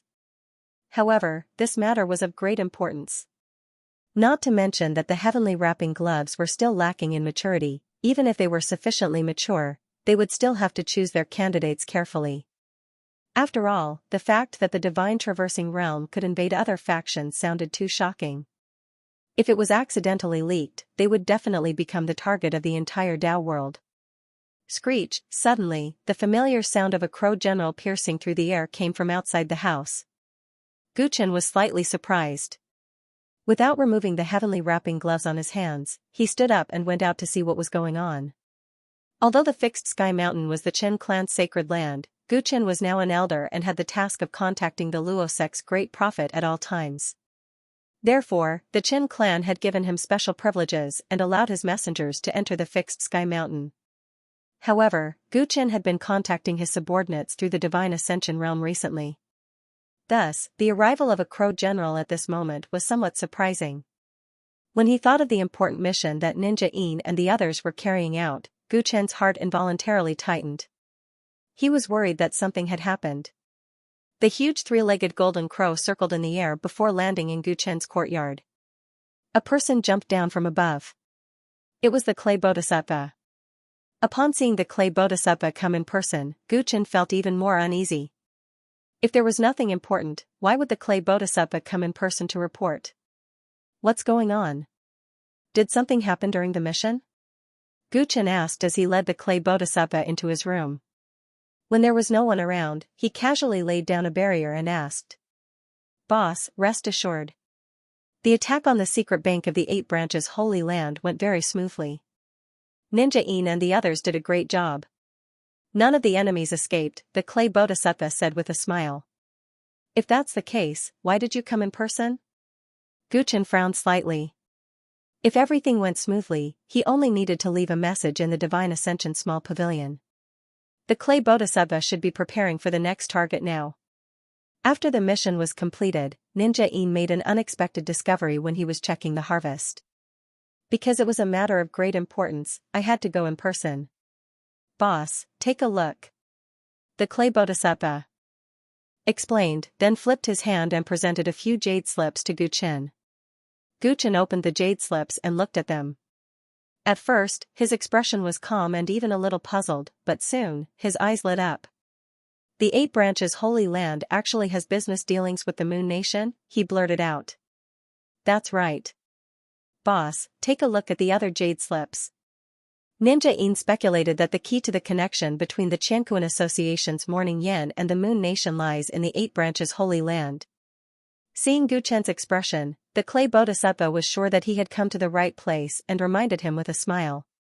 Gu Chen immediately opened the other jade slips and found that they recorded some business dealings between the 8 Branches Holy Land and the Moon Nation's royal family. Most of them were shipping lists of goods. Some were shipped from other places to the Moon Nation through the Jade Dynasty, and some were shipped from the Moon Nation to other places through the Jade Dynasty. The strange thing was that although there were specific records of transactions, and the transactions were very close, and the shipping costs were quite high, the types of goods were not recorded in detail. At first glance, these account books and shipping lists didn't mean anything. If they fell into the hands of others, they would only think of them as ordinary business of the 8 Branches Holy Land. However, Gu Chen had previously instructed Ninja Yin to investigate everything about Morning Yen, especially the connection between Morning Yen and the Moon Nation. After that, Ninja Yin really put in a lot of effort to investigate Morning Yen, but unfortunately, he didn't find much. On the surface, Morning Yen had only been to the Moon Nation a few times, and he didn't seem to have any special relationship with the Moon Nation's royal family. Therefore, Ninja Yin guessed that Morning Yen and the Moon Nation rarely had any personal contact, and there might be someone else involved in this. With this guess in mind, he suddenly saw the business records between the 8 Branches Holy Land and the Moon Nation. This business had been going on for many years, and the transaction amount was huge. However, only a few people in the outside world knew about it. How could the Moon Nation, a mere vassal state of the Pei Dynasty, be qualified to do such a big business with the 8 Branches Holy Land? The huge transaction amount between both parties didn't seem like the financial resources of the Moon Nation's royal family. Ninja Yin made a judgment in his heart, so he immediately contacted the clay bodhisattva and personally handed the account book to Gu Chen. I've searched far and wide for it, only to find it by chance. Gu Chen looked at the account book and pondered for a while. His lips curled into a smile. If he wanted to transport the Can-Water Ghost Lotus out of the Moon Nation, he had to pass through the Jade Dynasty. The cooperation between Hakone Sacred Ground and Qianquan Group was obvious. It might not be the Can-Water Ghost Lotus, but no matter what, it proved that Hakone Sacred Ground and Qianquan Group had an unspeakable relationship. As long as he could dig out this relationship, he could continue the investigation. This must be kept a secret. Also, it's time to increase the surveillance on the Fear Castle Master. Gu Chen looked up at the clay bodhisattva. The clay bodhisattva was shocked, and his heart was pounding. Ever since he set up the intelligence network in the Jade Dynasty, his old enemy had inevitably entered his sight. Gu Chen had promised him a chance to take revenge, but he knew that his enemy was powerful, so he never made any request that put Gu Chen in a difficult position. Why? Are you stunned? Gu Chen smiled when he saw his reaction. The clay bodhisattva came back to his senses, and his eyes were slightly red. He cupped his fists and said, "Yes, sir." The Hakone Sacred Ground secret bank was suddenly destroyed, and it was a great loss to the sacred ground. Therefore, the Hakone saints were furious and sent out a large number of experts to investigate the matter. However, the ninjas, who were top assassins, did everything flawlessly, so Hakone Sacred Ground naturally couldn't find any useful clues. As they couldn't identify the culprit, Hakone Sacred Ground naturally targeted the Green Willow Sacred Ground, which had a tense relationship recently. The reason was simple. The security in the bank was not weak. In the Pei Dynasty, only the Green Willow Sacred Ground and the Jade Clan had the ability to take down the bank and do it flawlessly. However, the Jade clan had always been wealthy, so they had no reason to attack the Hakone sacred ground. Moreover, they had given the Jade clan enough respect regarding the mineral vein in Xianxia County, so they had no reason to do so. However, the Green Willow sacred ground was different. The fight for the mineral vein was getting more and more intense, so they couldn't help but link it to the Hakone sacred ground. In fact, there was another force that might have the ability to launch a sneak attack, which was the Qin clan. The Qin clan showed signs of returning to the world recently, so they should be on the list of suspects. However, it was unknown why the 8 branches sacred ground did not suspect the Qin clan and placed all their energy on the Green Willow sacred ground. The Green Willow sacred ground naturally denied the accusations of the Hakone sacred ground. They thought that the Hakone sacred ground was deliberately acting pitiful so that they could gain more benefits from the distribution of the mineral vein. The Yamada sect sacred ground was infuriated, and the Green Willow sacred ground refused to admit it. The negotiation that had shown signs of easing suddenly stopped. Not long after, something unexpected happened again. A secret treasure vault of the Green Willow holy ground was also attacked, and all the disciples guarding it were killed. It was another unsolved case. When the news spread out, the 8 branches holy ground was happy to hear it, but the Green Willow holy ground's face was completely black. It was obvious that the Hakone sacred grounds believed that he had robbed their bank, but they couldn't find any evidence, so they used the same method to retaliate. The 2 sacred grounds were both in the Jade dynasty. Apart from the mining business that was monopolized by the Jade clan, there was competition in all other fields. Because of this, the other party was most likely to find out the location of the secret treasure vault. Such a precise retaliation had completely fallen out with them. Therefore, under the circumstances of both parties suffering heavy losses, the negotiation table in Xianxia County was completely destroyed. The Hakone Saint and the Green Willow Saint, who had always been at odds, were said to have fought after they met. Both of them were saints and had been in the Jade dynasty for so many years. Both parties had always been on equal footing. Naturally, there was no outcome to the battle, and both parties left angrily. Immediately after that, the Hakone sacred ground and the Green Willow holy ground could be said to have started an all-out war. Many of the branches of both sides in various counties were attacked one after another. The ninja sect took advantage of the situation to fish in troubled waters and robbed many branches of the 2 sacred grounds. However, out of caution, they didn't dare to attack the big banks. At this point, the war between the 2 sacred grounds no longer needed to be provoked by outsiders. Almost every day, there would be news of the branches of both sacred grounds fighting each other. Gu Chen sat calmly on Empty Mountain. Apart from cultivating diligently every day, he would occasionally look at the intelligence of the 2 sacred grounds and watch the fight from the sidelines. He was unruffled and seemed to be at ease, but some people couldn't sit still. The great elder, Qin Shanming, came to visit again, and this time, he brought along the elders. Yunfei, now that the 2 sacred grounds are fighting endlessly, it's a great opportunity for the Qin clan to intervene and re-enter the world. Even if we don't attack the mineral veins in Xianxia County, we can also attack and seize some other territories. Now that the 2 sacred grounds are fighting to this point, even if the Qin clan tore a few pieces of flesh off of them, they wouldn't dare to object. Qin Shanming said. The elders who followed him were all looking at Gu Chen with fervent and expectant eyes. The other party was right. Given the current situation, even if the Qin clan took away some of the benefits from the 2 sacred grounds, they would definitely not dare to offend the Qin clan. They were both worried that the Qin clan would join forces with the other party. After all, the 2 sacred grounds were originally evenly matched. If the Qin clan sided with one side, the other side would be in a very disadvantageous position. In order to rope in the Qin clan, not to mention joining forces to suppress the other side like in the past, both sides would probably be willing to give up some benefits in exchange for the Qin clan support as long as someone went to negotiate. This was a once-in-a-lifetime opportunity, so Qin Shanming came again to seek the great prophet's support. He was also worried that he would return empty-handed like the last time, so all the elders came this time as well, hoping to force Gu Chen to put in more effort and make this happen. After understanding the elders' intentions, Gu Chen only smiled and replied, "The great prophet has said that the Pei dynasty needs to hide its strength and bide its time to develop. At this time, it's not suitable for us to have a conflict with the major forces in the Jade dynasty. I hope the elders can understand." Last time, Gu Chen had put on an act for a few days, pretending to have received a response from the great prophet before rejecting. This time, he directly refused, immediately causing the elders who were already dissatisfied to explode. The Pei dynasty needs to develop, but does the Chen clan not need it? Qin Yunfei, are you a disciple of the Chen clan or the Luo faction? Fourth elder Qin Qinghe berated, and the other elders all agreed. Naturally, I'm a member of the Chen clan. However, although the two sacred grounds are at odds with each other, it hasn't reached the point where we have to fight to the death. The Qin clan's threat to the two sacred grounds is still fresh in their minds.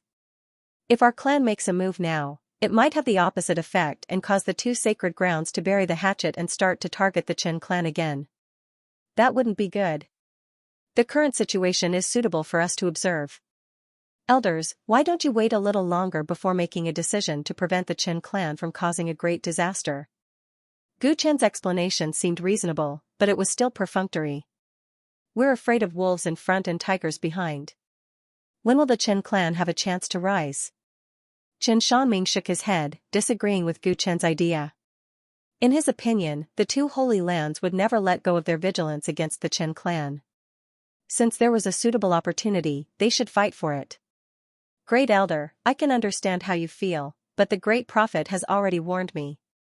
His attitude is very firm, and he will not allow the Qin clan to act recklessly and make unnecessary enemies for him. Seeing that it was difficult to persuade him, Gu Chen simply brought out the great prophet and made him the villain. Haha, it seems that the great prophet does not dare to offend Saint Hakoni and Saint Lu. Fourth elder Qin Qinghe sneered, a trace of disdain and contempt in his eyes. The other elders did not dare to speak as boldly as him, but they all thought the same. In fact, it was understandable. Even though the great prophet of the Luo Gate had become a saint, he had only broken through recently. How could he be compared to Saint Hakoni and Saint Lu, who had been saints for many years? It was a taboo to extend one's hand into the territory of another saint. Without enough confidence in facing two saints, the great prophet naturally did not want to offend them. Anyway, the Luo Gate's base was the Pei dynasty.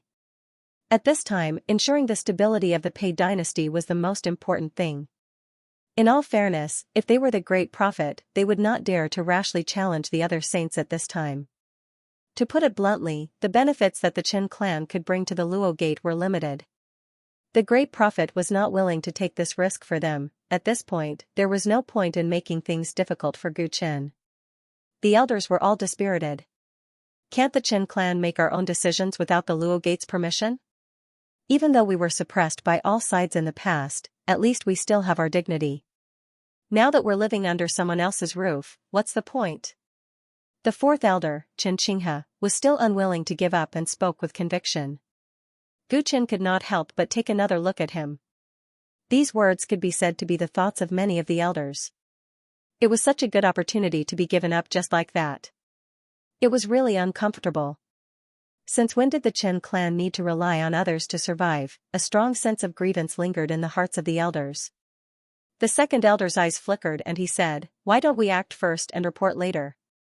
As long as we snatch the territory, the two holy lands will definitely agree that it's the great prophet's will. At that time, the great prophet won't be able to explain himself. At most, he'll reprimand us, but he won't fall out with us, right?" Many elders were moved by these words. Although this was a bold move that might anger the great prophet, it was indeed feasible. The Qin clan had already formed an alliance with the Luo sect. The Luo sect wouldn't break the alliance just because of this, right? If they really tore up the alliance, the Luo sect would only have one more enemy. Since the great prophet is afraid of offending the two holy lands, would he dare to turn against the Qin clan? Although our Qin clan doesn't have a saint overseeing it now, with the sky stabilizing mountain here, any saint would have to think twice before attacking us.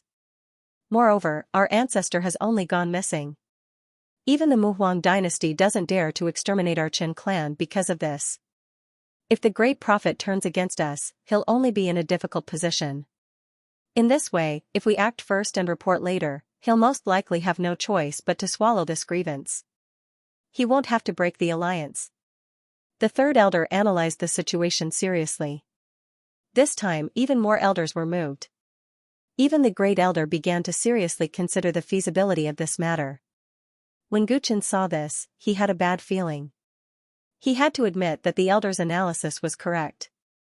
If the Qin clan really went against his will and snatched the territory, he would have no choice but to acquiesce to their actions. The reason was simple. The Qin clan was an important pawn of his in the Jade dynasty. He would not give up on it. However, this was not the right time for the Qin clan to make a move. If the Qin clan got involved now, there would be no guarantee that there would be no variables. Moreover, the Qin clan might not really be united. Otherwise, there would be no need for the Qin clan to hide the fact that he wasn't the real Qin Yunfei from all the elders. Gu Chen's eyes flickered as he glanced at all the elders present.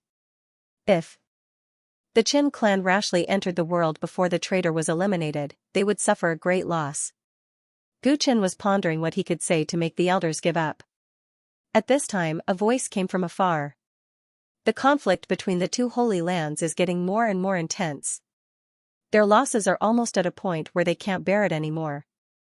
If we, the Chen clan, enter the world at this time, aren't you afraid that they'll make up for it, bury the hatchet, and attack us instead, using us to make up for their losses?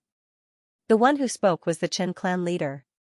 He transmitted his voice through the air, but he did not show himself. His words shocked many elders and made them break out in a cold sweat. Act first and report later. If we offend the great prophet and he supports the two holy lands to attack us, what should we do then? Don't forget that the Qin clan is useless now. If giving up on the Qin clan can be exchanged for the two holy lands' support for the Luo Gate and other areas, then the great prophet might consider it. Clan leader Qin said again. The expressions of the elders couldn't help but change. Indeed, they hadn't considered this before. Gu Chen could not help but admire the Qin clan leader's eloquence when he saw the elders, who were originally in high spirits, quickly become hesitant. The Qin clan leader was well aware of the inside story of the alliance between the two sides. He knew that even if the Qin clan acted first and reported later, he and the great prophet would not be able to tear up the alliance because he had something on them. However, the Qin clan leader still deliberately lied to make the elders give up. It was clear that he did not support the Qin clan entering the world at this time.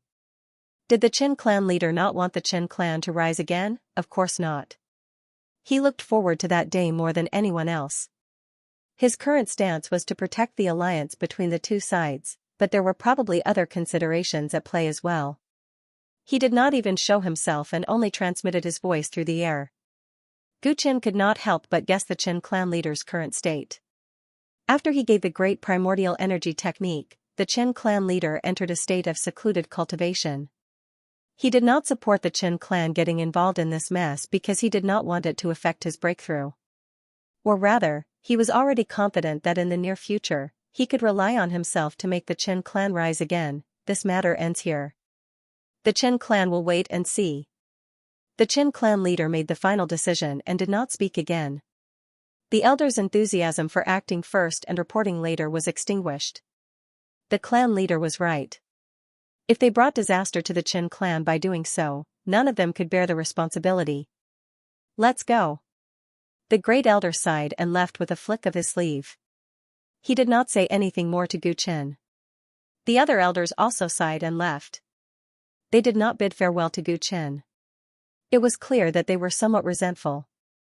Take care, everyone. Gu Chen was refined and courteous as he watched the elders leave. His gaze mostly fell on the fourth elder, Xianxia, and he seemed to be deep in thought. On Dingkong Mountain, a three-legged golden crow spread its burning wings and floated away, bringing a figure with it. The elders of the Qin clan watched as the handsome man in white left. Without much expression on their faces, they turned around and returned to their own residences. Slowly leaving the Qin clan's seclusion, Gu Chen smiled on the back of the golden crow. He felt that the air outside was much fresher. Gu Chen had killed the ambitions of the Qin clan's elders twice in a row and even gave people the impression that he was a traitor. Naturally, Gu Chen was not welcomed on Dingkong Mountain. Since it was inevitable that people would roll their eyes at him if he continued to stay on Dingkong Mountain, Gu Chen took the opportunity to bid farewell to Great Elder Qin Shanming and said that he was going back to Peiqiao.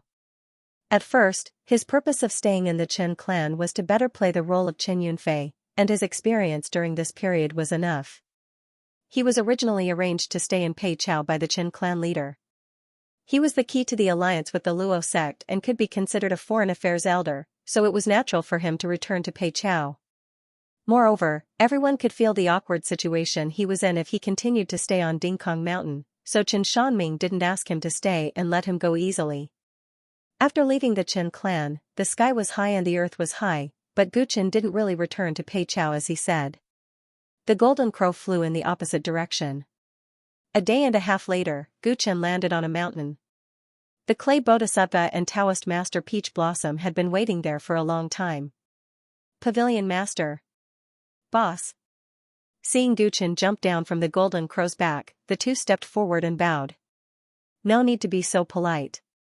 Gu Chen waved his hand and looked at Taoist master Peach Blossom first. He asked calmly, "How's the construction of the intelligence network?" Pavilion master, the progress is much faster than expected. Currently, we have found many suitable spies and are training and infiltrating them. There are also some people with sensitive identities who are in contact. I will try to recruit them to become our subordinates. Master Peach Blossom replied respectfully.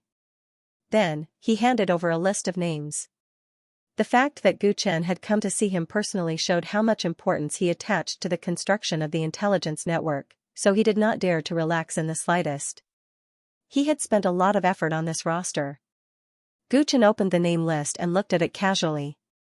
It recorded some important members of the major forces in the Jade Dynasty. These important members were the targets that householder Peach Blossom wanted to develop. They were commonly known as spies. Some of these people had high status in their respective forces, so it was not easy to bribe them. Since Master Peach Blossom dared to put them on the list, it meant that he had a high chance of success. Very good, looks like I don't have to worry about you not knowing how to spend money. Gu Chen closed the register and teased. Master Peach Blossom was slightly embarrassed. Previously, he had used a lack of funds as an excuse to shirk the task that Gu Chen had given him. Even after he had accepted the task, he had been slacking off because of the lack of funds. However, who would have thought that the funds that he had been lacking during this period of time would suddenly all be available, making it difficult for him to continue being passive. The speaker was unintentional, but the listener was thoughtful. Since Buddhist practitioner Peach Blossom had a guilty conscience, he naturally showed a very serious attitude towards Gu Chen's following instructions. When he was about done, Gu Chen said, "All right, you can leave first. I have other matters to discuss with Xianxia. Crow will take you away." Yes. Master Peach Blossom accepted the order and left with a few crow generals. Before he left, he turned to look at Gu Chen with a complicated gaze. He had left Xianxia alone, clearly treating him as a true confidant. There were some things that he could tell Xianxia but not him. Although Gu Chen had given him the task of building the intelligence network, he had sent Xianxia to supervise him at the same time. It was obvious that he did not trust Master Peach Blossom enough. The superiors who had sent him to stay by Gu Chen's side hoped that he could come into contact with the other party's core. If he wanted to understand the core, he would have to enter the core first. However, this was easier said than done.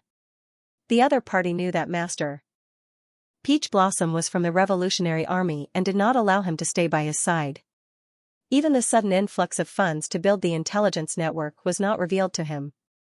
Master Peach Blossom knew that if this went on, he would always be at the edge of Gu Chen's circle. The superiors of the Revolutionary Army would not be satisfied, and his future was bleak. He sighed and could only try his best to do what Gu Chen had asked him to do. Only by doing this well would he have the opportunity to come into contact with more secrets. Everyone had left, leaving only Gu Chen and Clay Bodhisattva. There were some things that could be said freely. The Hidden Dragon tribe has confirmed that there are no hidden guards around the Fear Castle. We can make our move, but a few elders are dissatisfied. They think that they can take down the master of the Fear Castle with their abilities. Boss doesn't have to make this trip personally.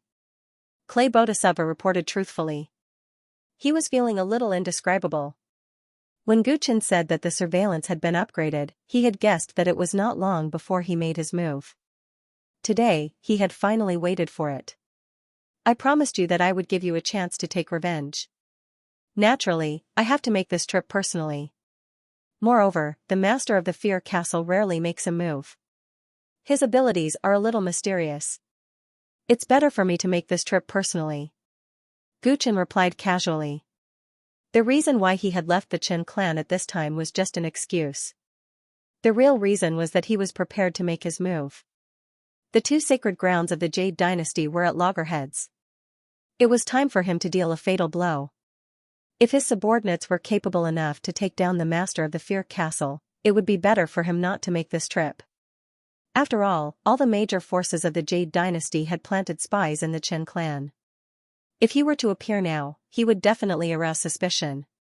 However, according to what he had heard from Clay Bodhisattva, the master of the Fear Castle had already reached the 7 Mahayana realm when he was chasing after Clay Bodhisattva. Moreover, the master of the Fear Castle cultivated the strange path of fear.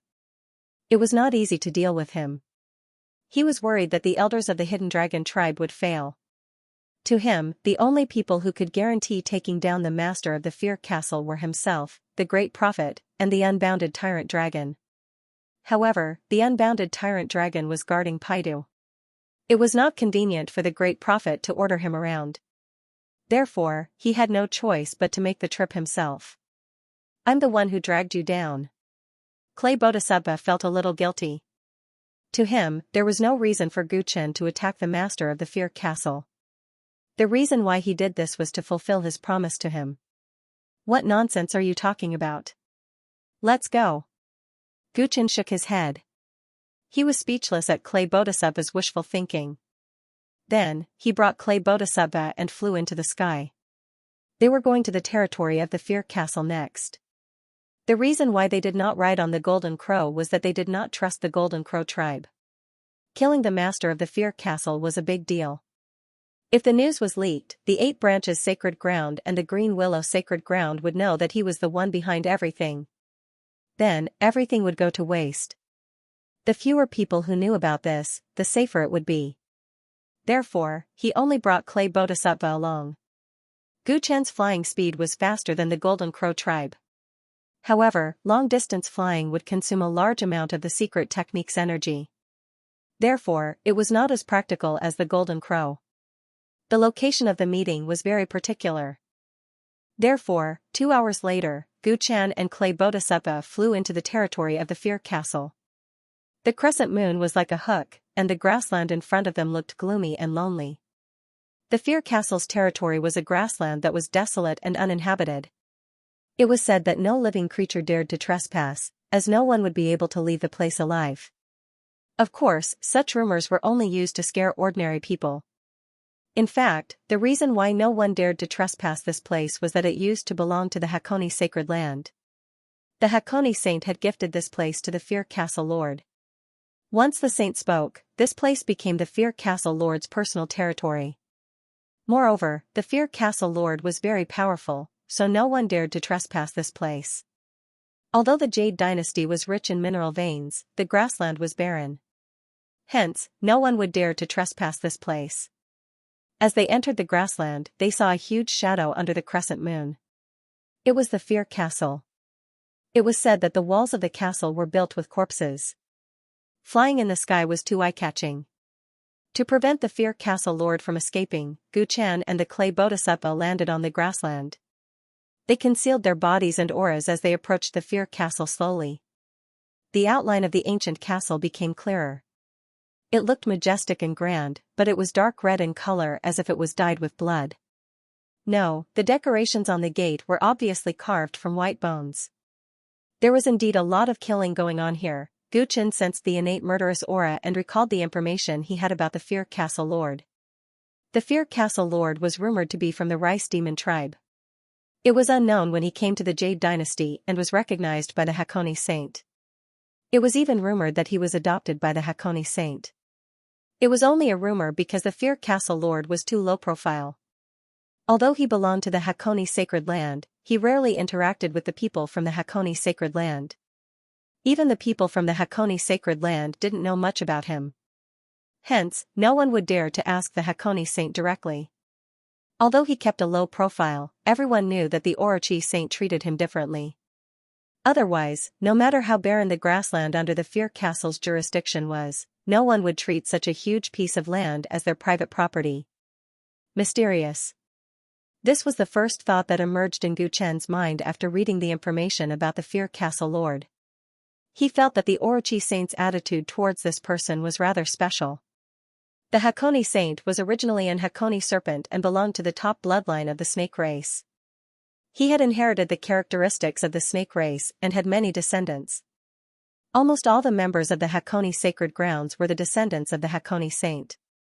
What right did he have to treat a foreign adopted son differently? One of the reasons why Gu Chen made this trip was because of the uncertainty of the Fear Castle Lord's identity. He walked to the front of the dark red castle. The castle gate was closed, and it was quiet inside. There seemed to be no sign of life at all. The leader of the Fear Castle was a loner. It was said that there were no guards in the castle. This was where he lived alone. This seemed a little strange. However, according to the Hidden Dragon Tribe's investigation, this was indeed the case. Only the castle master of the Fear Castle lived in such a huge castle. This greatly facilitated Gu Chen's actions. As long as there was no one else in the castle, he could attack without restraint. Of course, the absence of guards didn't mean that there was no danger. There were restrictions everywhere in the Fear Castle. It was not easy for an ordinary person to break in. I'm finally here again. The clay bodhisattva looked at the skeleton lights on the tower and couldn't help but tremble. He would never forget the last time he came here. He had come here with the determination to die, thinking of avenging her. However, he was afraid in the end. He only stole the fear stone and ran away. He didn't have the courage to fight the opponent. He felt humiliated, he felt ashamed and angry, because he couldn't get over that hurdle in his heart. He had been hiding in the great ancient swamp for decades. He turned himself into a monster just to overcome the fear in his heart. Today, he was finally here again. However, he was trembling when he thought of that man and how she died in front of him. Are you okay? Asked Gu Chen calmly as he sensed the clay bodhisattva's intense emotions. The clay bodhisattva took a deep breath and his eyes turned red. He said with determination, "Boss, I know I'm being stubborn, but please hand him over to me. I'll kill him." Can you do it?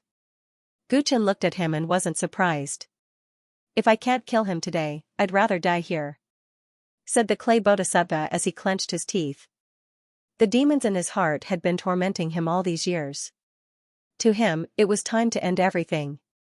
I understand. I'll leave him to you. If you fail, I won't save you, said Gu Chen coldly. The clay bodhisattva's expression turned solemn. However, he quickly nodded his head. Thank you. Since they had arrived at the castle and his divine sense could confirm that there was only one person's aura in the castle, Gu Chen didn't hide anymore. He looked at the castle gate and casually poked it with his finger. Tendon changing finger. As soon as the finger from the Yuan gate was poked, the castle gate collapsed. Cracks started to spread along the walls on both sides like spider webs. Rumble, rumble, rumble, in the blink of an eye, the exterior of the castle had completely collapsed. A large number of restrictions were destroyed, and smoke and dust rose like a dragon. Gu Chen stepped over the rubble and entered the castle expressionlessly.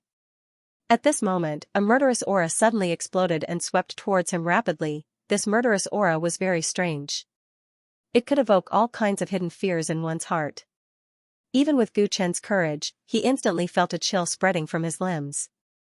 It was terrifying. He's here. The clay bodhisattva was also attacked by the murderous aura. His breathing became rapid as he lifted his head and looked at a figure on the castle's balcony with a ferocious expression. The figure was very huge. Its entire body, including its face, was covered with straw. Its eye sockets were pitch black, and it seemed like it was leading to a hopeless abyss. The strange murderous aura was emitted from the figure. As soon as the figure stood there, the aura of the entire Fear Castle seemed to have changed. It became even more terrifying and eerie. The golden blood in Gu Chen's body sensed something. It shook slightly, and the chilling chill disappeared from his body. He lifted his head and looked at the Fear Castle Lord calmly. He squinted his eyes slightly. The spiritual energy emitted from the Fear Castle Lord was from the same source as the Fear Stone that the clay bodhisattva had given him. This spiritual energy wasn't purely murderous. One couldn't be fearless just because they had been through hundreds of battles. It could awaken the deepest fear in one's heart. It could make one lose all courage to resist. Guchen looked at the clay bodhisattva beside him. His forehead was covered in cold sweat due to the released energy. However, his eyes were burning with hatred. It was obvious that he was trying his best to resist the rise of fear. Guchen didn't know if he would be able to resist this strange energy if he didn't have the glorious ancient overlord body. This energy was more troublesome than he had imagined. This wasn't the first time the clay bodhisattva had faced such a formless and fatal pressure.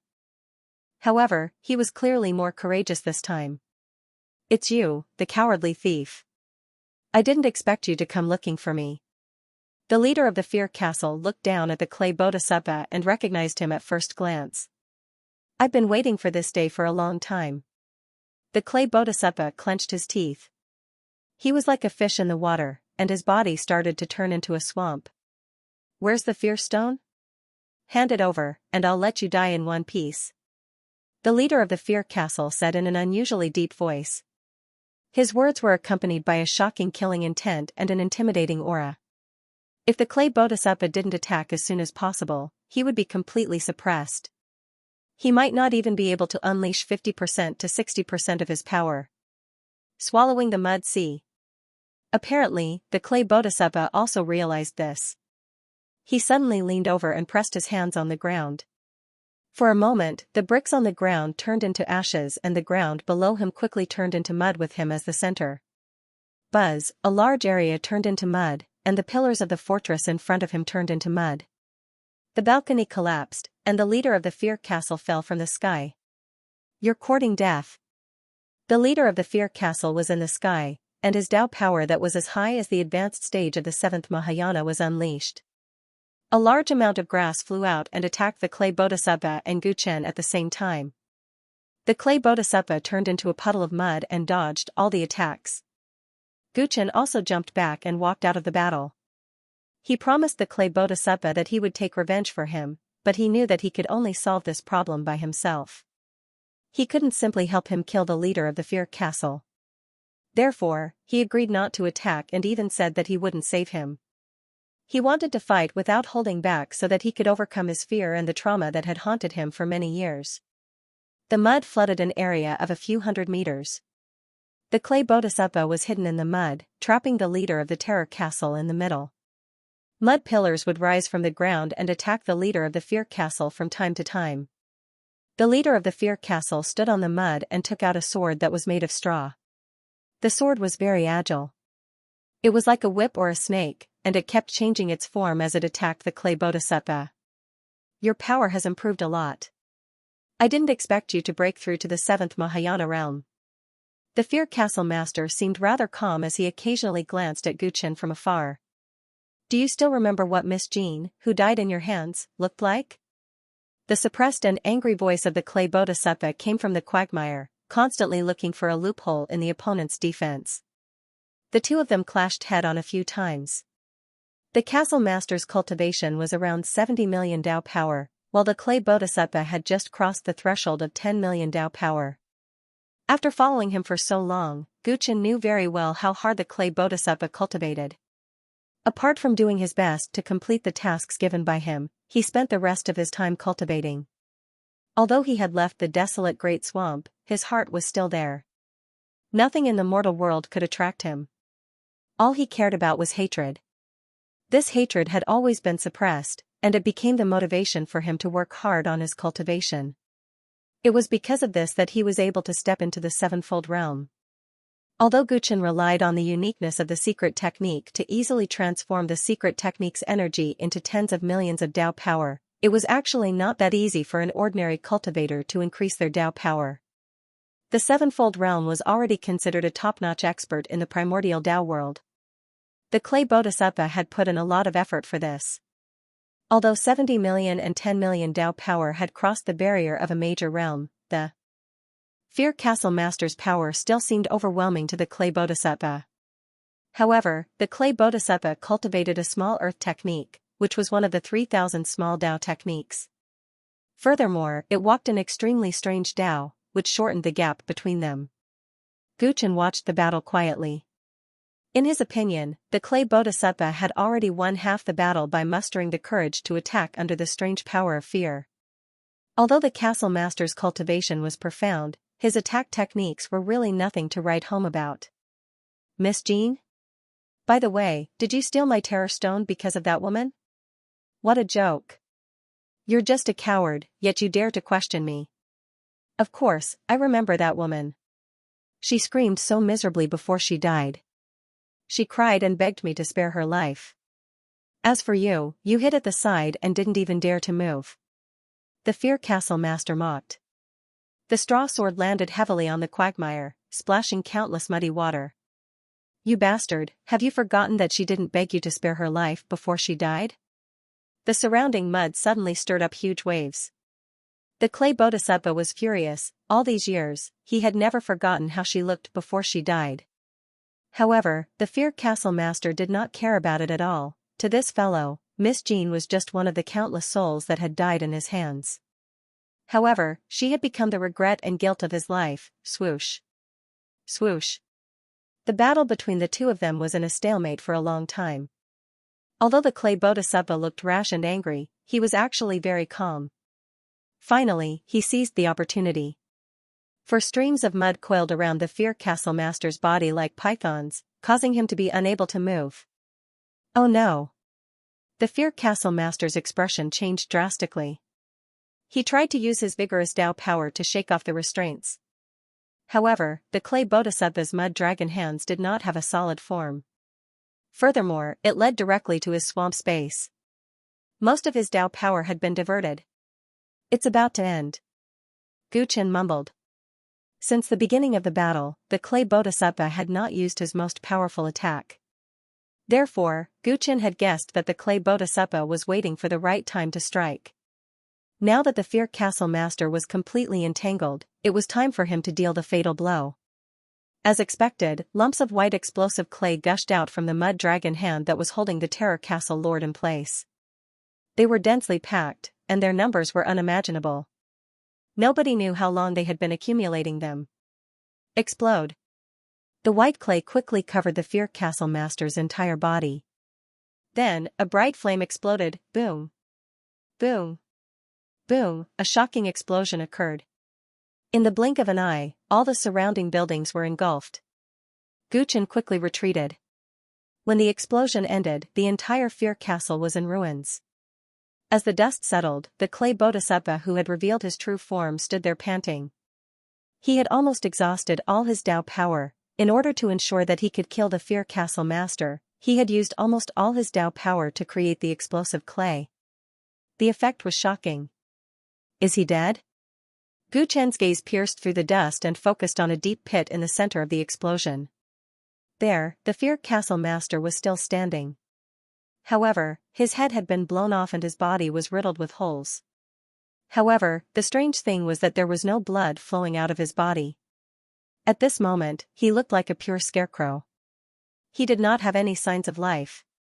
Miss Jean, I finally avenged you. The clay bodhisattva did not notice that something was wrong. His body felt weak and he knelt on the ground. His face was full of tears as he mumbled to himself. The scarecrow demon that was riddled with holes was emitting a deeper sense of fear. The night wind blew past the ruins of the Fear Castle. The clay bodhisattva, who was covering his face and crying in pain, did not notice a grayish-brown poisonous snake crawling out from the headless neck of the Fear Castle Lord. The snake emitted a demonic red glow in the darkness and flicked its tongue at him. Whoosh, the poisonous snake turned into a gust of wind in the darkness and shot towards the kneeling clay bodhisattva. It was as fast as lightning and frighteningly fast. However, there was someone who was faster than it. Gu Chen appeared between the two of them in an instant and struck out with his hand. Roar. The venomous snake crashed into Gu Chen's palm, but it let out an earth-shattering roar. Its body instantly expanded, becoming as long as a mountain range. When it enlarged, it was like a mountain crashing towards Gu Chen. Gu Chen was shocked. He stretched out his other hand and forcefully pressed the head of the giant snake with both hands. Rumble. Rumble, the giant snake's body rolled around in the ruins. Its head that looked like a dragon kept colliding with Gu Chen, but it could not send Gu Chen flying. What's going on? The clay bodhisattva regained his senses when he saw such a huge commotion. He looked at the monster that was 30 meters away in shock. He did not know where it had come from. Revenge? He, do you think you can kill me? The familiar voice of the Fear Castle Lord was heard from the giant snake's mouth. Its huge red lantern-like eyes were filled with disdain. How can this be? You are not dead? You are not a rice demon? The clay bodhisattva exclaimed. He could not believe that his all-out attack was not able to kill his greatest enemy. He had only forced out this unexpected body. Are you the biological son of the Hakone Saint? After the collision of brute force, Gu Chen and the giant snake retreated. Gu Chen's eyes flickered as he made a guess. He had made a mistake. Due to the influence of the strange power of fear, he could not tell that the rice devil was just a puppet. The real leader of the Fear Castle was hiding inside the puppet. Rumor had it that the master of the Fear Castle was the adopted son of the Hakone Saint. The giant snake in front of him obviously had a very powerful snake clan bloodline. Therefore, he boldly guessed that the snake was the biological son of the Hakone Saint. As for why the leader of the Fear Castle wanted to hide his true identity, nobody knew. The son of the Hakone Saint? When the giant snake heard Gu Chen's speculation, it let out a creepy laugh as if it had heard a big joke. You know nothing about the truth, yet you still dare to come here. You must be tired of living. But that's fine too. It's precisely because you don't know who I am that you're delusional enough to think of seeking revenge. Ever since you stole the Terror Stone back then and I couldn't find any trace of you in the great desolate swamp, I've been waiting for you to come and take revenge on me. I've been waiting for this day for a long time. You've wasted too much of my time and almost made me miss the greatest opportunity of my life. I really want to tear you into pieces. The giant snake stared at the clay Buddha. Although its eyes were filled with disdain for a weak ant, it was also filled with unforgettable hatred. Gu Chen was shocked. The leader of the Fear Castle had been waiting for such a small opportunity for the clay Buddha to come to him. Was the Fear Stone that important to him? As for you, I don't know who you are or where you came from. However, since you've seen my real body today, you'll definitely die. No one can save you. The giant snake spat out a poisonous fog from its mouth. Gu Chen dodged it quickly.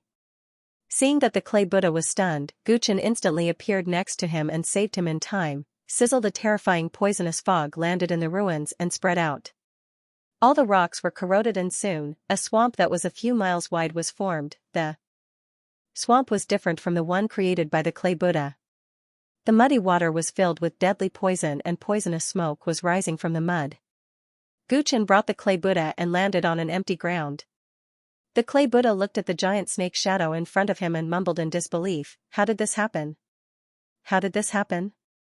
Gu Chen looked gloomy. The leader of the Fear Castle was much stronger than before after he returned to his real body. His Dao power was close to 100 million.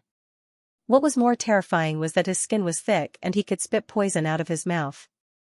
The clay Buddha was no longer able to deal with such power. Although he had agreed to let the clay Buddha fight this battle, he would not let him die for nothing. "Where's the Fear Stone? Hand it over and you'll suffer less," the giant snake said coldly. The power of fear was getting stronger as it revealed itself. There were a few times when the cold air invaded Gu Chen's body, but it was dispersed by the tyrant's blood. The clay Buddha was not as lucky. His body felt like it had fallen into an ice cellar and his limbs were stiff. "Boss, let me deal with him. We've agreed on this." The clay Buddha, who had finally accepted the reality, rejected Gu Chen's protection. He dragged his stiff body and gritted his teeth as he walked forward. He was trying to fight to the death with the leader of the Fear Castle again. Upon seeing this, Gu Chen fell silent. Anyone with a discerning eye could tell that the clay bodhisattva had no chance of winning. He did not know what the dead Miss Jean meant to the clay bodhisattva that made him fight to the death instead of asking for his help.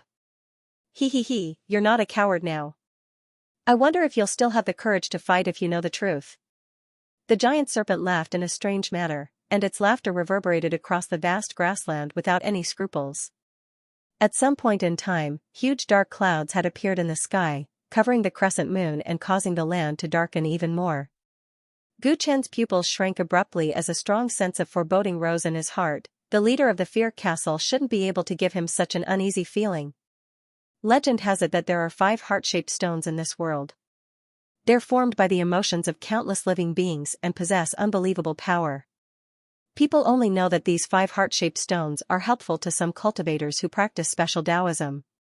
However, they don't know the shocking secret behind them.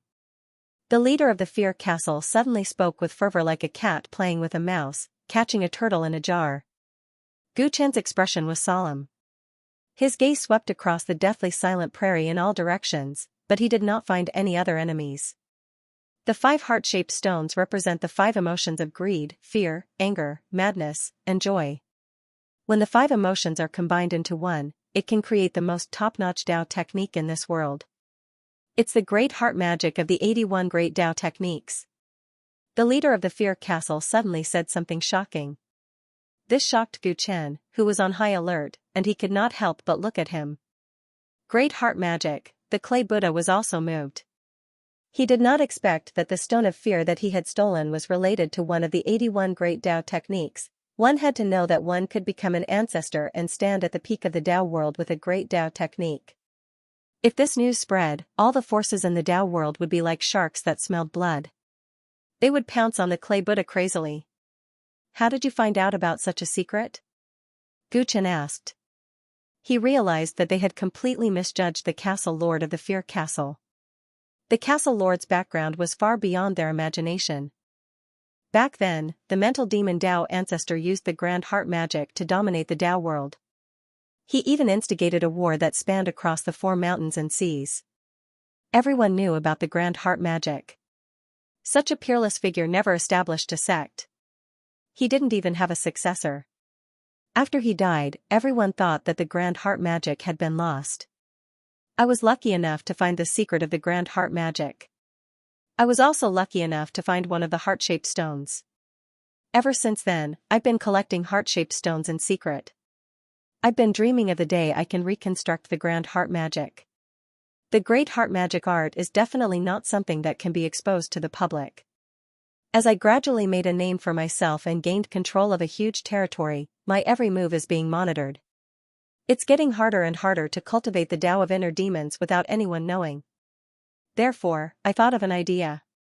I gave my clone an identity so that he could cultivate the fearful Tao with peace of mind. Who would have thought that a reckless thief would sneak into the Fear Castle when I wasn't paying attention? He stole the fearful stone that I valued as much as my life. The castle lord of the Fear Castle held at the sky. More and more dark clouds gathered in the sky. There were a total of 8 clouds. Their auras were surging as if they were going to press down on the mortal world. On the vast grassland, the ground suddenly trembled violently. It was as if something terrifying was going to break out of the ground. The clay bodhisattva couldn't even stand steadily. He looked around with a pale face. Gu Chen's expression was unprecedentedly solemn. Boom! Boom! One after another, gigantic dragon heads emerged from the ground around Gu Chen and the woman. Their bodies, which were as long as mountains, turned into a natural moat, completely sealing off the area. Including the original castle lord of the Fear Castle, there were a total of 8 huge heads. 16 huge eyes that were like red lanterns stared coldly at Gu Chen and the clay bodhisattva. It was as if they were surrounded by 8 sky-high mountains. However, these mountains were merely the 8 necks of the real snake. Boom! From underground, another 7 giant tails burst out of the earth. In the blink of an eye, the area within a radius of 100 miles was turned into a swamp. Gu Chen and the clay bodhisattva no longer had a foothold. They floated in the air and looked tiny in front of the terrifying snake. Saint Hakone Orochi. The clay bodhisattva was speechless.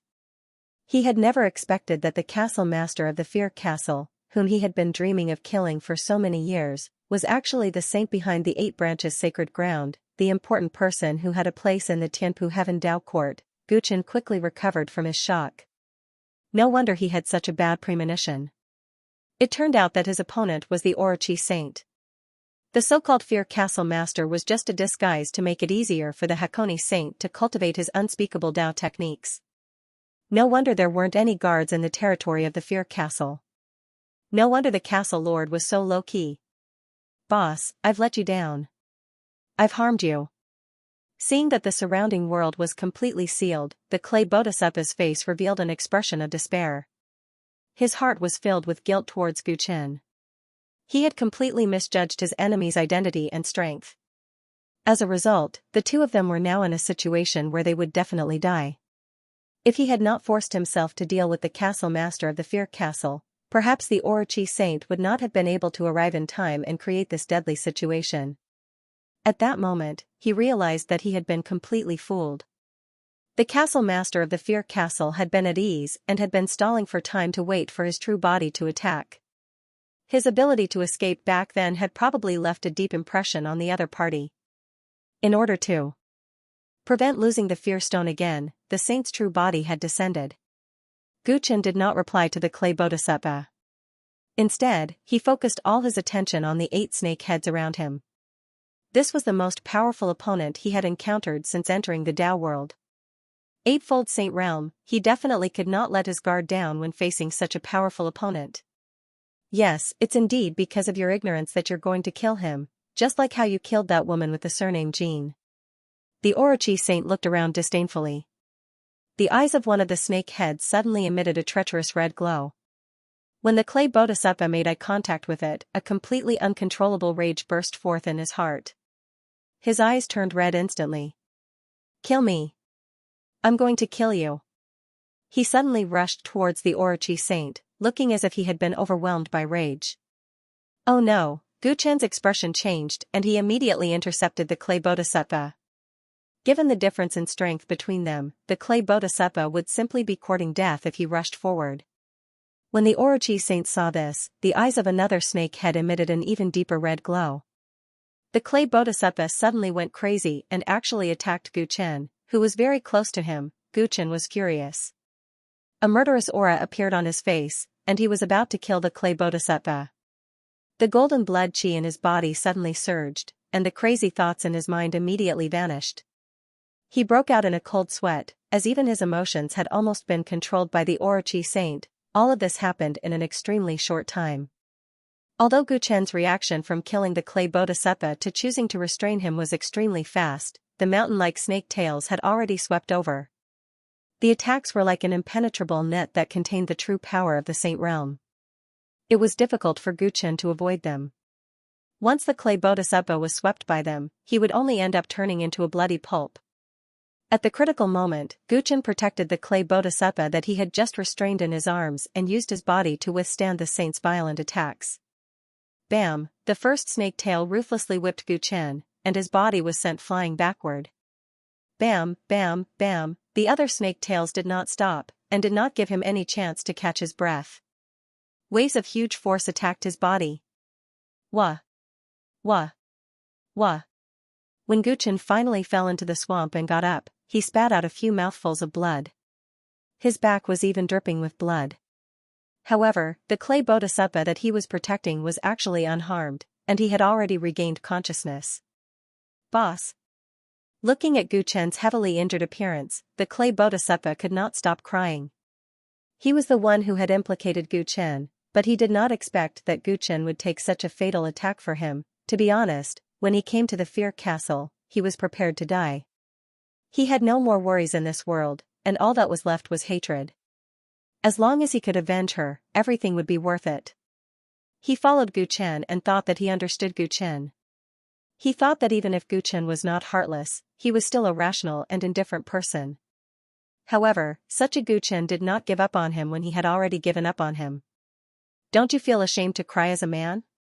Guchen wiped the bloodstain from the corner of his mouth and said coldly when he saw the clay bodhisattva's battered appearance. Why? Boss, you should be thinking of a way to escape. Why did you save me? The clay bodhisattva said anxiously. His death was not to be regretted, but he was not willing to implicate Guchen. Escape. When Guchen heard this, the corner of his mouth raised into a mocking arc. He turned around and faced the clay bodhisattva, his body as straight as a spear, facing the Yamata no Orochi. A domineering golden light was emitted from his body, and his long black hair danced in the bloody night. Listen up, as Guchen's subordinate, only I have the authority to take your life. Watch carefully, I will help you kill this big snake. Tianjin, in the dark night, the cross-shaped rune between Guchen's eyebrows gradually faded, and his body was surrounded by boundless golden light. In the face of a saint, especially a saint who had been secretly comprehending Taoist techniques, only the glorious ancient overlord body would have the strength to fight him. Golden blood, the Orochi saint saw the bloodstains on Gu Chen's body and sensed his suddenly different aura. His eyes were filled with doubt. In the Tao world, there were not many clans with golden bloodlines. The aura before him made him feel even more uneasy. Logically speaking, an ordinary person should have been smashed into pieces after such a violent attack. However, the person in front of him was still standing with a straight face. He was glad that his judgment was right. He had seen someone following the clay bodhisattva earlier, so he had summoned his real body to be on the safe side. If his real body had not been here, he would have let this unknown man slip away if he was not careful. Once he slipped away, he might lose the chance to obtain the Terror Stone forever. He would never have the chance to touch the Tao Ancestor realm in this lifetime. The Terror Stone is with me. Come and get it if you can. Gu Chen walked on the waves and casually took out the pitch-black Terror Stone. He let the Orochi saint sense its aura before he immediately put it back into his body. The Orochi saint's 16 huge eyes lit up at the same time. This was a provocation. The other party had dared to openly provoke him, however, this was just right. He had been worried that the two of them would not carry something as important as the Terror Stone with them. In that case, he could not kill them and would have to interrogate them. Now that this was just right, there was no need for him to show mercy. After killing the other party, he could take back the Terror Stone. Swoosh. Swoosh. Swoosh, the 8 giant tails swept out almost at the same time, trying to smash the tiny figure below them that was as small as an ant. Swoosh, however, Gu Chen suddenly disappeared from where he was. When he reappeared, he was already in midair. He casually waved his fist, and a vast golden blood chi surged out of his body. Boom, the punch directly broke the Hakone saint's mountainous tail. A sea of blood splattered in the night sky as the Hakone saint roared in pain. A simple and clean punch had actually crippled a dignified saint. The clay bodhisattva could not help but be stunned as he looked at the blood raining down from the sky. Gu Chen's words were still echoing in his ears. He was going to kill the Hakone saint for him, he couldn't help but feel a surge of hot blood in his body. The chill brought about by the fear quickly dissipated. The imposing human figure in the night sky looked so insufferably arrogant. You actually broke one of my tails. You have the battle strength of the Eightfold Realm, so you shouldn't be a nobody. State your name. The Hakone divine said angrily. The severed part of its body wriggled, and a new tail quickly grew out, showing its terrifying self-healing ability. The Hakone serpent had a top bloodline in the snake race. Although the Hakone saint had been secretly collecting heart-shaped stones and comprehending great heart demon, he did not dare to show it in front of outsiders. For a long time, he had relied on his terrifying talent to become a sage. Just the power of his bloodline allowed him to grow to sage level. Gu Chen. Gu Chen said his real name. He wanted to see the Hakone saint's reaction. Top legend rank? Saint Purity disciple? No, you are not him. I have met him once before, your auras are completely different. I have never heard of him having such golden blood. The Hakone saint questioned. From his words, he seemed to have an ordinary relationship with Feng Yuan. They did not seem to have any special cooperative relationship. Gu Chen was slightly surprised. Because Ninja found the account book, he had already deduced that the Hakone Sacred Land and Xianxia group had an unspeakable relationship. But this Hakone saint was pretending to be a stranger. He did not know if he was lying or not. Why feign ignorance? I have already found out about your cooperative relationship with Xianxia group. Gu Chen said expressionlessly. His body vanished again, this time appearing on one of the Hakone saint's heads. He chopped down with his hand. Ever since he absorbed primitive ancestors' primordial energy seed, his tyrant body had a huge breakthrough. It was a true sage body. His punches and kicks could crush mountains and rivers. Boom, like cutting tofu, Gu Chen's body turned into a golden chi wave and directly chopped off the Hakone saint's head. The other 7 heads let out furious roars. Die. 5 of the heads formed a horn-like formation and spat out terrifying poisonous gas. Meanwhile, the eyes of the remaining 2 heads shone with a deep red light at the same time. Suddenly, 2 strange spiritual energies descended on Gu Chen, causing him to feel an inexplicable rage in his heart. His mind was filled with even more crazy thoughts, and he had the urge to mutilate himself. His body froze for a moment, hovering in the air as if he was trying his best to resist the invasion of his mind.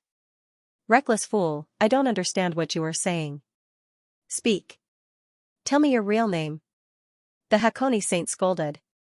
He did not believe that the name Guchen had just said was his real name. Guchen looked like he was struggling, but he did not reply. His eyes gradually turned red, and the two strange mental energies in his body were devouring his heart. Humph, you have a firm Dao heart. Seeing that it was unable to make the other party lose his composure, the Orochi saint's severed neck began to grow rapidly. Soon, it transformed into a new snake head. Moreover, its eyes emitted a dim light, and a terrifying spiritual energy swept out. The latter wave of mental energy merged with the first two waves, causing the mental attack on Guchen to become even more powerful. For a moment, an inner demon was born. Speak. What is your real name? The Hakone saint questioned again. He did not necessarily want to know Guchen's real name, but he wanted to use this method to subdue him and defeat him in the hands of his heart demon. That way, he could easily control his life and death. Boss. The clay bodhisattva saw that Guchen was in a strange state and seemed to have fallen into his opponent's trap. He was extremely anxious and was about to rush forward, but he heard the bewitched Guchen spit out two words under the Hakone saint's interrogation. Chen Yunfei. The clay bodhisattva was stunned when he heard this.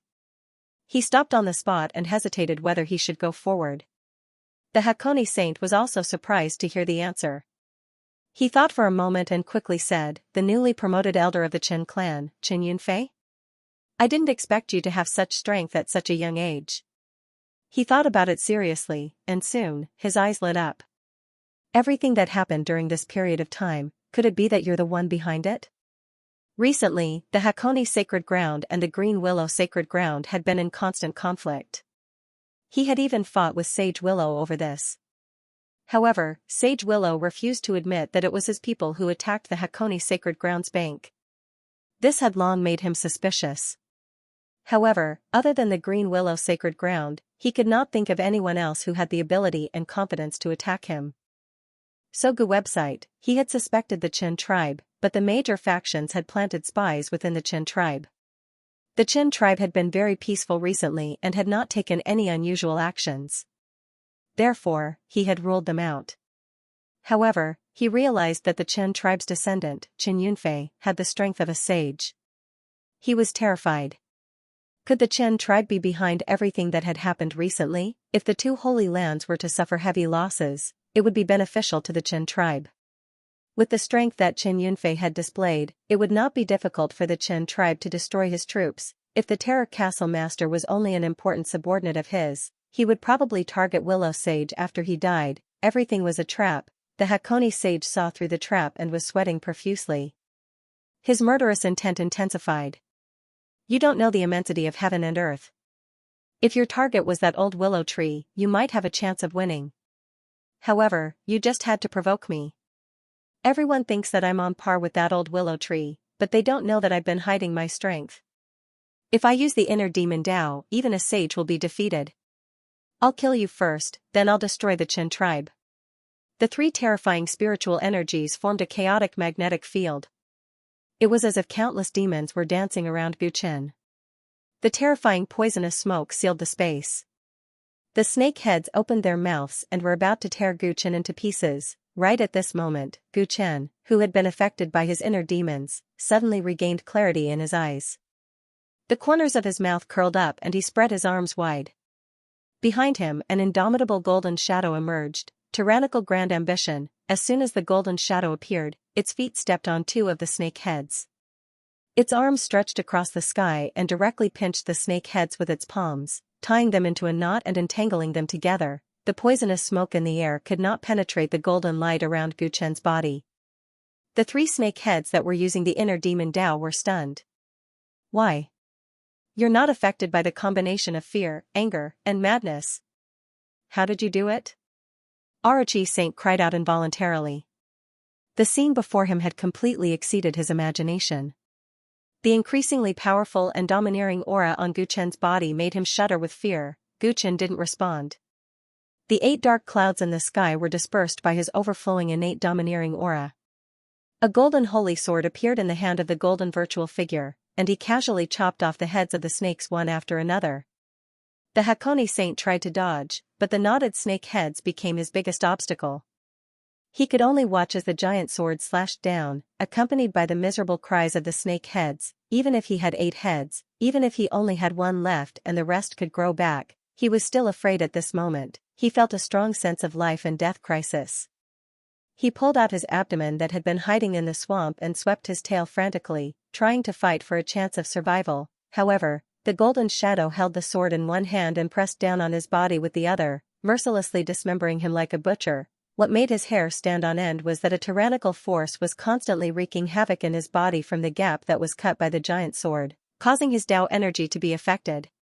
It was clearly close to 300 million Tao energy, but it was like a stormy sea crashing into the boundless reef, but the reef remained unmoved. A member of the Tyrants.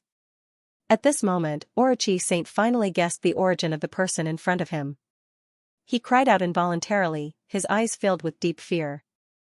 In the era when the inner demon Tao ancestor dominated the world, there was a clan that he did not dare to provoke.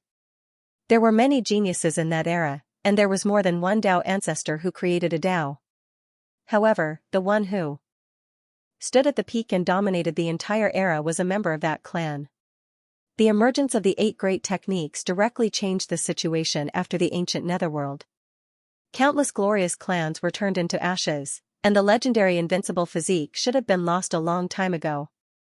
The 9 glorious ancient overlord bodies once dominated 9 eras, and no one was willing to let the 10th one appear. As long as I spread this news, it will definitely be a great contribution. Orochi Saint's eyes turned ruthless, and the majestic Tao power in his body suddenly reversed his meridians, causing his abdomen to swell violently. Boom, his abdomen swelled up like a balloon, and then it exploded. The destructive energy surged towards the golden shadow, and Guchen's domineering grand plan collapsed. Orochi Saint's remaining head made use of the power generated by the explosion to escape the territory of the Fear Castle. Not only his head, but even his broken tail and snake body seemed to have come to life at this moment, and they scattered and escaped. Snakes were originally creatures that were difficult to kill, and Orochi's vitality was even more terrifying. Tyrant Sovereign. Even if I can't kill you, you can't stop me from escaping. From today onwards, the news of your rebirth will spread throughout the entire Tao world, and you will be endlessly hunted down. Enjoy all of this. Orochi Saint's resentful voice came from all directions. Cutting off his tail to survive was very harmful to him. However, as long as he could escape and tell this news to the real big shots, he believed that the big shots would reward him enough to recover his injured body. Oh no! Hearing Orochi Saint's maniacal laughter, Clay Bodhisattva's face turned pale. At this moment, he also understood Guchen's true background. Once this news spread, his boss would be endlessly hunted down. He desperately chased after the Orochi Saint's broken body and tried to intercept it, even though he knew that it was very difficult to stop a saint from escaping. No one knew how strong Orochi's vitality was. Perhaps it could make a comeback if a drop of its blood essence managed to escape. Under such circumstances, there was no way to stop him. Guchen stood in the void and looked at the fleeing snake heads. His gaze was still calm and deep. Since he dared to expose his strength in front of Orochi Saint, he was naturally mentally prepared that he would not be able to escape. He did not move a single step, and the countless golden runes in his body turned into golden lightning that surged towards his head and into his eyes. His long hair, which was bathed in golden radiance, rose at this moment, and pointed straight at the sky. A pair of bright golden pupils appeared, and as they opened and closed, the world was stripped away. Tyrannical thought, original realm exile. All the escaping Orochi Saint's broken body suddenly stopped in midair. It was as if the original world was far away, and a destructive force descended upon them, stripping away their original connection with the world. Pure innate haki could make thousands of living beings faint until they died. Innate haki, which was developed to the extreme, could transform into super-strong telekinesis. Through its attribute that could suppress thousands of nomological laws, it could completely isolate the target from the space-time they were in. This kind of isolation was not just physical. Humans were born in a world, and they were influenced by the world's nomological laws to give birth to flesh, blood, and bones. Therefore, to strip away one's flesh and soul, which were imprinted with the world's nomological laws, was to be disintegrated into particles that could not be observed. The so-called exile was to erase all traces. The remains of the Hakone saint, who was frozen in the void, suddenly turned into specks of light and dissipated. The Hakone saint, who was still conscious, could only watch as his body disappeared mysteriously. Ashes to ashes, dust to dust. The tough skin was decomposed, the sturdy bones were decomposed, and even a drop of blood was decomposed into countless unobservable specks of dust. The skin that was gifted by heaven and earth, the soul that was nourished by the laws of heaven and earth, was returned to the world in an overbearing manner without the consent of the owner. Supreme 9 magical powers, the Orochi saint's final consciousness was filled with unwillingness and disbelief. After murmuring, he turned into countless specks of dust and dissipated from the world. It was as if a meteor shower was raining down from the sky. The clay bodhisattva finally caught up with the remains of a body, but it was strangely disintegrated and disappeared in front of its eyes. It was horrified. Gu Chen, who was standing in the air, was emotionless. He was like a god. His pair of bright golden eyes swept across and looked at the 2 snake heads that had been disintegrated into countless specks of dust. There were 2 heart-shaped gems, one red and one gray, floating there. Gu Chen waved his hand casually, and a powerful telekinesis wrapped around the 2 heart-shaped gems. When the heart-shaped gems were in his hand, he transmitted 2 emotions, anger and madness. The Orochi saint had been able to easily disturb the clay bodhisattva's mind because he possessed these 2 powers, allowing him to attack Gu Chen. Just one of the emotions was enough to make most cultivators fall. When several emotions were stacked together, they could turn into a real heart demon, which was almost always successful. However, the heart demon was nothing much when it came to the glorious ancient overlord body, which could suppress the great Tao technique. After all, the Orochi saint had not gathered all 5 heart-shaped gems, so he could not obtain the full power of the great heart magic art. The 2 were not on the same level at all. The 2 heart-shaped gems in his hand were different from the stone of fear. The Orochi saint seemed to have been refining them for a long time. Gu Chen sensed the mental energy in the gems, and many of the Orochi saint's memories appeared in his mind. That's a different approach. If you can gather all 5 heart-shaped gems, another Taoist will be born. Gu Chen could not help but shake his head as he sensed the Hakone saint's remnant memories. The memory was fragmented. It was impossible to find out how the Orochi saint obtained the heart-shaped stone, but it revealed his thoughts. The 5 heart-shaped stones were equivalent to the materialization of a small Taoist technique, and combining the 5 into one was the great heart magic art. If he cultivated normally, he would have to experience the fragments of the great Tao from the heart-shaped stone. Only when he had mastered all of them would he be able to cultivate the supreme heart demon. If one used this method to cultivate, the heart-shaped stone would gradually shrink as the cultivation progressed. When it completely disappeared, it would mean that one's emotion had reached completion. However, the Orochi saint was extremely daring. He did not choose the normal method. Instead, he wanted to merge his soul into the heart-shaped stone and use it to control the power of emotions. The greatest advantage of doing this was that it could be achieved quickly. Moreover, after collecting all 5 heart-shaped stones, one would be able to completely grasp the big heart magic art in the shortest time possible. Of course, the disadvantage of doing this was also obvious. One would be more easily affected by the heart demon. Under the subtle influence of emotions, it was normal for one to become bloodthirsty and crazy. Fortunately, the Orochi saint had 8 heads. These 8 heads were equivalent to 8 avatars. Their consciousness was independent of each other, so the risk of cultivating was much lower than for others. There were indeed no mediocre people who could cultivate to the saint plane. Gu Chen felt sorry for the Orochi saint. If he had not met him, the Orochi saint's future would be unimaginable. The clay bodhisattva would never be able to take revenge. The remnant memories were fragmented and disorderly. With the death of the Orochi saint, these memories would quickly disappear. Only a portion that involved emotions would merge into the heart-shaped stone and become a part of it. Gu Chen searched quickly. The emotional power of the heart-shaped stone was extraordinary. He was now relying on the super-strong telekinesis left behind by the exile of the original realm to search for what he wanted. He had thought that the Orochi saint had some shady relationship with the Qianquan group. However, after some probing, he realized that things did not seem to be what he had imagined. However, the transactions between the Orochi sacred ground and the Moon Nation were real, so there must be something fishy going on. Guchen was not sure if there was anything related to this in his remnant memories, but he could only try his luck. Guchen searched through the Orochi saints' memories. Meanwhile, the clay bodhisattva looked at the ruins after a great battle and felt like it was a lifetime ago. Now, he finally knew how Guchen had defeated the Old Crow in the Scorching Sun clan's ancestral land. He also understood why Guchen was so cautious in everything he did. The Tyrants were a race with a long history. Even though they were extremely far away from him, he had heard some things about them. It could be said that the existence of this race was very sensitive. They were involved in some of the top games in this world. It was a taboo that he had no right to touch. However, so what? The clay bodhisattva remembered the scene of Guchen stepping forward to protect him. Even the clay bodhisattva had given up on him, but Guchen had not. Listen up. As a subordinate of me, Guchen, only I have the right to take your life. The clay bodhisattva laughed involuntarily and looked at the ruins of the Fear Fortress. The Fear Fortress Lord was dead, the Orochi Saint was dead, and his past self was also dead. It was time for him to be reborn. At this moment, he let go of the obsession in his heart and had the thought of sacrificing himself for someone. At this moment, he had truly walked out of the great desolate swamp and climbed out of the quagmire. Guchen was completely unaware of the clay bodhisattva's change of mind.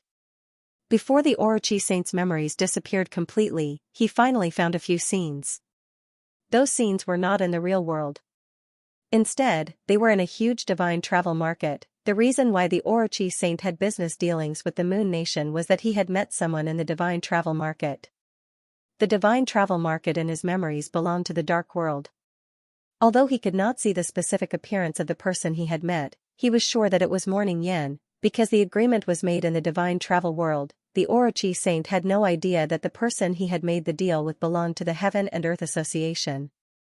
His main focus was on finding the whereabouts of the remaining heart-shaped stones, so he was not very interested in what the Moon Nation was transporting. The Heaven and Earth Association had given him enough money, and the Dark World had its own rules. Therefore, the Orochi Saint did not bother to investigate the secrets of the divine travel market, so he could provide very little information to Guchen. However, the divine travel world that he had entered, the black market that Morning Yen had once been active in, might contain great value. Apart from the two heart-shaped stones, the Orochi Saint's belongings did not contain anything like a storage ring, let alone a divine travel pearl. Guchen was slightly disappointed. He immediately guessed that the divine travel pearl that had entered the black market was most likely in the Orochi Holy Land. Looks like I'll have to make a trip to the Orochi Holy Land. Guchen muttered to himself. The power of his divine power had been exhausted, and his double pupils had disappeared. What followed was an intense mental fatigue. The exile of the original realm was one of the 9 supernatural powers. Similar to the 100 Beast mystic art, the user would be weakened to a certain extent after using it. However, the 100 Beast's strange gate drained the body's vitality, while the original realm exile drained the mind. The overdraft of mental power was much more difficult to recover than the deficit of blood qi. In the next half a month, Guchen's soul would probably be in a somewhat dispirited state. However, it was all worth it. This was the first time Guchen had killed a saint, and he had a better understanding of the power of the 9 mystiques. "Boss, are you all right?" At this moment, the clay bodhisattva flew to Guchen's side. He was a little worried about Guchen's injuries. Tonight, he did not cherish his own life in the battle, and his mind was even controlled by the enemy, causing Guchen to be injured in order to save him. He felt really guilty. "Did you hear my real name just now? Remember, you can't tell anyone about this. As for what questions you have, there's no need to ask. You'll slowly find out in the future," Guchen said casually. The clay bodhisattva nodded heavily. He wasn't stupid. He knew how important this secret was. Now, his boss truly trusted him. "Also, you've heard the true origin of this heart-shaped stone. If you're interested in the big heart magic, take it and cultivate it." Guchen grabbed the 2 floating heart-shaped stones and handed them to the clay bodhisattva. Just like how he imparted the great elemental energy technique to others, he would not be stingy with the great heart magic technique. The path of inner demons was useless to him. The specialty of the glorious ancient overlord body was that the Yuan Shen would be as strong as the body. The soul was hidden in the essence, and the soul was not separated from the body. Therefore, the great heart sorcery would not be of much help to him in improving his mind power. To be honest, after accidentally killing the Orochi saint tonight, he felt that time was pressing. It would not be long before he fought with the big shots of the Tao world, so he needed reliable subordinates.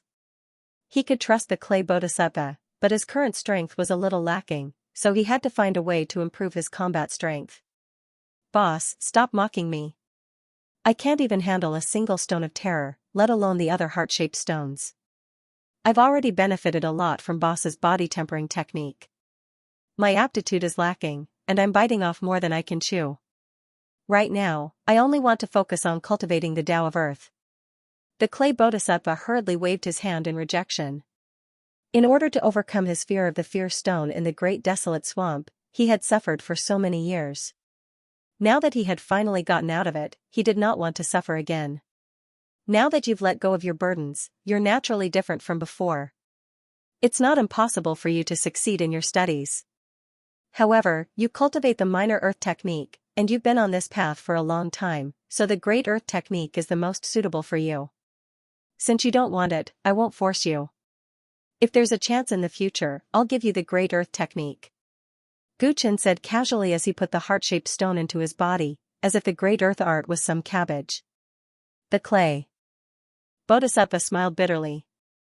If someone else had said that, he would have thought that the person was bragging.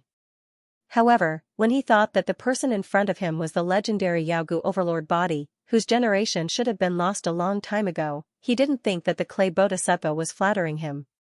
As one of the few constitutions that could suppress the great Tao technique, he indeed had the right to look down on the great Tao technique.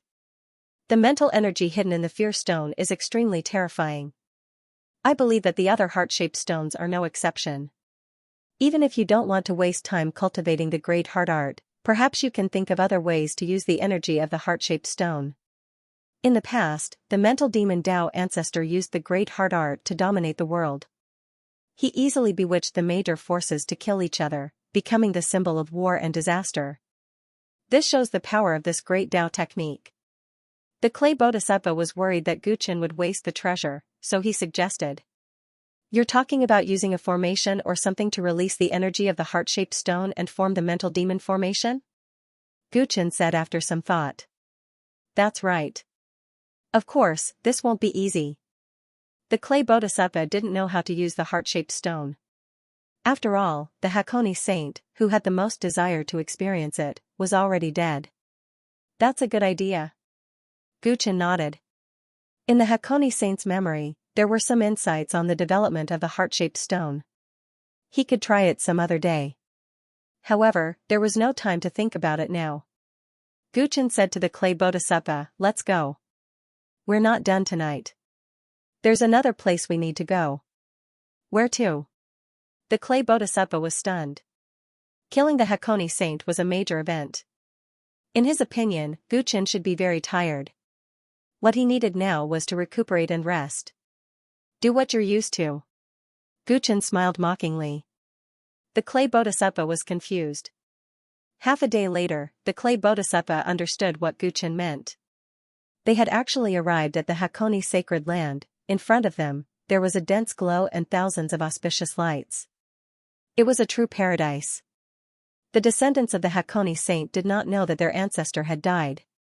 The interior of the sacred land was still operating in an orderly manner. As if intentionally testing the clay bodhisattva's strength, Guchen did not attack. He only cooperated with the clay bodhisattva and hid in his swamp space. The two of them sneaked into the sacred land. The sacred land without a saint was like a toothless tiger. To the clay bodhisattva, it did not pose any threat.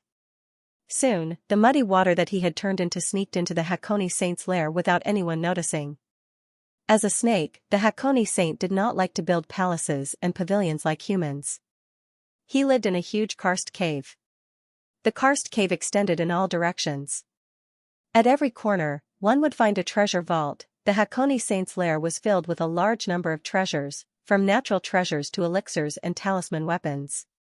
The banks that they had looted previously paled in comparison. The clay bodhisattva, who had not done his old job for a long time, was stunned when he saw so many treasures. Take everything that's valuable. Don't leave anything behind. If you find any divine travel pearls, leave them for me. Guchen instructed casually. At his level of vision, no amount of treasures could tempt him. However, after emptying this place, be it Honest Pavilion or Pei Chao, they probably wouldn't be short of money for a long time. Divine travel pearls? What's the use of those things? The clay bodhisattva was slightly puzzled. Although these things were wonderful, they had many restrictions. The divine travel pearls that could be found here could naturally enter the Hakone Saint's divine travel world. Now that the Hakone Saint was dead, it was only a matter of time before the Hakone Saint disintegrated. Their divine travel world would probably be worthless then. Furthermore, only those with a corresponding divine sense imprint could enter the divine travel pearls. The Hakone Saint's divine travel pearls could not be used at all, unless they were used to enter the divine travel market.